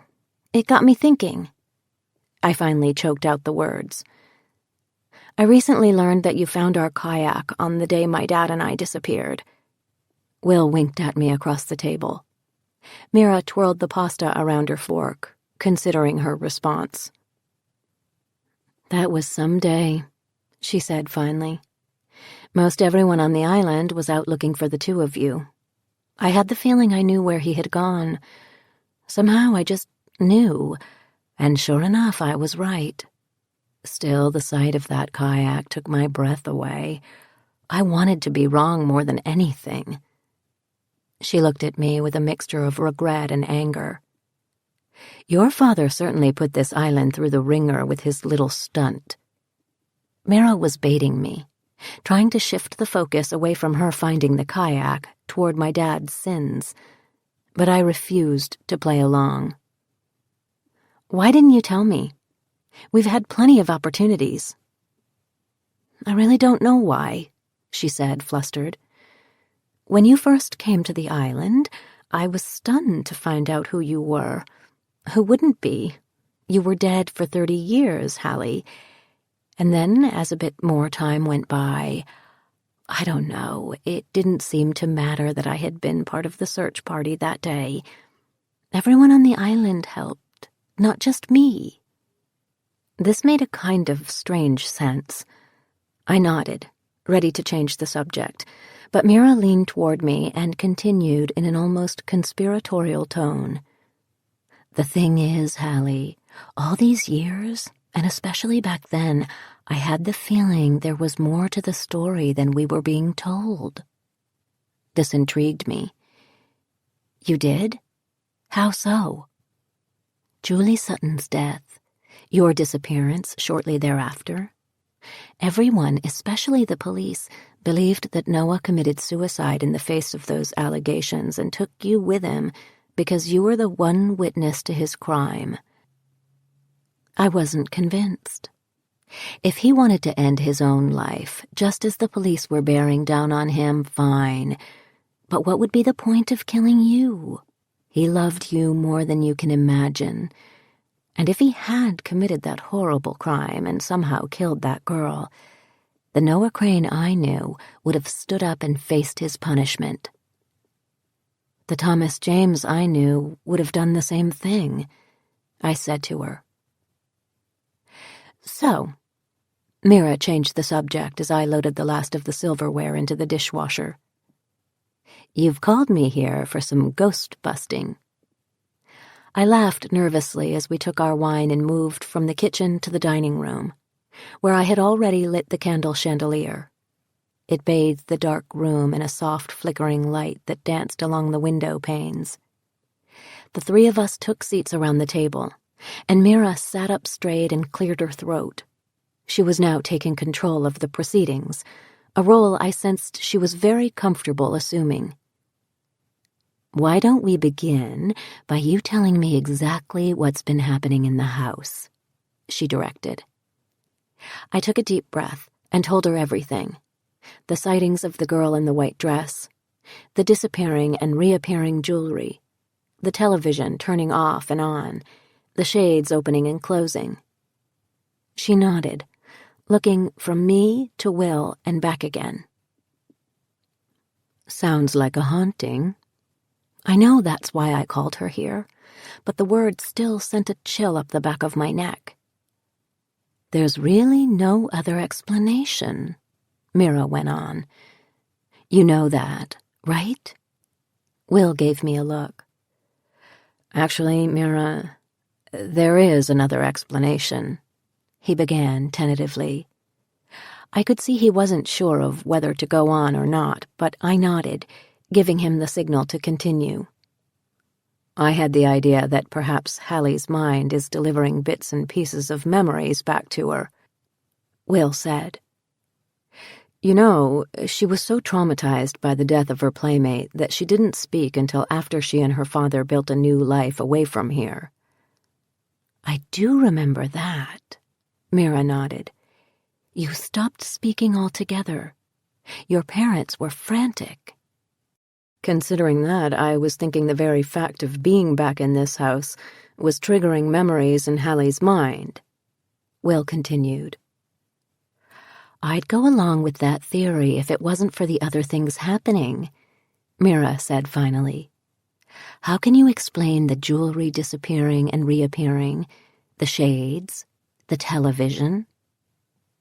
That's why you're here, he admitted. I can't explain those things. If it was just Hallie seeing a girl in white around the house, I'd recommend a psychiatrist. I continued Will's line of thinking. The thing is, Mira, all these little happenings, a necklace gone here, a television turned on there, wouldn't bother me too much if it wasn't for some rather distressing information I've learned about my family in recent days. Mira squinted at me. What sort of information? I've learned that over the years there have been a number of, well, what I would call suspicious falls on this property and in this house, including, not incidentally, Julie Sutton's fall out of a third-floor window 30 years ago. Tell me more about these falls. I leaned in toward Mira and told her what I had learned from Iris. Mira grimaced. That doesn't sound good, she murmured. No. My conversation was picking up steam, heading to its conclusion. But the last straw came the other night when Will fell down the front stairs. Aghast, Mira looked at Will for an explanation. He told her how he thought he heard someone calling his name in the middle of the night, and how he felt hands on his back, pushing him down. "That's the reason we called you," I concluded. "It's become dangerous. If there's a malevolent spirit here, I want it out. I want to be able to live in my new house in peace." That was the full story. Now that Mira knew, she opened her bag, spread a deep purple velvet cloth out on the table, and placed 5 votive candles on it. "Do you have any idea who this ghost might be?" Mira asked, as she lit the candles one by one. I exchanged a sidelong glance with Will. "I think it might be one or all of the little girls who died here in the 1913 storm. Penelope, Patience, and Persephone." She looked at me in the flickering candlelight. "I'm not familiar with that event. What storm?" And so I told her all about it. How nearly a century earlier a freak November snowstorm caught Penelope, Patience, and Persephone unawares outside, and how they died in one another's arms at the bottom of the cliff. "So you don't think it's the spirit of the girl who was killed here 30 years ago?" Mira asked. Will and I exchanged glances. I hadn't even considered this. "The reason I thought our spirit is one or all of the girls from 1913 is because of the family lore I've recently learned. My relatives have all assumed the girls were still around. Their mother especially was tormented by the idea that her daughters didn't make it to heaven. She believed it until the day she died, and even tried to contact them once. And all the falls—" Mira nodded. "I just wanted to be sure. If you think you know who the ghosts are, it helps. Whenever possible, it's best to try to contact specific people on the other side." She explained what was going to happen tonight. She would spend a few quiet moments meditating, going into a trance, and then we'd join hands while she called the girls, inviting them to join our circle. Mira took a deep breath and closed her eyes. "Here we go," I thought. But then she opened them again. Something had occurred to her. "Do you have anything that belonged to the girls? It's really helpful to have something from the person I'm trying to contact." I shook my head. "It was nearly 100 years ago, Mira. Their stuff might still be around here packed in a box somewhere, but I wouldn't have the first idea where to look." As Mira collected herself, taking one deep breath after another, grasping our hands, squeezing them tightly, all I could think of was that perhaps it was a good thing we didn't have those ribbons. "Penelope, Patience, Persephone," Mira chanted, in a voice that was not quite her own. "Penelope, Patience, Persephone. Girls, we are calling to you. We are asking you to join our circle. Come to us, girls. Join us here at the table. Penelope, Patience, Persephone. Penelope, Patience, Persephone." Mira sounded just like Iris when she had said those same words, chanting, calling to the girls. Her voice was scratchy and oddly pitched, as though it wasn't she who was speaking but someone else. I was beginning to feel something, an electricity in the room prickling at the back of my neck and running down my arms. "Penelope, Patience, Persephone." I heard it first in a distant corner of the house, the rumbling of something awakening and coming to life. A century-old wind snaked its way into the room from where it had been lying dormant on the 3rd floor, swirling around the 3 of us at the table, wrapping us like a python and constricting us. All the candles, those on the table and those in the chandelier, were extinguished in one collective whoosh. We were in total darkness, And then I heard it. Say, oh playmate, come out and play with me. I tried to scream, but my voice had no sound. I tried to open my eyes, but it was as though they were glued shut. I tried to let go of Mira's and Will's hands, but I could not unclench my grip. Their hands had gone cold, stone-like, completely without feeling. It was as though I were holding the hands of the dead. Somewhere in the distance, Mira was murmuring, "You're as cold as ice. You're freezing. You're frozen. You're dead." I smelled it then. Suddenly and immediately the room was filled with it. The scent of roses, overpowering and thick. "Hey!" It was Will, his voice high and awkward. "Stop it!" From Mira, in a whisper, "You're as cold as ice. You're freezing. You're frozen. You're dead." "Ouch!" Will was on his feet, trying to wrench his hands free of ours. I opened my eyes, but it was no use. I could see nothing but blackness. The dogs burst into the room from the kitchen, snarling and barking. I could feel them circling the table and hear them panting. Finally, it must have been only a few moments, but it felt like forever, Mira loosened her grip, pushed back her chair, and ran toward the wall. She flipped on the light switch, and the three of us uttered a collective gasp at what we saw. The table was covered with white ribbons. They were piled high between us, covering the velvet cloth, the unlit candles, and the tabletop itself. They spilled onto the floor. One lazily danced its way across the room as the dogs growled soft and low. Mira was standing at the light switch, her eyes wide, panting. Only then did I see Will's face. It was covered in scratches. Little rivers of blood trickled down his cheeks from what looked to be razor-thin cuts. He just stood there, open-mouthed, unable to comprehend what had just occurred. I tried to hide my terror and slid up to Will, resting my hand gently on his arm. "Let's get you into the kitchen and clean you up." I led him into the other room and sat him down at the kitchen table, Mira following close behind us.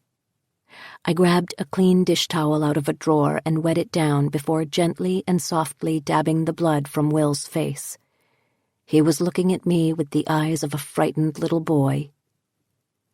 "There's a first aid kit under the sink." I pointed Mira in the direction of the bathroom off the kitchen. She returned with the kit, and I opened it to find an antibacterial cream for cuts and scratches, which I rubbed on Will's face. Luckily, none of the cuts were very deep. Scratches from tiny claws. Or a child's fingernails. I wondered if they'd leave scars. Meanwhile, Mira's hands shook as she opened another bottle of red wine. Good thinking. She poured 3 glasses of it and downed one immediately, pouring another in its place. Then, we all started to talk. "I've experienced a lot of things in my life, but nothing like that," Mira said. "I couldn't let go of either of your hands," I reported. "Something was in that room with us," Will murmured, touching the scratches on his face. "Tell me exactly what happened to you," Mira said to Will. "When did you start feeling the scratches?" Will thought for a moment. "It was right after I started to smell the rose petals. You smelled them too, right?" Mira and I nodded. "So the scratching began as soon as they came into the room," Mira murmured. "Do either of you know the significance of the ribbons?" Family lore has it that a long time ago another medium called the girls with ribbons. They used to wear them in their hair every day. Will's eyes were wide, but Mira did not seem at all surprised by this news. "Sometimes that's how the spirits of the dead come to us," she murmured. They'll place something significant to them around us, so we'll notice they've been there.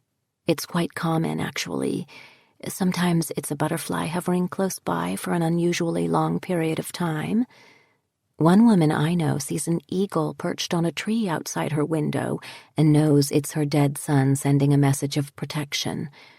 Another family finds pennies in strange places, in their shoes, in the bottom of a bowl of pasta, frozen into a compartment in an ice tray. It's how the dead tell the living they're still around, still watching. Neither Will nor I said anything. We both just sat there, holding hands, shaking our heads in disbelief of what had just occurred. If only all we had to be concerned about was pennies or hovering butterflies. Finally, Mira said, "Well, at least we accomplished one thing tonight." "What's that?" I wanted to know. "It's absolutely clear that you've got a ghost. 3 of them, actually. Penelope, Patience, and Persephone." "So now what?" I asked her. I was truly at a loss. I had no idea what came next. And I was suddenly very, very tired. All I wanted to do was fall asleep in Will's arms without any worry about mischievous, murderous ghosts. "We go on to Phase 2 tomorrow," Mira smiled. "Which is?" "Getting them out of here," she said. "I'm assuming you still want to stay in this house, right?" "Right. And I'm assuming you want the girls gone." "Definitely." "Well, there are ways to take care of that," she promised, pushing her chair back from the table. "But I think we've all had about enough for one night." I didn't want her to go. I'll admit it. I was afraid to stay in the house. Suddenly, I had an idea. "May Will and I come with you and stay in a room at the inn tonight? I'm really not excited about spending the night here."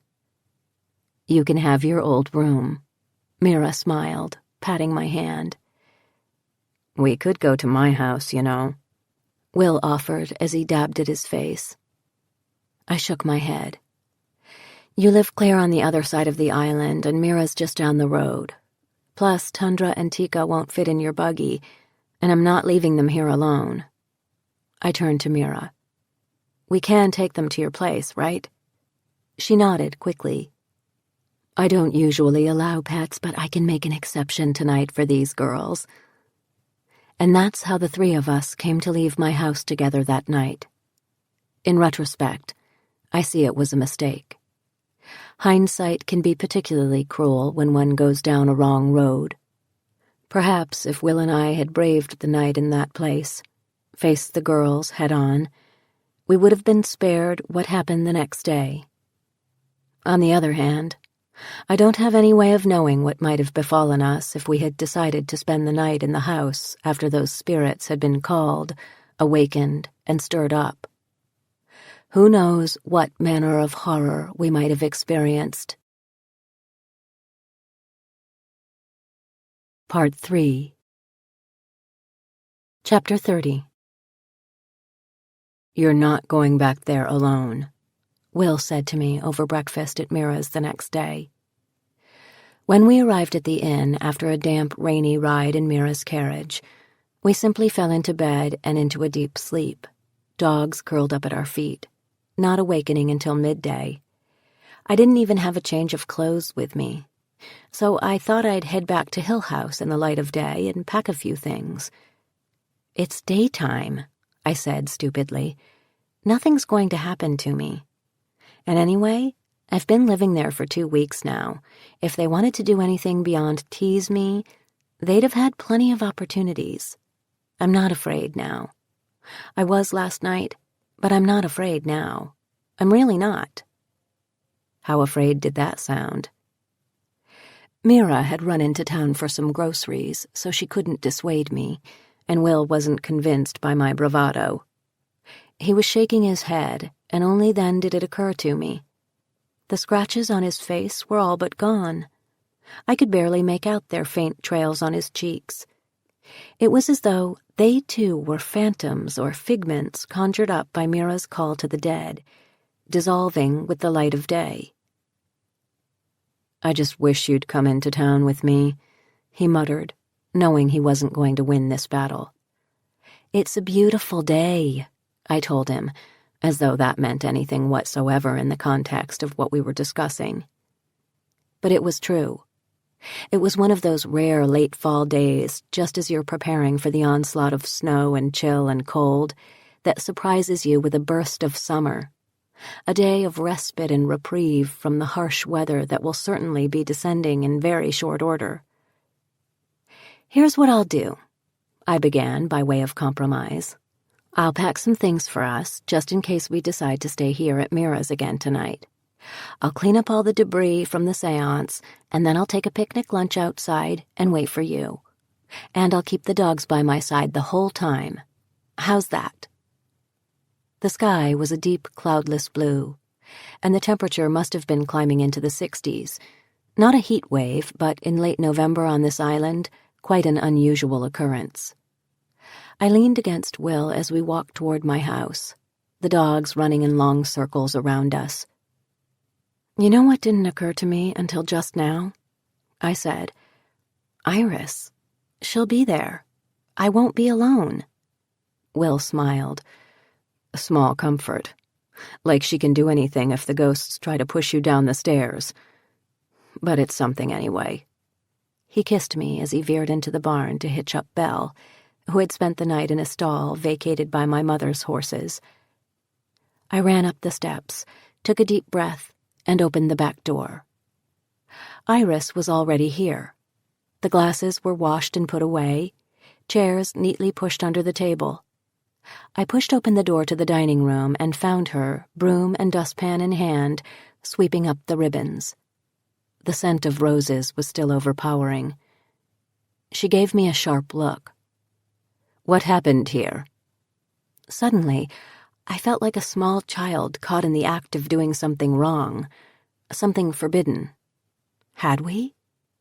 I was almost afraid of saying the words, but I managed to squeak out, "We tried to contact the girls." "Tried? I'd say you succeeded." She sniffed as she picked up the dustpan full of ribbons and made her way to the kitchen door to dump them. "That was a mistake, Halcyon. The last time someone contacted those girls, somebody died." I remembered the story of Hannah's seance and shivered at the thought of poor Jane going over the cliff. "I think it's time you heard the tale of Halcyon Crane," Iris said, and walked out the back door, leaving me alone with my fears and my questions. It took a moment before I followed. Iris had gone down the drive and into the garden, where she was sitting on one of the stone benches. As the dogs curled up on their beds in the kitchen, I trotted down the drive and joined her. "You need to fully realize your gift," she said to me there in the garden. "You need to own it and use it, now that you've called the girls to you in this very real way. You are more powerful than they, and much more powerful than any supposed medium you had here. Now is the time, Halcyon, to realize who you are." I sighed. "I have no idea how to do what you're suggesting. I've tried, but "That's why I'm here, child. To teach you, to unlock your sight with my stories. And now I'm convinced that this last one, your tale, you need to see on your own. It's the only way." She fished a few black and white photographs out of her apron pocket and handed them to me. "Look deeply, Halcyon, and then empty your mind of all thought. Let your spirit drift in the ether. When you're hovering there between worlds, call the spirits to you, your mother and father, and they will show you what you need to see." She fell silent, leaving me to ponder the photographs in my open palms without benefit of her explanation. I saw me, as a baby, my mother and father smiling broadly. A birthday party with just one candle. My father lying in the grass with me sleeping on his chest. I let myself become absorbed in the photographs until I could almost sense the moment in time they contained. The smell of the grass that day. The taste of sugary frosting. I closed my eyes and tried to clear my mind of other thoughts, listening to the sound within my own ears, feeling the soft breeze on my face, until another scent swirled about me. A familiar cologne. My father's cologne. I opened my eyes but was unable to see what had been in front of me. There was no stone bench, no garden, no cliff beyond, no iris.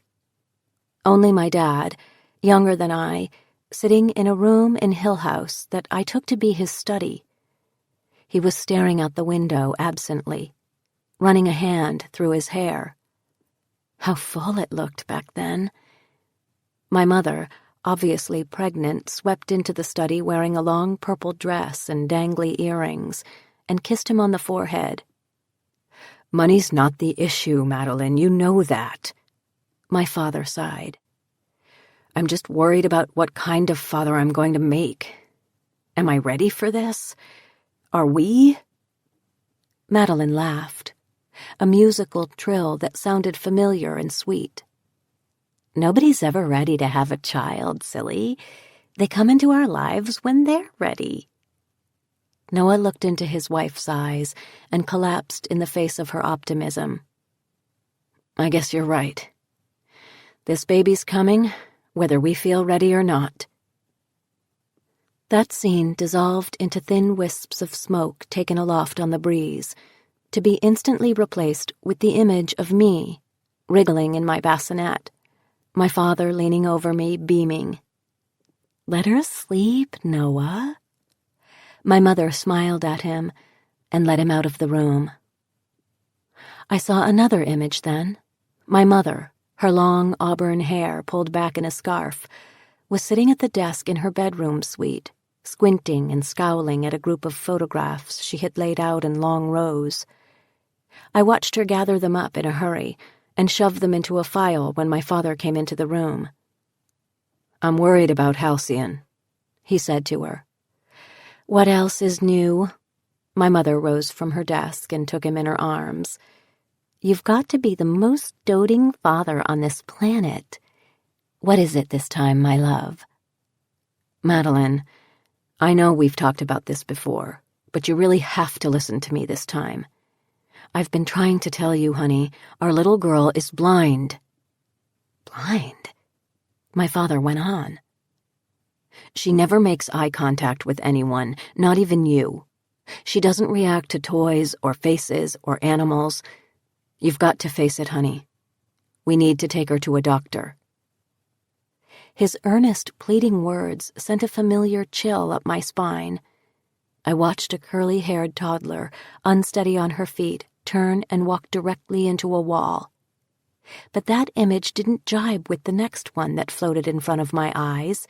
Me, as a toddler, looking directly at a woman whom I recognized as Hannah, and laughing as she covered her face with her hands and then dropped them, crying, "Peekaboo," before she dissolved into the air as my mother swept into the room.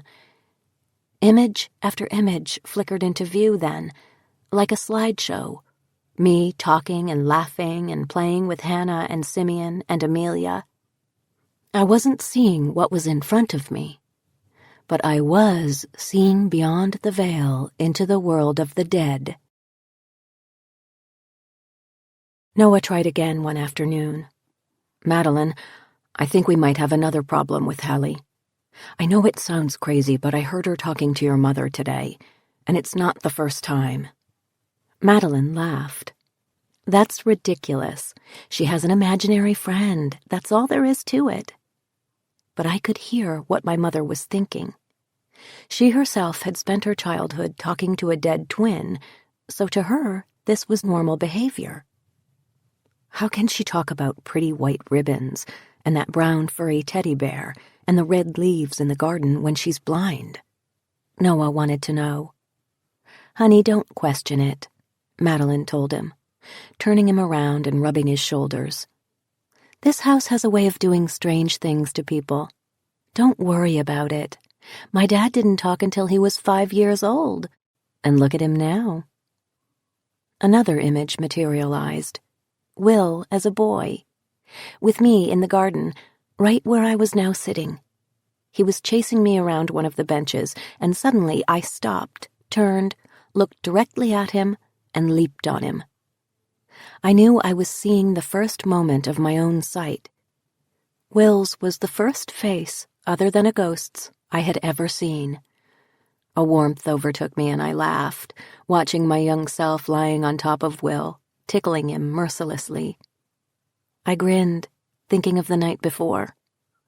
Not much had changed.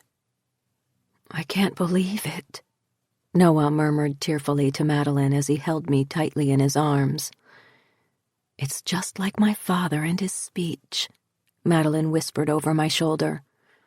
I don't care why it happened or how, only that she can see now. That's all that matters.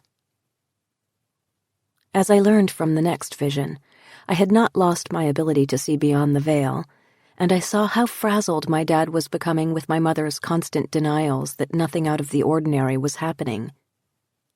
"Hallie! Halcyon Crane!" he would call as he pounded through the trees in front of the house, looking for me yet again. I would disappear during the afternoons, exploring the house and the grounds and especially the woods.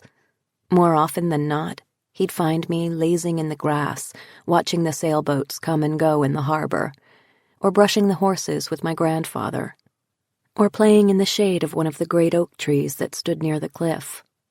But on this day, I wasn't in any of those places, and it was getting dark.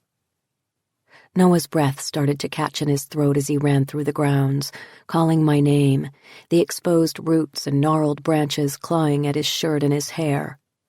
He was lumbering through the stand of trees in front of the house, nearly blind himself with the fear of never seeing me again.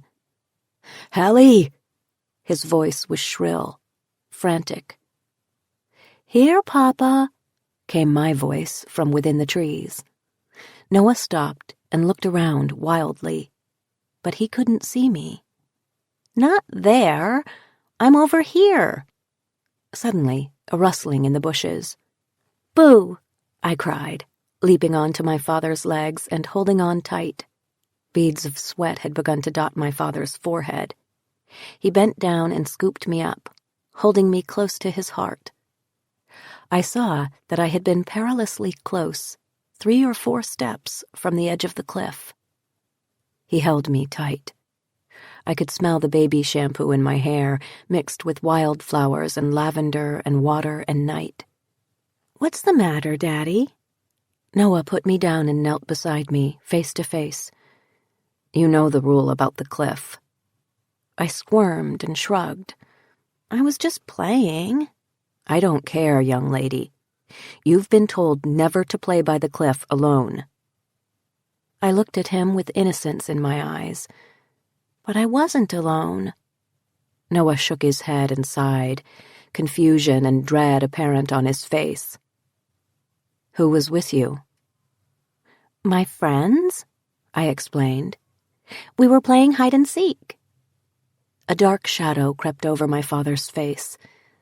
A childhood game had become dangerous.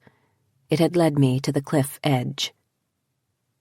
What I saw next made me suddenly cold.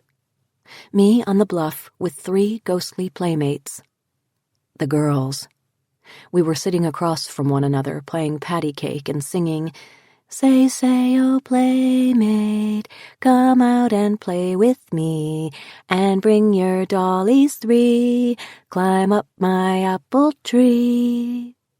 The sound wrapped around my throat like an ice-cold hand. I saw my father scooping me up away from them into his arms. I saw them waving at me. I saw his terrified face before I put my hands over my own. "But I play with them all the time, Daddy.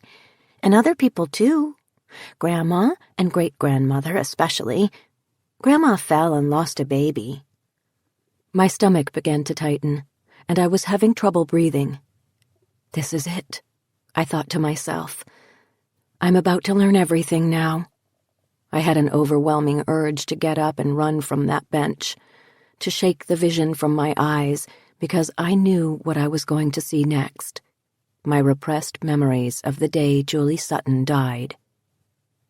The memories had stayed hidden in some dark recess of my brain for a reason, I thought, in a wild attempt to justify not hearing the rest of the story. Maybe I shouldn't know what happened. Up to now, I had been just fine not knowing after all. Why dredge up the past? But then again, what was the point of hearing all these family tales from Iris if I wasn't going to hear or see my own? Somewhere, very far away, I heard Iris's voice. Keep looking, Halcyon. It's right there before you. But I didn't see Julie. Not just yet. What I saw was my mother, entranced with her photography, her own gift, oblivious to everything going on around her. The capturing of souls was a heady thing. It intoxicated her. I could see it in her eyes. Every time she developed one of her photographs, she was like an addict, insatiably drawn to what she would find there.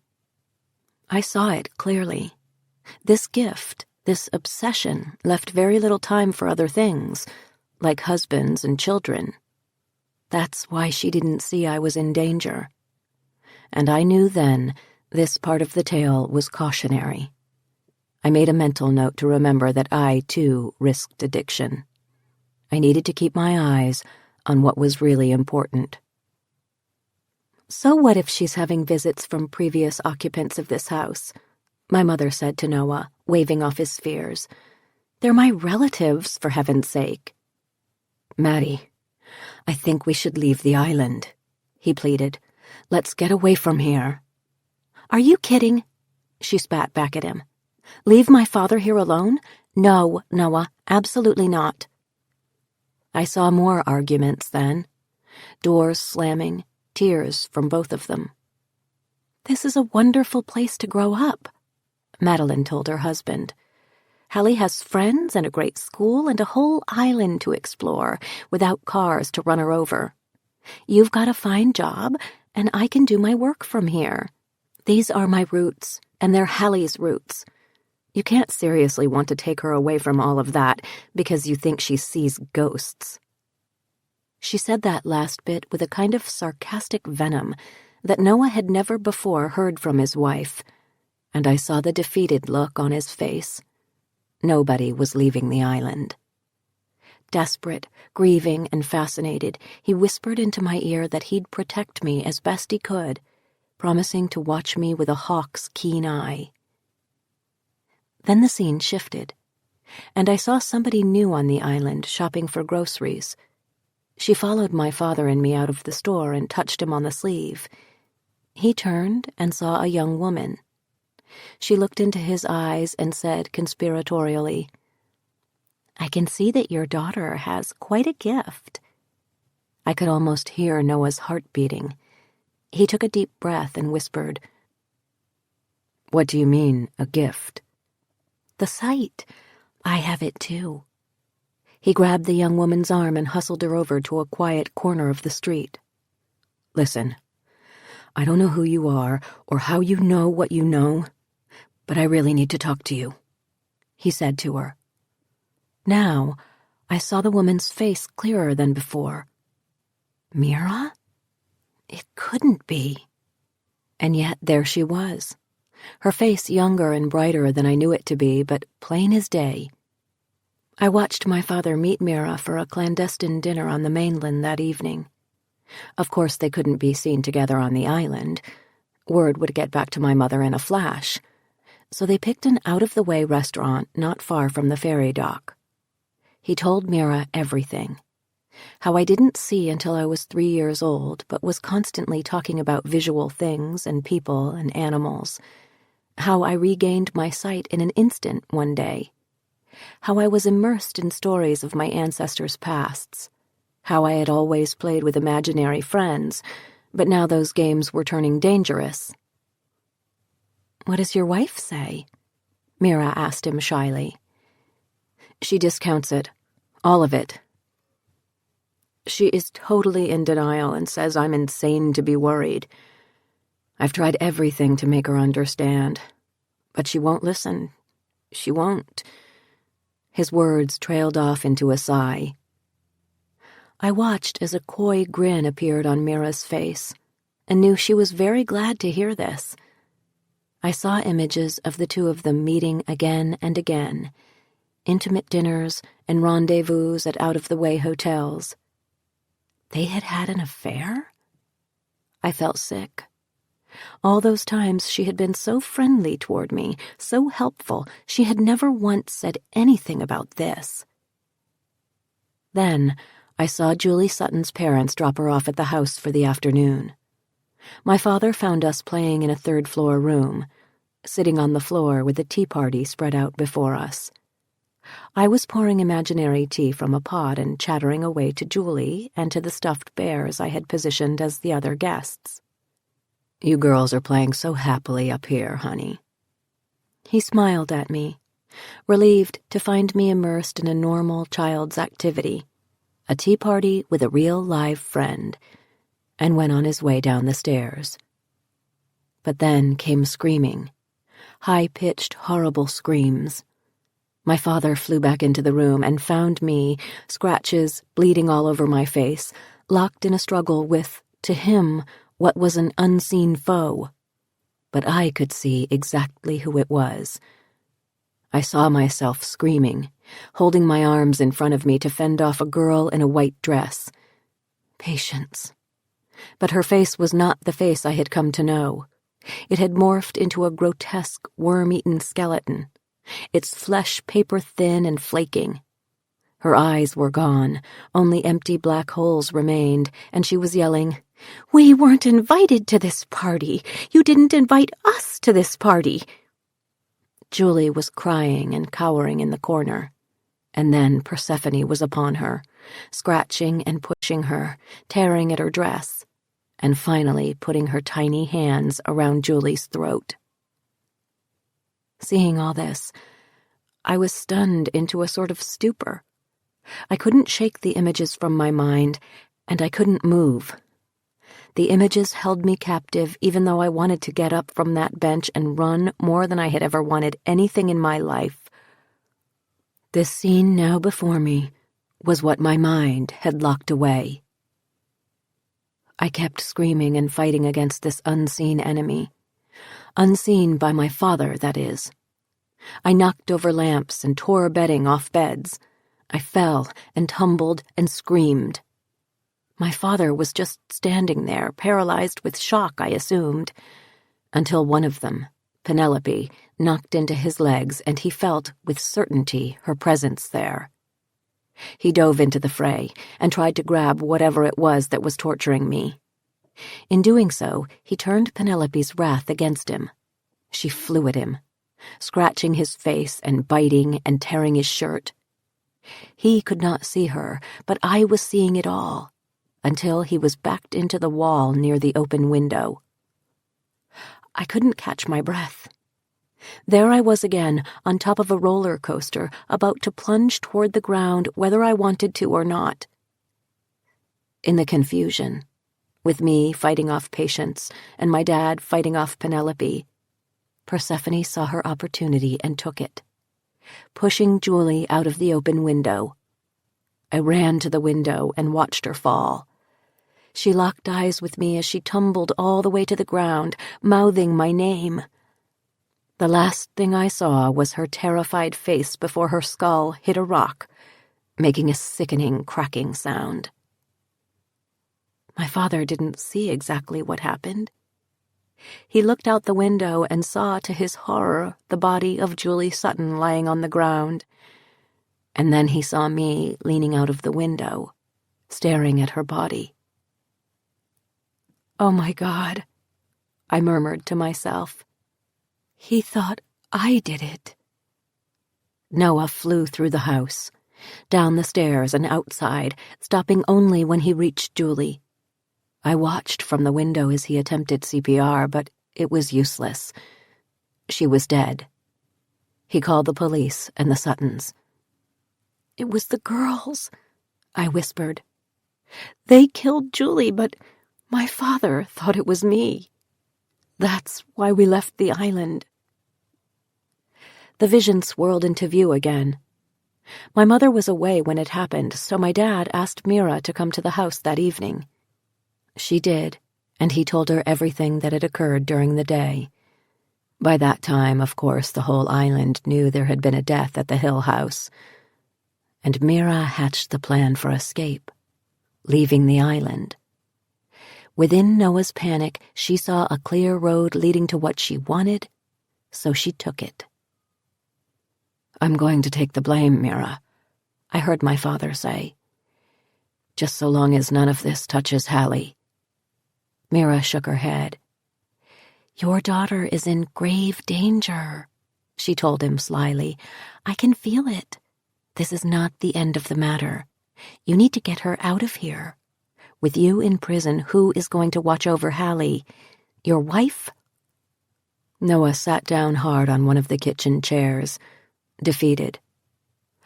"Listen," she said in low conspiratorial tones. "I know a man on the mainland. He can come up with a whole new identity for you. For us. We can run away together and start a new life somewhere, pretending that this never happened." I put my head in my hands, feeling the beginning throb of a migraine. Or was it my father's head I felt hurting? Somehow, I could see it in his eyes. He never intended to take Mira with us. She was merely his means of escape. "I've given Madeline several chances to see that something is very wrong here," he murmured, nodding. "Hallie's in danger. That's never been more clear. But Madeline won't see it. All she keeps saying is that she herself was perfectly safe growing up in that house. But Hallie's life could very well be at stake." Noah arranged everything with the man on the mainland. A new driver's license, birth certificate, college degree, everything. And he waited for the right time. Meanwhile, the police investigation was turning nasty, as was island opinion. Everyone was horrified by Julie Sutton's death, and there was only one person who could be responsible: Noah Crane. He allowed the police to believe that he was the one who killed that poor girl.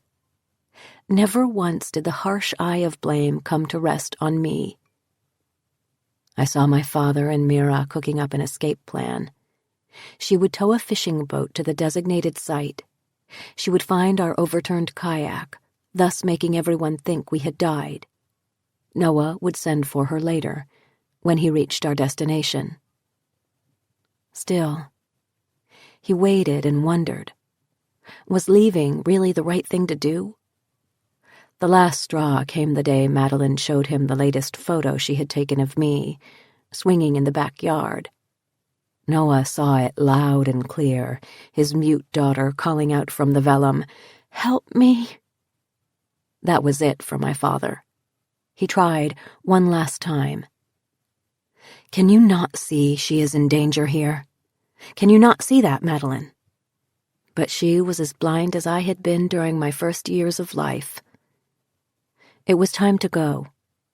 In the middle of the night, Mira towed a fishing boat to the ring, where she left it moored securely, along with a change of clothes and some supplies. The next day, after kissing my mother goodbye, Noah Crane paddled the double kayak toward the north side of the island, with me sitting still, as I knew to do, in the front seat. Young as I was, I knew that keeping one's center was the most important part of kayaking. If you lost it, you'd tip. My dad had taught me that.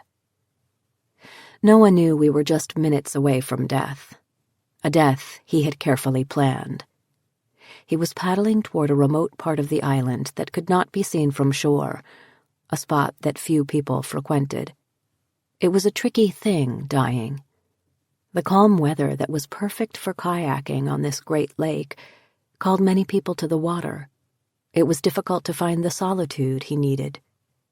He scanned the horizon. If he saw any other people nearby, A kayak, a sailboat, even a swimmer.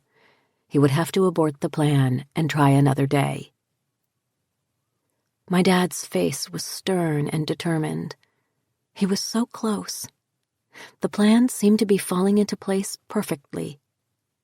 Nobody was around as far as the eye could see. Just a few more strokes. He poured on the steam as though he were paddling for his life. In a way, he was. His arms began to ache, his muscles tiring. Still, he couldn't stop now. It was really happening. He was really doing it. If Madeline didn't believe we were dead, she would surely hunt us down and bring me back to the island. My father would go to jail. But Noah wasn't worried about failure on this day. He was a methodical man, and he had calculated every eventuality. His plan would work. The image shifted slightly, and I saw my dad withdrawing money from his bank account again and again and again. Sums not large enough to attract notice, but enough. It was easy for him to squirrel this money away for himself, and he had traveled to the mainland to open a bank account under his new name, Thomas James. He had managed to stockpile almost 6 figures. He had a few thousand more stuffed into his jacket pocket. Not a fortune, but enough to start us in a new life. I could see it on his face. The enormity of this thing was overwhelming to him. What he was doing was illegal, never mind the cruel immorality of taking a child away from her mother. He still loved Madeline and knew he always would. But love comes a distant second to the safety of your child. He told himself that, over and over, until it took root in his soul. I saw my dad think of all these things that day as he paddled his kayak under an enormous arched rock formation known as the Ring. Local legend had it that the Ring was the gateway to the spirit world. It would be our gateway, too. "See that, Daddy?" I called to him silently from my mute world. I was not to speak a word for 2 years because of the trauma. I was staring back toward shore. Then I turned my head and looked back at him, the fear apparent in my eyes. Noah had no idea I was also seeing the girls, standing on the shoreline, angry. He tried to say something to me, but the words caught in his throat. If he had had any moments of doubt about what he was doing, they were put to rest. Thank God he was getting his daughter away from this accursed place. He passed through the Ring and found what he knew would be there. A fishing boat tethered to a rock on the sandbar, all gassed up, ready to go. Mira had stuck to their agreement. "Now," Noah prayed, "please let us get away." He slowed his paddling and floated onto the bar. "Hallie, we're going to do something fun today," he said in a voice that was not quite his own. "Are you ready?" I nodded and smiled, always up for a fun adventure with my dad. "Okay," he began. "I want you to climb out of this kayak very carefully and stand on the sandbar. Can you do that?" Of course. I was delighted that my father trusted me enough to do this important thing. He had never let me get out of the kayak before until we were on shore. But I wasn't afraid. I knew I could do it. I slithered out of my seat and stood on the sandbar, wiggling my toes inside my sandals. Then my dad did the most curious thing. He got out of the kayak, too, and turned it on its belly, shoving it out into the water. Then he threw his wallet and hat into the water. I watched it all float away. "This is our boat now," he said, motioning toward the fishing boat. "Look, I've got some things in there for you." What could those be? I waded to the boat and looked in. 2 backpacks, a hat, an old jacket, and a blanket sat on the bottom of the hull. "Climb in," Noah said. This is the surprise I was telling you about. We're going on an adventure. Just you and me. Now, I want you to crawl into the boat and get under the blanket, and stay there until I tell you to come out. You're hiding. It's a game. Can you do that for me?" Sure. It was simple. I hid under blankets all the time. I did as I was told, shivering with anticipation, wondering what would come next. Noah untied the boat and started the engine. As we puttered slowly away, he put on a fishing hat with a wide brim and an old jacket he had stuffed in the boat. He took out a fishing rod and laid it over the side. Anyone watching from shore would see a lone man out fishing, not a father and daughter in a kayak. It was done. We were dead. Or would be hours from now, when Madeline began wondering why we hadn't come home. Noah imagined the frantic search, the cries of anguish when the kayak was found, the funeral of father and daughter. He pushed those thoughts out of his head and focused instead on the next tasks he would have to accomplish. Finding an isolated spot to ditch the boat, hailing a taxi, getting to the airport.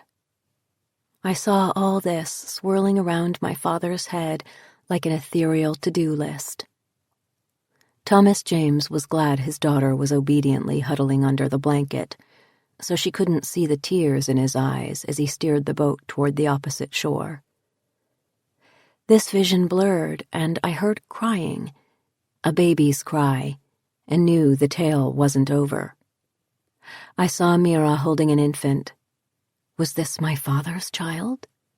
I sat there in stunned silence for a moment or two as the vision floated out of view. Was there anything else about Mira I didn't know? She had never told me she was a mother. I wonder if it survived. Did I have a brother or a sister somewhere? Had my dad known? I shook my head, sweeping the last wisps of the vision away, and suddenly became aware of my surroundings again. Iris was still sitting next to me on the bench. She now seemed impossibly tired, as though this tale had sucked the life out of her. I also saw that the bright November day had turned dark and foreboding, as it had on so many other days here. Clouds were swirling and turning above us. The wind was changing direction. The horizon looked dark and threatening. A storm was brewing. It was time to go inside. "Iris," I said, taking her cold hand in mine. "Let me help you into the house." But Iris shook her head. "My work here is done for the day, miss." She started to stand up from the bench on what looked to be painful and creaky legs, but then I remembered what I wanted to ask her. "May I ask one more thing before you go?" I spoke gently, holding her steady. "What is it, child?" She was dead tired. I could see that clearly. I began hurriedly. "Iris, my father took me away from here because of the girls. They're still here, and they have harmed Will, pushed him down the stairs and scratched him. I want to live in this house for the rest of my life. It's my legacy, my family history. I don't know how to thank you for telling it all to me. But right now, I need to know one more thing. How do I get rid of the girls?" Iris's smile was weary. "They're just children, Halcyon, and spirit children at that. You are a living adult. As such, you are much more powerful than they are. You know how to use your gift. You must simply tell them what to do." "And what is that exactly?" "To go, of course," she said. "They have been earthbound for too long now, doomed to stay in a house where they have committed murder and mayhem for generations. They are confused and lost without their mother and father. They view new people coming to the house as intruders, strangers to be feared, especially other children. Jane, Charles, Amelia, all the poor babies. Julie Sutton. and now your will intrudes. You must tell them their family is waiting, Halcyon, or he will continue to be in danger. They're not aware that they are dead, you see. It's time for them to go where they belong." "That seems too easy," I said, unconvinced. Iris wrapped her arms around my shoulders and brushed her paper-thin cheek against mine, pressing her lips to my face. "I have done what I was to do, Halcyon. I have kept your family's lore safe and tucked away in my heart until you arrived. And I have shown you their faces and told you their stories, and in the doing helped you unlock your gift. You're correct, child, in knowing that you belong in this house. 3 little girls, even murderous ones, cannot take that away from you." I got the strangest feeling then that Iris had somehow taken us outside of real time and space, as though we were shadowy figures floating somewhere in the ether as she was telling her stories. When I finally pulled away from her, snow was already up to my calves. How long had I been standing there in Iris's embrace? I whirled around, and all I could see was a wall of white. No house, no trees, no garden, no Iris. Only the blizzard that had suddenly descended upon me. Chapter 31. Why hadn't I noticed that it had started to snow? Had I simply lost all awareness of everything around me? I couldn't see the house, and I had no idea which way to turn. It's just like the storm that killed the girls. This idea gave me a very sick feeling in the pit of my stomach, but I knew I had to be strong in order to get Iris and me back to the house. "Iris!" I called, reaching blindly into the snow for her. "Iris!" But there was no answer. I bent down to the bench. Perhaps she had simply sat down, but she wasn't there. She had wandered off into the storm. The last thing I wanted to do was look for Iris in a raging blizzard. I wanted to get back to my warm house, but I knew I had to find her. And so I put one foot in front of the other, slower and slower still, calling out her name. I rubbed my bare arms for warmth. That's all I'd need, to freeze to death out here.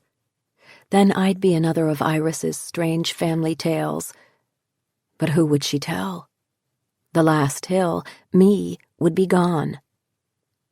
Then I heard it, soft and faint in the distance. "Hallie! Hallie! Where are you?" Will. All of a sudden I remembered I had told him that morning I'd meet him on the cliff for a picnic. Surely he didn't think, in this weather. But there it was again. "Hallie! Hallie!" "I'm over here!" I screamed. "By the garden!"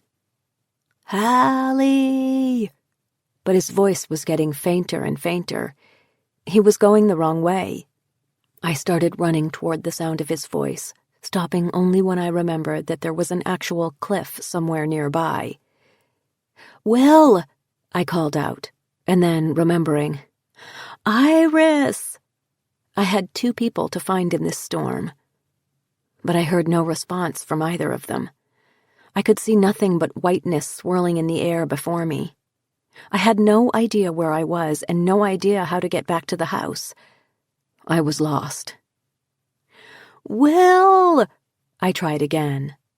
"Will!" The silent snow wrapped around me.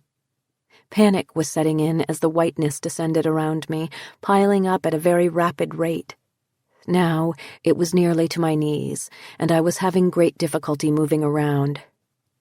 I thought how restful it would be simply to sink to the ground and let that blanket of snow cover me. I slumped to my knees, almost giving up. But then I heard it. Laughter. "You're ice cold," I heard a voice say. "Hallie, you're ice cold." I heard the voices clearly. It was the girls. I was sure of it. Come on, you can't stop now. You're ice cold. Come and find us. Were they trying to lure me off the cliff? No. I remembered how Hannah always believed they had saved her life in that storm. Their voices were getting louder and louder, as though the words were being shouted into my own ear. I put one foot in front of the other and began to move. You're getting warmer, warmer now, Hallie. A few more steps and then, colder, colder, turn around before you freeze. I turned and walked another couple of steps. Warmer, you're getting hot. A few more steps. You're burning up, you're burning. My foot hit something hard and tall. I recognized it immediately as the stone wall adjacent to the stairs leading from the drive to the house. I was home. I was saved. I climbed the stairs blindly, feeling each one with my foot as I went. Hallie! I heard, louder now. It was Will. Will! I'm at the stairs. Follow the sound of my voice. I just kept shouting until he collided with me. Thank God. We stood there for a moment, holding each other. Iris is out there, I said to him. We've got to look for her. Hallie, I'm getting you back up to the house. Right now. You're freezing. He led me up the rest of the stairs, one by one. I nearly died of joy when we reached the back door. I opened it and fell into the kitchen, shivering. Will ran to the living room and got me an Afghan, which he immediately wrapped around me. My God, how long have you been out there? I have no idea, I said through chattering teeth. It was then I noticed a pot of stew on the stove and smelled the bread in the oven. Did you make that? I asked him, knowing he didn't. He shook his head. It must have been Iris. Who else would have done it?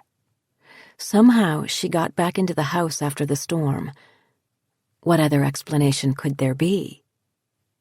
Much later, after we had showered and eaten and thoroughly warmed up, I told Will the tale of Halcyon Crane. He kept shaking his head, muttering things like, unbelievable and wow. I don't know whether he took what I said at face value, especially the part about the girls saving me, or if he believed Iris was embellishing my story the same way she embellished the others. I wasn't sure either, but at that moment I didn't much care. I was back in my house with the man I loved, and we were both safe from the storm. Iris had made it too, as evidenced by the fine dinner she had prepared. I took Will up to bed that night with the distinct feeling that everything was going to be all right. Chapter 32. I had it out with Mira after the storm passed. She had been planning to come to the house the night of the storm to help me exorcise the triplets from the house. Phase 2, she called it. But there was no way she could get through the snow, so she came by a couple of days later when the island had begun to dig out. Thanks for the offer, but I think I can get the girls to leave on my own, I told her. On your own? Are you sure? No, I'm not, I admitted. I still might need your help. But the way I'm seeing it now, the girls aren't the only demons of the past that my coming here has stirred up. Other things need to be exorcised, too.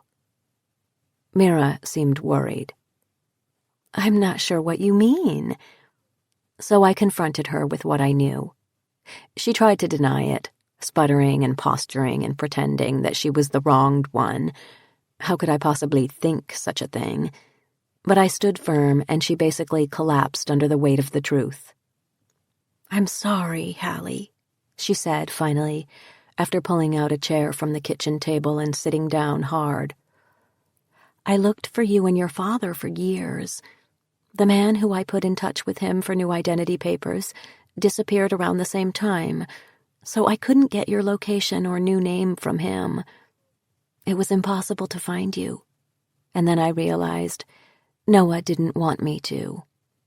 It's true that I was furious when your father left me. I've been holding that grudge ever since.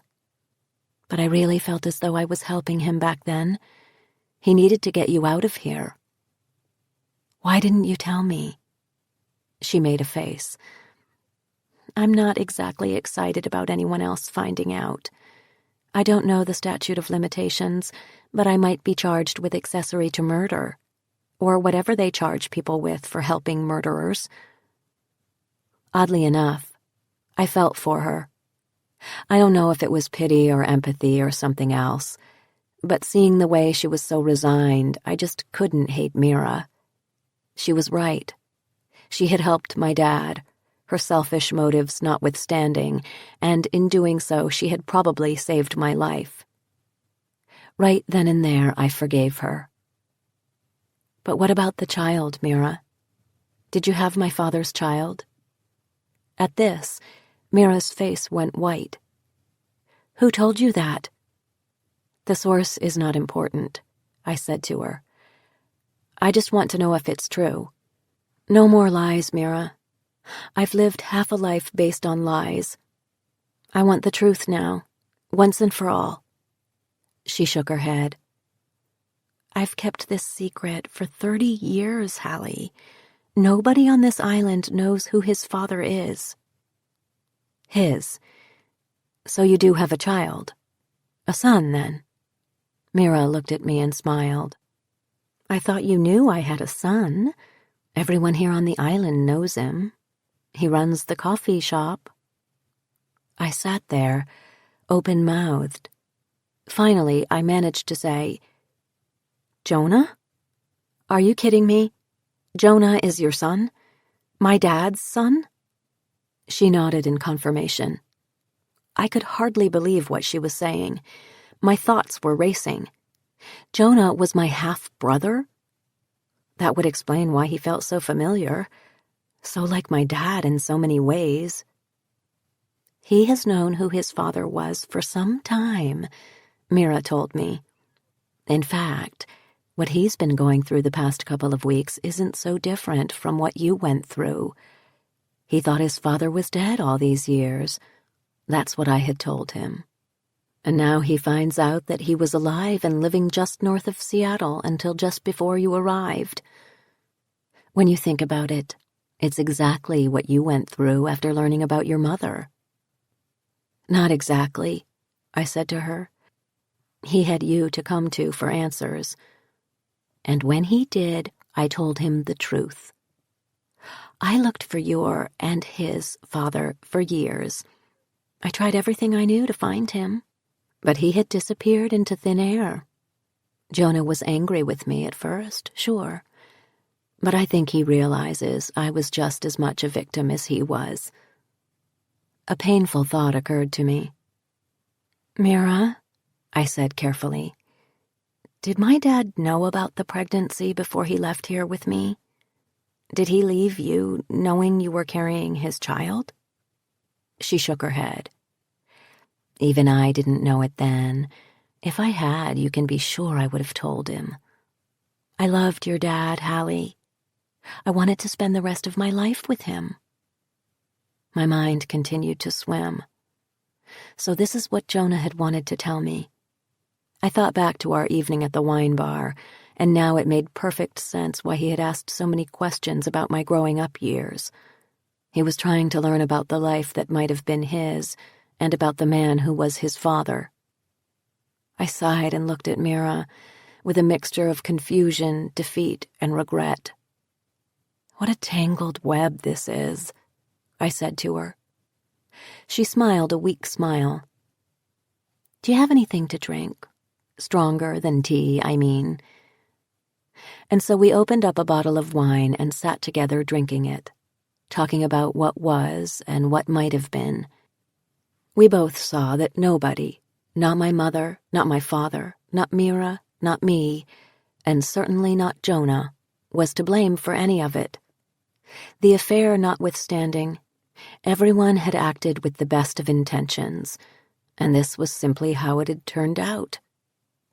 All our lives had been thrown into turmoil as a result of the epic tale of my family, and now, after 30 years, several deaths, and more than a few otherworldly occurrences, the circle was closed and we were back where it all began. Much to Mira's relief, Jonah wasn't ready to tell the whole island who his father was. Neither was I. It would be between us for a while. But the fact that we were siblings was not lost on either of us. We saw more and more of each other, becoming good friends. We even decided that one day, when I stopped reeling from the maternal family tales I had heard from Iris, we'd look together for my father's family on the mainland. Other stories about other ancestors were swirling out there in the wind, waiting to be learned. One day, not long after this, I ran into the Suttons downtown. I took a deep breath, walked over to them, and told them I had gone to the police to request the file on the case. I wanted to find out for myself what the evidence against my father was, and I can see how it looked suspicious, I said to Julie's parents. But all I can tell you is that I don't believe my father would have ever intentionally hurt your daughter. I'm sorry that I can't give you a better explanation of the accident that day. I know you want it as much as I do. They accepted my apology. What else could they do? And we went our separate ways. I assumed word got around that I tried to dig into the case and uncover the truth, because not long after my meeting with the Suttons, I noticed a great thawing in island opinion about me. People stopped staring and whispering, and I became a prodigal daughter of sorts, one of their own who had left and returned. Some of that goodwill, I believe, came from what I decided to do with my days during tourist season. One snowy afternoon, while Will was at work, I found myself at the front door of my mother's art gallery downtown. It hadn't been opened since her death. According to what Will and Jonah had told me, it was one of the more bustling and popular shops on the island during the summer months, selling not only my mother's photographs, but other pieces crafted by local artisans, jewelry, pottery, watercolors, the occasional sculpture. The thought of it sitting there unused had begun to nag at me. The moment I turned the key and stepped inside the dusty building, I knew I had found what I would be doing with my summers. "I'm going to open the Manitou Gallery in the spring," I announced to Will that night over dinner. "That's fantastic." He smiled and lifted his glass. "I know people have been wondering about the fate of the shop. To a new chapter." A few days later, I was at the shop, taking care of the many details that needed to be completed before spring came, dusting and cleaning and calling the artists whose work was displayed there, many of whom lived elsewhere during the winter, to let them know the shop would be open before the first tourist ferry arrived. In the back room where my mother had her studio, I noticed several boxes labeled mosaic materials. I found them filled with old cracked pottery, tiles, and pieces of what seemed to be foggy antique mirrors. I picked up one of the larger mirror bits, and it seemed to me I could see the hint of a face within it, as though it had captured the reflected image of the mirror's previous owner when he or she gazed into it long ago. Could that be true? Could they be reflecting an image of the past? I remembered what I had seen that first day in my mother's house, her image reflected in the mirror in her bedroom. A jolt of possibility traveled up my spine. I began to work with the shards, arranging them on a small table, and, before I knew it, day had passed into night and I was staring at a colorful mosaic I had created. In the coming weeks, I created many more, becoming immersed in crafting them, positioning the mirrors just so. Will commented how beautiful and haunting he thought the pieces were, although he didn't understand what I meant by reflected images. Perhaps I was the only one who could see them. Was it my particular family gift? I wasn't sure. but I was beginning to think a new Crane woman would have artwork to sell in the shop when it opened in the spring. I was turning off the lights before bed one evening in Hill House when I found the girls standing before me in their white dresses, white ribbons in their hair. They looked so pretty and sweet, not at all like the ghouls I had been seeing. They were just little children. "Come play with us, Halcyon," Persephone said, extending her small hand to me. I noticed the slight smiles creeping as one across their faces, their eyes hesitantly anxious. I folded a stray afghan and set it on the chaise. "Playtime is over now, girls," I told them. "You never play with us anymore," Penelope pouted. The others narrowed their eyes. The force of their gaze gave me a chill. My voice wavering just a bit, I said, "That's because it's time for you to go." "Who says so?" Patience wanted to know, her chin jutting defiantly forward. I put my hands on my hips and faced them. "I say so. It's time for you to go home."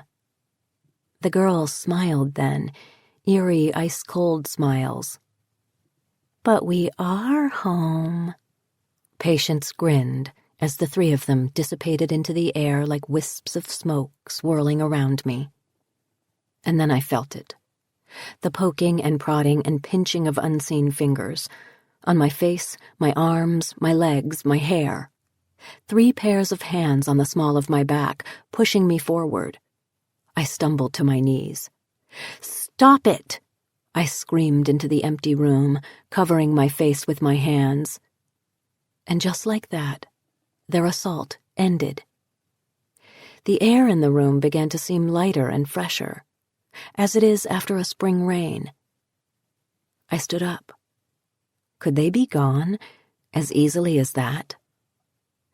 I took a deep breath and closed my eyes, thinking it was over. It wasn't. They were there again in the doorway leading to the living room, but instead of the innocent little girls in white dresses that had been with me moments before, I saw a macabre vision of the moment of their deaths. 3 children frozen together, silent screams of terror coming out of their gaping mouths. I quickly turned away, only to hear their giggles echoing throughout the room. Now, they were walking slowly toward me, the flesh hanging on their worm-eaten, eyeless faces, the skin on their arms rotting and falling away with every step, their white dresses now black and tattered with dirt and decay. It was as though they had risen from their graves. "You don't frighten me!" I shouted at them with conviction, but my trembling legs told me otherwise. What would they do when they reached me? What would I do? I tried to run from the room, but found I could not move. Was it fear, or something else holding me firmly in place? My mind was swimming. Iris had said I could get the girls to leave, but how? I thought of the stories she had told me. I thought about Hannah and Simeon, about the old witch Martine, and about Iris's doomed cousin Jane, driven over the cliff by these demons. I thought of Charles, whose animals protected him, and of Amelia and the unborn children she lost when she was tripped and fell. I thought of my mother and my father, driven apart because she couldn't accept his fear of the girls. And finally, I thought of poor Julie, who spent her last moments on Earth in terror, battling these unseen enemies.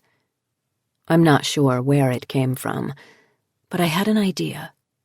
I recited the names of my relatives out loud, over and over.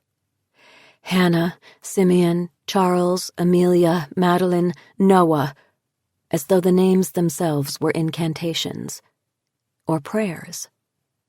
Then I whirled around to face the girls, their ghoulish faces dancing ever closer to my own. "This is going to end now," I growled at them with every ounce of strength inside of me. And then I saw them, My ancestors hovering and shimmering near me as though I were seeing their reflections on a glassy lake, or in one of the antique mirrors at the shop. Hannah and Simeon, Charles and Amelia, and my breath caught in my throat, my own mother and father. The girls must have seen them too, because they dropped their horrible facades, and in an instant were the sweet-looking little girls they had once been. "You're leaving now," I told them. "You have been very naughty for a very long time and caused this family untold grief." "But Halcyon," Penelope started.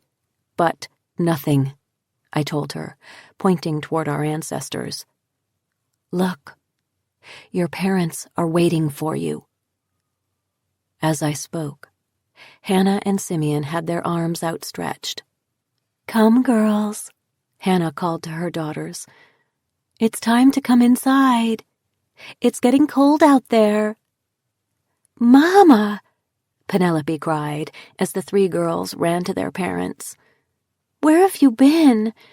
We've been looking for you for so long."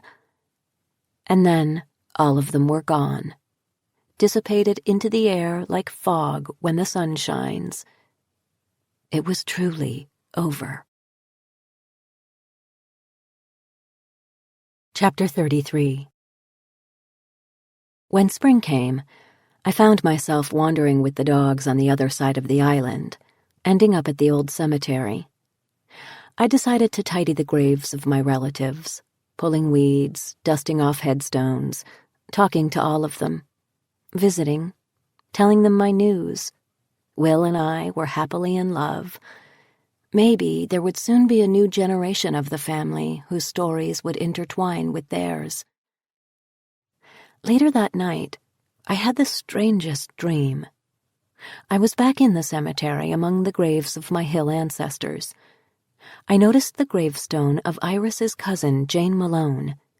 As I bent down to pull some weeds near her grave, I felt a chill wind rush through me. "Grave tending, miss?" I wheeled around, and my eyes couldn't quite take in what I saw. "Iris? My God, where have—" I was going to ask her where she'd been. I hadn't seen her since the storm. But my words trailed off because just then Iris's face began to change. Before I knew it, I was looking at a woman I didn't recognize. "I thought you deserved to know the truth," she said, her speech now heavy with a French-Canadian accent. I couldn't make sense of what I was seeing. "Iris, I started, but she cut me off. "Not Iris, chérie. It's time we dispensed with that ruse. My name is Martine." She smiled, and as she did, the age seemed to evaporate from her face, her deep wrinkles replaced by rosy, smooth skin. She reached up and ran a delicate hand through her hair, shaking out the gray. It was now long and flowing and auburn. She moved at the waist, and her dress, now a vibrant green, swayed this way and that. "It feels wonderful to finally shed that skin." "Martine?" I leaned against a tombstone, afraid my quaking legs wouldn't support me. I tried to speak, but couldn't formulate any words. I wanted nothing more than to run away from this woman as fast as my legs could carry me. But where would I go? I couldn't get away, not really. "When Iris went over the cliff that day along with her poor cousin, I saw my opportunity." Martine smiled. "Opportunity?" I croaked. Martine smoothed the folds of her dress and sniffed. "Anna had done a pitiful job raising my 3 children. That was my mistake, giving the spell to someone so weak." My skin went cold. "Your children?" "Oh, chérie, you are so naive. Of course they were part of me. I gave them to her. They were as much my children as they were hers. But when I saw what she did to the girls, my 3 babies, I had to step in before she could hurt the others who would come later." I shook my head, What do you mean, step in? I mean just that. I stepped in. I had been planning to leave the island. I had had enough of these wealthy people who would scorn me outwardly, only to come creeping to my back door when they needed something. But then I saw how incapable Anna was of raising children. The girls died because of her, and I knew the herbs I gave her would allow her to conceive again and again. Something had to be done. Someone had to protect future children. So when poor Iris went over the cliff... Iris died. No, Hallie. Martine shook her head. She went over the cliff, just as her cousin did. But I saved her. I knew I could use her to live within the house and watch over my children and grandchildren, so I put her body around mine like a cloak. Just as I said, I stepped in. How? I started, my eyes growing wide. Martine laughed and shook her head back and forth, her long hair blowing in the breeze. I'm the witch of Summer Glen. A little thing like that isn't so difficult. I sat down hard on the cold ground next to the grave, not quite knowing how to formulate coherent thoughts out of the muddle that was my mind. Finally, I said, "So you were Iris all those years?" She nodded. I had to look after them. Charles, Maddie, even the girls, such as they were. I had brought them all into the world, so to speak. I had a responsibility. An undefined anger was bubbling up in my throat. You certainly didn't do much to protect me. You? Martine laughed again. You didn't need my protection. You were stronger than all of them combined. So like me. That's why you were able to rid the house of those naughty triplets. Soon after you left with your father, I left as well. Look at the gravestone, my dear. I shuddered, thinking I was going to see my own name there. Instead, I noticed a small stone. Iris Malone, faithful daughter, servant, and friend, 1905 to 1976. Wait, Iris died, but... Martine shrugged. My work was done, and I was so tired of that horrible black dress. So, I couldn't quite grasp what she was saying to me. When I learned you were coming back to the island, I decided to put on that dress once again. You didn't know anything about your family, my family. I had to tell you, ma chère, to make sure you kept their memories and mine alive. You needed to know the truth about them and about yourself. And there was only one person who could tell you, me. With that, my eyes popped open and I was sitting up in bed, Will breathing low and shallow next to me. The room was dark except for a shaft of moonlight shining in through the window. "What's the matter?" Will murmured groggily. "It was just a dream," I whispered. "A crazy dream." "Curl back in." He held out his hand to me. And so I did, slipping down under the covers, snuggling next to the man I loved. This concludes the reading of The Tale of Halcyon Crane by Wendy Webb. Copyright 2010 by Wendy Webb. This book was read by Cassandra Campbell. This unabridged recording was published by arrangement with the Jean V. Nagar Literary Agency, Incorporated, and was produced in 2010 by Blackstone Audio, Inc., which holds the copyright. Neither this recording nor any portion of it may be reproduced or used for any purpose without prior written authorization from Blackstone Audio, Inc. If you would like to obtain a complete catalog of our titles or our monthly update telling you about new releases, call 1-800-SAY-BOOK.